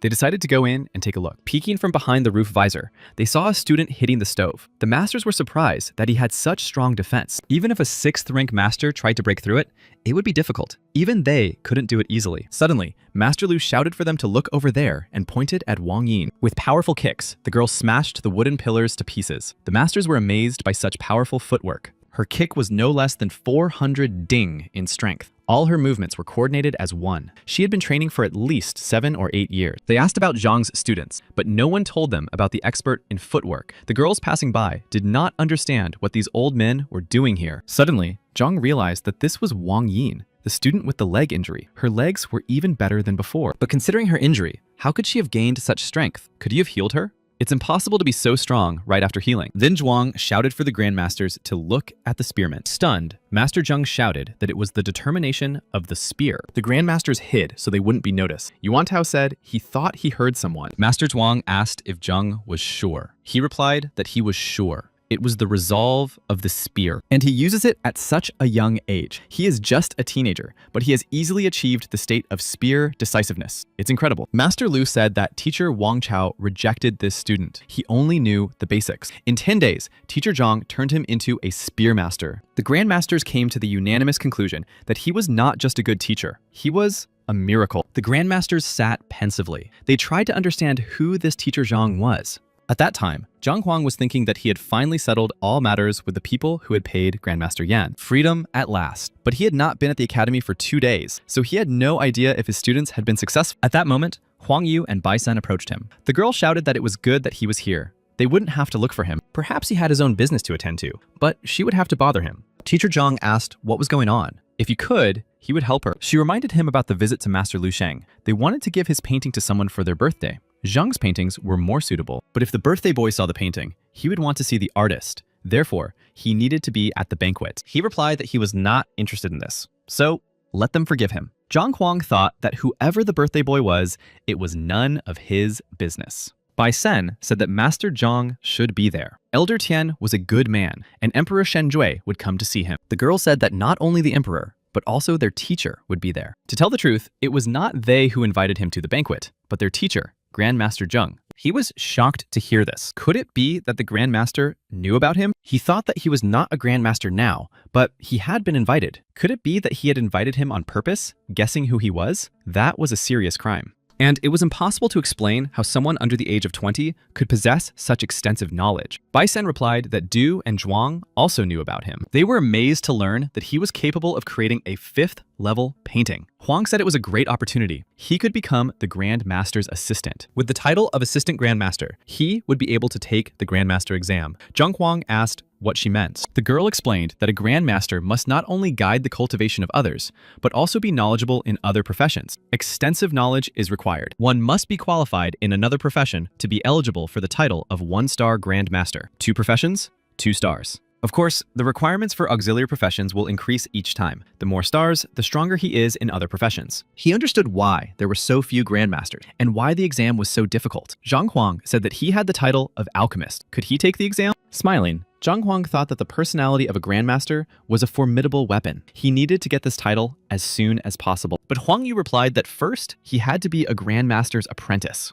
So he needed a mentor. He could choose one of 3 grandmasters. Stunned, Zhang Huang asked again if he could choose one of them. Over the past 3 days, the trio had frequently visited his mansion, saying that they wanted to recognize Grandmaster Yang as their teacher. But he did not agree, because he planned to destroy his personality in the near future. And now he could recognize one of them as his teacher. He could have accepted them all as disciples, like Grandmaster Yang. The situation is, frankly, strange. We cannot allow his personalities to meet. Nonsense. It wouldn't take long to go mad. However, meeting the Grandmasters is a good opportunity. He will be able to approach them and ask about the aura of poison. He asked when the banquet would begin and who Elder Tian was if the Emperor and the 3 Grandmasters were coming to see him. Bai Sen replied that the banquet was today, and they needed to hurry. Huang Yu promised to tell him about Elder Tian while they were on their way. She said that the Elder was a teacher at the Beibu Academy. All these Grandmasters studied under him. Today, he is celebrating his 90th birthday, and since they were here, they could go see him. Zhang Huang asked if the elder taught others how to improve their cultivation. Could he be considered a teacher? She replied that he taught the art of tea ceremony. They did not study with him for long. He was only half a teacher. After a while, they arrived at Elder Tian's mansion. The girl warned Zhang Huang that they had arrived. Now, he should follow her. The Grandmasters probably hadn't arrived yet, and they had to wait for them in the side hall. Suddenly,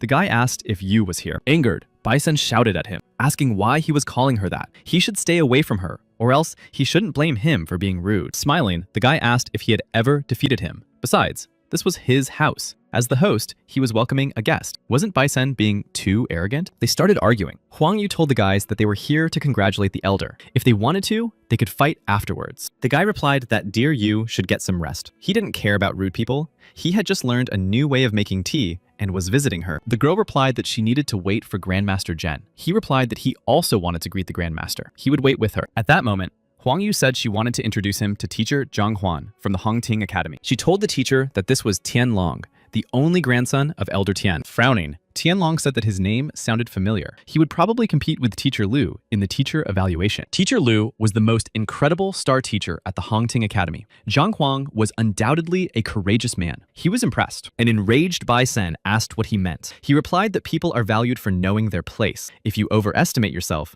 life will become more complicated. But Bai Sen said that Master Zhang simply wants to keep a low profile and refuses to show off his abilities. Tian Long was surprised that he called him a master. This title is given to those who have achieved an amazing level of mastery in their profession. A simple teacher cannot call himself a master. At that moment, Master Yuan entered and they greeted him. Seeing Zhang Huang, Master Yuan said that Master Zhang was also there. They hadn't seen each other in a long time. Tian Long was amazed that Yuan called Zhang a master. Master Yuan is a true master of medicine, not Zhang. How could he run up to a guy younger than him and call him a master? Master Yuan said that he had placed Zhang's painting in his room and admired it every day. Zhang Huang replied that it was just a painting. Shocked, Tianlun couldn't understand why Yuan wasn't a master. Why did he now look like a student? Smiling, Baisun said that Master Zhang was a true genius of calligraphy and painting, who even impressed Master Lu Chen. His words stunned Tianlun even more. How could a man who was not yet 20 and had a reputation as the worst achieve such a thing? At that moment, Master Yuan said he would go to the meeting place. When he had time, he would find Zhang to learn how to paint from him. Frowning, Tianlun thought that this Zhang was an unusual person. These guys were here too. He remembered someone telling him about it. It would be interesting. Seeing the teachers, Tianlun shouted for Brother Lu and Brother Wang to come to them. He told Lu Senyu that he was sorry he hadn't been able to greet him earlier. The teacher replied that it was better late than never. Teacher Wang asked if Brother Tian had not checked the invitations to the banquet. Why could anyone come in here? He replied that he had personally invited Huang Yu and Bai Senya. Teacher Zhang was their guest, and he couldn't refuse him. He was amazed that teachers with a low level of education could be invited as guests to Elder Tian's birthday celebration. Teacher Lu apologized to Zhang for Wang Chao's rudeness and said that it would indeed be better for him to leave so as not to tarnish the academy's reputation. Angered, Huang Yu shouted, "What do you mean?" Lu Sen replied that people should not be in places where their personality does not allow them to be. He knows that she is the Grand Master's assistant. Nevertheless, she should not act so stubbornly. Here, she must pay attention to her actions. If she brought in such a low-level teacher with a terrible reputation, it could anger the Grand Master. Zhang smiled and said that was the point of his words, that he is just a low-level teacher. Then why did Teacher Lu challenge him? He is simply destroying his impressive reputation. Smiling, he replied that Zhang was just a stepping stone for him. He could only blame his luck. Wang Chao agreed that he was just a front for the show. Tomorrow's evaluation would surely attract Grandmaster Yang and others. Brother Lu would be able to reach great heights by becoming the Grandmaster's true assistant. Tianlun said that the Grandmaster had come here to take Lu Sen as his disciple. It was a secret, but he had written about it to his grandfather, who had accidentally found out. At that moment, the boys saw the Grandmasters walking towards them. Master Zheng said that they happened to be in the right place at the right time. The young men bowed to greet all three Grandmasters. Master Zheng asked Huang Yu if she had invited him. She replied that the man next to her had. At that moment, Teacher Lu tried to speak to the master, but he interrupted him and asked Tian if he must be Teacher Zhang. It had been very difficult to find him. Standing aside, Zhang Huang thought that he had not seen them for only a few days. Why had they suddenly become so foolish? Huang Yu told the Grand Master that it was not Teacher Zhang. He was the grandson of Elder Tianlun. The master shouted angrily that if it wasn't him, why didn't he say so right away? And where was Master Zhang then? Zhang Huang waved his hands and said that it was him. They approached him and said that he looked as energetic and capable as they had thought. With such a valiant attitude, he stood out among everyone else. As expected of the ideal teacher of the Tianquan kingdom, Zhang Huang asked why the three Grandmasters were looking for him. Master Zhang replied that there were too many people here. They needed to find a suitable place to talk. Zhang Huang thought he should ask about the poison. Teacher Lu tried to say something, but Zhang stopped him, saying that he needed to talk to Teacher Zhang. Let him step aside and not block the way. An angry Wang Chao asks Lu what was going on. Wasn't it he who said that the Grand Master was fond of Master Lu? Why didn't he even look at him? At that moment, the Grand Master told Zhang Huan that Elder Tian had once been his teacher and was a kind man. Let him follow him. The servant led them to the place and said that their master was waiting for them there. When they entered, they saw Elder Tian brewing tea for them. The Grand Master said that Master Tian was in his prime. They hadn't tried the tea yet, but the aroma was already enchanting. Smiling, the elder replied that Master Zheng should not speak nonsense. He then asked who had come with them. The Grand Master introduced him to Zhang Huan, a young, outstanding teacher at the Hongting Academy. Surprised, the elder asked if Lu Shen was not an outstanding teacher. He replied that Master Zhang was in no way inferior to him. There were certain aspects in which he surpassed him. The elder was amazed that he even surpassed him. In his letter, Zheng wrote that he wanted to take Lu Shen as a student. So why did he bring Zhang? He said that Zhang must be truly capable and qualified. Let him take the test first and drink his tea. Teacher Zhang was surprised. The Grand Master said that this was an excellent opportunity and he should take full advantage of it. Teacher Tian's tea is special. Many cultivators dream of it. If a cultivator drinks it, it will allow them to briefly reach the level of calm water. Zhang Huang thought that only when a person reaches the state of calm water can they fully concentrate on what they are doing, without emotions. Right now, he is at the basic level. If he drinks this tea, he will be able to better experience the following areas of cultivation. Smiling, he asked what kind of test this was. The elder replied that Lu Sen should come in. After a while, Teacher Lu came to them and greeted the elder. He said that Lu and Zhang were outstanding teachers at the academy, but he only had one cup of tea and would have to test them both. Whoever answered his question correctly would get the cup of tea. The elder asked the Grand Master what he thought of this. He replied that it would be interesting. Smiling, Zhang thought that the old man was not very interested in testing him. He wanted to give Lu Senyu an opportunity to show his skills. The elder said that since they had gathered here for tea, their topic would be the art of the tea ceremony. The Grandmaster said that teacher Zhang had never studied the way of tea. He was a master of painting. It would be unfair to him. The elder replied that he was also fond of painting, and that Lu Sen had been familiar with it since childhood. It would be even better than a tea ceremony. They would evaluate the proposed painting. Whoever was the best would win a cup of tea. They agreed. Smiling, Zhang Huang thought that while he would have to dig through the library for the tea ceremony, evaluating a painting would be a piece of cake. The elder said that since they had no objections, Master Zheng gave him one painting. It was perfect. He looked at it and couldn't take his eyes off it. Today, they had a wonderful opportunity to see the work of an incredible master. After showing it to them, he said that Zhuangxian and Lu Fei knew how to paint. They should also express their opinions. Impressed, Lu asked Zheng the same question via Qi connection. He replied that yes, it was her. They would simply watch how events unfolded. Teacher Lu asked if it was a 5th level painting.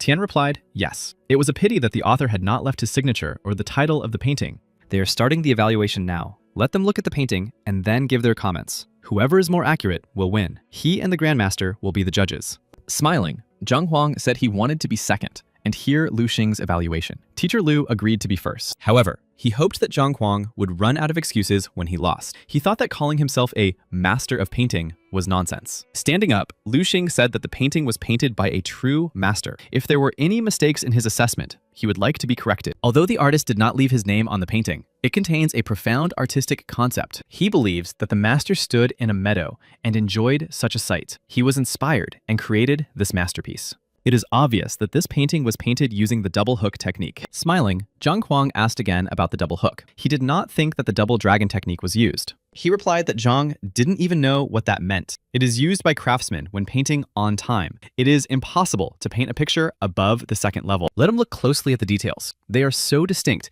that you cannot paint them with the double dragon technique. You can clearly see the veins on the flowers and the fur on the deer. Thus, it took the master painter 2 days to complete this painting. This painting is perfect. The master's patience is outstanding. The most important thing is that the painting shows deep skill, and based on his many years of experience, he can tell who it is. Zhang asked if he could guess. Teacher Lu replied that there were no more than 7 masters in the surrounding kingdoms capable of depicting such grandiose and dynamic painting. It is Yun Xiao Qin. Clapping his hands, Elder Tan said that this was an excellent analysis. How insightful and thoughtful. Now it was Zhang Huang's turn. He asked if it was his turn. Was the elder sure he wanted him to speak? Smiling, Lu Shen asked why not. Let him say what he wants, or if he has nothing to say. He replied that he didn't know what to say. After much thought, he had only 4 words. But should he say them? He asked Grandmaster Zhang if it was his student who had given it to him. He replied that yes, she had given it to him. Teacher Zhang said that everything was clear then. He had painted this picture. Laughing, Lu Shan asked if he had painted it. Zhang said that he had painted a 5th level painting. He was Yun Xiaoqin.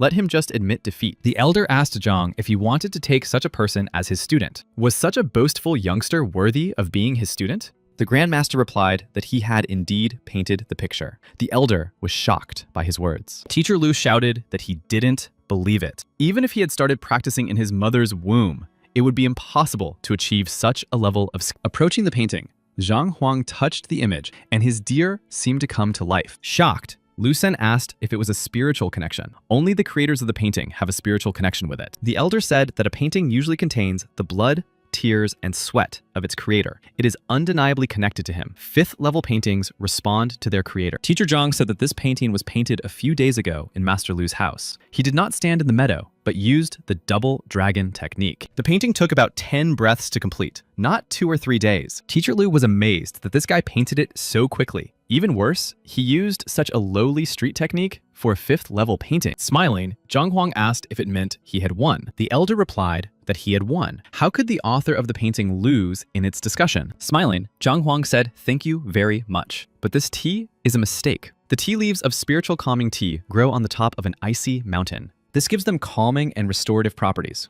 Usually, when such tea is brewed, it allows one to maintain a state of calm for 100 breaths. Maintain a state of calm for 100 breaths. But the cup could only allow 12 breaths. Is wasting such tea a mistake?" The elder asked in surprise where he got his knowledge. This cup of tea can indeed maintain a state of only 12 breaths. He replied that the tea set, consisting of a cup and teapot, was a set of emerald radiance, created personally by the master Wu Qingzi. Tian used 7 hearts and his nimble hands. To prepare this tea, Tian purified himself by adhering to a vegetarian diet for 7 days and calmed his spirit. However, the tea was not yet at its peak. The elder was amazed that this boy was not only a master of painting, but also of tea. The Grand Masters were also shocked that Zhang was a master of the tea ceremony. Kneeling down, the elder said he hoped Master Zhang would point out his mistakes and help him stop wasting fine tea. He replied that he did not want to help him, but since he was sincerely asking, he would give him some advice. Even wine requires its own set, let alone tea. The Emerald Glow service set is a treasure, but by its very nature, it has the attribute of warmth. Warmth causes irritation and prevents one from maintaining calm. The way of tea is the art of calmness. Its purification is a form of respect for art, but it is the art of calmness. A banquet will not allow one to calm down. He must remember these 2 points. Perhaps it will be useful for his progress. The elder replied that his 2 pieces of advice were extremely important to him.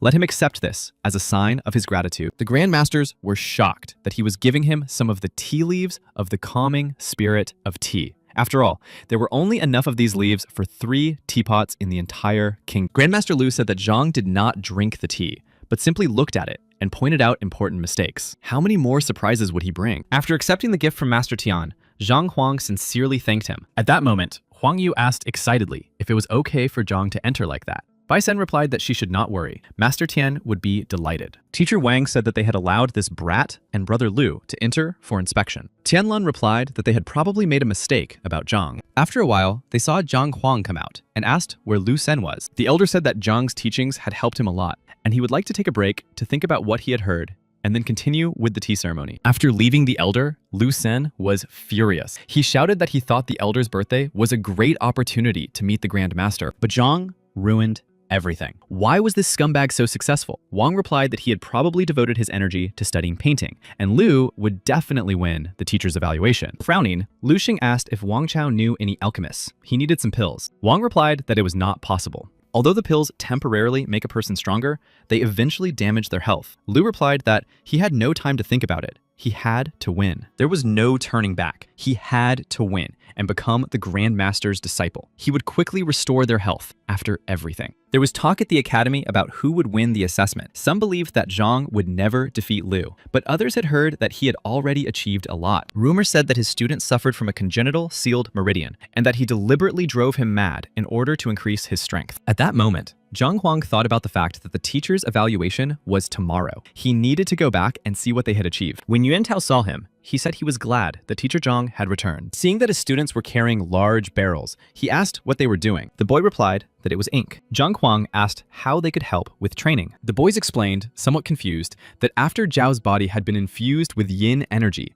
she had become even more beautiful, and many students wanted to date her. Frowning, Zhang asked what ink had to do with it. Couldn't they just chase the suitors away?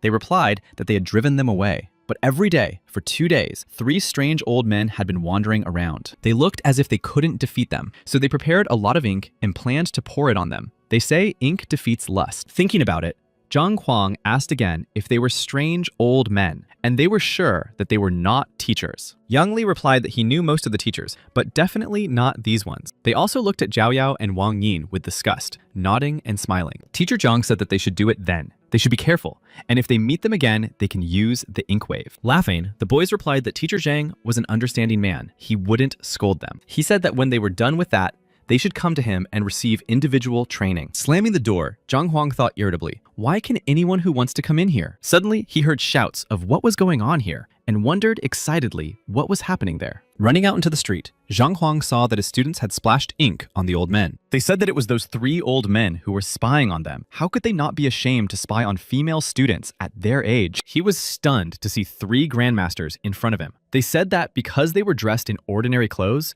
they were mistaken for perverts. He excitedly asked the 3 strange old men if it was them. He couldn't understand why grandmasters would hide, spy, and change clothes. Surprised, Yuan Tao said that the teacher was mistaken. Where could one find grandmasters who were so shameless as to watch them from around the corner? Yang Li supported him. These 3 had been loitering around for the last 2 days and were definitely spying on them, plotting something. Zhang shouted for them both to shut up. When the boys told the others that they were grandmasters, everyone was shocked. Teacher Zhang apologized to them and said he was sorry that they were in trouble because of him. He promised that he would teach them a lesson later. Smiling, they said that everything was fine. Teacher Zhang was not to blame. In part, they were to blame themselves. Frowning, Zhang Huang asked if they had been spying on them all this time. Embarrassed, Zhuang said that he had a friend at the Hongting Academy, and they had decided to visit him. That's why they had come here. And the atmosphere here was not bad. Zhang thought that his classroom was in the farthest corner, in the worst part of the building. It was strange that the Grandmasters could think this was a good place. Grandmaster Lu said that they had come to see Zhang, so they were sure that he understood what they meant. Frowning,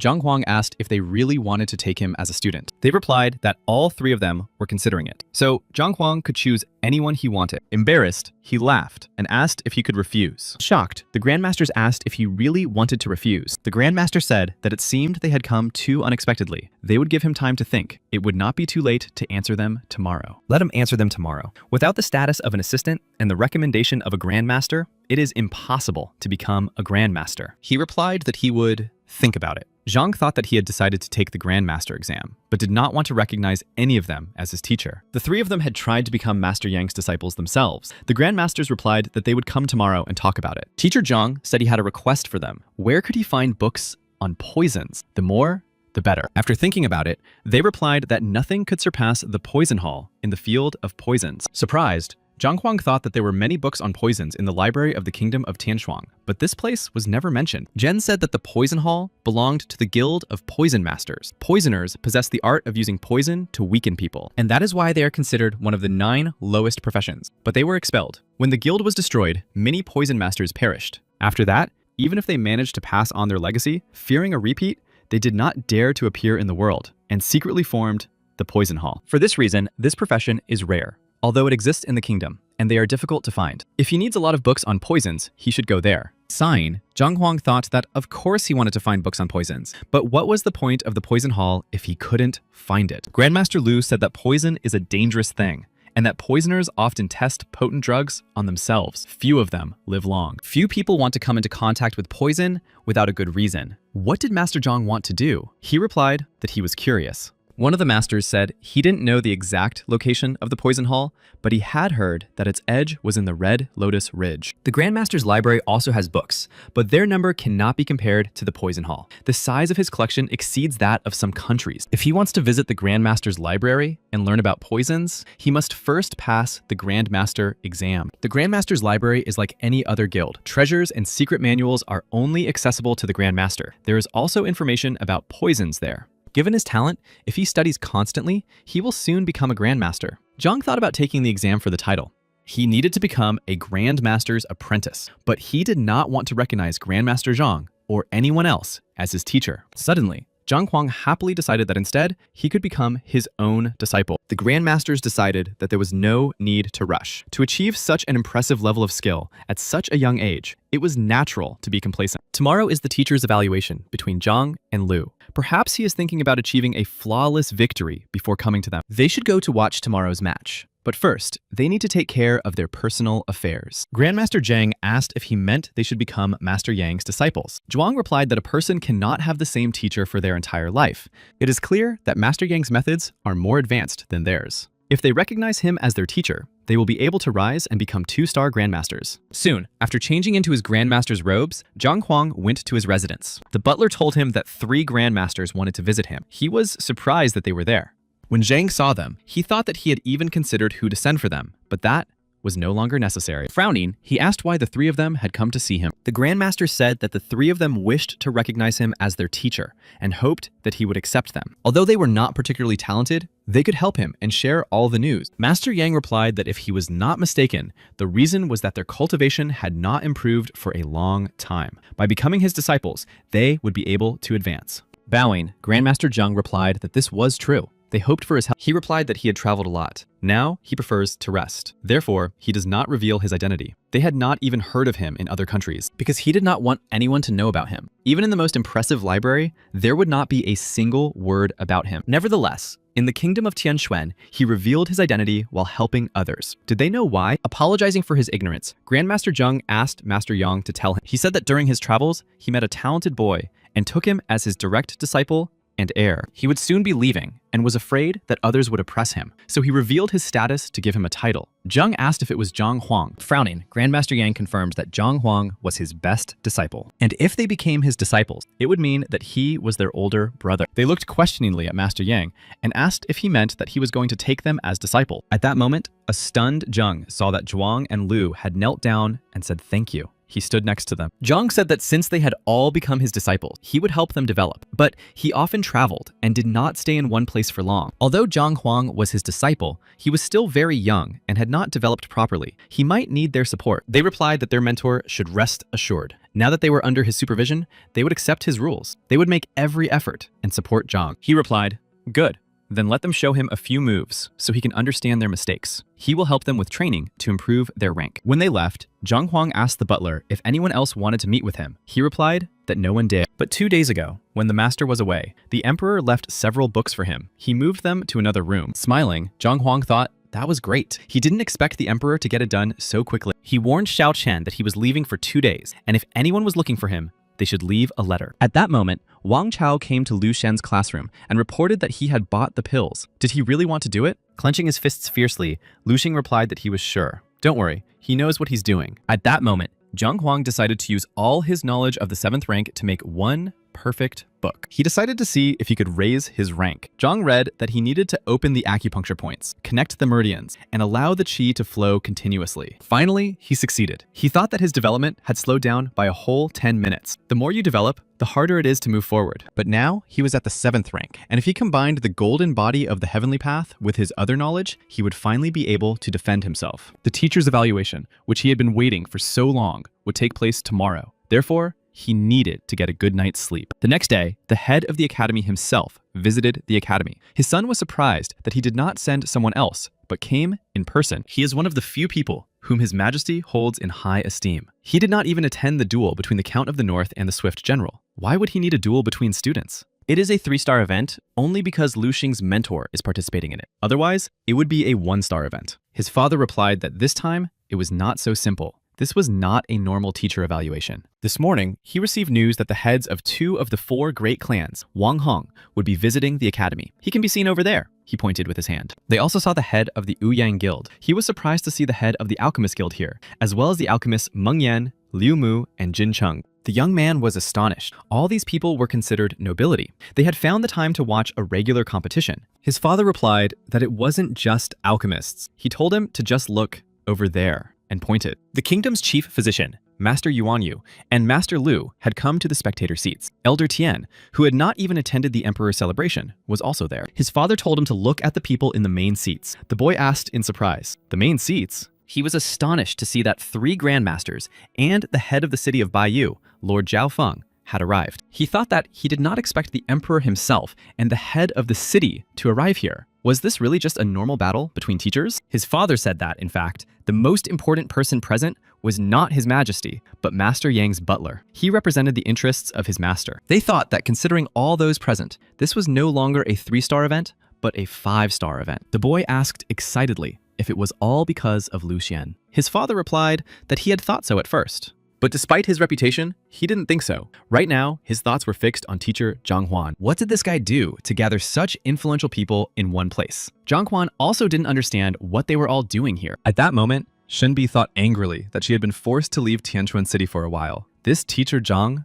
was crazy. How did he even think of competing with teacher Liu? Her companion asked what she was thinking. She replied that she didn't understand what was going on in his head. He had only recently gotten rid of his shame, but now he was meddling again where he wasn't wanted. As soon as he lost, his success would collapse. Smiling, the girl said that it seemed Shenbi was worried about him. She replied fiercely, "Who needs him?" The girl said she thought the beautiful Shen had fallen in love. Who did she think would win? Frowning, Shenbi said that Zhang's students were not bad, but Teacher Liu had chosen enemies to exploit his opponent's weaknesses. Teacher Liu organized his fight so correctly, as if from a textbook. but that's good for a teacher. They were surprised to see that Zhang's students were in second place. How was that possible in half a month? They were quite capable of fighting. At that moment, they saw Lu Sen arrive with his students. Could they all have reached the third rank? At the third rank, a warrior is capable of passing qi through his body. How could Zhang's students defeat warriors with a strike of 300 Deen? Frowning, Ouyang said that second rank against third rank was a bad bet. Another alchemist supported him, saying that the difference between them was huge. He had no chance. Elder Tian said that it looked like Master Zhang was going to lose. His grandson thought it would be interesting to see how he would get out of this one. Angered, Master Lu fiercely asked if this kid had really bothered Master Zhang. The teacher came out and announced that at today's novice tournament, they would hold a competition between mentors, the evaluation of teachers between Lu and Zhang. The evaluation of the teachers was a battle between the students. Teachers were not allowed to participate. Zhang asked the students who would go first. Smiling, Yuan Tao asked for permission to go first. He had been waiting for this for several days. Teacher Zhang replied, "Go ahead." Seeing Yuan Tao enter the arena, Teacher Lu told Quinzia to come out. Let him knock the spirit out of the worst student in the academy. Now he will learn what it is like to face a third rank student. Warming up his hands, Quinzia said that it seemed Teacher Zhang was really as dumb as a stump. The strongest are sent out first to raise the fighting spirit of the team. Smiling, Wang Chao said that Zhang had chosen the most useless of his students from the very beginning. Had he really admitted defeat? The master agreed that a first rank warrior against a third rank warrior was no match.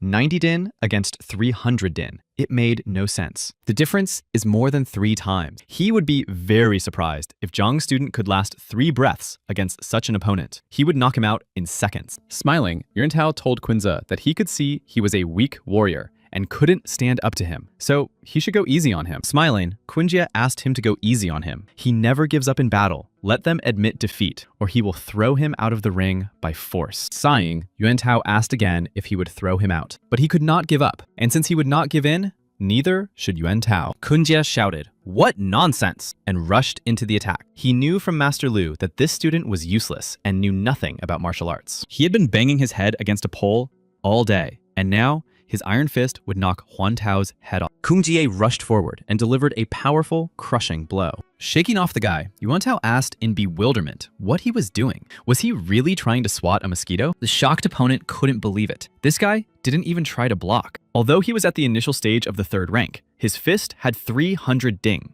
Angered, he shouted that since he had endured that, let him try 18 market blows. He shouted, "Iron palm with the smell of fish, iron palm in oil, iron palm of frying pans," and delivered powerful blows. Swinging again, Quinzia shouted, "Iron palm celery." At that moment, Yuan Tao grabbed his arm. Frowning, the guy asked why he had become a vegetarian. He didn't like that kind of food.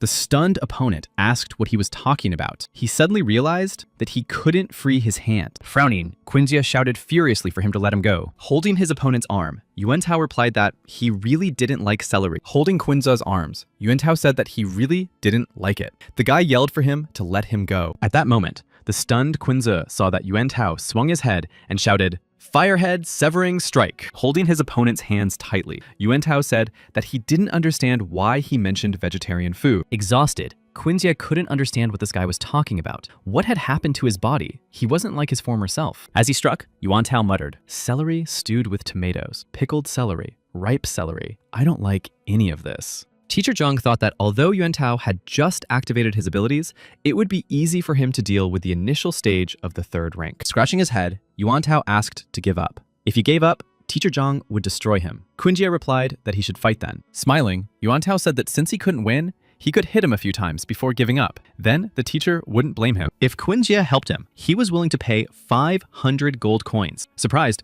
the guy asked if he was serious, and if he had that much money. He replied, "Of course. Let him wait." Quinza asked him in surprise if he had the money. Clenching his fist, Yuan Tao asked with a smirk, "Are there pockets in their uniforms?" Laughing, he swung his arm and hit his opponent with all his might. Quinza flew to the side. Watching, Zhang Huang thought about this. Yuan Tao had thought about it for so long. He had spent so much money on activating his blood so that he would become stronger. At that moment, Quinjia flipped in the air and crashed to the ground with a bang. Enraged, Lu Shen thought that this idiot, possessing the power of the third rank, could have defeated him immediately. If he had known, he would not have given him the pill. Before the competition, Lu Sen gathered his students and showed them pills that could help them reach the third rank in one night. This way, they would definitely win the teacher's evaluation. But there is no such thing as a free lunch, and this power comes at a price. After reaching the third rank, the cultivation speed would decrease by 70%. He would eliminate this effect afterwards. He will become a Grandmaster's disciple. He will also accept them as direct disciples. The choice is theirs. He will not force them, but he needs a victory. Lu Shan's disciples shouted that it was unfair. It was a cowardly attack. Just when he said he was going to give up, he immediately struck. Smiling, Yuan Tao replied that the fight had already begun, so everyone had to be on their guard. How could this be called a sneak attack? He wouldn't mind if Quinza hit him. Let them blame their comrade for being weak. Zhu Hong shouted that he was a coward and couldn't land a precise blow. A sneak attack was despicable and should not count. Yuan Tao asked if he had won. The judge replied that it was a victory. He was right. One had to be more careful in competition. Frowning, Lu Sen said that others would take care of Quinza. Let Mo Xiao get ready. His fight was next. Teacher Zhang warned that Zheng Yang was next. It was his turn. His classmates wished him luck. Looking at Yuan Tao, Zhang thought that his cultivation was lower than that of the others. But he was smart and aware of his shortcomings. He deliberately showed weakness and struck a blow. At that moment, a satisfied Wang Chao shouted that Mo Xiao would definitely win. He specializes in the art of spear handling. He is not only a third-rank warrior, but also an excellent spearman. Most importantly, he taught him the 7th form of the Wang clan's spear art. These moves may not be the strongest in the Wang clan's spear-wielding art, but they possess impressive power. The judge said that they could attack as soon as they were ready, but that they should not repeat the mistakes of the previous battle. Raising his spear, Zheng Yang shouted, "Let's begin." But Mo Xiao replied that he should not rush. The young man stopped in surprise. At that moment, Yuan Tao shouted for Zheng Yang to be careful. Zhu Hong shouted that Mo Xiao should not dare to attack from behind. Let him not tarnish the honor of their team. He replied that he was not going to make any dirty blows. In fact, after comparing them last time, he had been thinking all this time about how to defeat him. Smiling, Wang Chao said that the Wang family's techniques were impossible to defeat and copy. This fact had been proven by many generations of fighters. Mo Xiao prepared himself. Throwing down his spear, Mo Xiao suddenly said that with his spear skills, he was no match for him. He admits defeat. Hearing this, Lu Sen and Wang Chao were shocked. Zhang Huang said disappointedly, "Another victory." Watching, Shen Bi said, "2 fights. One of Lu Sen's students flew away. The other surrendered." His companion smiled, saying that it seemed that luck was on Teacher Zhang's side. An enraged Lu Xing shouted that Quinzia had lost his vigilance and fallen for the trick. He could accept that. But what about Mo Xiao? He had stayed up all night to prepare for this, and he just gave up. Wang Chao shouted, how could he give up? The young man replied that the technique Zheng Yang had learned revealed the very essence of the spear. Even if he studied his whole life, he would not be able to understand it and resist it. Smiling, Mo Xiao told Zheng Yang that he should cherish his teacher. Frowning, Wang Chao thought that Mo Xiao had said he couldn't resist. Could this technique really be stronger than the techniques of the Wang clan? Turning to his students, Lu Sen said that Du Lei was next. The teacher warned Du Lei not to talk nonsense. He replied that the teacher knew what he was capable of. There was no need to worry. Teacher Zhang tried to understand what had happened between Mo Xiao and Zheng Yang. He hadn't even shown his strength. Yuan Tao and Zheng Yang hadn't shown what they were capable of. He was distracted by Wang Yin asking if it was time for her to enter the ring. He said go ahead, and after thinking about it, decided that Wang Yin would win. The alchemist asked Wang's father if her leg had healed yet. Why was she paired with Du? He was the best student studying body techniques. Zheng knew about the injury. Wang Hong replied that Wang Yin had been injured as a child. He had invited many masters, but it was all useless. The judge thought that he had been accepting the teacher's assessments for a very long time. But this was the first time. He announced the start of the third fight. Standing in a fighting stance, Wang Yin said she hoped they would work well together. Moving swiftly, Du Lei rushed to attack the girl. He delivered a powerful blow to Wang Yin, and she fell. The stands cheered in support of Du Lei. Turning to his teacher, the boy shouted joyfully that he had won for him. Suddenly, Zhu Hu shouted for Du to get up quickly. Let him get up. The stunned boy asked again, "Get up?" But he was already standing. Suddenly, Du Lei felt that the images of his teacher and Zhu Hu blurred before his eyes. Opening his eyes slightly, he realized that Wang Yin was standing over him, asking if he was okay. She didn't do it on purpose. He couldn't understand why she was standing and what she was talking about and why he was lying on the ground. The girl said sorry. She had recently learned this technique, so she didn't quite control her strike yet. The guy couldn't understand why he had suddenly fallen. He asked Wang Yin what she was talking about. Surprised, Ouyang noticed that her speed was faster than Du Lei's 9 shadow step. Laughing, Wang Hong said exactly that. Master Zhang had healed her, and she had learned many techniques for her legs and body as a whole. That was exactly what he had come to see today. Ouyang was shocked that Master Zhang was capable of healing. Angry, Zhu Hu shouted at Du to think faster. She just accidentally kicked him. Stop thinking about nonsense. Teacher Lu thought that the 9 shadow steps were performed flawlessly. When everything is done perfectly, it can be considered a model. But at the same time, He was stopped by just one kick from her leg. That move. The guy thought that the 9 shadow steps were a special technique that Master Lu had taught him. He must not let him down. Otherwise, he would not be able to look him in the eye. Angered, he shouted furiously that he would not make another mistake. With a cry of, "Take this!" he rushed into the attack. Suddenly, the shocked guy realized that Wang Yin had deftly dodged the attack. He couldn't believe that she had jumped so far in a few seconds. How did she do it? What kind of speed was that? Frowning, Lu Sen watched the battle. He thought that this was definitely not the Wang family's style. But who taught her this? Could it be? It was teacher Zhang. But that was impossible. How could such trash teach such a technique? Watching her, Zhang Huang thought that Wang Yin's character was still weak. He would have to work on that. In this situation, whether it was Zheng Yang or Yang Li, and Zhao Yao would have struck long ago. This is a fight. You can't pity your opponent. Dulei shouted why she was running away and not approaching. She replied that she didn't want to. Zhang Huang understood that Wang Yin's technique was very dangerous. It could be used once or twice, but no more. She was using too much strength. If she continued, that would definitely be the case. At that moment, Wang Yin realized that she could no longer run and didn't know what to do. Dulei shouted that they were playing cat and mouse. She replied that he had just suddenly rushed at her. The guy replied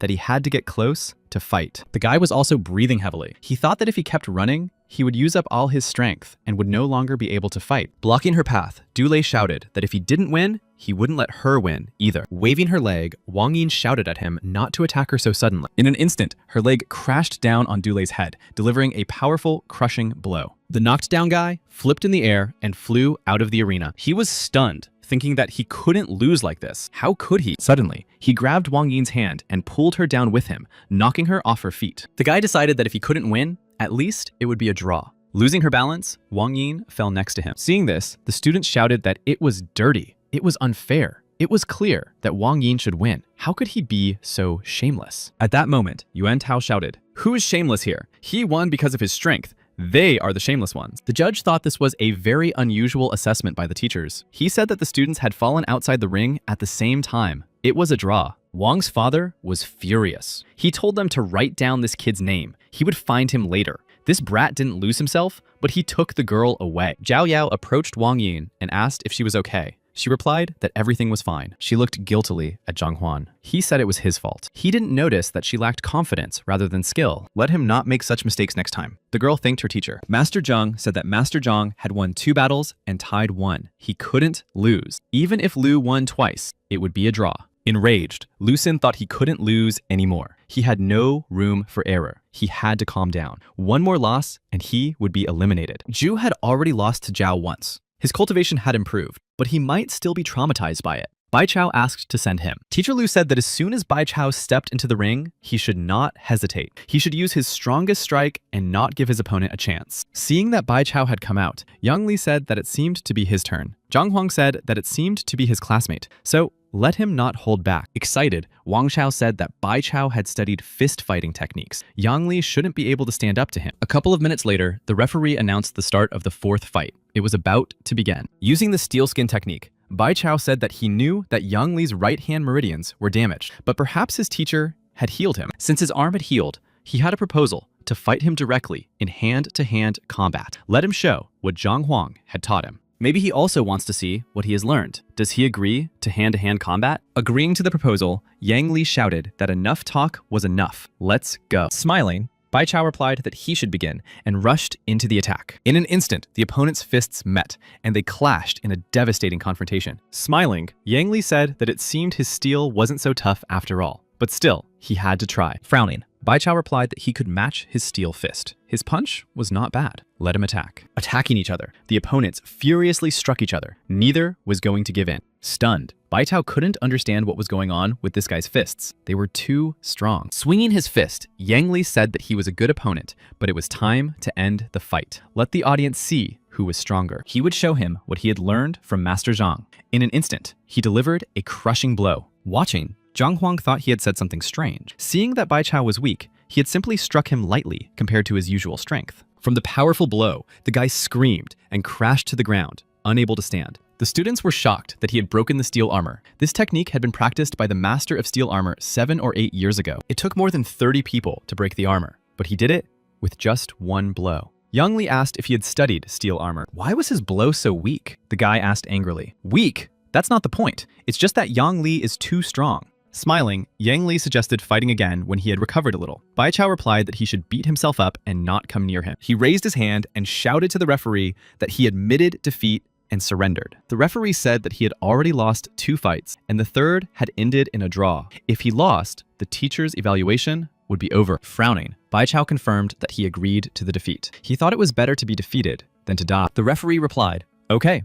Bai Chao admits defeat. The teacher's evaluation ends with Zhang Huan's victory. There was discussion that Teacher Zhang had won. It was no surprise that his students were incredible. With the exception of Yuan Tao, the rest were so strong. They were also beginners not so long ago. This growth is most likely all thanks to Teacher Zhang. I should go to him as a student. Surprised, Shenbi asked if Zhang had really won. Her companion smiled and said that she was not stupid. She was also interested in him. Blushing, the girl asked why she was interested in him. She replied that Shenbi should think about it if she asked him a couple of questions about teaching practice at night. He would let her into the room. Shenbi replied that she thought Teacher Zhang would beat her to death. Frowning, Grandmaster Zhang said that Lu Shan's students treated this competition as a normal assignment. It didn't matter to them whether they won or lost. They only cared about not getting hurt. Zhuang said that Lu Shan's relationship with his students was like a business deal. He helped them develop their skills, and they treated it as a trade. Lu agreed that his intentions were not pure and that he did not exert the proper influence. But Zhang's students are completely different. They truly love him. They are willing to make sacrifices for him. They developed for the higher purpose that is in their hearts. Smiling, Zhang said that there was no doubt why he was able to attract the attention of Master Yang. Zhang Huang was destined to become a Grand Master. What do they think Lu Sen will do? He should at least apologize. Defeats are inevitable. No one can win all the time. Defeat is not so scary. If he decides to leave the academy, no matter how wonderful a star mentor he is, Lu Sen will sink into oblivion. Teacher Lu told Teacher Zhang that he lost in the teacher evaluation. He admits that he is capable of teaching his students, but in their world, strength matters. It doesn't matter how good he is at teaching if his own abilities don't match up. He is not worthy of this position. Therefore, he wants to fight him. Lu thought that he had spent a lot of energy and money, but in the end, he had been humiliated. Zhang Huang asked Lu Sen again if he wanted to fight him. Suddenly, Zhao Yao rushed to Teacher Lu. She told him that she was proud of the place where she studied, but she could not forgive him for humiliating her teacher. Teacher Zhang did not want to show his strength. He wanted them to develop in a normal environment. But now, knowing who the winner and loser were, they were trying to challenge him. Looking at her, the emperor was amazed. Her father said in shock that she was revealing her yin body and making breakthroughs. The girl shouted furiously that she was Teacher Zhang's student and swore an oath. At that moment, she had already risen to the peak of the 4th rank. The stunned disciples looked at Zhao Yao and couldn't believe how this was possible. How could she rise so high in just a few breaths? The girl furiously said that she would fight anyone who dared to insult her teacher. Would Teacher Lu dare to accept her challenge? Teacher Lu thought that because she had been suppressing her cultivation, she had not shown her true strength all this time. He asked in shock if she had just risen to the 5th rank. The rest of Zhang's disciples shouted that they had too. They shouted that Lu Sen had humiliated their teacher and they would challenge him. No one dared to insult Teacher Zhang. Frowning, Zhao Yao looked at Teacher Lu and asked if he dared. The Grandmasters were shocked that they were willing to risk their lives to protect their mentor's honor. This is the highest level of relationship between a student and a mentor, the level of defending honor, an honest and fair mind, actions consistent with morality.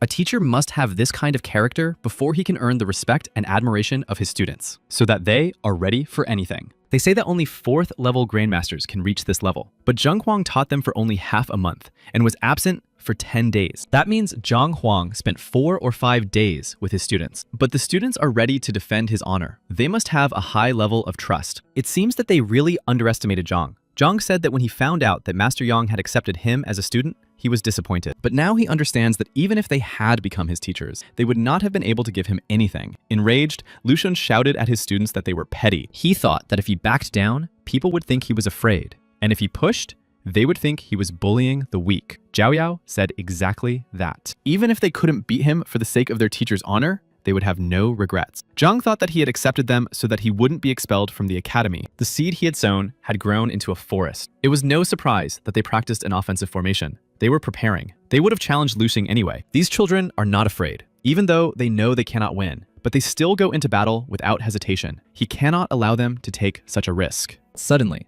a stunned Zhang Huang realized that he was in the Heavenly Way library, even though he hadn't asked for it to appear. At that moment, the golden book appeared before him again. He didn't know how this book was created the first time, but now it had appeared when his students risked their lives for him. He thought that the golden book was connected to his students. Zhao Yao appeared before Teacher Zhang and said that they had made a decision and hoped that he would not interfere. He had given them so much, they simply had to protect him. Besides, they wanted to show what they were capable of. They couldn't allow his honor to be disgraced. The teacher replied that they should be careful. If they couldn't compete with him, they should just admit defeat. They shouldn't worry. Their teacher was there. Stunned, Shenbi said that it seemed Zhang was simply hiding his strength and did not want to show it. Her companion agreed with her. Suddenly, Wang Chao shouted, "Stop! Wasn't Zhang in the 3rd rank? Why is he at the peak of the 7th? Even the head of the academy has not reached such a level of strength." Shocked, Lu Xing couldn't believe that he was at the peak of the 7th rank. This guy was essentially the strongest warrior in the entire kingdom. The Grandmaster said that students stand up for their teacher's honor, and he serves as their support in everything. This is a true example of such a relationship. At that moment, Yuan Tao stepped forward and told Teacher Lu that it was time to begin. Frowning, Lu Sen said that he accepted their challenge, but had no intention of holding back against him and his students. He invited the mentors to the arena. Yuan Tao replied that there was no need to go to the mentors' arena. They would fight here. And Teacher Lu was not obliged to hold back. Rushing towards Lu Sen, Yuan Tao tried to knock him off his feet. After parrying the blow, Master Lu wondered if this guy had also been holding back his power. That's impossible. In the entrance exams, he barely reached the initial stage of the 1st rank, but now his strength is incredible. He underestimated it. Laughing, Yuan Tao asked Teacher Lu if he still thought he should hold back or not. Shocked, Wang asked the elder what this technique was. He replied that it was ancient dragon blood. But how could this happen in their kingdom?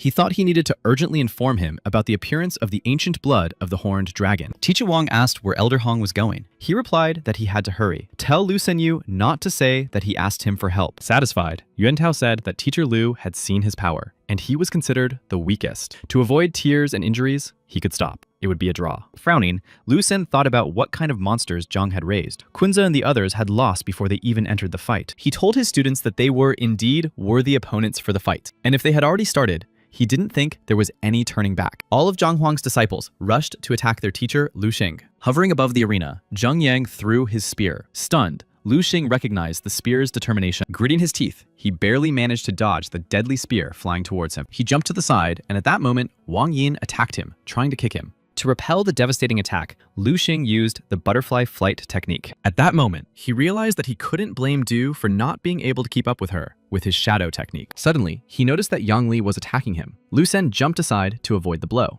But as soon as he dodged the attack, Wang Yin attacked him with a kick. Master Lu managed to grab her leg and stop the devastating attack. He managed to knock Yang Li and Wang Yin off their feet and jump aside, leaving them on the ground. Fog gathered around Lu Xing. He sensed Zhao Yao's aura. She was narrowing his field of vision so that her comrades could attack from a distance. At that moment, Yuan Tao attacked him, shouting that Master Lu should not forget about him. Using the flying dragon palm technique, Lu Xing unleashed a devastating stream of energy at him. Angry, Master Lu said that he had used this technique against his students. Tian Luan asked in surprise if this was not a secret technique of the Lu family. Shen Bi said that when a person masters this skill, they can create a sphere of qi outside their body that protects them from any attack. Lu uses it. At that moment, spinning his spear, Zheng Yang shouted for Yuan Tao to step aside and let him attack. Seeing the guy use water dragon flight, Lu Sen thought things were looking bad. Two devastating techniques collided, showering everything around them with sparks of energy. Barely holding back Zheng Yang's attack, Lu Sen couldn't understand how a second-rank fighter could have such power. Suddenly, everyone saw that Master Lu's defense could not withstand the devastating attack. Wan Chao's eyes widened in surprise, and he shouted,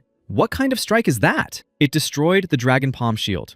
The elder said that even though he was still young and his spear skills were at a basic level, if he continued to practice, he would achieve a lot. Turning around, he saw his father. Master Wang said that he was here to meet his brother Zheng Yang to compete. Teacher Zhang is half his teacher, as he helped him master spear skills. Therefore, he must call him master or uncle. Stunned, Wang Chao asked how he could call him that. Was he really equal to Zheng Yan? Teacher Lu understood that Mo Xiao had conceded defeat, not for his friend's sake, but because the match was truly not for him. It was an incredible technique. Teacher Zhang is a master of hand-to-hand combat and movement techniques. Could it be that he is also skilled with spears? He said fiercely that he had underestimated them all. At that moment, Zhao Yao shouted and used the ice fern technique. With his eyes flashing, Lu Sen fiercely grabbed the girl's arm and swung to strike. But at that moment, Yang Li stood between them and shielded Zhao Yao with his body. Suddenly, Wang Yin attacked him from the other side, delivering a powerful blow to his leg. Using her free hand, Zhao used the ice fern technique to try to attack. Teacher Lu was struck by Zhao Yao's fearlessness. She was not ready to give up, no matter what. His face contorted with rage. He shouted viciously at his students, calling them brats. Releasing a powerful stream of energy,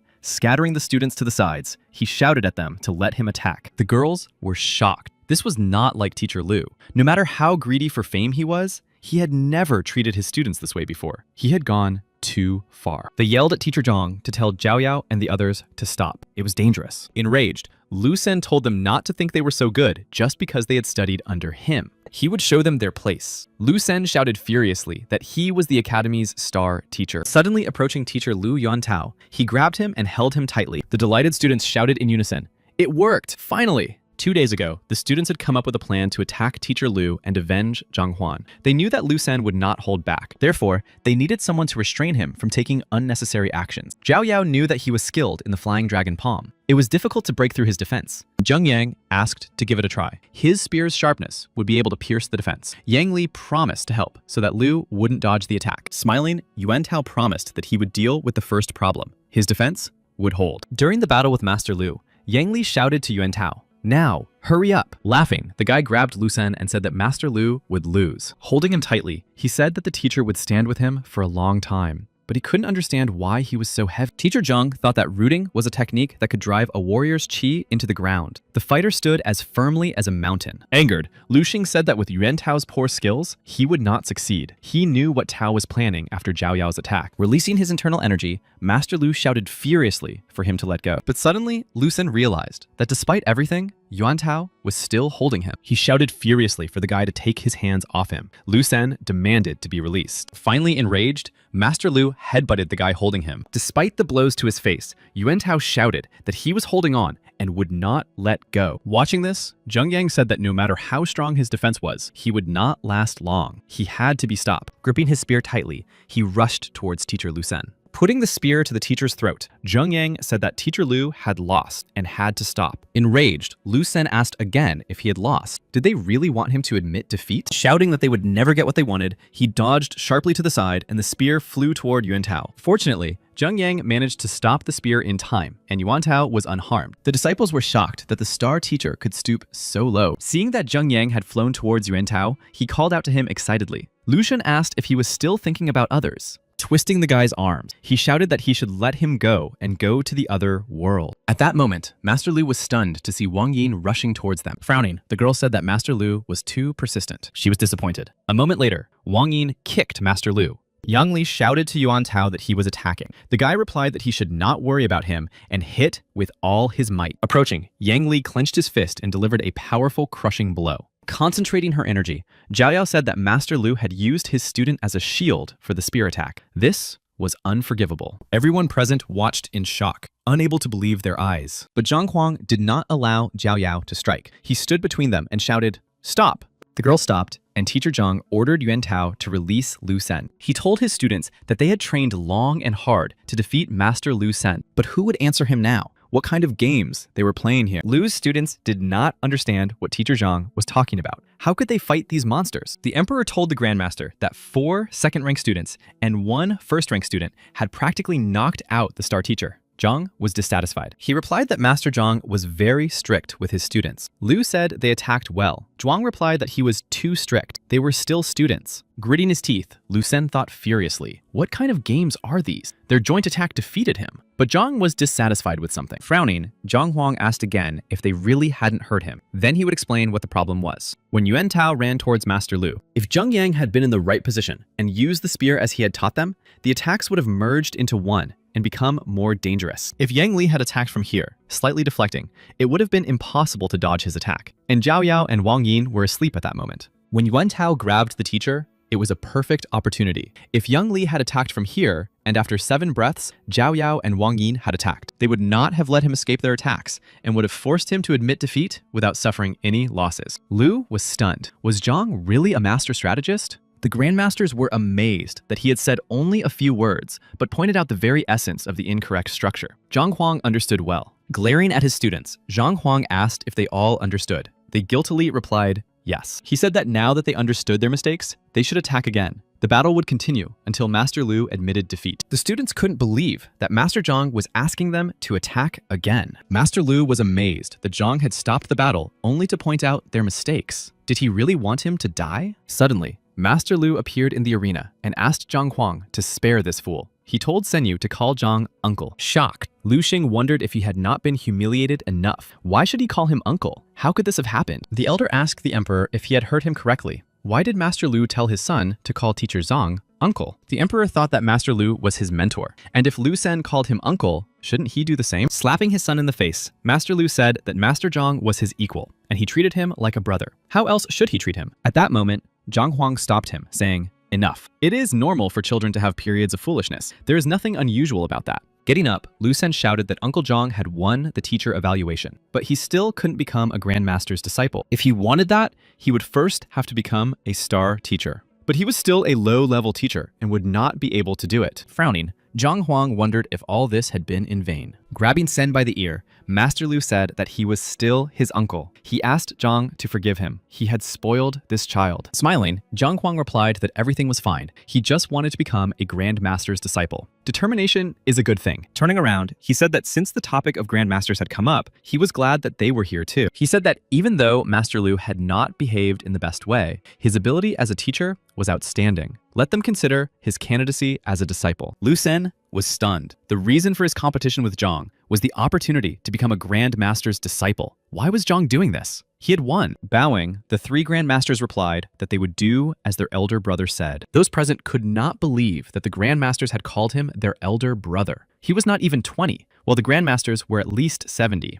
The shocked emperor couldn't believe that Zhang Huang was the older brother of the Grandmasters. Teacher Lu thought that Zhang Huang was Yang Huang's disciple, the eldest of the three Grandmasters. The reason for his rivalry with him was the opportunity to become their disciple. Not only did he not know about this, but he was also a master painter, tea expert, official alchemist, and his father's brother. What else did he not know about him? The Grandmaster said he had heard that Master Lu was a rare talent. He had heard of his reputation and had come to invite him to be his disciple. Falling to his knees before the Grandmaster, Master Lu said he was ready. May Uncle Zhang forgive him. He was deaf and blind. Master Lu told Sen to learn generosity from Master Zhang. Master Lu turned to Grandmaster Zhang and asked if he could beg him for one thing. He said that his disciples had swallowed the pill of the mad demonic breakthrough to help him win. This could have disastrous consequences. His disciples were worried that if they told anyone about it, his reputation would definitely be ruined. The Grandmaster replied that it was one of the forbidden substances that greatly increased the level of cultivation. The drug caused rapid growth, but the residual toxins sink into the meridians, and in the future,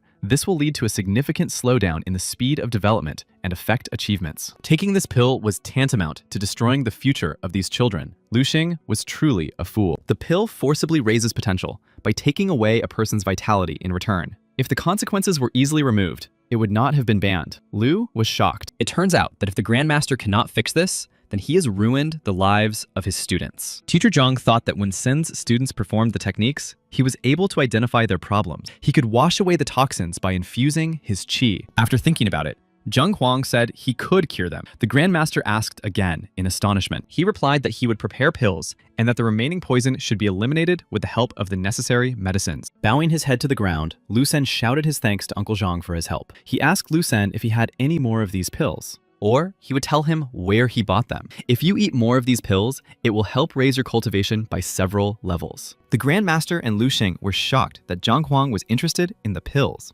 The disciples were pleased. Teacher Zhang was finally recognized. From the moment Lu Xing called Teacher Zhang, they were filled with anger and indignation. These emotions motivated them to try hard so that their mentor would gain respect. And now, they had achieved their goal. At that moment, the judge announced that he would now announce the results of the teacher evaluations. Smiling, he said, "A happy ending." He thought to himself that he had almost said the wrong thing. All the students at the academy seemed to go crazy and could no longer contain their desire to become Zhang's students. A wave of adoration for him swept through the entire academy.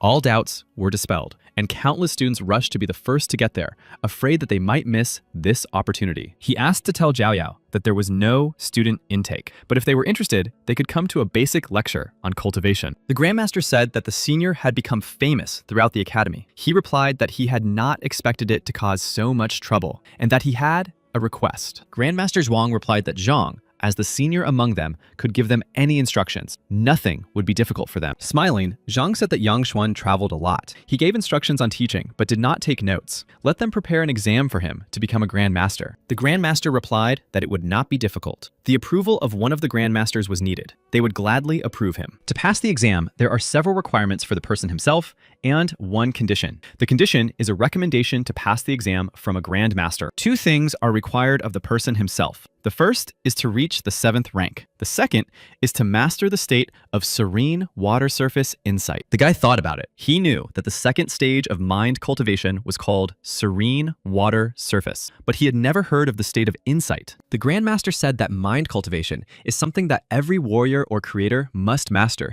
in order to become the best at what they do. Serene water surface is the state when a person is able to concentrate and cannot be distracted by any external factors. Interrupting his explanation, Zhang Huang asked how one could develop the state of insight. The master was surprised. He said it was impossible to develop. It was a gift from above. A grandmaster who had applied serene water surface was capable of it. It is so good at seeing into the essence of things that it distinguishes truth from falsehood. It will automatically analyze techniques and strikes. A natural disposition is needed. Stunned, Zhang Huang thought that he had already achieved the serene water surface, so why didn't he have this ability? Master Zheng said that he had a stone of insight. Let him take it and enter the state of serene water surface to find out his level. If the value on the stone was 3, he could become a first-star Grandmaster. He was sure that the depth of Zheng's soul had reached a higher value. He can use it. Although, considering his age, he is unlikely to have reached the state of serene water. Zhang Huang asked where he could take the Grandmaster exam. Zheng replied that it was in the Grandmaster's pavilion. The nearest one is in the first rank kingdom of Tianwu.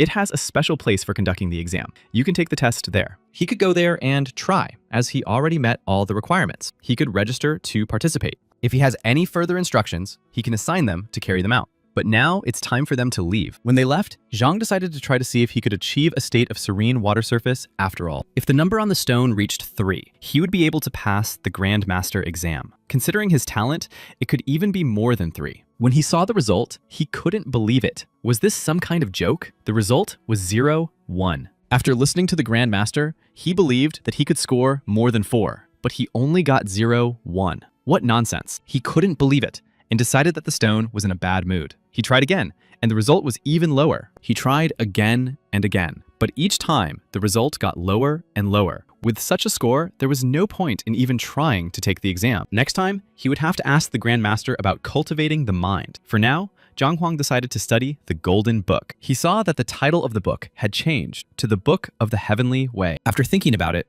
Zheng decided that it had appeared because his students were grateful to him. He had to study it carefully to see what it could offer him. Last time, with the help of this book, he transformed all the books he had studied into his own knowledge. If this book has such functions, could he create a technique for cultivating the mind himself? Was it possible that this book was meant for cultivating the mind? Suddenly stunned, Zhang Huang saw that all the pages were blank. He had wasted the appearance of this book. Who came up with this joke? Why are there no instructions or anything like that? He would figure out the state of enlightenment, but he had wasted the appearance of the Golden Book. At that moment, Zhao Yao came to him and asked if the teacher really wanted to leave the academy. He replied that he had plans to visit the kingdom of Tianwu. Why did she ask? The students shouted that since he was going to Tianwu, he should take them with him. The teacher shouldn't leave them. They want to be with him. The teacher was surprised that they wanted to go with him. They should understand that this was a higher level kingdom. There were many dangers there, and they needed to be on their guard. Falling to their knees, they replied that they would follow him anywhere. They asked him not to reject them, and to allow them to continue being his disciples.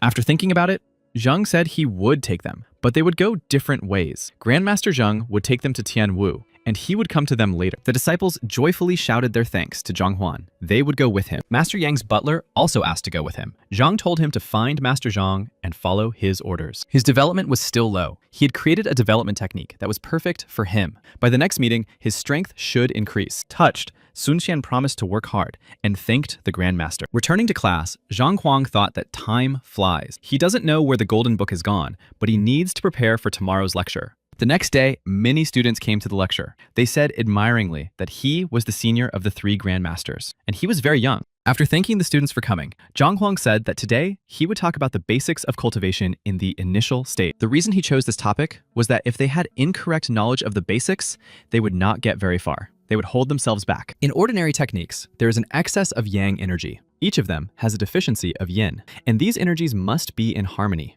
Listening to him, the students suddenly realized that they were rising to the next level. The Grandmaster understood that this was the transmission of the will of heaven, a skill that allows you to transform the power of words into energy, and the listeners begin their training. 2 criteria are necessary for mastery. The first is that the content of the lecture is immersed in the essence of cultivation. The second is that the teacher is in a state of serene insight. Although Zhang explained only the basics of the first 2 ranks, his words were extremely profound. The listeners instinctively followed his instructions. After the lecture, the Grandmasters approached Zhang Huan and told him that his lecture was incredible. Smiling, Zhang asked if the elder would allow him to measure the depth of his soul. He replied that they should forget about it. The depth of his soul was too low. He would not want to put himself in an awkward position. The Grandmaster replied that in order to initiate the transmission of the will of heaven, the level of his soul must be at least 3. Surprised, Zhang asked what the transmission of the will of heaven was. Was his soul depth really at least 3? Master Lu said that it was true. Hadn't he checked the depth of his soul after reaching the serene water surface? Zhang Huang wondered if it was thanks to the book, The Way of Heaven. Could he have raised his soul depth without even realizing it? Taking out the stone, he decided to try again and see the result. The Grandmaster was asked what was going on. What was the significance of his soul depth? He replied, 5. Zhang Huang was surprised that he could improve so much in such a short time. The Golden Book had accelerated his cultivation.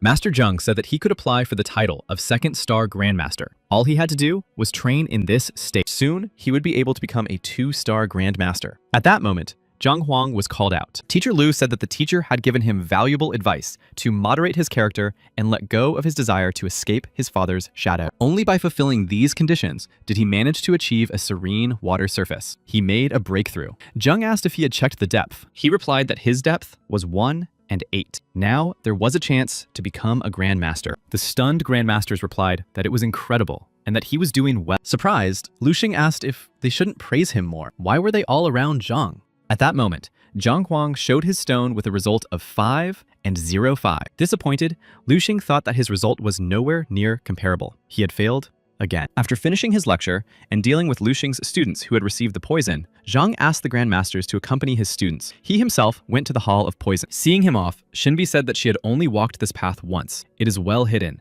If you miss a turn, you could stay here forever. 3 days earlier, Zhang Huang was getting ready to leave when Shenbi came to him and asked where he was going. Turning around, he replied to Master Shen that he was going to the kingdom of Tianwu. She said that although they were neighboring kingdoms, tens of thousands of kilometers separated them. How did he plan to get there? After thinking for a moment, Zhang Huang replied that he planned to travel by animal. Teacher Shen said that she could help him then. There is a beast breeder's hall in the mountain range. Frowning, Zhang Huang asked Shenbi what the Beast Breeders Hall was. She replied that it was the same as a guild center, like alchemists or blacksmiths. These people had tamed many beasts that now served humans. They can travel miles in a very short time. Zheng thought it was like airplanes. He asked if the villages seemed to be hidden too deep in the mountains. They had been walking for 3 days. How did people manage to survive here? The girl replied that the Beast Hall was known for its flying creatures. These creatures could cover in an hour the distance that they had traveled in 3 days. Suddenly, warriors blocked their path and told them to stop. They could not go any further. Frowning, Zhang Huang wondered if they were robbers. He was no longer used to such trifles,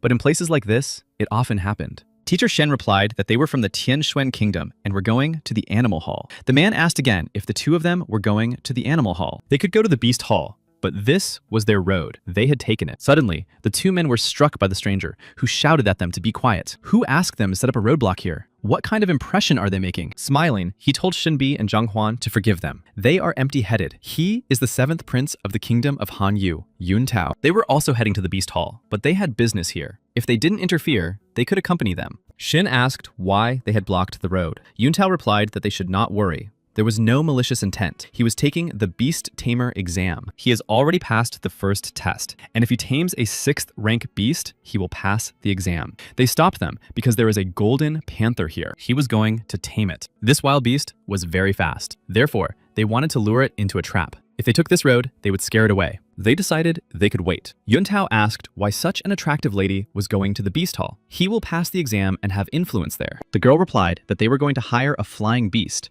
and might need his help. Yun Tao said that fate had brought them together. She said she didn't want to take up his time. The prince replied that it would not inconvenience him. He had been studying for 12 years. Watching them, Zhang Huang thought they were building a primitive trap. They dug a hole and covered it with branches. Maybe this was the structure. He asked if those few flags were really capable of catching the golden panther they had been talking about. The prince replied that this trap was magnificent and perfect. Did he understand anything about formations? Zhang replied that he was not a professional. The prince said that he was not only training to be a trapper, but also studying formations and was now an assistant to the master builder. He knew a lot about them. This formation is called the Green Forest Imprisonment Formation. Its core consists of 36 heavenly spirits. The flags are placed at 72 points of earthly spirits. Gathering the wood element, these flags radiate the spiritual energy of the 8 elements. Because of this, after the formation is activated, it demonstrates incredible power. When they are set up, it will begin to work. If successful, the Golden Panther will step into the circle and its life will be safe, but it will not be able to escape. Seeing the flow of released energy, Zhang Huang thought it was simply incredible. Entering the library, he thought that Yuntao was a builder. The process of their work could cause a book in the Heavenly Path library to appear. He read that the flags for the construction must be made of laurel wood. The construction must stop the movement of the target. When he finished, the prince said that all that remained was to wait for the beast. Zhang Huang told him that he had activated the formation slightly incorrectly. Perhaps it would not work at full power. Yuntao asked if he doubted the power of his formation. The guy shouted that, knowing nothing about formations, he dared to insult the prince's formation. How dare this boor be so insolent and start evaluating it? The prince said that he had bought this diagram from the Guild of Masters at a high price. Even a 7th rank master would not be able to escape from it, let alone the beast. Teacher Zhang replied that this was not what he meant. Shenbi said that they should not interfere. Yuntao said that the teachings on formations were as deep and vast as the ocean. The effect of this formation is enhanced when it is near trees. There are plenty of trees and bushes here, so it is most suitable. Later, they will see for themselves how good it is and easily catch the Golden Panther. At that moment, the prince heard the panther's stealthy footsteps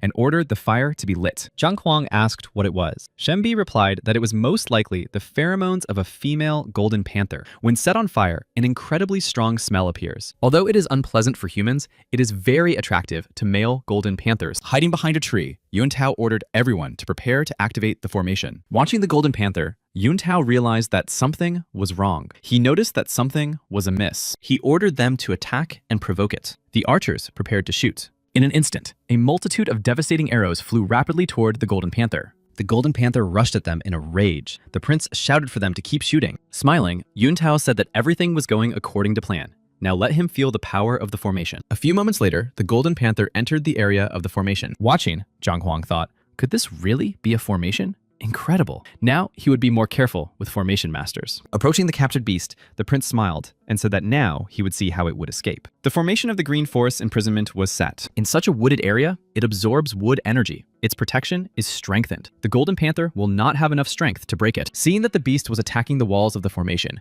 the assistant told the prince that something seemed wrong. Your Highness, you must be more careful. Suddenly, the formation was destroyed, and the beast approached the prince. Not noticing this, Yuntao replied that this formation was from the guild itself. Before he could finish speaking, the prince turned around and saw the Golden Panther's snarling mouth near him. Shocked, the prince fell to the ground. The warriors shouted that the formation had been destroyed. They had to save the prince. With a powerful swing of its deadly tail, the Golden Panther scattered the people running towards it. At that moment, the beast turned its attention to Zhang Huang and Shenbi. Shen screamed in horror that it had seen them. The Golden Panther approached. Zhang Huang said that they were the ones who wanted to catch it. They had nothing to do with it. The enraged beast bared its fangs and raised its powerful paw. At that moment, Zhang Huang swung and dealt a crushing blow to the Golden Panther. Seeing this, Yuntao and Shenbi stretched their faces and rounded their eyes in surprise. From the powerful blow, the Golden Panther lost its balance and flew to the side, crashing into a tree with a loud bang. Brushing his hands, Zhang Huang said that he had warned them that they wanted to catch him. Why attack him? The prince said that it was a 6th rank Golden Panther,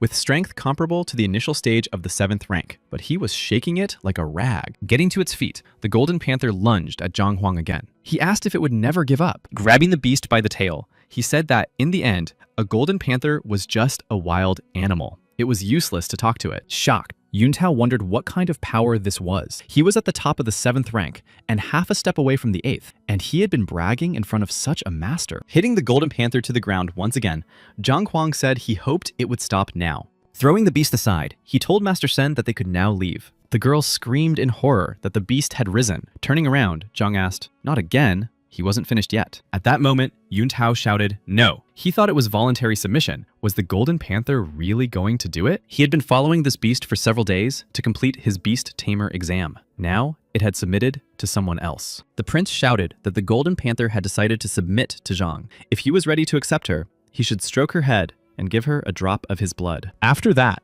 she would obey him for the rest of her life. Zhang Huang asked why it had submitted after being beaten. Taming beasts was an easy task. He asked the Golden Panther if she could fly. Shenbi said she didn't think so. Zhang decided that she was of no use to him then. He set off for Tianwu, which was tens of thousands of kilometers away. No matter how fast it ran, the beast would not get there in less than a month. However, since it wanted to obey him, he did not mind. Let it take him to the Hall of Beasts. The prince said that the Golden Panther had suffered severe injuries. She must recover before she can move freely. Zhang thought he was going to the Beast Hall to rent a flying beast, because he didn't know when the poison would take effect. His life was in danger. If he stayed here for a beast he didn't need, it would be a great loss. He asked if Yuntao knew a quick way to heal wounds.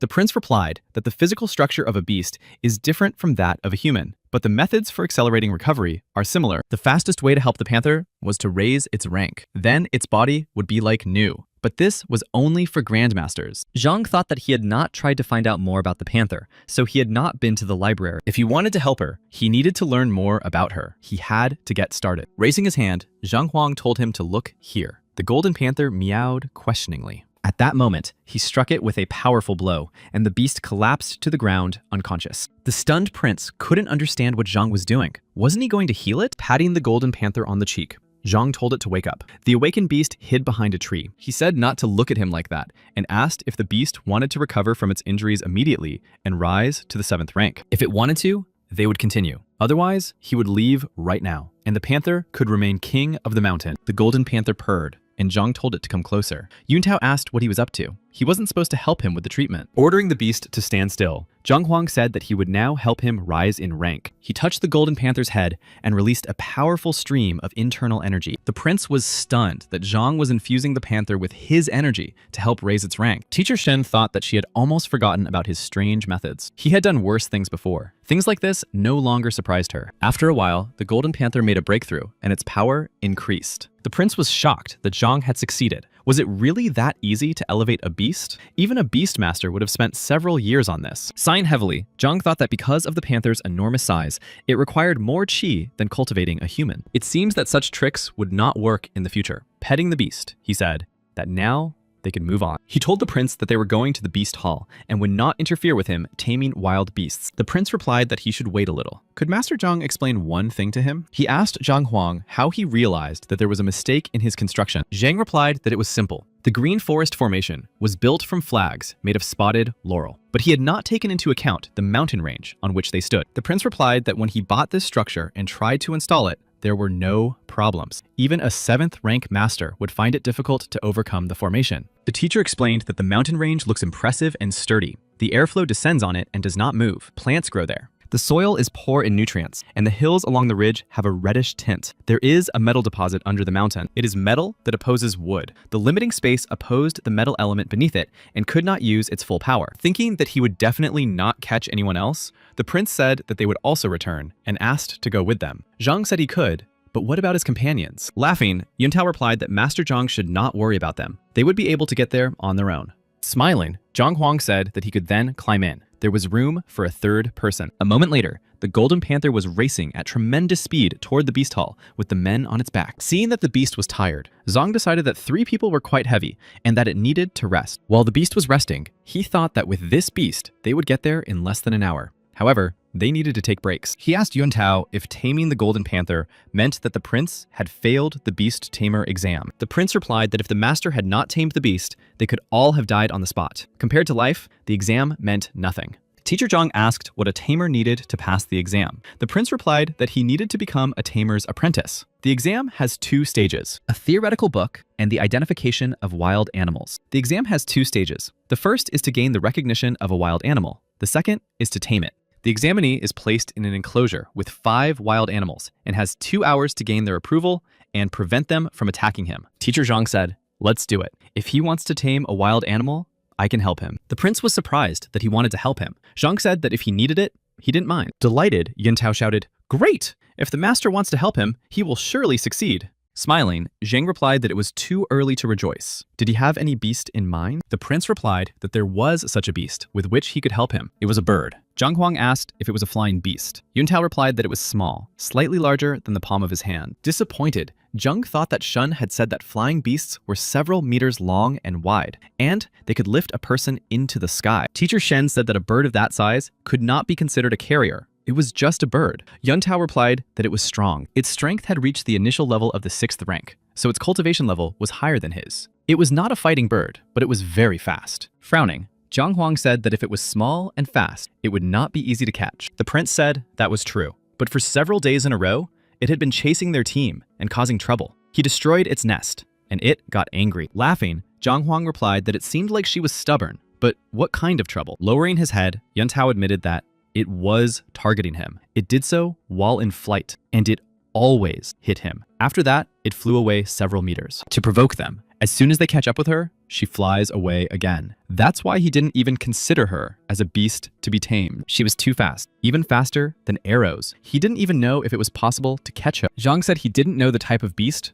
or its speed. How could he come up with a plan? Shen replied that she flies in to cause mischief and flies away to laugh. At that moment, she would be close to the ground. Let him use his movement technique and rush forward to grab her. The prince replied that it would be difficult to do. Even the supersonic speed of the heavenly turtle could not compare to this strange bird. This bird was faster than human reaction and arrows themselves. He did not think it was possible to catch it with his bare hands. At that moment, the bird circled above their heads, and Yuntao shouted, "It's here!" The bird flew up rapidly, marked the prince, and flew away just as quickly. Frowning, Zhang thought that its trajectory was clear and understandable. It could be calculated. It seemed that beasts of this rank were not to be trifled with. The prince shouted that if she was angry with him, she could just come down and settle everything normally. While the bird was looking at Yuntao, Zhang Huang quickly approached her from behind. Stunned, Yuntao couldn't understand what kind of movement technique this was. He had just been here. Shen thought that he was faster than Wang Yin. The prince wondered if he had underestimated Master Zhang. There were legends that 9th rank warriors possessed strong skills and great power. Holding the bird tightly in his hand, Zhang Huang said that it wasn't that fast. Teacher Shen replied that she didn't think it was the bird's fault. Zhang was just too fast. The bird didn't have time to react. Responding that it didn't matter, Zhang Huang told Yuntao to come to him. He handed the bird to the prince, who began to caw like it. Zhang asked if it was really the language of birds. Shen replied that it probably was. Usually, it takes 3 or 4 days to tame an animal and sign a contract. The animal must become attached to the person and agree to live with them. Stunned, Zhang Huang asked the prince how long it would take to tame the bird. He replied that it would take about 2 days. Clutched in the prince's hand, it cawed fiercely, piercing him with a hateful gaze. Teacher Zhang said that it was very loud. Couldn't it be done faster? The prince said that the bird said that the elder had been very rude to it when they caught it, and that it was still angry. 2 days was quite fast. If they tried to bargain, it would increase the time to 10 days or a month. Zhang replied that this would not work. It would be tamed in 10 minutes. Sighing, Yuntao said that was impossible. A 6th rank beast couldn't be tamed in 10 minutes. Even an incredible tamer couldn't do it. Smiling, Zhang said that if he didn't believe it, he should just let him try. The prince handed him the bird. Surprised, the prince asked if Master Zhang was also a tamer. Shenbi replied that he was not. There were no tamers in their kingdom. Holding the bird, Zhang told it that he was in a hurry and did not speak the bird's language. So there were 2 possible scenarios. The first was to obey. The second was to feed the bird to the golden panther. The frightened bird cawed and shook its head furiously. Smiling, Zhang said it was a good choice. It was good that she didn't think too long. He shouted to the prince that the bird had agreed. Let him sign the contract. Let him hurry. They needed to go quickly. After a while, all 3 reached the Hall of Beasts. Flying beasts soared in the sky. Teacher Shen said, "What a powerful aura." The Hall of Beasts created a spiritual energy structure in the valley so that spiritual flowers and herbs could grow there. It also improved the physique of wild animals, increasing the likelihood that they would achieve a breakthrough. The prince said that initially, it was just a hall. However, over time, it turned into a real city. Merchants and descendants of beast tamers began to live here, and eventually, the city became what it is today. Baby animals were sold everywhere. Teacher Zhang asked if the animals could escape from here. The prince replied that there was a special guard that would return them to their place. The Swanlaw mountain range borders 10 kingdoms, and everyone travels here for trade. Every day, many people visit the animal hall. The number of animals in the animal hall is limited, so it is impossible to satisfy everyone's demands. Therefore, traveling on animals through the air is restricted. They will have to wait several weeks for their turn. But don't worry, once he becomes a tamer, he will be able to reserve a place and won't have to wait. Exhaling, Zhang Huang thought that he had scared him. He doesn't know when the poison will take effect. You can't joke about things like that. Let him hurry up and take the exam. Zhu Jinhuang, the 6th prince of the Beichen kingdom, saw them. He said, "Isn't that Yun Tao? Why did he come back so quickly? Did he realize that he would not be able to pass the exam and decided to return in disgrace?" Frowning, Yun Tao said that it was the 6th prince of the kingdom of Beichen, Zhu Jinhuang. They were rivals. Zhang said that, like the kingdom of Hanwu, the kingdom of Beichen was a second-rank kingdom. They were located close to each other. The prince replied that they were rivals because of the kingdom. The 9th prince, Zhou Xuan of the Qianbuan kingdom, asked how he could say that. Hadn't he seen the golden panther at the door? With such a huge beast, he would definitely pass the exam. But it didn't seem like the panther belonged to him. Maybe he hadn't tamed the beast himself. Jinhuan asked if Yuan Tao couldn't subdue the beast, and therefore asked someone to lend him theirs for the exam. When he fails the exam, it will be interesting to see how he will take care of Mo Yu. Yuan Tao shouted that, in their opinion, he was talentless. None of them were better than him. Why didn't they take the exam themselves first and then talk? Let them worry about themselves. Frowning, Zhang Huang thought that the princes were competing for kingdoms and territories, but these guys were competing for a girl. At that moment, the princes shouted, "Here comes Mo Yu!" A girl was approaching them on a flying beast. The princes stared at her spellbound. She was as beautiful as a love poem. Poets sing the praises of nature and the moon, but they pale in comparison to her. Frowning, Zhang Huang thought that this beast was of the 7th rank. This eagle had reached the last stage of the 7th rank and was stronger than his golden panther. In addition, he sensed traces of a storm in the eagle's aura. Most likely, this eagle would surpass that bird in speed. The boys approached Mo Yu. Seeing Shen Bi, Mo Yu asked if they had come to take the tamer exam. And what about Han Chong? Shen replied that she was here with another friend. Surprised, Zhang asked if they knew each other. Shen replied that she had met her when she was here with Han Chong last time. Of course, she is not only a tamer's apprentice. She is also the 3rd princess of the kingdom of Tianyu. And she is also a 1-star alchemist. They say she came here to develop moral fortitude. When all the preparations are complete, she will take the Grand Master exam. Zhang Huang thought that this girl had become an alchemist on her own at such a young age, and a Grand Master's student. No wonder she is considered a genius. At that moment, a man came out and shouted for silence. Today, he intends to evaluate them. The other elders must be present elsewhere today. Therefore, he would be administering the exam. He would follow the instructions carefully and would not accept any bribes or cheating. The elder said that the tamers who had passed the first part of the exam were present. For the second part, they had to tame a beast stronger than themselves. They would receive ranks based on their results. The better the result, the higher the rank. If no one objected, he would begin the exam. First up was Zhou Xuan. The guy said he had tamed a fanged wolf. This beast was a 6th rank beginner. Their result in the crystal was 20. Impressed, Zhang Huang realized that this scanning crystal for assessing willpower is also used for beasts. The elder replied that this was a good result. He assigned him the 2nd rank. At that moment, Zhu said that the 2nd rank was not bad, but he would not lose to him. His result on the crystal was also 20. The elder said that now it was Mo Yu's turn. She had tamed a heavenly beast. The girl showed the result of her connection with the golden eagle. The elder gave her the 1st rank. There had not been such a result in about 30 years. The boys were amazed. They did not expect her to get the 1st rank. The elder said that now it was Yun Tao's turn. Hearing this, the boys laughed. Zhu said that they had received the 2nd rank and Mo Yu the 1st. If he had received the 3rd rank in his place, he would have sunk through the ground. Laughing, Zhou said that he was overestimating him. He wouldn't even be able to pass the exam. The golden panther was not his beast. The elder asked who he had tamed. Embarrassed, Yun Tao said that he had actually tamed a bird. When the princes heard his answer, they were stunned. They couldn't believe that Yun Tao had tamed a bird. The boys laughed. Why didn't he say he had tamed a hammer? To say such a thing to the tamer Hun, how insolent he was. Smiling, Zhu said that all this time, he thought Yun Tao was incredible.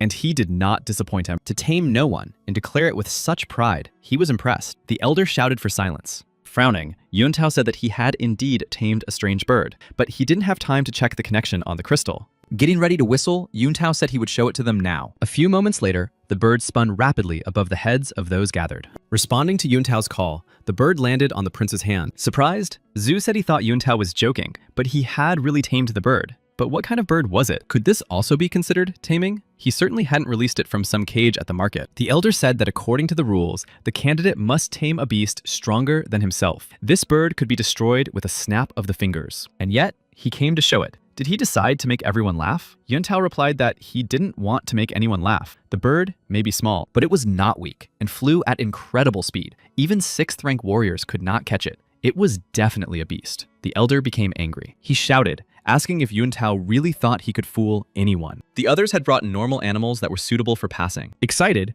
Yuntao replied that this strange bird was indeed a beast with a development exceeding the 6th rank. He was no match for it. Frowning, Ju asked if he was finished. Tamer Hong told him to get lost. Let him stop embarrassing himself. The elder shouted that he had misunderstood him. He was allowing him to leave on his own. At least let him retain a shred of pride. Suddenly, Zhang Huang asked if all the tamers in the Beast Hall were fools. He shouldn't worry about the exam.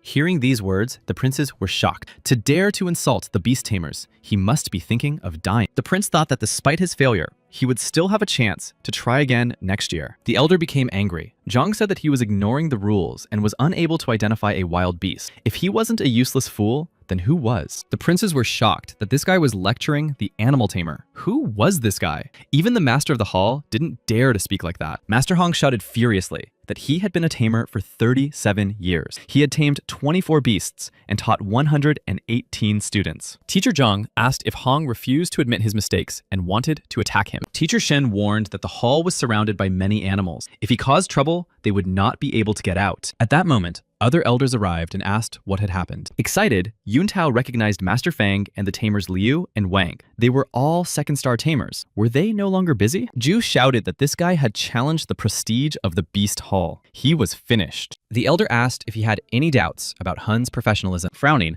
Jane replied that when they make a mistake, they must answer for it. As for reputation, that was not his concern. He wanted to ask what kind of bird it was. Master Zamafang asked again, bird? He thought to himself, isn't it just a bone bird? Elder Hong said that although it was rare, he had seen a description of this bird in a book. It had an extra bone on its back to support its body, and although it is wild, its appearance is used for decorative purposes as it is not combative. Tamer Lu said that it has a black back and a red beak. There are 3 feathers on its back that make a sound when it flies. Its song comes not from its throat, but from its back. Zhang asked if it was a bone bird. The master replied that it must be her. She has a clearly visible, protruding bone on her back. Zhang said that a melody should be heard in flight, but when it flew by, none of them heard it. Stunned, Hong thought that the strange bird flew by several times, but no sound was heard. Teacher Zhang explained that it had a red dot on its claws and a crown on its head. It also had 3 bones and no sound feathers. Master Zamafang asked if it was not a bone bird, then what was it? Holding the bird in his hand, Zhang Huang replied that it was an ancient beast, a lightning sparrow. The tamers thought that there were many different beasts, but it was the ancient beasts that had the strongest pedigree of all. But there were none left. They traveled through forests and mountains, exploring countless legends and folklore of the world, but found no trace of ancient beasts. Elder Hong shouted that this was impossible. Even if this beast was not a bone bird, it could not be an ancient beast. Tamer Lu said that the ancient lineage had ceased to exist. Even if the ancient beasts remained, they had reached the level of spiritual beasts. Prince Zhou smiled and said that if he didn't want to embarrass himself further, he'd better keep quiet. Ju agreed that his tiger beast must be the original one. Deciding that arguing was useless, Zhang said that the Beast Hall must have a way to find out the lineage. Let them check, and they will find out the truth. The master thought that in ancient times, the spiritual energy in the air was fierce and harsh. It was far from what it is now. To restrain destructive forces, the blood in the bodies of wild beasts began to boil like boiling water. If the strange bird was an ancient beast, then other beasts would not be able to withstand a drop of blood. He ordered the test subject to be brought in. If it really was an ancient beast, it would be a sensation. In any case, that was the rule. Soon, a test rat was brought in. The master said that now they just needed to give it a taste of the bird's blood. Taking a drop of blood from the bird, Zhang Huang said it was time to prove himself. He threw the drop of blood at the rat, and it immediately began to choke. Its eyes turned red and began to roll back. After a few moments, the rat lost consciousness and collapsed on the floor of the cage. The master thought that this rat was of low level, but it was immune to the normal blood of high-level beasts. The tamers were amazed. They couldn't understand how it could have died like that. The master of the hall replied that it was because it was an ancient beast. Yuntao himself was amazed. He asked Master Zhang if it was really an ancient beast. The excited Elder Hong wondered if he had made a mistake. Stunned, Zhou asked if he had just mocked the ancient beast. Zhou replied that they had both said it was worthless. Surprised, Mo Yu thought that the master of the hall did not understand that it was an ancient beast. But this man understood everything at once. Who was he? The hall master said that the blood of ancient beasts is full of the spiritual energy of ancient times. It is like boiling water. Ordinary beasts are unable to hold it. Master Zhang said that the ancient lightning sparrow has the ability to absorb lightning to awaken its lineage. The sparrow's claws are hard and sharp, allowing it to easily destroy medium-sized weapons, not to mention human flesh. At the 7th rank, it is invincible. The elder not only refused to acknowledge his mistake, but was also prepared to teach him a lesson. This gave him the confidence to admit Yuntao's failure. On the way here, Zhang Huang stunned the bird and created a book about it. If Hong had listened to him from the beginning, he would not have put so much pressure on him. But he did not admit his mistake. The hallmaster replied that since it was the hall's fault, they would not shirk their responsibility and would give Yuntao another chance to take the exam. And the tamer Hong would be sent to the beast forest to raise wild animals for 3 years. Zhu shouted that it was too harsh. Zhang asked what kind of place it was. It was a harsh punishment. Yuntao replied that the beast forest was like a pigsty. Only students went there. Tamer Wang told Hong that it was difficult for him to pass the exam. How could he make mistakes? He replied that Tao said he had tamed a bird, and he just didn't know what to do with it. Master Feng announced that it was the 2nd exam for Yuntao. Zhang said that now he would definitely pass. The prince thought that such a valuable beast, and Master Zhang had helped him tame it. After the exam,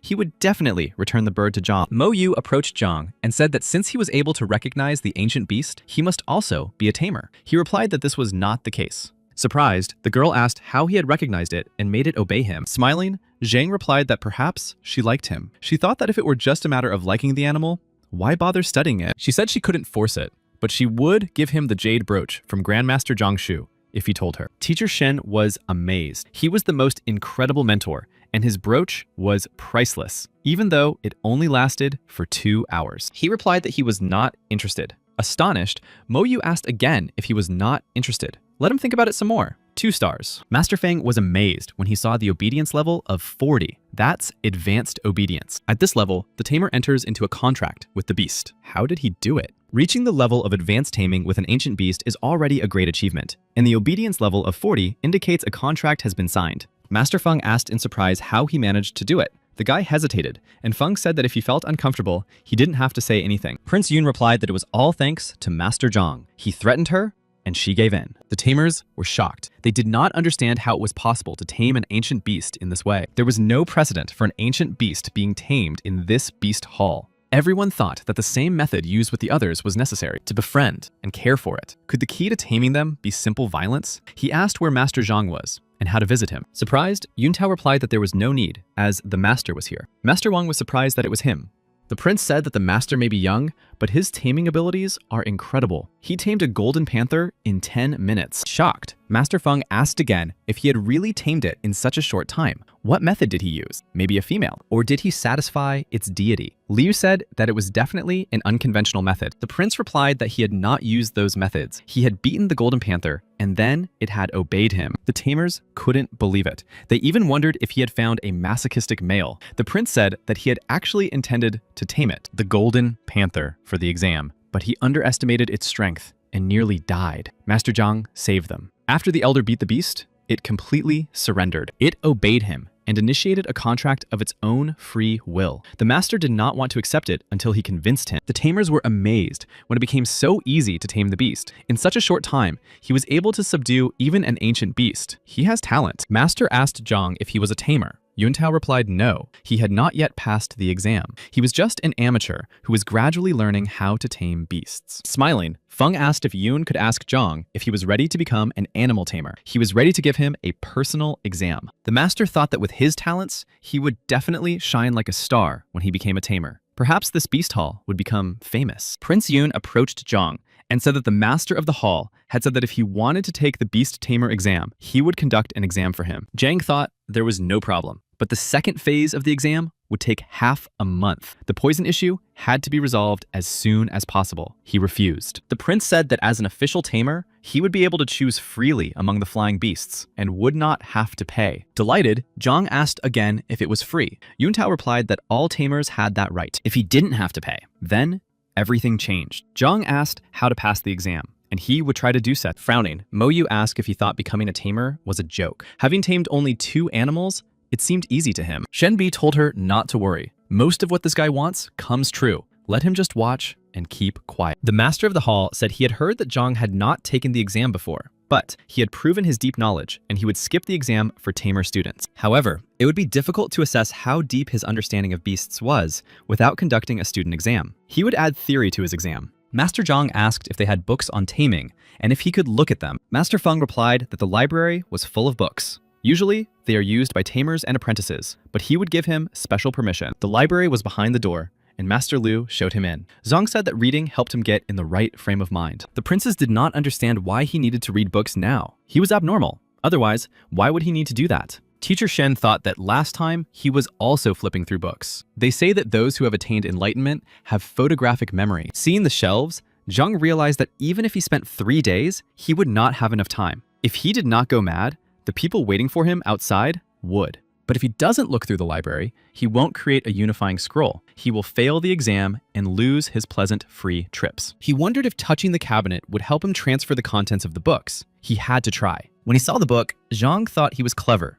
and decided to see what was inside. Opening the book, he read all about the creation of the cabinet itself. Angered, Zhang shouted that he didn't need it. Who created this library anyway? There must be another way. He wondered if he could get information by touching the book, just as he had done with the object. Realizing that it worked, Zhang Huang decided that this way, he could read 100 times faster. Master Lu said that during the exam, he would have to describe the characteristics of hundreds of animals, and he would not give this guy any breaks. If he answered all the questions correctly, it would mean that his knowledge of animal taming was incredible. Feng replied that since he had managed to identify the ancient lightning sparrow, he must be well versed in animals. The animal hall had lost its position due to a lack of talent. If a genius appeared among them who would win the competition between the halls, he might be promoted to the rank of 3 stars. Liu said that Zhang was running around the library. Master Feng was stunned and surprised that he was running around the library. Was this really his training? Master Feng decided that he should tell him that there were too many ancient books in the library. He could damage them. At that moment, he saw that Zhang Huang had returned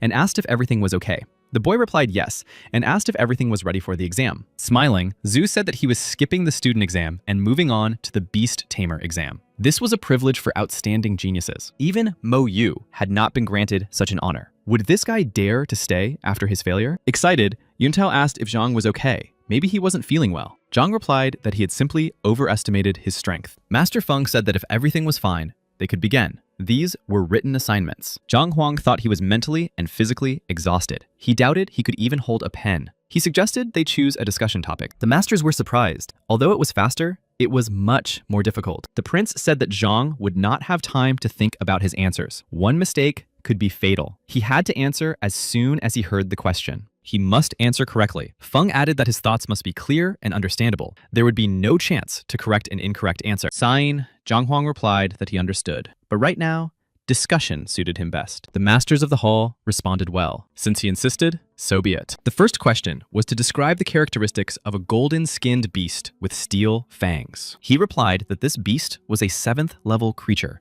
whose body was covered with golden scales that provided it with powerful protection. The master said that it was not surprising that this guy had identified the ancient beast. His knowledge surpassed even that of 2-star tamers. After a while, Zhang Huang asked if all the questions were over. It turned out that he had passed the first stage. Master Feng said that his answers were absolutely correct. The second stage was taming the beast. He had half a month for the initial taming. Smiling, Zheng replied that it was a very long time. Do they have any untamed beasts so that he could tame one of them? Ping's Zhou and Zhu were shocked that he was asking to be allowed to tame one. Did he even understand what he was saying? Master Lu replied that every beast was precious, and they couldn't give him one to tame. Only tamed beasts were allowed in the beast hall. At that moment, Zhang spoke up. He asked Mo Yu if he could borrow her eagle to tame. She asked in surprise how he could even think of borrowing her animal. Tamer treat their animals like spouses. It's like borrowing a wife. He should borrow some brains. It's rude. You can't ask for something like that. Prince Ju told Mo Yu that borrowing her golden eagle to tame was a great idea. She had already tamed the eagle and their trust level was 30. This guy would never be able to tame such a beast. He was too cocky. Prince Zhou agreed. Even Master Feng, a 2-star tamer, is unable to tame a beast that has already been tamed. Zhang should be taught a lesson. The girl thought that taming a tamed beast was practically impossible, and this was a good opportunity to see his methods. She replied that the eagle was his. If he could tame it, she would let him take it. But if he couldn't, anxious, Zhang asked if he would pass the exam if he tamed the eagle. Master Feng replied that yes, it would count. The girl shouted that if he failed, she would report him. But Zhang did not listen. Going to the eagle, he said it was time to begin. He told the eagle that its owner had lent it to him, so it had better obey him quickly. Smiling, Zhang Huang promised that if the eagle obeyed him, he would help him raise his rank. In a rage, the golden eagle tried to strike with its powerful beak, but Zhang managed to jump out of the way in time. The princes watched Zhang's attempts with a smirk. Mo Yu said that he deserved it. let him fail. Swinging his arm, Zhang Huang shouted that the eagle had disobeyed him, so it should get what it deserved. In an instant, he delivered a crushing blow to the eagle, and it lost its balance and fell to the ground. Master Feng asked if he had really just hit it. Lu asked if the guy had wanted to destroy it after the first attack. The girl screamed furiously for him to stop. Yoon told her not to panic. It must be a method of taming. She asked if it was taming by beating. Yoon replied that every time the elder tamed a beast, he would beat it first. She furiously asked if Zhang really thought that would help. It would only anger the eagle. It would be offended and fly away. What would she do then? Prince Ju asked what was going on. Didn't this species have phenomenal defenses? But they had simply slapped it. The girl thought that in order to tame the eagle, she would have to climb to the top of the mountain, melt the snow, and heat the water so that the eagle could take a bath. She would personally destroy a 6th rank snake and serve it to the golden eagle for dinner. And even after that, he reluctantly followed her. And now, someone had slapped him. The princess told her not to panic. After the beating, the eagle was simply experiencing a moment of weakness. In a second, he would return to his usual state of mind. Prince Yoon said that, as he had said, this was a method of taming the elder. If a wild beast was beaten by him, it would obey. Master Lu said that it seemed like the eagle had given up. Feng replied that they had also tried to tame the beasts with brute force, but all attempts had failed. A few minutes later, Zhang told the tamer hall that he had completed the exam. Master Feng replied that they had to check the beast's level of obedience to determine whether its taming had been successful or not. Zhang thought that while they were fighting, he had created a book about him and purified his chi. He did not think that this feature was so suitable for taming. Now he knows how to deal with other beasts. Approaching Mo Yuzhou, he told her not to worry. Considering that the golden eagle had been tamed by force, its level of obedience would be low, and her level was 30, so she could easily tame it again. Could Zhang really gain the beast recognition by beating it up? Angered, the girl hit the boys and shouted for them both to shut up. Let them see the result first before speaking. Rubbing their bruises, they asked what the result was. When they saw the result, the guys were shocked. 45. Complete obedience, the highest possible. Master Feng said that in the first stage, he had not made a single mistake. In the second stage, he tamed the eagle,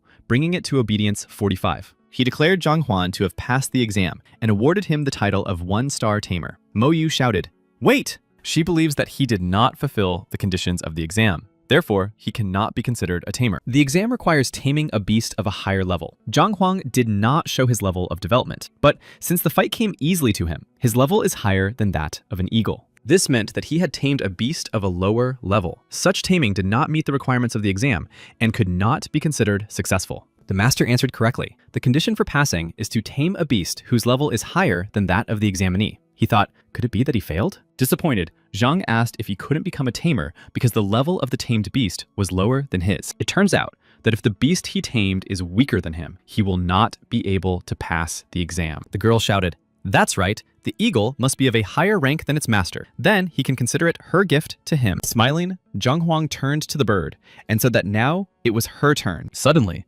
everyone saw that the golden eagle was making a breakthrough, raising its level. Shocked, Master Feng said that this was unbelievable. It was an evolution of lineage. Master Lu said that lineage evolution can occur if they are fed unique herbs, or if the beast experiences an extraordinary sensation. Its lineage could overcome its limits and reach higher levels. Such evolution was similar to mutation and extremely rare. The astonished princes said they had only read about this in books. How could he achieve this with a single blow? The girl thought it was impossible. This eagle was her tamed beast. It had grown up and did not eat any precious herbs for evolution. Prince Yoon shouted that it was as expected of the elder Zhang. The beaten beast was undergoing a lineage evolution. He thought it was a coincidence. Standing next to the eagle that had risen to a higher level, Zhang asked if he had passed the exam. The stunned Master Feng replied that the exam was valid, but he would like to ask him a question. Could Master Zhang please? Interrupting him, Zhang Huang asked Feng why this golden eagle had suddenly undergone an evolution of lineage. It's simple. He used the essence of the ancient sparrow's blood to encourage it to obey. He fed it this essence, causing it to evolve. He thought that his method would seem strange and incomprehensible to them.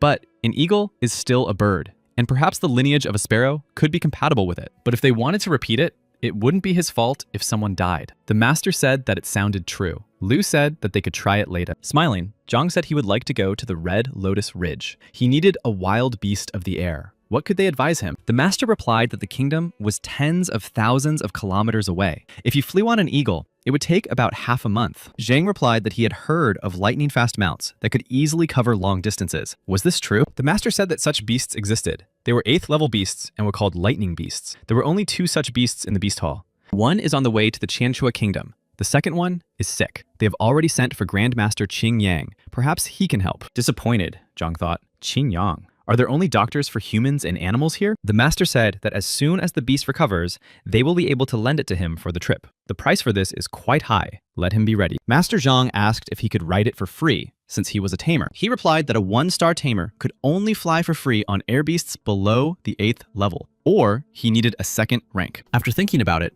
Zhang Huang asked what was required to pass this exam. Stunned, Mo Yu thought that everyone took the exam for recognition, but this guy just wanted to ride for free. It took her a year to get 1 star. The master replied that he needed to pass the exam, but at that moment, a servant ran up and shouted that something was very wrong. Grandmaster Qing Yang was here. Something had happened. Very little time had passed, so why had the beast begun to die? They went to the beast and asked the Grandmaster what was going on. He replied that he should ask the master of the hall about it. Apparently, it has a fever. From time to time, it looks at the sky and growls. It is probably looking for a mate. Master Wang said that given the age of the wild beast, it was unlikely that this was the reason, and they were unlikely to find such a second individual, and they would not be able to catch it. The Grandmaster said that if they found a mate for him, it could be dangerous for him. Wang asked if there were any other options. After thinking, the Grandmaster replied that there was something else, castration. Angered, the beast growled fiercely and knocked the Grandmaster aside. Angered, the Grandmaster shouted that he had pushed him away. Feng asked if there was really no other option besides castration. Master Zhang said he had heard of doctors who destroyed patients, but this was the first time he had seen such a thing. When they said they would call a doctor, he thought it would be someone like a veterinarian. They wondered what kind of profession this was. If they did what the Grandmaster said, the animal would surely die. Frowning, the Grandmaster asked who this brat was. How dare he speak like that? Zhang replied that it didn't matter who he was. Lin was killing his patient and couldn't even determine that the beast was undergoing a lineage evolution. The masters were amazed. Lineage evolution again. But how is that possible? Zhang replied that they should look at its paw. The saber-toothed beast of the warring heavens has a thick layer of flesh covering its claws. They should be golden in color. Now, red veins are visible on them. Now, they are pale with red drops. This is a sure sign of evolution. How he did it is impossible to understand. After thinking about it, the masters decided that it was all because of that trip half a month ago. The Grandmaster shouted, "Does he really think I didn't notice that? If he is in the process of evolution, why is he suffering so much?" Master Zhang replied that it was most likely because the yin and yang in his body had collided due to the drugs, and he was struck by the thought of castration. He is unconscious. The Grandmaster shouted that it couldn't have had such an effect. Feng interrupted him, asking how he could be cured. Master Lu tried to object, but Feng said that seeing his knowledge, they had no choice but to believe him. Frowning, Zhang said that as long as the male energy, yang, was moving in his body, everything was fine, but he needed an alchemist. Prince Yun Tao shouted that Mo Yu was the official alchemist. She could help them. The girl promised to do everything she could. Looking at her, Zhang asked if she could make pills. The girl cried out, asking what he meant. She was a 1-star alchemist. Of course she could. Had he ever seen an alchemist who couldn't? He replied that he had seen one. He was just afraid that she had passed the exam with the help of discussion. She replied that only those who had achieved mastery could pass the exam. All the seniors who had passed the exam were amazing talents. And he asks about the ability to create pills. Zhang replied that he was that senior and he did not know how to create pills. The girl was amazed. She had just called him an amazing talent and a senior. Only when she became a tamer did he appear. He beat her beast and became a tamer. When she told him about alchemy, he took out his pharmacist's badge and said that he had passed the exam by discussing pills. Zhang said he would tell her what herbs were needed. It was the stem of 30-year-old sun-dried grass that had been aged for 15 years in the scorching sun. Hearing the ingredients, Mo Yu asked if he really wanted her to make a scorching sun pill. He replied that it was exactly that. She asked if he was mocking her. This pill was of the 2nd rank, and she was only of the 1st. How could she possibly make it? He promised to guide her. Everything would be fine if she knew how to handle the cauldron and control the temperature of the fire. She got angry. It wasn't as simple as 2 + 2. She had to control the herbs and the fire. Where did he get such confidence? Yun Tao decided it was easy. He replied that if she felt she couldn't do it, they would find someone else. There must be another alchemist in the Beast Hall. Frowning, Mo Yu replied that she could handle it herself. She thought, well, what would he do if she failed? Master Zhang replied that she should just follow his instructions and everything would be fine. He told her to get started. He wondered to himself if they had a spare cauldron. He would have to find out where they got it. Master Lu excitedly asked Feng if they would succeed. He replied that this was their only chance for recovery. All that remained was to hope. The Grandmaster said that if they succeeded, they should beat him up. It was impossible to make a pill with the instructions and hands of a one-star alchemist. Watching Mo Yu Zhang, he explained which herbs to put in first and which to put in later. After 14 breaths, she had to use the technique of 1,000 illusory clouds of a wavering hand. She thought she had seen the composition of these pills. If she missed the timing, it would all end in an explosion. She had already completed half of the process. She had already thrown 5 herbs with yang energy into the cauldron, but it still looked normal. There were no signs of instability. The sequence was perfect. At that moment, Zhang told her not to get distracted and to follow the instructions. Mo Yu replied, "Oh, something had gone wrong." The Grandmaster shouted that the cauldron was about to explode. They should be careful. The masters became agitated upon hearing about the explosion. Had it failed? Yuntao shouted, asking what they should do. Gritting his teeth, Feng said that the explosion of the cauldron was the worst thing that could happen during the manufacture of pills. Everything would be ruined. Not only the alchemist, but everyone around could be injured. Zhang told her to calm down and not panic. Mo Yu thought about leaving the place. The medicinal herbs in the cauldron would get out of control, and an explosion would be inevitable. He asked if she was really scared. If he had known, he would have invited another alchemist. The girl shouted that she wasn't afraid. She told him to just shut up and tell her what to do next. She decided that it would be better for her to blow up the cauldron than for Zhang to mock her. Zhang wondered why she was angry and told her to throw in the rest. The girl thought that if she threw in the remaining medicinal herbs filled with yang energy at the same time, it might bring the explosion closer. Frowning, Zhang shouted at her to stop arguing and just do it. She thought that if she died, so be it. It was certainly better than what was happening around her. Everything around the cauldron sparkled and crackled. Excited, Master Feng shouted for everyone to step back to a safe distance. Watching Mo Yu Zhang Huang, he told her to continue and double the fire. Frowning, the girl sat by the boiling cauldron, following all his instructions. The flames crackled menacingly. Cracks spread across the walls of the cauldron. A few moments later, a huge flame burst out of the cauldron, illuminating everything around it. Covering his head from the flying sparks, Master Feng said that this was the end. Yuntao cried out in fear, Mo Yu. The frightened girl covered her face with her hands, expecting the explosion to destroy her. Opening her eyes, she was surprised to see Zhang Huang standing next to her. She did not expect this, but at the moment of the explosion, Zhang Huang covered her with his body. The excited masters asked if Zhang Huang was okay. Yuntao ran up to Mo Yu and asked if she was all right. Master Feng said that everything was fine. The chances of success were slim. He would send someone to the nearest alchemist guild. The princess said it was all because of that guy. He was the one who said he would teach her how to make the pill. He tried to appear to be an incredible person. She could have been injured. The girl shouted for them to shut up.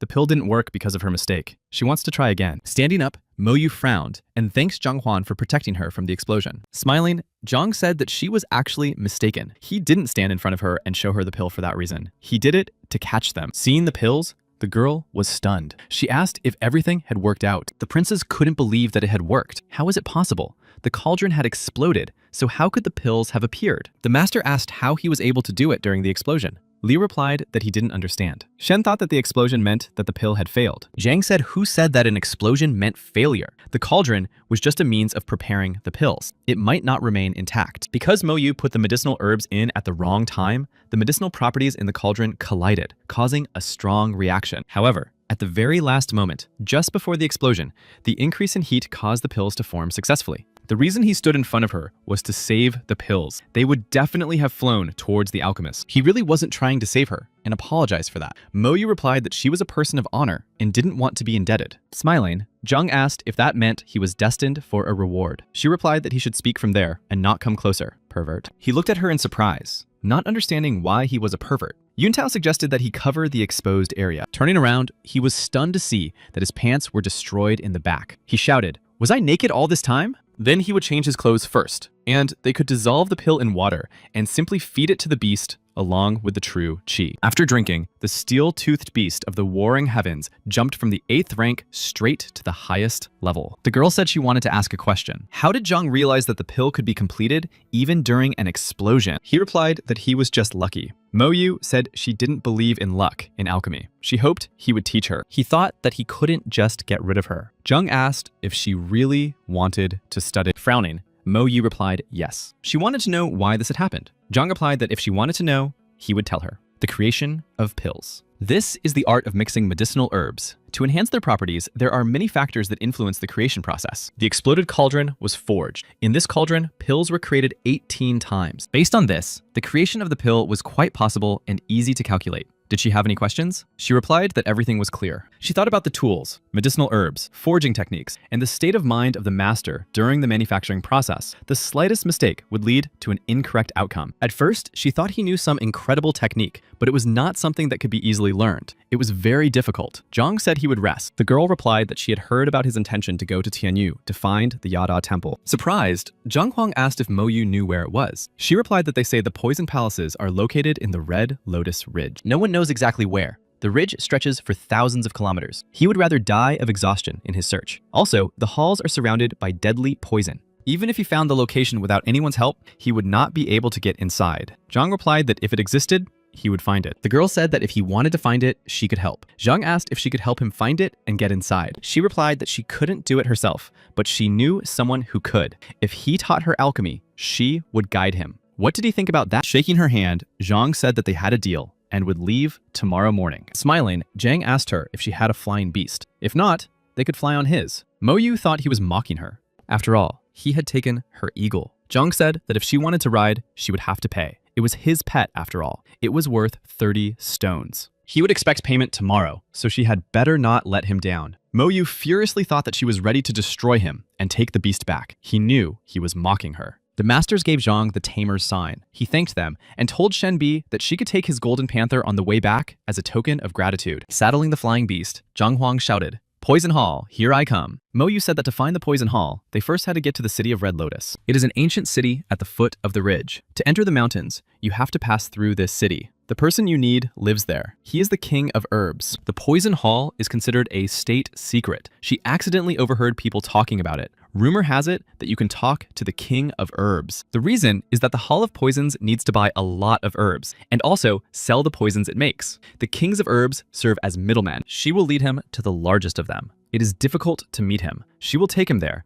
but how he negotiates with him is not her concern. They landed on the ground not far from the city. Zhang asked why they were here. Mo Yu replied that a heavenly beast would be quickly noticed. This would cause trouble. It was better to enter the city. They went inside and Zhang looked around. He noticed the grass, the spiderweb butterfly, and the 5 poison thread. All of these are poisonous plants, but they are of little use. Are there really poison masters here? He asked Mo Yu what she knew about this man. The girl replied that he was definitely sick now. He was able to cure that beast and correct the Grandmaster's mistake, so he can handle this too. She thinks he is a doctor, so he would easily get to him, and then he would take him to the Hall of Poisons. Angered, Zhang Huang thought irritably who she thought he was. He told Mo Yu to wait. He needed to prepare himself. The girl asked him to repeat what he meant by prepare. Stepping aside, Zhang thought that if he wanted to use the library for treatment, he needed to disguise himself. He needed to tidy himself up. Suddenly, Mo Yu gasped when she saw that he was using a disguise technique. He was using someone else's face. His face had magically changed. He said, "Let's go." Mo Yu asked in surprise if he knew how to use disguise techniques. But why change his appearance? He replied that his medical methods had been passed down to him from his father. They were strange, so it was better to change his appearance. Soon, they saw the masters say that they were powerless here. They thanked them for their visit. At that moment, Mo Yu announced that they had arrived at their destination. The girl greeted them. The man asked why Mo Yu was there. She replied that she had heard about the king's illness and had brought him a doctor. Frowning, the man asked if he was really a doctor and how many stars he had. Mo Yu also asked how many stars he had. The guy replied that he was not actually a doctor yet. The girl was shocked by his answer. She shouted why he hadn't told her earlier. Zhang replied that he had never said he was one. The girl screamed, asking what he was talking about. Zhang replied that he couldn't pass up such an opportunity. Mo Yu thought it was the end for them. The girl said that even though he wasn't a doctor, he had good medical skills. Before that, he had easily treated animals in the animal hall. She thought he would be able to do it. He replied that they should come in. The 3-star Dr. Zheng had recently left and was not there now. They went in, and the master said that this was their great king of herbs. Could he take a look at him? Looking at him, Zhang thought that he was in a semi-conscious state again. It seemed that he would have to use this technique again. The old man wondered who this child was. The butler asked if he had seen anything. Zhang replied that he had noticed something, but was not yet sure. He shouldn't worry. He had a secret method, but it might be painful for the king of herbs. The butler smiled and said that as long as he was helping him, nothing terrible would happen. He promised him that everything would be fine. Let him do whatever he needed to do. Zhang replied that he didn't need anything, since they said everything was fine. The old man thought about what else could be fine. This boy was simple. Suddenly, the shocked butler saw that the boy had struck the king of herbs and shouted furiously at him. The boy replied that he shouldn't worry. For his method, the person must be unconscious. He could only accurately diagnose the illness when the patient was unconscious. Mo Yu was shocked that such a method existed. The butler replied that he was counting on him. What was his master suffering from? Zhang replied that he had confirmed his theory. Smiling, Zhang Huang said that the king of herbs was dying because of his own sins. Seeing that the butler was angry, Mo Yu thought that now they were definitely doomed. He had struck the king of herbs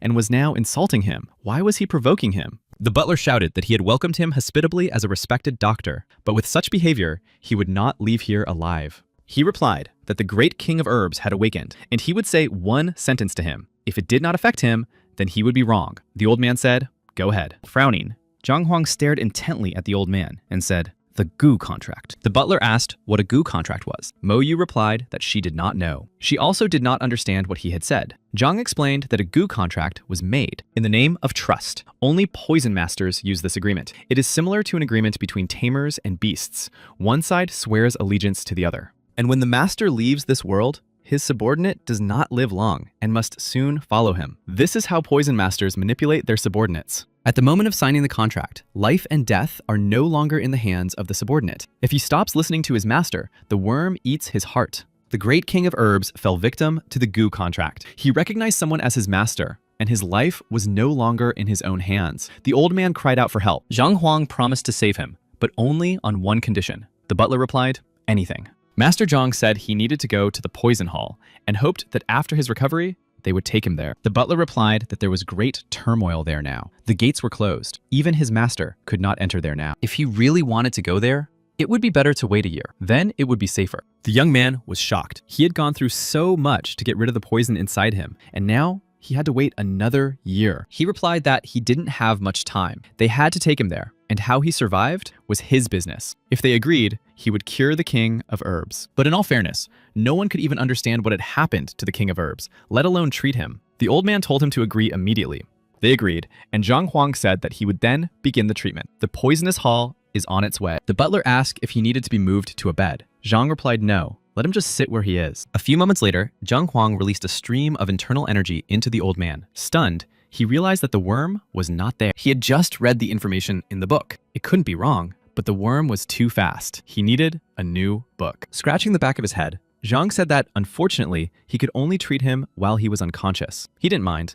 The butler was in shock. Hitting the elder, he said it was time to start. The butler screamed in horror. "Sir!" he said excitedly, for the master to hold on. It would be over soon. Zhang thought irritably that he had missed again. Destroying the worm was harder than it seemed. Taking out a whole pack of needles, he shouted furiously that he had forced him to do it. Sticking the needles into the old man, Zhang said with a smirk that he would see how he would escape this time. Now, he would definitely get him. Covered in needle pricks, the elder asked excitedly if he had managed to destroy it. The old man regained consciousness, and the worm ran away again. He told the butler to kill the old man as soon as he regained consciousness. He tried to refuse, but Zhang replied that he should not talk nonsense. He had to act quickly. If he refused, it would be the end of the old man. Mo Yu said that there was a powder that could numb the soul. It could keep someone unconscious for a long time. Moreover, it does not harm the body. Turning around, Zhang asked if they had such a thing. The butler thought it was a basic painkiller. It was used most often. All doctors should know about it. Otherwise, how could they have become doctors? The girl was shocked that he didn't know. If it weren't for his medical skills, she would never have believed he was a doctor. The butler brought it. Zhang said irritably that he should have gotten it from the beginning. He thought he didn't know that such a dream was possible. After letting the old man inhale the powder, Zhang thought he was good. He didn't even expect it. Now, he definitely wouldn't run away. Finally, he managed to find the worm and shouted furiously, "Get out!" In a moment, the worm was on the floor. Seeing it, the butler Mo Yu thought in surprise, could this really be the goo worm? Frowning, Zhang said that now the cause of the great king's illness had been eliminated. He should recover soon. The old man came to his senses and coughed. The butler asked excitedly how his master was feeling. The king of herbs asked if he still needed to be beaten. Zhang replied that it was not necessary. The goo worm had been destroyed. The delighted old man realized that he could now move. Finally, he felt better. Falling to his knees before Zhang Huang, he cried out his thanks for saving his life. The old man said that he had cured him and the insect had been destroyed, but it had been eating away at his body for a long time. Could he help him recover? Thoughtfully, Zhang Huang asked again about recovery. Of course he could. But without letting him finish, the great king of herbs said there was no need to explain. He understood. He fell to his knees again and hit himself on the head.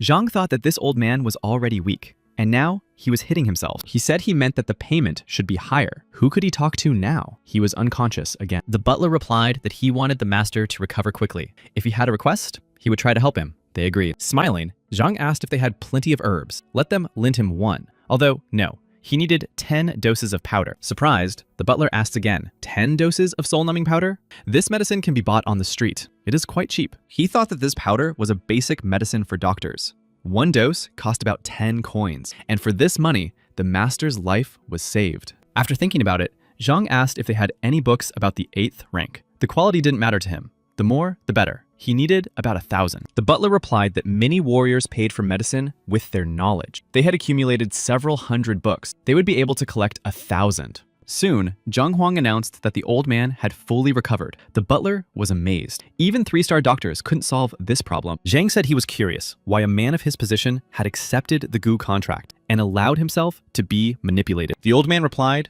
that it was a long story. The man with whom he had made the contract was the master of the Hall of Poison. The great king of herbs may seem an impressive and powerful figure whom no one in the Red Lotus dares to offend. But the truth is that they are representatives of the Hall of Poisons. He is not the only one. Each of the great kings of herbs of previous generations also signed a contract with the masters of the Hall of Poisons and became their puppets. After thinking about it, Zhang said that the only reason the contract would remain in effect was because the master had died. The old man confirmed that the poison master had died. Butler Liu was not lying when he spoke of the internal conflict that had broken out in the Hall of Poisons and that they were not receiving guests. The master died suddenly, without naming a successor. Currently, 3 candidates are vying for the top position. He himself is trying to stay away. He saved him and can take him to the Hall of Poisons, but it is very dangerous there at the moment. Zhang Huang replied that he did not have time to wait. The old man replied that if he had an urgent need, there was another way. The confrontation would end with the arrival of a messenger from headquarters. The young man asked about the headquarters of the Poison Hall. Someone will be sent there. How soon will the conflict be resolved? Are there any precedents? He replied that there were indeed precedents in the history of the Poison Hall. But in this situation, it was difficult to say for sure. If an envoy is sent, the conflict should be resolved in half a month. Zhang frowned. He needed books to get rid of the poison. The old man said that the best way was to wait. But if the doctor wanted to go there right now, he would take him. However, he could not guarantee his safety. He thought about it. He needed to get into the Hall of Poisons for the books. If he didn't get involved in the fight for the master's place, he would be able to avoid danger. He said that after collecting the books on the 8th rank, they would go to the Hall of Poisons. He decided that he could reach the intermediate stage. Even if he had to fight, he thought everything would be fine. The King of Herbs promised to fulfill his requests. Zhang Huang devoted the first day to teaching Mo Yu the wisdom of alchemy. On the second day, the King of Tav and his butler brought a whole chest of books. By the third day, after reading the books, Zhang Huang was half a step away from the 8th rank. After that, he told the old man that they could now go to the Hall of Poison. They would play for high stakes. Did he say that headquarters should send an envoy to quell the unrest? He replied yes, but if they didn't send him, they could be in trouble. The guy said he had it all figured out. They wouldn't wait for an envoy who might not come, but would become envoys themselves. It's simple. They will bring him to the Hall of Poisons and declare that he is the messenger. No one has seen him, so they won't be able to say that he is fake. The elders were shocked. Surely this was not a joke. If something went wrong, certain death awaited them. He was old and did not want to die. Zhang reminded them that they had promised to see him off. Were they going back on their word? Let him take him to the gates and no further. The upset old man thought that he had saved him only to destroy him himself. He couldn't refuse him. Soon, they set off. Zhang asked why they didn't take Mo Yu. The old man replied that it was too dangerous. Soon, they saw insects. It was a wet worm, a unique animal that feeds on medicinal herbs. Its body is nutritious for herbs. The city of Red Lotus could become the largest trading center for medicinal herbs. Under the ridge is a huge volcano. There is no greenery in the region, and the rocks are red. The volcano contains gas that spreads over the surface in the form of a poisonous mist. Therefore, it is only possible to reach the region on foot. Zhang replied that it was not surprising that no one could find the Hall of Poisons. Many doubt its existence. A veil of poisonous fog hides everything. After a while, they reached a narrow path, and the old man said they had arrived. The old man asked Zhang if he was sure he wanted to go inside as a messenger. He replied that the old man should not worry. He could say that he was just looking for him. Unable to verify this fact, he decided to bring him here as well, in gratitude for getting rid of the Gu contract. That way, he would avoid any changes. The old man thought that this was certainly a good decision, but he was not so heartless. He replied that if he did so, the guy would definitely become suspicious. How much did he know about the poison masters? Zhang Huang replied with a smile that he had learned about them half a month ago. The king of herbs was shocked that he knew absolutely nothing. Maybe he was joking. Knowing nothing about poison masters, Zhang dared to pose as an envoy from the headquarters of the Hall of Poisons. They would be exposed and destroyed. He wondered why he should die. What had he done to deserve it? Zhang replied that it was useless to just stand there and think. He left. Soon, they were met by guards who asked who dared to come to the poison hall. The old man greeted the poison masters Zhou and Liu and said that he was the king of herbs. They asked what he was doing here. Why not in the city of Red Lotus? And he had brought a stranger with him. The old man replied that he was here to find 3 deputy masters of the hall. The poison master asked who he was. Didn't he know that anyone who came here without permission would be executed? He handed Zhang a bag. He said that Zhang had been honored with the opportunity to die from the poison he had just created. Zhang could take it of his own free will, but Zhang pushed it away. The king of herbs shouted that this man was a messenger. At that moment, the second master shouted who dared to attack the poison hall. Frowning, Zhang replied that the deputy poison masters and their elders should meet him. At that moment, the elder black eye came out and asked what had happened. The master reported that the king of herbs had brought him and declared that he was a messenger from the main hall. The elder replied that messengers from the main poison chambers were divided into red, white, gold, and green. Which type did he belong to? Hearing this, the king of herbs was shocked. He did not know that there were different types of messengers and decided that it was all over. Now they would be destroyed. Angry, Zhang asked who the deputy master of this hall was. Black Eye replied that he was the 4th elder. Zhang said that then he had no right to talk nonsense. Since all the previous messengers had been too kind, they had become complacent. Did he have the right to ask about the intentions of the main hall of poisons? How dare a petty poison master ask him questions? Who taught him such insolence? Black Eye replied that he did not dare and would call the deputies immediately. Turning around, the elder shouted to the masters to quickly call the deputies of the poison master. Soon, the deputies Lao Shun, Ge Xiao, and Yao Qin appeared. Lao Shun said that they did not know if the messenger would appear. He had traveled a long way. If it was convenient for him, could he show them his golden brooch with the poisonous heart? He had no doubt about it, but such was the rule. They must see the messenger's brooch so that they could greet him properly. Zhang replied that this was impossible. Were they worthy of it? Master Yao Qin told the messenger not to joke around. He was the first deputy master of the Red Lotus branch. His rank was higher than the others. He was worthy. Frowning, Zhang replied that he knew the master of the Hall of Poisons had died. He was here to appoint a new master. Otherwise, why would he come to this backwater? Before deciding who among them would be the new head, they were all in equal positions. They had to prove their worth through their skill and understanding of poisons. The poison hall needs a suitable master, not a bunch of fools. The masters were shocked. Did he really want to test them? Zhang replied that he did. The value of a poison master is determined by the poison he can prepare. Each of them will prepare it, and he will watch from the sidelines. The one who does it best will become the new master of the hall. Otherwise, instead of handing the hall over to a fool, he would rather tear it down himself. Watching, the old man realized that Zhang was using the information as bait. These 3 were fighting among themselves, and now there was an opportunity to sort things out. The poison masters invited Zhang Huang inside and asked what his test would be. He replied that it was simple. The exam was divided into 2 stages. During these stages, each would demonstrate their skills by preparing the poison they considered to be the strongest. In the second stage, they would prepare a poison of their own invention.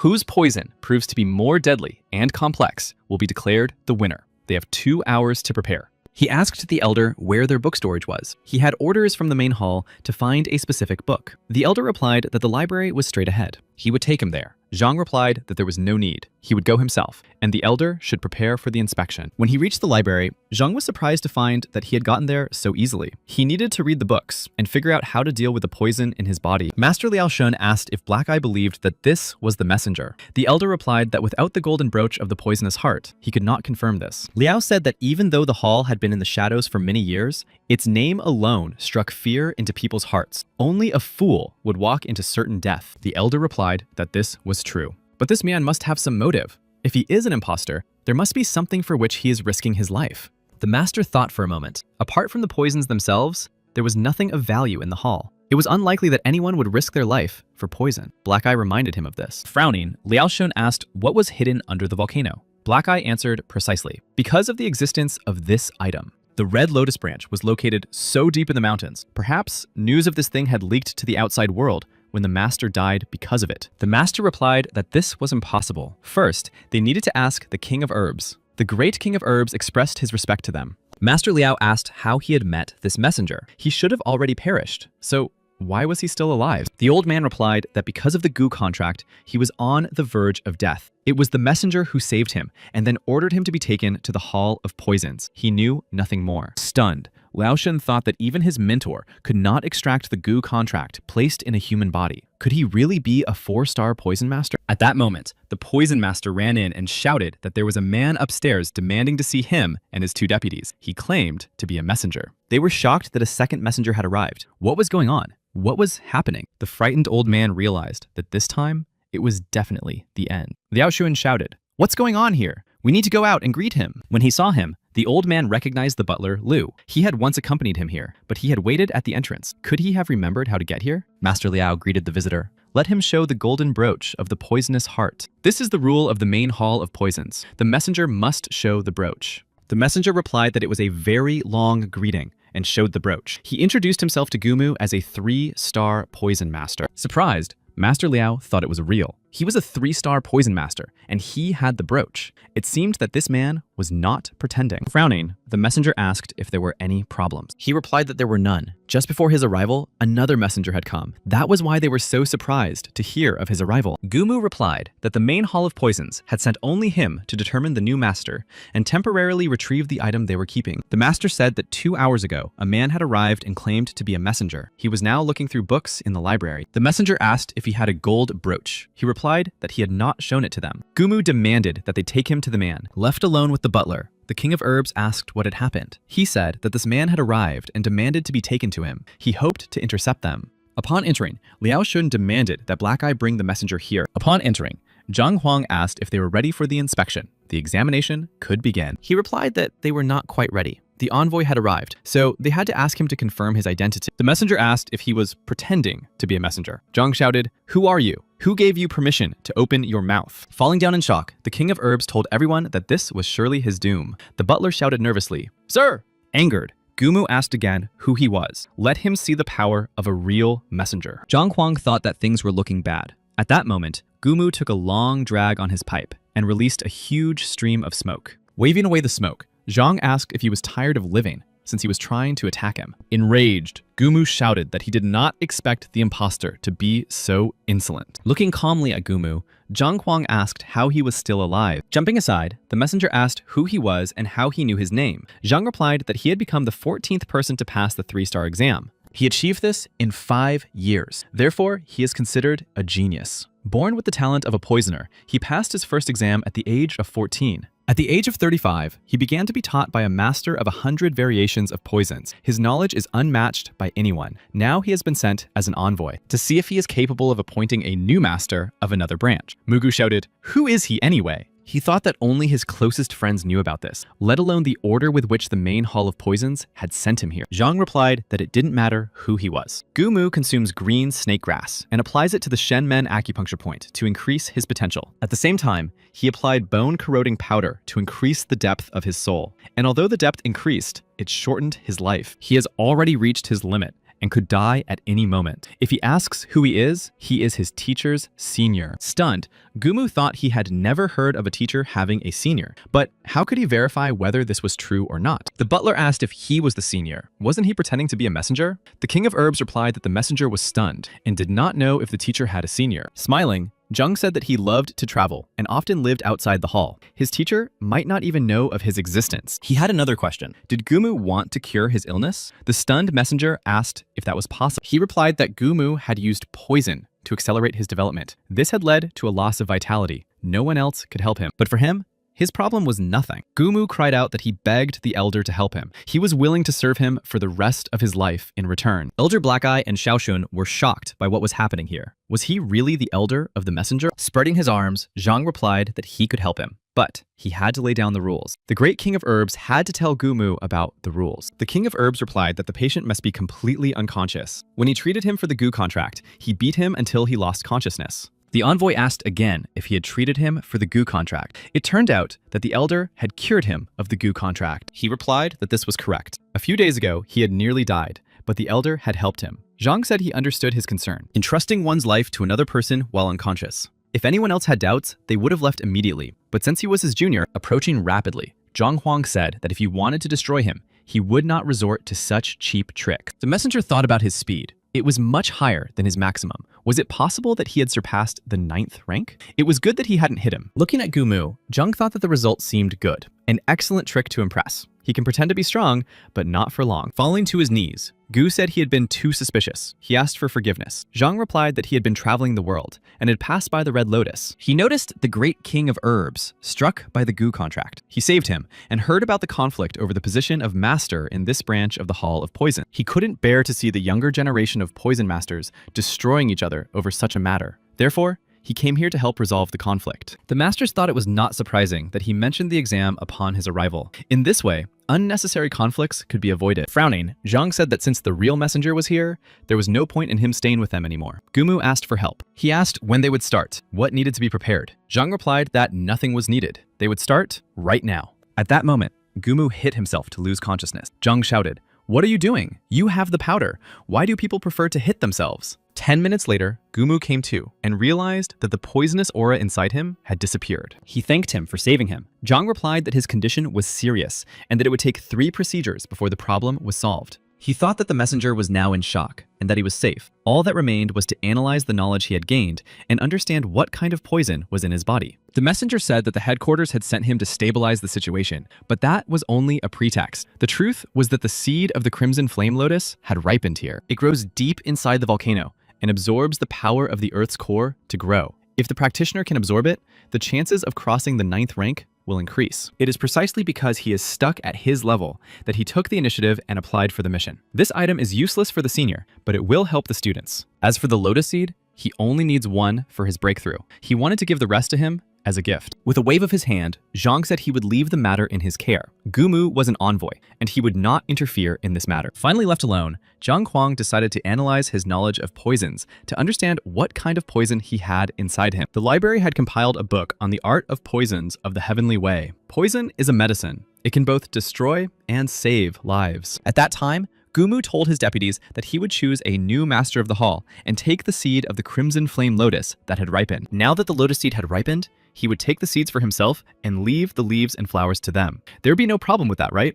The elder replied that there would be no problems. Liaoshen said that the red lotus seed would ripen in 3 to 5 days. Upon hearing this, Gumu ordered that the best room be prepared for his elder. During these days, he will choose a new master. Shocked, Zhang learned that it was a congenital poison that affected the fetus in the womb. It merged with the blood and soul of the child. There was no cure. People suffering from this poison do not live longer than 30 years and do not achieve great heights. Others are born with strong bodies, but not him. He thought he only had about 10 years left. His days were numbered. Why couldn't he be happy like everyone else? What should he do? It dawned on him that to poison his mother in this way, he would need to be at least a 7-star master. But he was just an orphan. Why would anyone want that? He summoned Gumu and asked him how he was doing. He replied that everything was fine. Frowning, Zhang asked if he had ever heard of congenital poison. The messenger replied that he had heard of this poison. It was a deadly poison that was implanted in a woman's womb and merged with the fetus. There is no cure for it. That's all. Zhang Huang asked again what the matter was. He replied that he had heard a rumor, but could not guarantee its authenticity.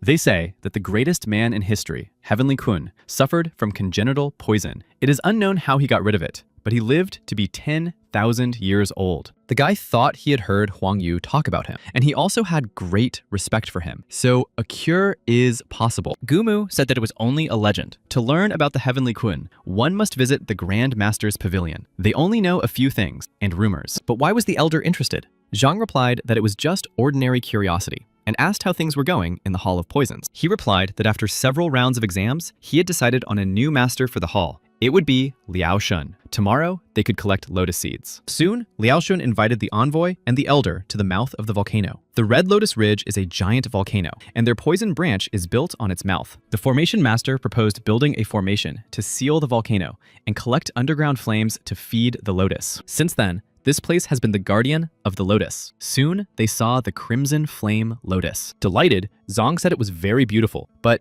how to collect it from there? The poison master said he didn't know either. When his teacher saw that the lotus was approaching maturity, he was burned to ashes trying to collect it. The messenger said that the Crimson Flame Lotus seed ripens once every century, and each time, someone managed to pick it. The main hall always received tribute. Why then was the old master of the hall burned this time? He replied that they had a way, but they could no longer use it. To demonstrate, Liaoshen picked up a stone and threw it into the boiling lava. A few moments later, a huge animal head with sharp teeth appeared from there. Stunned, Zhang asked what it was. Gumu replied that it was the lava beast that was written about in the main hall. The unique scales around its body made it resistant to high temperatures, allowing it to live in lava. Its strength was comparable to that of a 9th rank peak. The master said he did not know where it came from, but since then it had been guarding the flower and attacking anyone who approached it. They were helpless against it. The messenger thought that even though he was at the peak of the 9th rank, fighting him in lava meant a 9 in 10 chance of dying. He asked if they had used poison. The master replied that no poison could withstand such temperatures. Until this beast was tamed,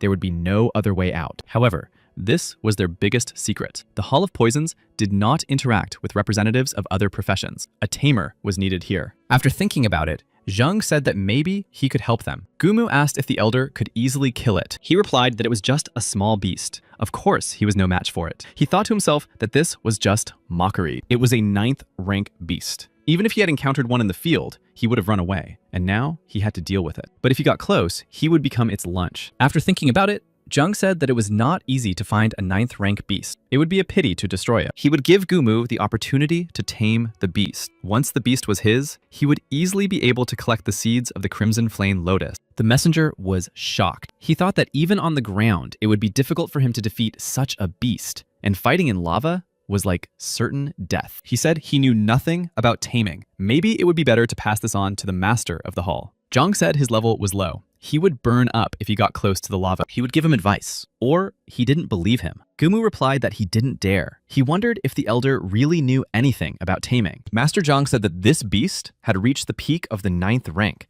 and many people dream of taming such a powerful creature. This is an excellent opportunity. If he followed the instructions exactly, he would succeed. Taming it would not be difficult. The choice was his. He could destroy it, but he was giving him a chance. The messenger thought that the beast was equal to him in strength and was not afraid of poison. If he succeeded, his position in the Xuanyuan branch would be strengthened. He said he was ready and asked what he needed to do and prepare. Zhang replied that it was unnecessary. While they were preparing, the beast would eat all the seeds. It was simple. He would jump down and strike the beast. After that, he would tell him how to tame it. Gumu asked if that would not anger it. He wondered if they should first earn its trust, then use various methods to convince it to obey. There was a chance that once he jumped, he wouldn't be able to get out. Zhang patted him on the shoulder and told him not to worry. He wasn't going anywhere. The beast wouldn't destroy him. Sighing, Gumu thought that since poison was useless, only physical force remained. Taking out his swords, Gumu told the elder to get ready. He was going down. He began swinging his swords, knocking huge rocks off the ceiling. When the huge debris fell down,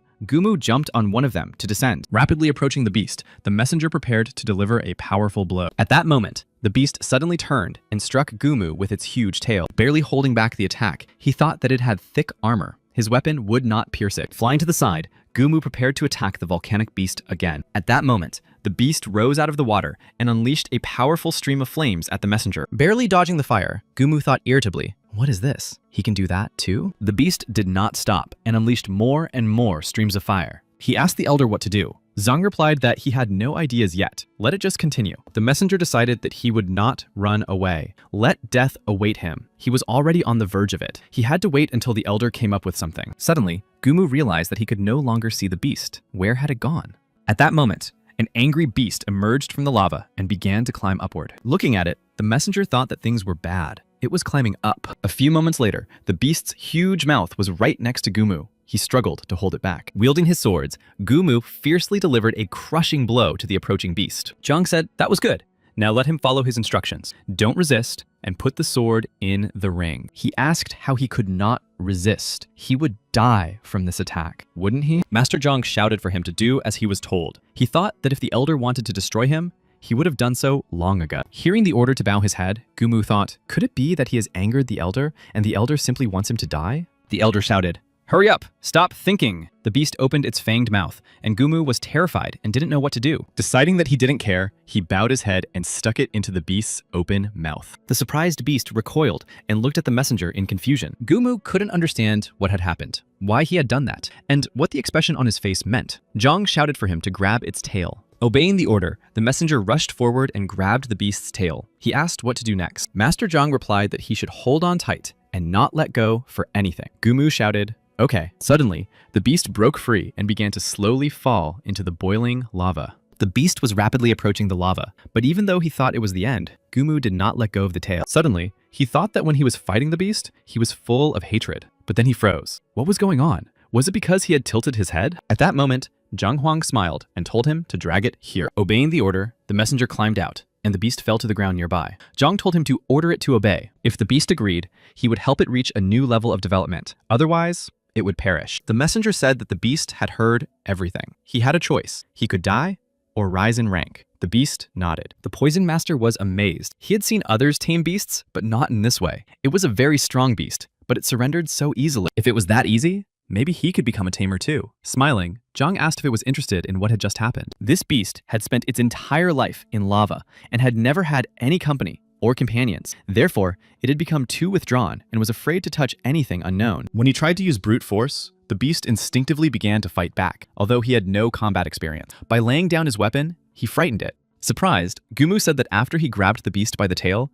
it quickly calmed down and stopped fighting. Pointing to the tail, Zhang said that its respiratory organ was located not on its face, but on its tail. That is why he told him to grab its tail to prevent it from breathing. Humans are capable of surviving such things, but animals do not have such abilities. It goes without saying that when the beast was struggling so much against the lava, its stamina quickly evaporated. This led to the beast being unable to fight. He didn't notice all this at first and only realized it after he started fighting the beast. Liao Shun thought, so that's how it is. Gumo realized that his senior wasn't playing with him, but was observing the beast's abilities and devising a plan to tame it. And he had suspected him. Smiling, Zhang said that now that the beast had been tamed, he could safely collect the seeds. Following the order, Gumu headed to the lotus to collect the ripe seeds. Soon, he brought Zhang Huan the seeds of the crimson flame lotus and said that they were his. Holding out 2 seeds, Zhang said that one was for Gumu and the other was for the lava beast. He would leave another seed in the Hall of Poisons. A person who had reached the peak of the 9th rank would be able to use it. His business here was done, and he had to go. Zhang thought that he had read all the books in the Hall of Poisons and even received the crimson flame lotus seeds.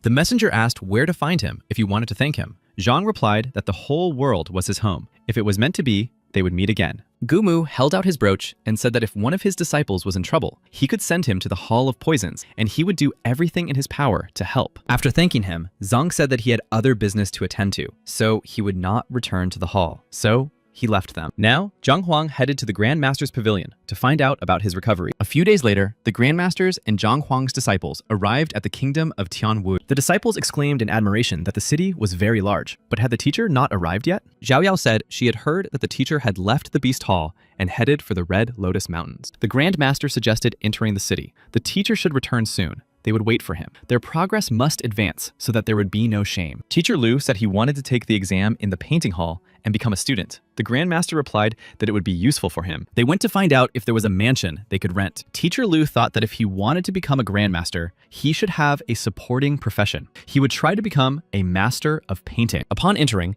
he thought that it was as expected of the painting hall. He was greeted by a man who offered to help him choose a painting. He replied that he was not there to buy anything. He wanted to take the exam to become an apprentice artist. The guy replied that exams were held once a month, but today was the second one, so it was fine. He suggested that he come in, and Lu Sen heard them discussing a 5th level painting that a genius had painted on his first try. The master said that when he painted, his head was spinning. It's amazing. The second replied that he did not expect animals to be able to paint. Teacher Lu asked why these people were talking about the beast and the 5th level painting. He replied that they were talking about the competition. Shortly before him, a master painter appeared who painted a picture using the animal's paw prints. It turned out to be a 3rd level painting. Teacher Lu had learned a lot from his father and knew that it was difficult, but this man did it by letting the animal roam freely on the paper. But that's not all. Then, with the help of fire, the artist raised his painting to the 4th level. Then the artist splashed water on it and raised the painting to the 5th level. He is simply amazing. The teacher thought that if what he said was true,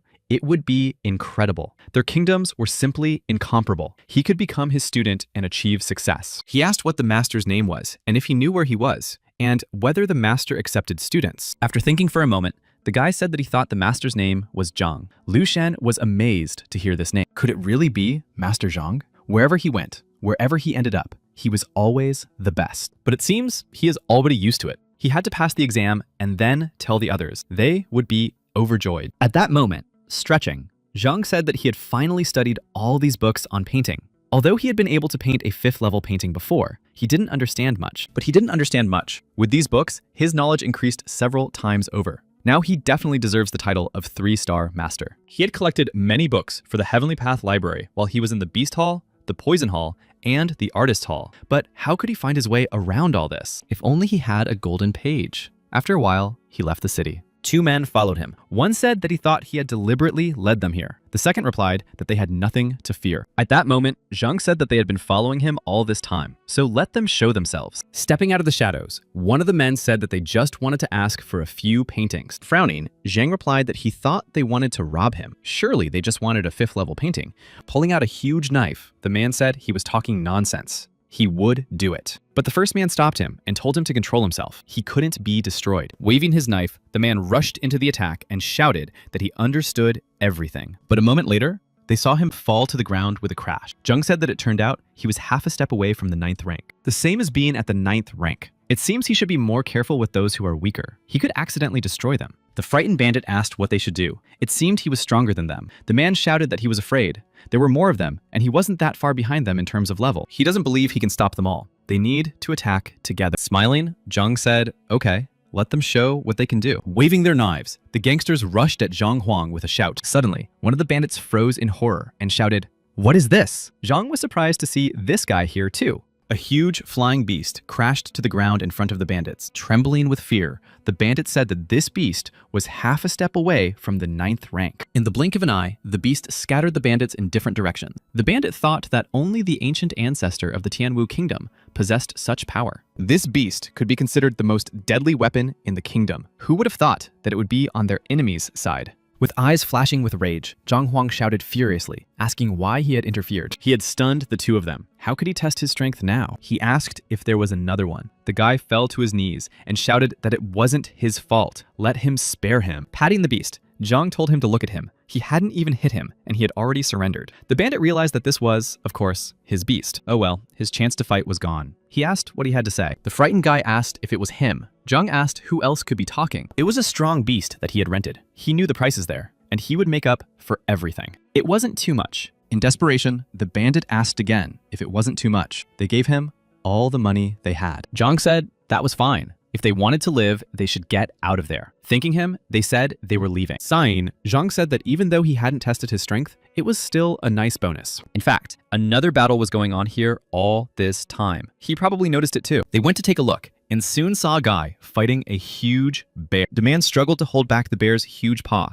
deflecting its attack. Dodging, he grabbed the bear's huge paw and pulled it toward him. In a couple of moments, the huge bear was thrown far to the side. Watching, Zhang Huang realized that an 8th rank warrior was fighting an 8th rank beast. Getting to its feet, the enraged beast glared fiercely at the warrior, preparing to attack. But after thinking for a moment, the beast turned and walked away. At that moment, the warrior asked if he could find out who the elder watching him was. He hoped that he would understand why he couldn't greet him earlier. Stunned, Zhang Huang realized that this guy had noticed him and thought he was the elder. This was an excellent opportunity to fill in a gap, but now he was too young. Questions might arise. It would be better to transform into Yang. Soon, he came downstairs. The bewildered warrior thought what an elegant movement it was. Zhang said he was just flying by. It just so happened that he noticed their battle with the bear and stopped to watch. He was trying to tame it. The warrior thought that, considering his beast, he was much higher than the 9th rank. He said that the elder was right. He wanted to tame this beast. Zhang said that this bear was the king of the forest, and taming it would not be so easy.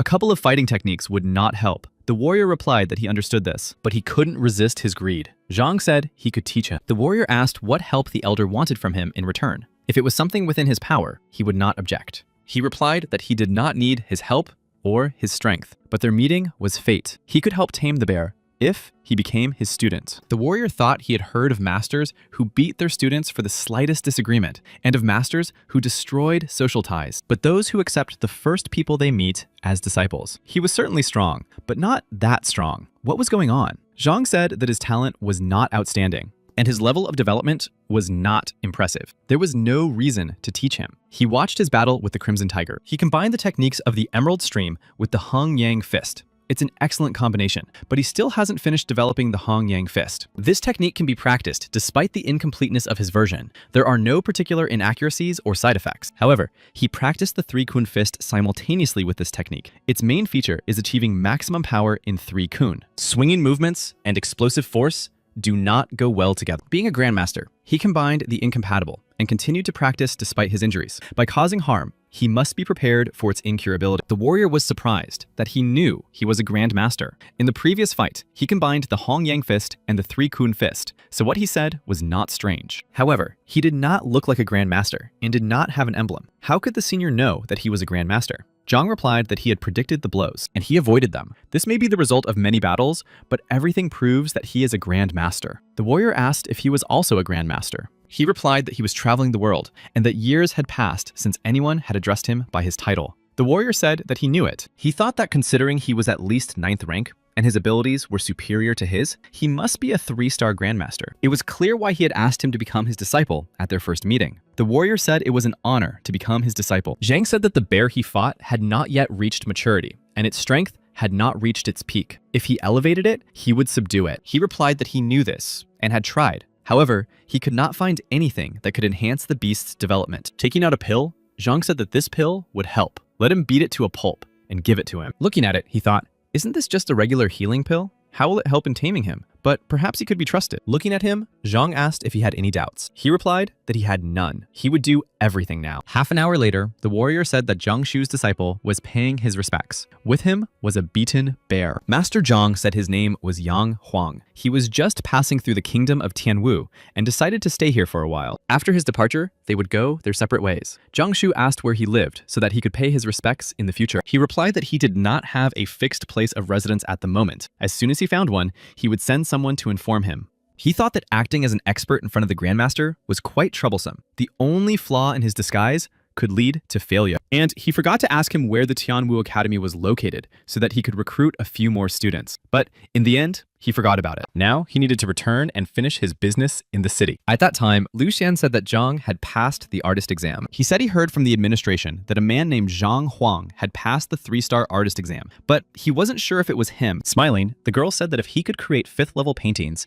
and his name was Zhang, then of course it was their master. Smiling, Wang Yin said that since he had passed the exam an hour ago, they could go meet him. Delighted, Zhao Yao agreed that they could go and look for him together. The Grandmaster said to go ahead, but if they didn't find him in 2 hours, they should come back here. But when they went out, they saw Zhang Huang and were very surprised that the teacher was there. He replied that he had only arrived in Tianwu today and that this hotel was closer to the gate than the others, so of course he would be here. Delighted, Sun Qian shouted when he saw Zhang. He told them that he had found them a place to stay. The Grandmasters greeted him. Zhang Huang invited them inside. He asked if the journey had been difficult. Zhang replied tolerantly. He hadn't seen him for a long time, and Zhang was already half a step away from the 9th rank. Hearing this, the disciples stopped abruptly and looked at Zhang Huang in astonishment. Embarrassed, he replied that he was just lucky. He thought that here, they might destroy him for progressing too quickly. The next day, Zhang Huang went outside and greeted the Grandmaster. The Grandmaster wanted to say that some of them had, but suddenly he stopped himself and asked if they had really increased their rank. Smiling, Zhang replied that there was nothing unusual about that. He had given them a couple of instructions that night. In any case, it was no big deal. They needed to go to the Grandmaster's pavilion. Zhang was surprised that raising their level was no big deal for him. In order to help students achieve a breakthrough, everyone must go through many problems. They must use all the knowledge they have acquired, and even then, success is not guaranteed. When they reached the pavilion,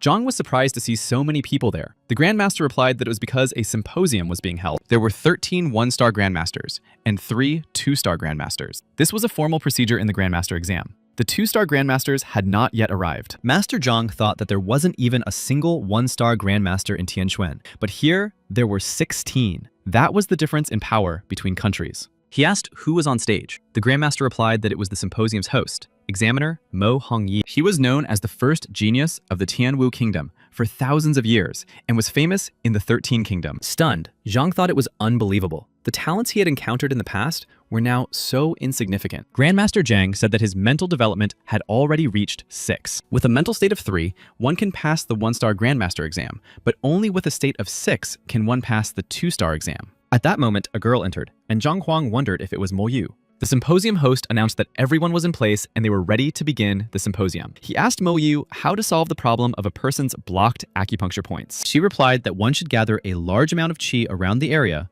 or use a first or second rank acupuncture piercing pill. Master Zhang thought that although he had helped many people, he relied only on the qi of the heavenly path. Princess Mo Yu's methods were foreign to him. It seems that he would have to dig into the books first. Otherwise, he would fail the symposium. He asked how many tests would be conducted during the exam. The Grand Master replied that there were 5. The first was public trust. The trust of his students was tested. He had to exceed 50. The second is office. To become a 1-star Grandmaster, a person must be an official member of any guild. The third is the Hall of Dolls. Dolls appear before the examinee and fight. He must find a way to allow one doll to defeat the other. Fourth, Ocean of Development Techniques. You need to take a random book and give a lecture on it on the spot. The Bell of Former Wisdom will evaluate with the masters. The Bell of Ancient Wisdom is a spiritual treasure that belongs to the treasures of development techniques. It contains a lot of knowledge. After the first 4 tests, the examinee is taken to the Pavilion of Infallibility. There, the doll demonstrates combat and art development techniques. There are mistakes in its movements, and they need to be identified. The symposium is the final part of the Grandmaster exam. It is one of the easiest. If the candidate has passed all the previous stages, this stage is considered insignificant. The chance of passing it is 100%. Therefore, after 5 stages, the candidate is declared to have passed. After a while, Zhang Huang heard Mo Yu being congratulated and thought in surprise,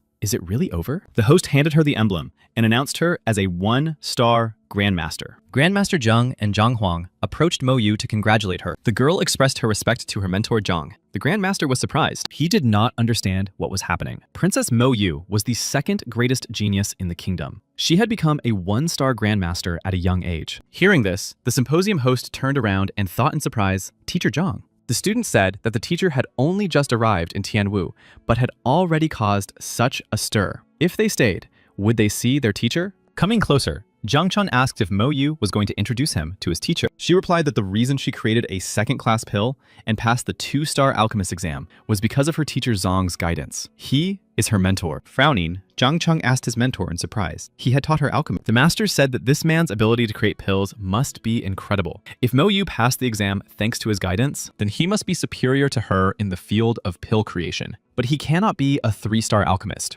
He is not even 20 years old.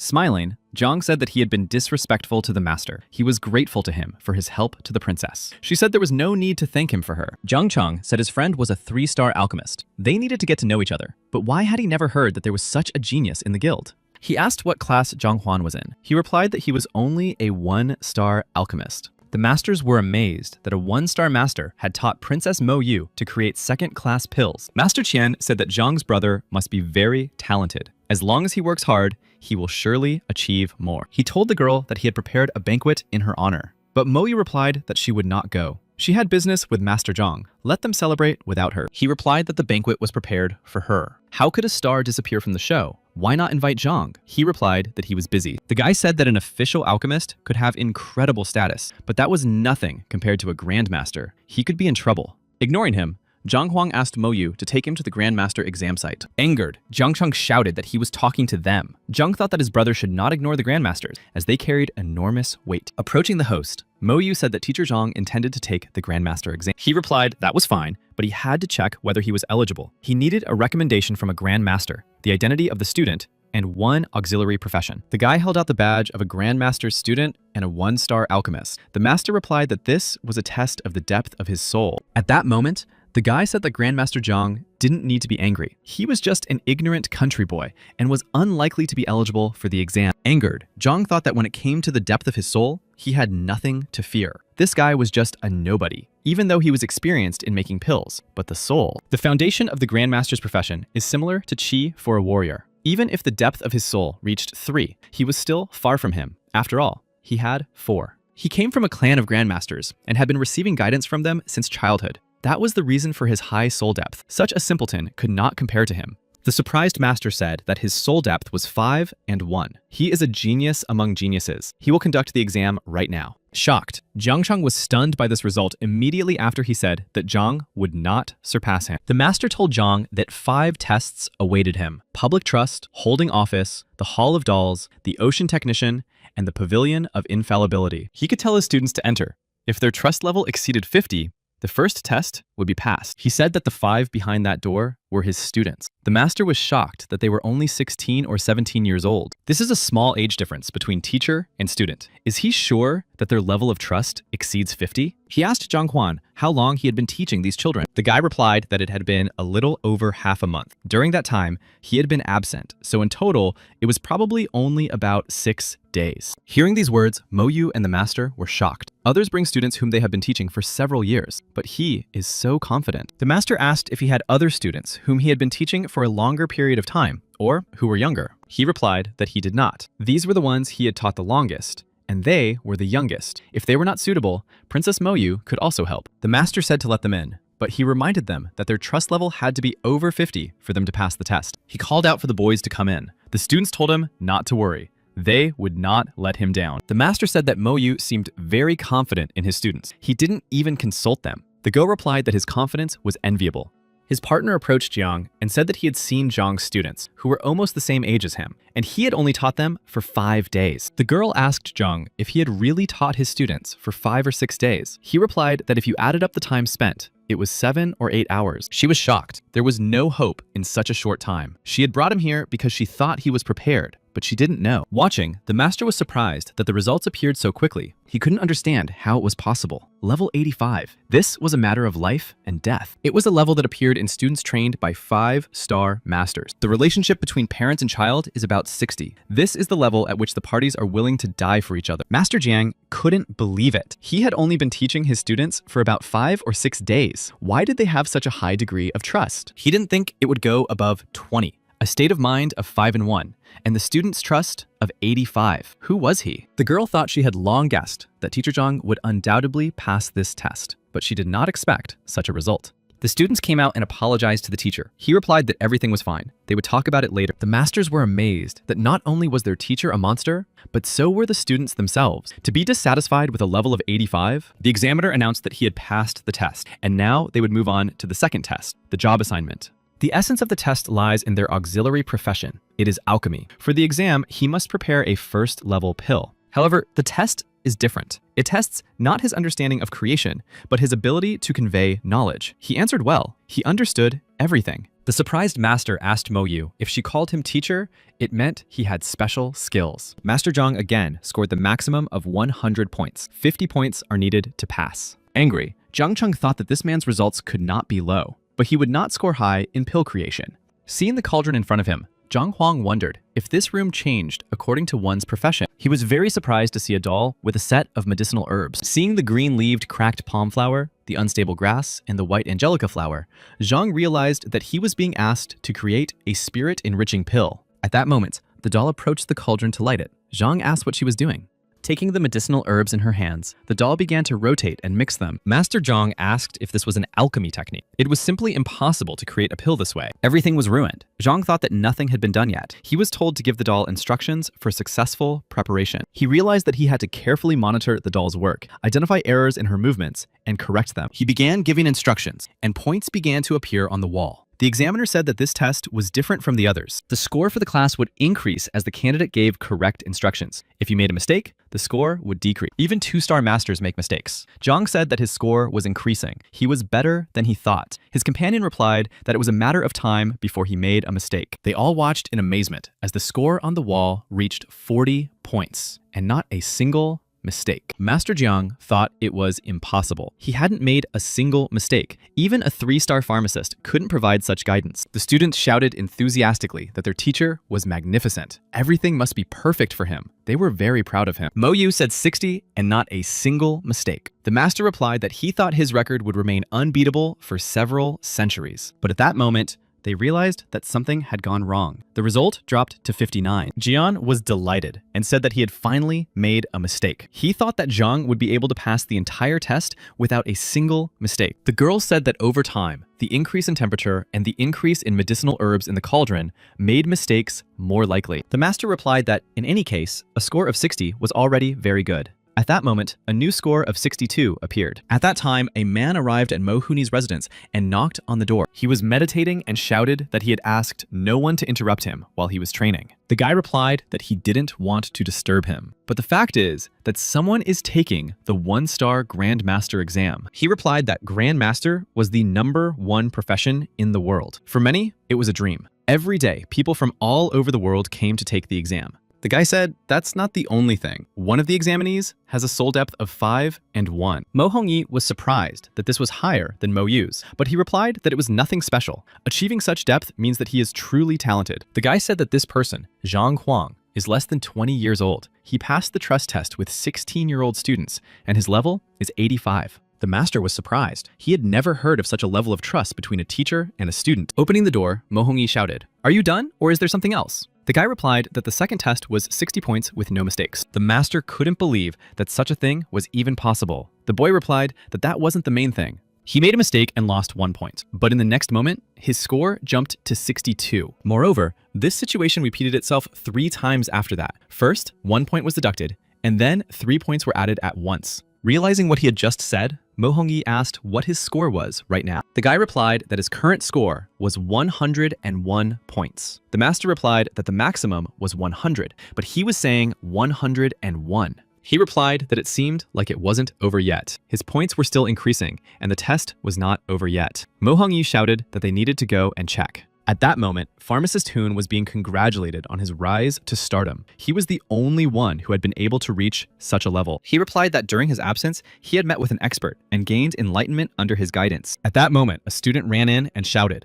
Hoon told him to calm down. Such panic was not befitting of a student. He replied that there was a reason for panic. The Grandmaster exam was currently underway. The candidate was being tested on pill creation. The alchemist couldn't believe that his level had reached 60 points and that his score was better than Mo Yu's. The guy replied that he had already scored 101 points. Hong said that the maximum score was 100. Who could have scored 101 points? He also decided to go see the incredible person who scored 101 points in the puppet manual for creating pills. When he saw Jian, he asked what was going on. He had heard that someone had scored 100 points. At that moment, they looked at the scoreboard and were shocked to see the result of 130. Master Hong asked if the maximum wasn't 100. Zhang said he wasn't sure what had happened. Perhaps there was a problem with the scoreboard. Otherwise, how could the score be so high? He would talk to Grandmaster Wu. Someone in the back shouted that there could be no malfunction in the exam room. It was Mo Hongyi. He said that the second stage tests the ability to teach others. Correct answers earn points.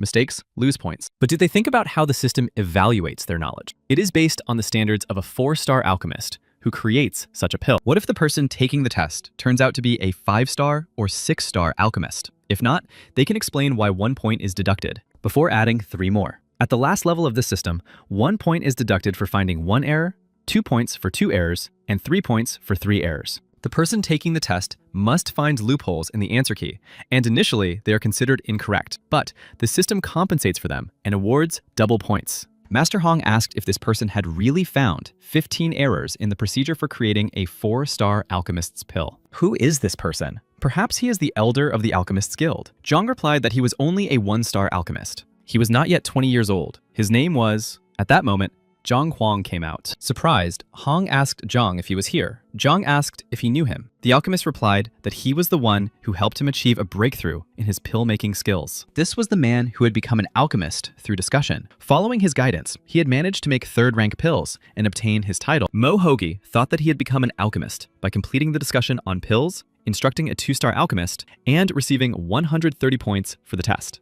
Master Hong said that at first, he was also plagued by doubts, so he conducted a small investigation. It turned out that this guy had an incredible mentor. His name was Yang, and he was a grandmaster whose rank was certainly higher than 3 stars. The stunned masters said that there were no such people in Tiangwu. Master Zhang said that it must be some kind of malfunction. He might have made a few mistakes. They replied that he had found errors in the alchemist's work. Frowning, Zhang asked if this was the level of a 3-star alchemist. Wasn't it too weak? The examiner said that once the second test was passed, they could move on to the third. There was no grading system in the doll hall. Upon entering, he would see a red and a blue doll at different stages of development. He had to give instructions to the red doll so that it could win. When Zhang Huang entered the pavilion with the dolls, he was surprised to see the top of the 7th rank. In his kingdom, such people are considered among the strongest and are regarded as elders. Although, what else can be expected from the Grandmaster Pavilion? No one passed the Grandmaster exam. Perhaps it was because of this test. The red doll's movements are powerful and sweeping. The blue doll's movements are light and precise. Each has its own strengths, which makes it difficult for one to defeat the other. Since this is the task, he will point out the weaknesses of each side, so that the red doll can prevail. The red puppet must retreat 3 inches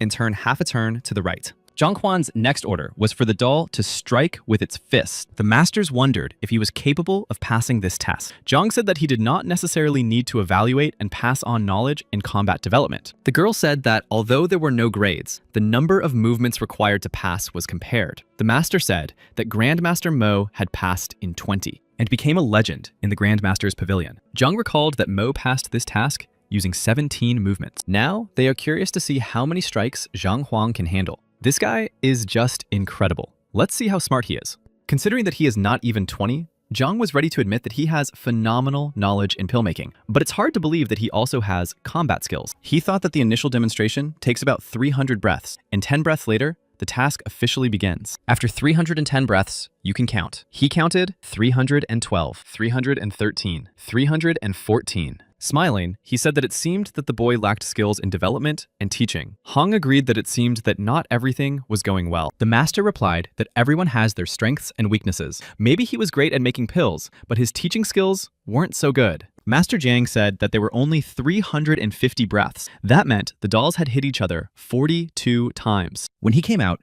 Zhang said that because of his instructions, the red doll hit the blue one too hard and its head fell off. He tried to fix it, but to no avail. This is considered a failure. The masters were stunned. Be that as it may, in terms of physical strength and power, they are on the same level. But for one doll to decapitate another, what was supposed to happen? The movements and development of the dolls were adjusted to the same level so that it would be difficult to win. Under such conditions, the examinee could give one of the dolls only a slight advantage, and that is how one of the dolls would deserve to win. But Zhang Huang said that one of the dolls decapitated the other. How could that have happened? He asked how many blows the red doll needed. He replied that given the enormous strength of the red puppet, a single blow was enough. Everyone present was stunned to hear that only 1 blow was needed. They thought that 17 blows was an excellent result. They couldn't even imagine that something like this could happen with the first blow. With just 1 blow, one doll surpassed the other and decapitated it. The master asked how the red doll destroyed the blue one with a single blow. How did he achieve this result? He replied that it was simple. The red doll demonstrates enormous strength, while the blue one fights with quick movements.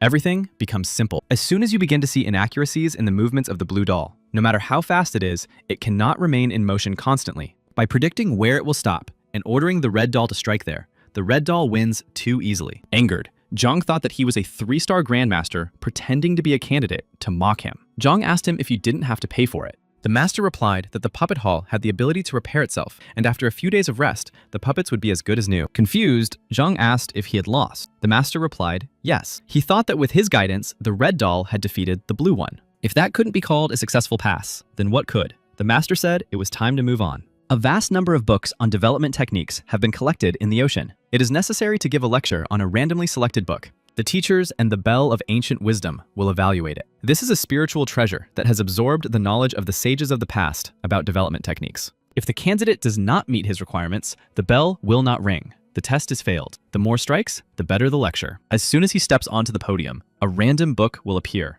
Other grandmasters will listen to him. Approaching the podium, Zhang Huang asked if a random book was generated here. At that moment, the grandmasters took their seats, waiting to see what book he would get. A few moments later, the book Multiple Palms of Water Surface appeared in front of Zhang Huang. The master said it was a secret scroll randomly selected from the library. He had time to prepare. The bell would analyze the content of his lecture. The grandmaster said that this was one of the most insightful fighting techniques. How could it be used for testing? The second replied that the deeper the technique, the more difficult it is to explain. 7 of the 8 candidates failed with this book. Even if he passes the test by luck, the result will be insignificant. But before the examiner could leave the podium, Zhang Huang said he was ready to begin. He replied that there was no need to rush. He had a little time to prepare more thoroughly. But Zhang replied that he didn't need any more time. Reviewing the combat technique would be a waste of time for him. He began his lecture. He said that from the name, one might conclude that this was a water element technique. However, this was incorrect. In fact, the name was multiple palms of the water surface. It means that after mastering this technique, a person's attacks will come in waves, like ripples, one after another. The technique has nothing to do with water. Meanwhile, the people outside were wondering what Master Zhang's assessment would be this time. It all depended on the ringing of the bell. 1 strike means surrender. 2 is a good result. 3 is excellent. 4 is a stunning success. 5 means no mistakes. 6 is read by an enlightened person. The record for this pavilion belongs to Mo Hu with 4 bell strikes. At the time, many were shocked by such an achievement. To surpass it, 5 strikes are needed. Wang Yin was nervous and said that there was not enough time to prepare. It is not a very difficult task. But Zhao Yao reassured her that their teacher could do anything. Smiling, the master said that Mo was lucky. He had come across a technique that he had studied shortly before the exam. Zhang might not be so lucky. At that moment, everyone heard the bell ring. Hunu became curious about how many times it would ring. The master asked so quickly. If the bell rang, it meant the lecture was over. It was short. 1 ring was the limit. The grandmasters inside were surprised. They did not expect this. For some, this lecture was a real revelation. Mo Yu thought that everyone could have gaps in their knowledge. She had studied this technique before, but would never have thought that she was doing it wrong. Frowning, Zhang thought he didn't want to admit it, but the guy was good. He was his rival. He needed to pass the 2-star Grandmaster exam as soon as possible. Outside, the master said that considering how short his lecture was, the young man must have missed a lot. Hong agreed. The guy is young and impatient. Suddenly, they heard the bell ring, 4 chimes. The result was the same as Grandmaster Mo's. At that moment, the bell rang again. The master thought it was an unmistakable statement. It was a new record. Since the pavilion was founded, Mo Hong had the best result, 4 chimes. Zhang Quan rang the bell 5 times. This was a new record. Grandmaster Zheng said that Zheng really did not disgrace Master Yang. His knowledge is extremely deep. He is impressed. At that moment, the shocked grandmasters heard another bell ring. The master told the deputy of the pavilion to hurry and send someone to fetch the head of the pavilion. He asked what the panic was about. The head had returned at night and secluded himself to engage in cultivation. He had ordered that no one disturb him. The master replied that it was all because of the person taking the exam. If he had seen his results and the fuss that had been made about them, the deputy smiled because of the candidate, and rumors began to spread. Could he really be a genius comparable to Mo Hong? The master replied that he had only gone there after hearing the ringing of the bell of former wisdom. He did not know the results of the first 3 tests, but all he knew was that the bell rang continuously. The astonished deputy asked if it rang more than 4 times. He replied that he heard 1 ring, then 3 more. After a pause, he rang again. Goon said that the bell contained the knowledge of a 4-star master. If the bell rang 5 times, it meant that the candidate's lecture contained absolute knowledge. He was sure that this person would pass with 1 star. He replied that whoever passes will receive their first star. But the bell did not stop at 5 strikes. Goon replied that 6 strikes were ideal. Surely, 7 strikes are the mark of a sage, but how is that even possible? In other words, he deserved to be a 4-star Grandmaster, and the bell recognized him as an equal in understanding the technique. He deserved the respect of a 4-star Grandmaster. He recognized him as an equal. The master said 7 strokes. Isn't it worth calling the head of the pavilion for this? Goon replied that they had to. He himself wanted to see. At that moment, they heard the harmonious chimes of hundreds of bells from delighted sages. The master asked what the admiration of the sages meant. He had never heard of it before. Goon replied that the harmonious chimes meant even a 4-star master would listen obediently to this lecture. Zhang Quan's skill level had exceeded and reached 5 stars. The master was shocked. Could it really be more than 4 stars? The deputy replied that it was. But usually, the harmonious chimes of hundreds of bells sound like at least a tea break in time. So why did it sound only for a moment? After a while, the doors of the pavilion swung open, and the Grandmasters came out. They greeted the deputy master of the hall and asked why he was there. He asked why the harmonious chimes should last 10 minutes. So why did the sound stop after just a few breaths? He replied that the bell continued to ring, and Zhang considered it noise and found it too annoying. So he made a comment. He shouted for the damn bell to finally shut up. He couldn't explain anything with all that noise. He endured it the 2nd and 3rd times, but this was noise. He couldn't explain himself like this. Let it stop. The bell was made by the Grandmaster himself, and a part of the master's will was contained in the bell. Everyone in the pavilion was communicating with him, and he yelled at them. Where did this guy come from? He yelled at the will left by the 4-star Grandmaster and intimidated him so much that he stopped making noise. At that moment, Zhang Huang asked if he had passed the exam. Or would he continue? The master replied that it was not necessary. The stage had been completed. The deputy asked what technique the guy had gotten. Master Wu replied that it was the multiple palm of the water surface. He was amazed. It was one of the most difficult techniques to explain in the entire kingdom, to choose it and evoke harmonious ripples. It was an honor for him that geniuses were appearing in their Grand Master Pavilion. As long as there were no violations in the conduct of the exam, everything was fine. They were about to move on to the 5th stage when they noticed that Zhang was missing. Mo Yu said that he had already entered the Pavilion of Infallibility. Master Wu said that was bad. What should they do now? Gun asked what was wrong. Wasn't he supposed to take the 5th test anyway? There shouldn't be any problems with that, right? He replied that he hadn't had time to tell him about the rules and what to pay attention to. Gun replied that it wasn't a problem for him. Which of the candidates was not ready for the 5 tests? He must have prepared in advance. Wu replied that judging by his behavior, he knew nothing. The Grand Masters were shocked that he came to take the exam without even knowing what tasks awaited him and still managed to demonstrate such results. Since he knew nothing, he did not know that there were 2 teams in the pavilion. In addition, the entrances to these rooms were located opposite each other. There is also a doll in this pavilion, but it has a different purpose. Here, not only the ability to find the doll's weaknesses is assessed, but also the level of development. The candidate must fight the doll. The master must find its weaknesses and use them to defeat it. Otherwise, the doll can destroy him. This guy knows nothing. In one room, there is an exam for a 1-star master, and in the other, for a 2-star master. All the candidates entered the first room and won, but he didn't sing anything, and Zhang may end up in the second room with a 9th rank puppet. She has almost no weaknesses. It's voluntary suicide. Hong shouted that they had to save him. The deputy replied that it would cause big problems. As long as he hadn't started the exam, everything could be prevented. He ordered Grandmaster Wu to stop the exam immediately. He replied, of course. Seeing the bursts of energy even through the door, Wu shouted that he had already started the exam. Besides, it was in the second pavilion. There was nothing he could do. The deputy knew that if the pavilion was activated, the test would not stop until the examinee came out. He needed him to survive. He shouted for Master Wu to wait there. He would find the headmaster to help the boy get out. Throwing the doll aside, Zhang Huang thought that the first tests were no different from what they had been told. He thought the 5th would be the same. Seeing that the others were busy talking, he simply walked in, and the doll suddenly attacked him. He unconsciously delivered a decisive blow to it. Now he was fighting the second one. She was at the initial stage of the 8th rank. He thought that it meant nothing to him. He dealt a crushing blow to the doll. Discovering the doll's weak spot, Zhang Huang touched it with his finger. A few moments later, Master Zhang released a powerful stream of energy into the combat doll. He was stunned to realize that he had indeed broken through the last barrier before the 8th rank. He did not expect that this series of blows would allow him to overcome this barrier. It seemed that now he could rise at any moment.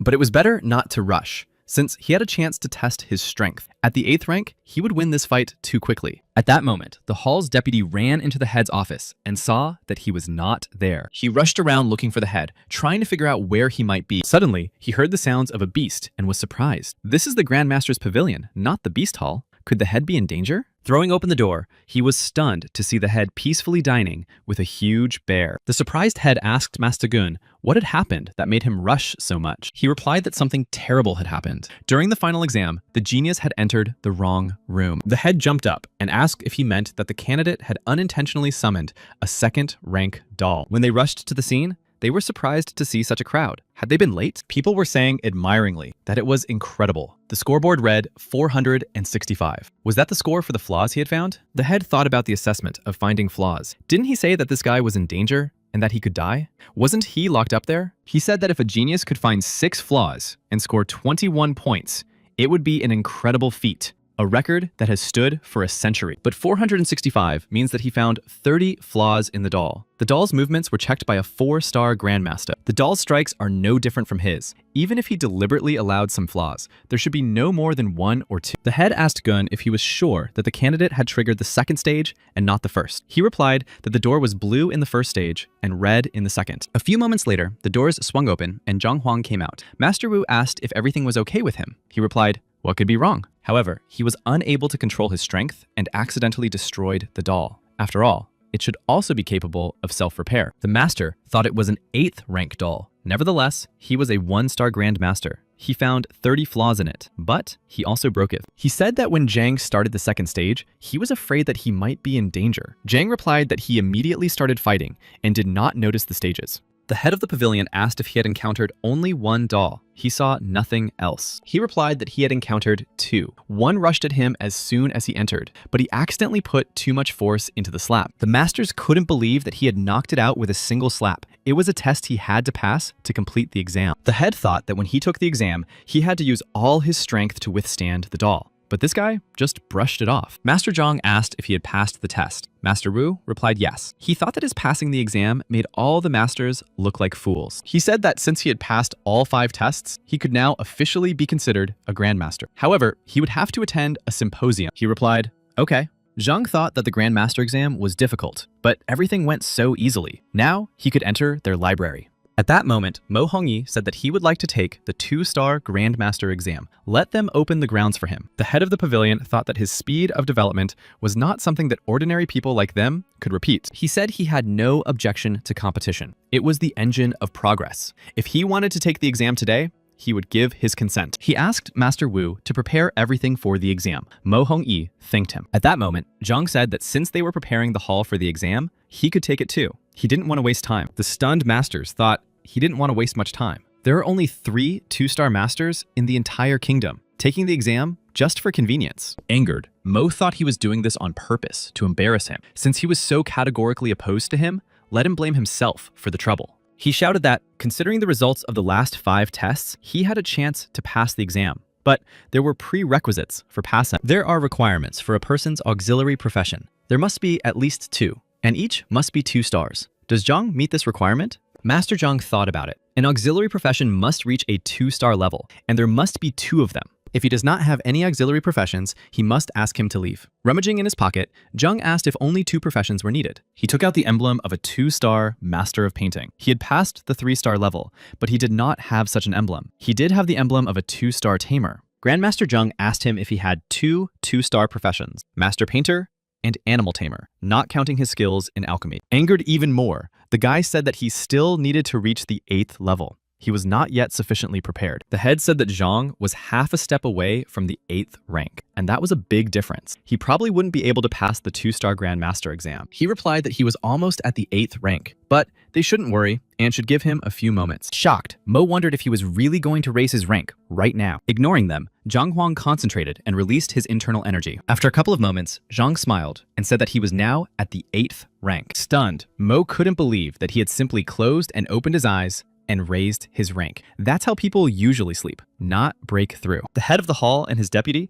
were also amazed that Zhang had raised his rank, but it was true. Around him was clearly the aura of the 8th rank. He had done it so easily. They had heard of people who worked hard and achieved the 8th rank. People went into seclusion in countless mountains and achieved success. But to close your eyes and achieve a breakthrough, this was the first time anyone had seen or heard of such a thing. Mo Yu said he was amazing. Master Zhang thought that yesterday he had advised Zhang to train hard and gain experience. Otherwise, he would not achieve a breakthrough. But he did it in front of everyone. Smiling, Zhang asked if now that he had reached the 8th rank, he could be admitted to the 2-star exam. Master Wu replied yes. Angered, Mo said that it didn't matter that he had reached the 8th rank. The depth of his soul was 5 and 1, but 6 was required. He decided to resist to the end. Looking at him, Mo Yu thought, doesn't my brother fear even greater humiliation from Master Zhang? Master Wu confirmed that there was such a condition. The depth of the soul must be at least 6. Zhang replied that he had heard about it. This is indeed a cause for concern. Well, let's not rush. Just a moment. Everyone was surprised by the suggestion to wait. The depth of the soul can only be increased slowly over time. A moment would not be enough. Master Zhang asked Jiang Shu to come to him. The masters were surprised that he had called the head of the pavilion. Jiang Cheng shouted that Zhang Huang had something in mind. His father was a 2-star Grandmaster and the head of the pavilion. Who was he to give him orders?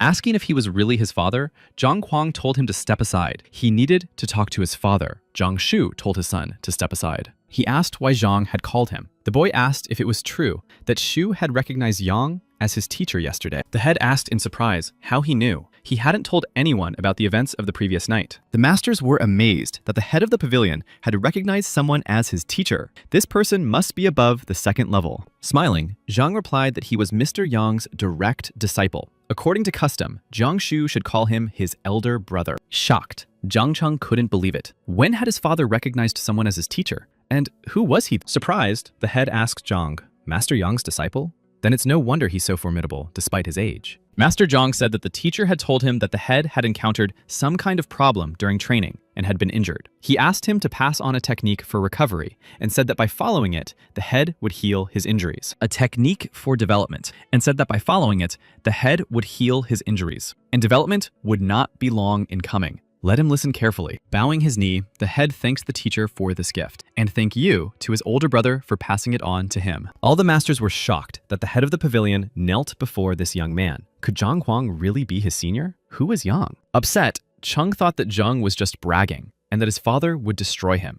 But it actually happened. His father even knelt down. The moment the head of the pavilion knelt down, a golden book appeared. Zhang realized that only the sincere gratitude of a student could form it. With this, he will finally be able to lift the depths of his soul. It is necessary to do this before it is too late.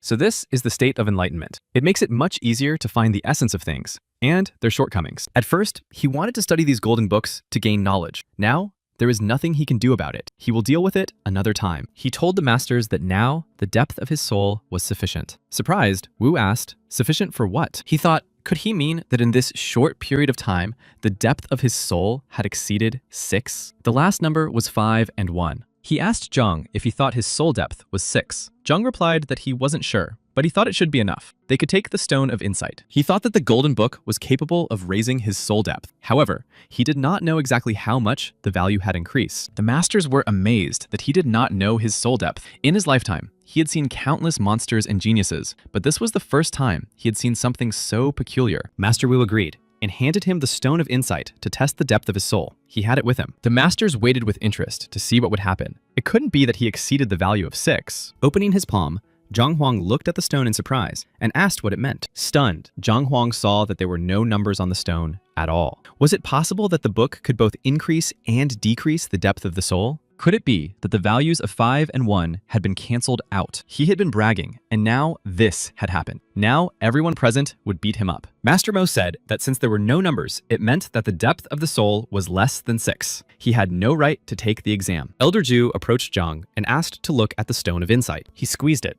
and in a moment, the stone crumbled into dust. Everyone was amazed. After all, it was incredibly durable, and the head broke it with ease. The head said that there were only 2 options. Either the person was deprived of the state of insight, or the depth of his soul exceeded the range that the stone could comprehend. That is, the result is there, but the stone cannot show it. The stones they use can recognize a depth of soul no greater than 9. If the value exceeds that, the stone simply breaks. Master Wu asked if Zhang's depth of soul exceeded 9. He replied that it was easy to check. He had an advanced stone. Let Zhang Huang pass his test. He handed the stone to Zhang and told his older brother to test his ability. The guy took the stone in his hands, and it showed a value of 10 and 1. Stunned, Mo Hongyi said that his soul depth had just been 5 and 1. So why was it 10 and 1 now? Pleased, Zhang thought that it seems the book had not cancelled the previous result. It had increased his soul depth by 5. Master Wu said that it was impossible to increase the depth of the soul so quickly. It was a long process that required a lot of work and effort, like him. Master Zhang thought that it was a rapid increase from 5 to 10. Moreover, he himself did not know how much his soul depth would increase. He said that, in any case, he doubted that they would not ask questions about it if he did not explain. He really did not know the depth. He didn't know how much it would increase because he had reached a state of serene water surface, and his mentor had sealed his soul depth. He said that it would be gradually removed when he reached a certain level. Because of the 8th rank, part of his soul's depth returned. The chapter said that some people are born with a stunning depth of soul. Rumor has it that Emperor Kun was one such person. He was born for great deeds. There was also a genius who achieved a state of serenity at the age of 17. By the time he took the exam, the depth of his soul had reached 9 and 3. Such talents definitely exist. If the depth of the soul is high,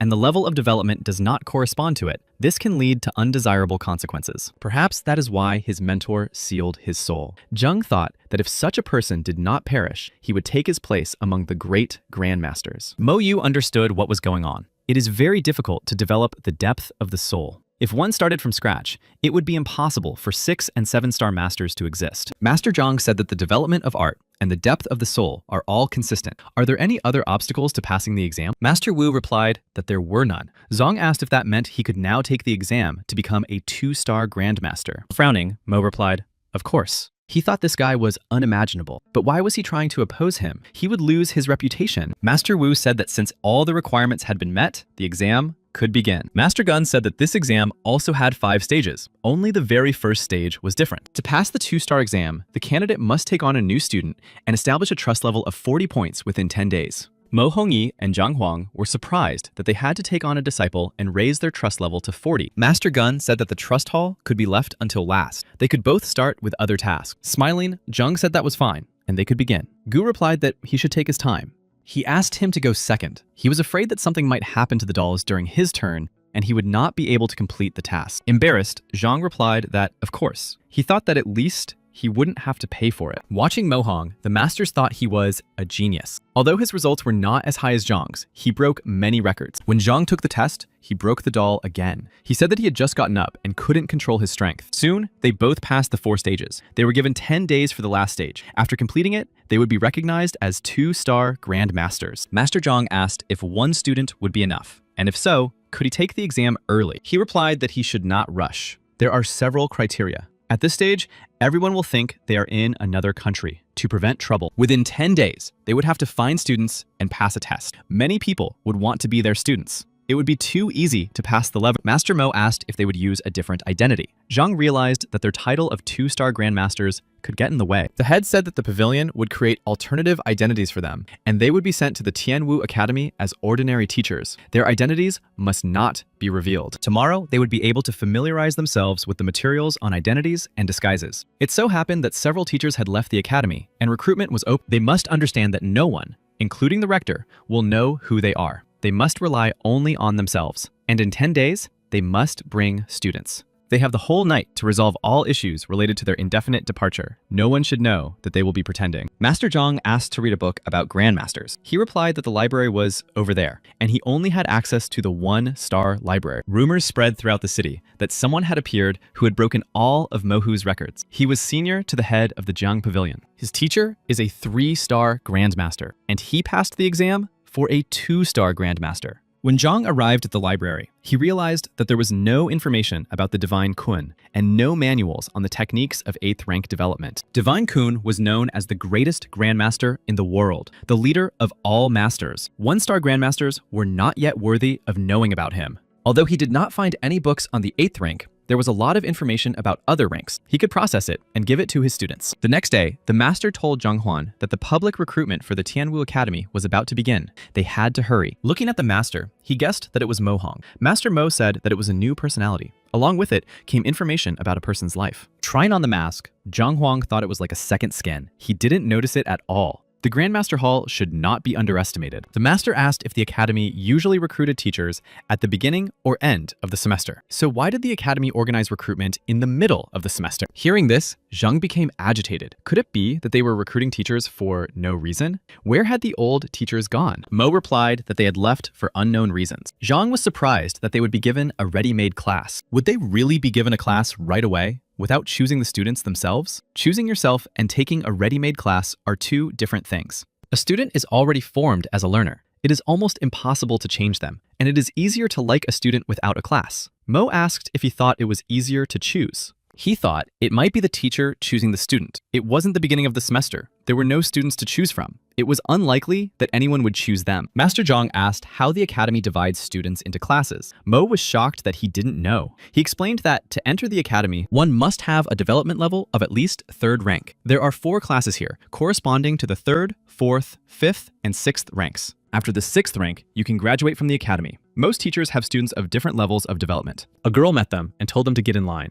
If they came for a teaching position, they had to fill out a form and wait in line. Stunned, Zhang asked if all these people had come for interview. The line was huge, and Zhang asked how many teachers were needed. Smiling, the girl replied that there were only 5 positions. 3 candidates had already been selected. There were only 2 positions left. They were shocked to hear this. 100 teachers were competing for 2 positions. Zhang asked if they shouldn't be raising the level of trust among students. Why were the recruitment rules like this? Refusing the interview was tantamount to failure. Mo replied that this was the final stage for the title of 2-star Grandmaster. He asked the girl why these teachers were still waiting in line. Why had 3 already passed? What were the requirements for passing the interview? She replied that the director had conducted the interview and accepted them immediately. These 3 experts were almost 8th rank, so they were more than qualified. He thought that the 2 of them were pretending to be only at the beginning of the 7th rank. That path was closed to them. The girls said that if they had no more questions, they needed to take their place in line. Turning around, the master asked if they were also applying for a teaching position, the initial stage of the 7th rank. It would be better for them to just leave immediately. Frowning, Mo replied that the ability to impart knowledge was the most important characteristic of a teacher.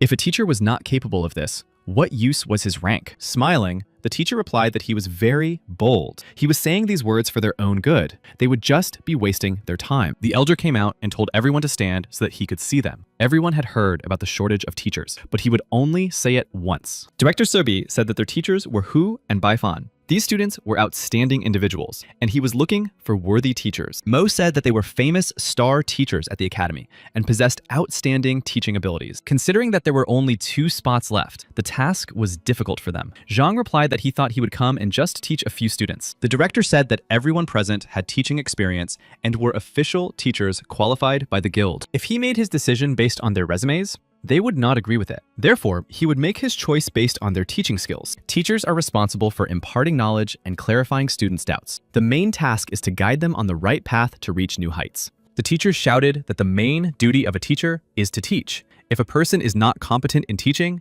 then he is useless. If a person is unable to express their opinion, they will still be an inept teacher, regardless of their development. This test is suitable for selection. The director said that he has 2 students who are facing problems. The academy will accept the one who can solve these problems. If 2 people solve the problem, priority will be given to the one who does it better. One guy volunteered first. Zhang thought, has he lost his fear? Going first is dangerous. The principal said that a teacher must have courage. It is impossible to teach students while feeling fear. Zhang cursed, as usual. The guy said his name was Long Tao and that he was a qualified teacher. Let them show him their fighting techniques. Waving her arms, the student moved swiftly, demonstrating her technique. Next to her, a student showed off his skills with equally powerful strikes. The director asked Long Tao to comment on what he had just seen. He replied that the girl's fighting technique was like a fast cloud of clear water, characterized by quick but smooth movements. But she lacks Chun-Chi. When she moved, her movements seemed tense. She is 3rd rank and does not use Chi very well. Her movements are skillful, beautiful, and precise. But due to the lack of Chi,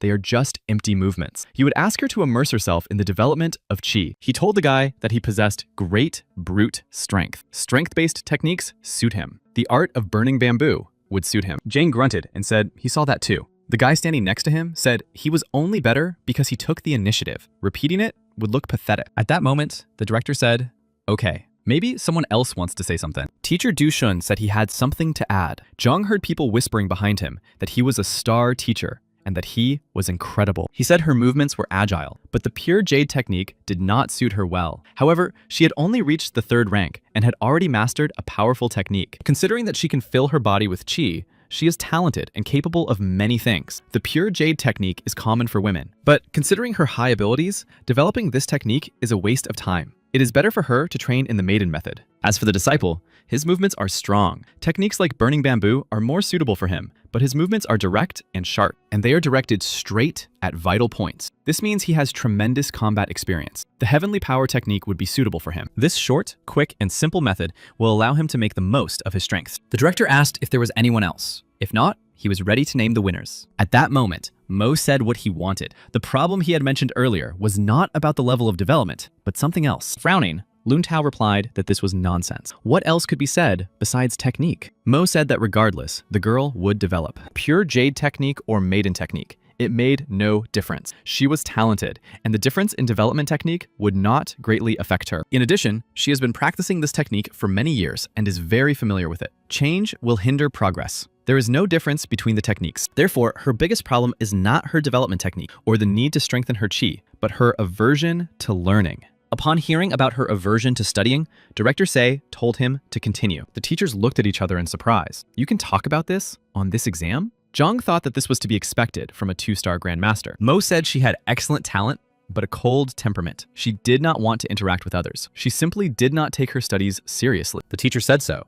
Everyone said that her talent was great, but at 16, she barely passed the threshold for admission to the academy. He wanted to be a teacher, but didn't know he needed to work on his psychology. Lung Tao thought he only saw her talent and strength. This girl was tired of studying, which became her problem. It was clear why the principal had such a look on his face. Mo said that the boy was a very problematic young man who got into fights, which is why he was on the verge of being expelled from the academy. The puzzled director widened his eyes and asked in surprise how he figured that out. Mo replied that it was simple. His techniques were based on what he learned in class. His movements were aimed at vital points. He had fought many battles, which made his movements fast and accurate. When performing his techniques, a wild gleam appeared in his eyes. He was the type of troubled youth. It was predictable that he was on the verge of expulsion. The principal thought that he could see not only weaknesses in strength, but also in mentality. He asked how to solve these problems. He replied that the girl needed to find a way to get interested in studying, and the boy needed to suppress his desire to fight with other students. These issues require constant, hard work. The principal said he was accepted. He is a very perceptive person. He asked if anyone else had anything to say. If not,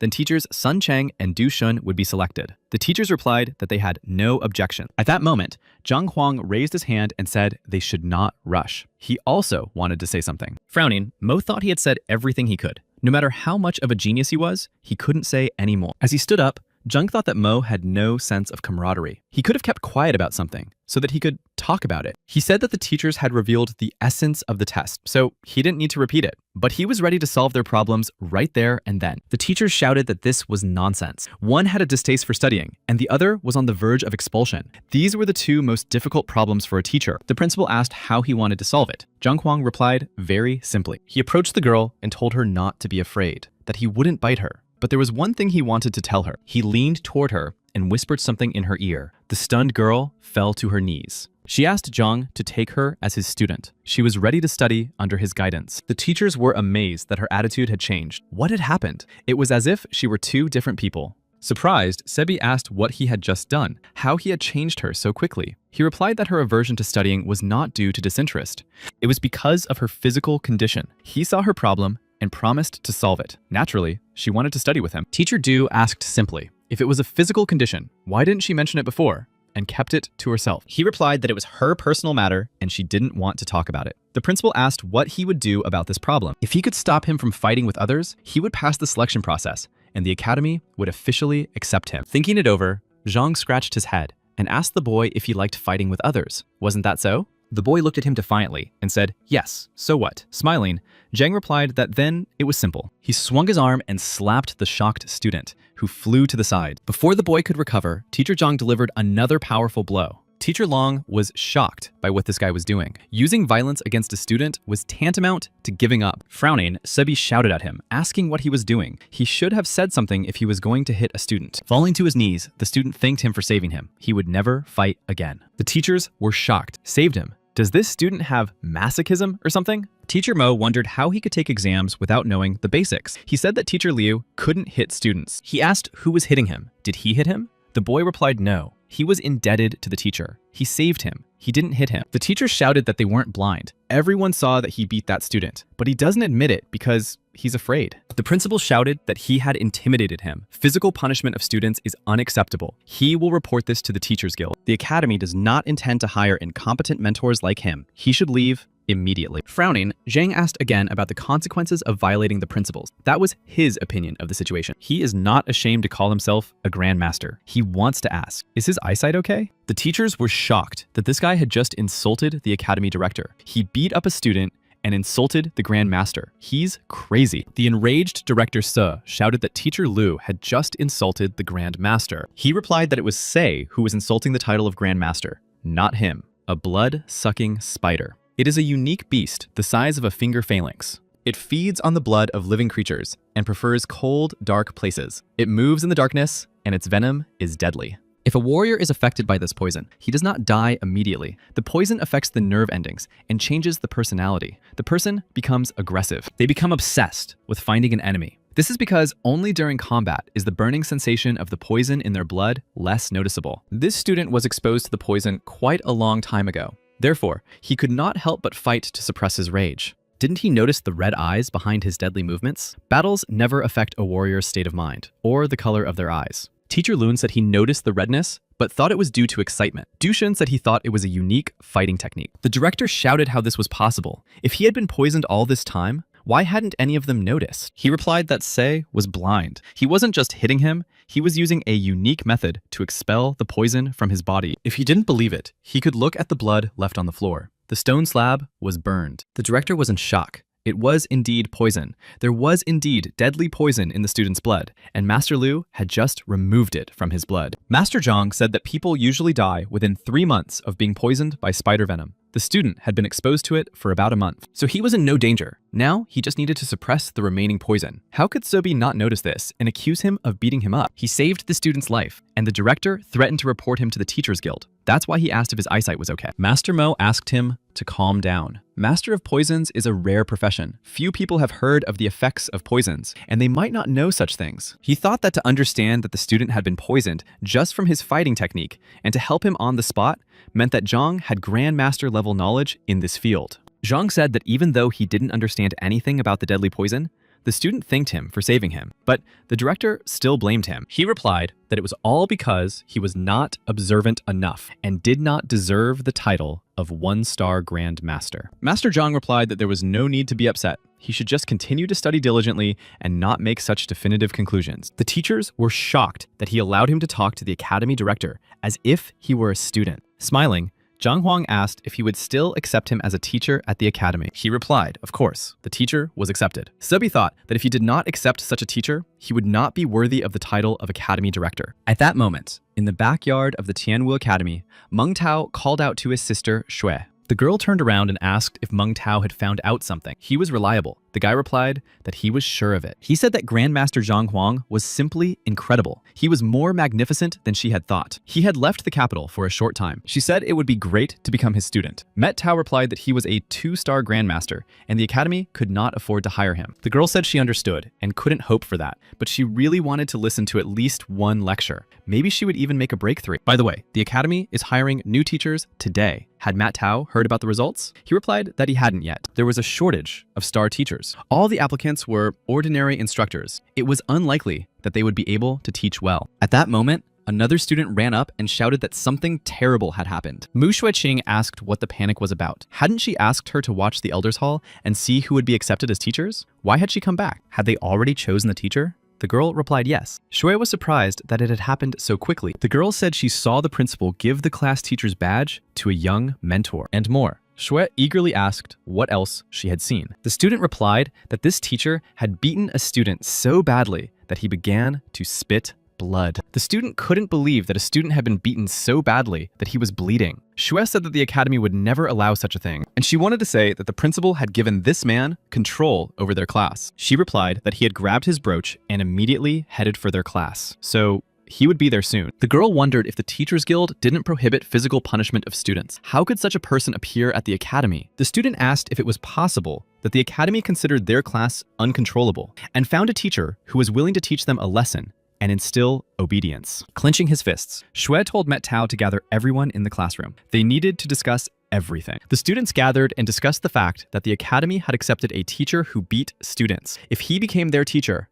their lives would turn into hell. But what could they do? The academy had appointed him, and they couldn't influence what was happening. Did they deserve such an aggressive teacher? They were students, and if they wanted to, they could deliberately compromise him and get punished. They couldn't do anything to him, but they could ask questions. After all, there are students in their class who are interested in painting, tea ceremony formations, forging, and pill making. They will ask him about everything. If the teacher cannot answer, will he have the audacity to stay? The students agreed that this was a good idea. Not only would it not be considered an attack on the teacher, but it would also embarrass him. At that moment, Zhang Huang arrived at the classroom. Student Shu said that they could just pressure the teacher when he arrived. She would say that Grandmaster Zhang had promised to take her as a student. Matt agreed that he would lose confidence in himself and be broken by the thought that he knew nothing. But what if Zhang found out that they had used his name? She replied that Zhang was an unrivaled genius and a 2-star Grandmaster. Maybe they would never meet him in their lives. Did anyone know enough about him? When this teacher appeared, they had to make sure they didn't show any aggression. Everyone had to treat him with respect. The student asked if she had really met the Grand Master yesterday, and if he wanted to take her as his student. Then she should arrange a meeting for them. Hearing this, Zhang was surprised that she had met him and that he was going to take her as a student. He couldn't meet Tianwu's student. She replied that Zhang was on a mission, and when he returned, he would become a 2-star Grand Master. she would take them to his lecture. Seeing Zhang Huang, the girl turned around and asked who he was. Smiling, he replied that he had come on the orders of the academy to become their teacher. Frowning, Shuo thought, their teacher. Learning that he had beaten a student, she thought that the teacher would be a big man. All the students smiled and bowed, expressing their respect for the teacher. The teacher said his name was Liu Chang. They could call him Teacher Liu. From now on, he would guide them on their path of development. Could it be that Shui had met Teacher Zhang? Could he find out what Zhang looked like? Describing him, Shui said it was just luck. He was a little taller than Teacher Liu and had a muscular body and a delightful smile. He replied that Zhang intended to take on a student. Many would want to. Many talented people were interested in coming under his tutelage. Why her? The girl replied that she had helped him with something, and realizing her talent, the Grandmaster decided to take her on. She knew nothing more. The teacher replied that since Master Zhang was willing to take her on, he, as an ordinary teacher,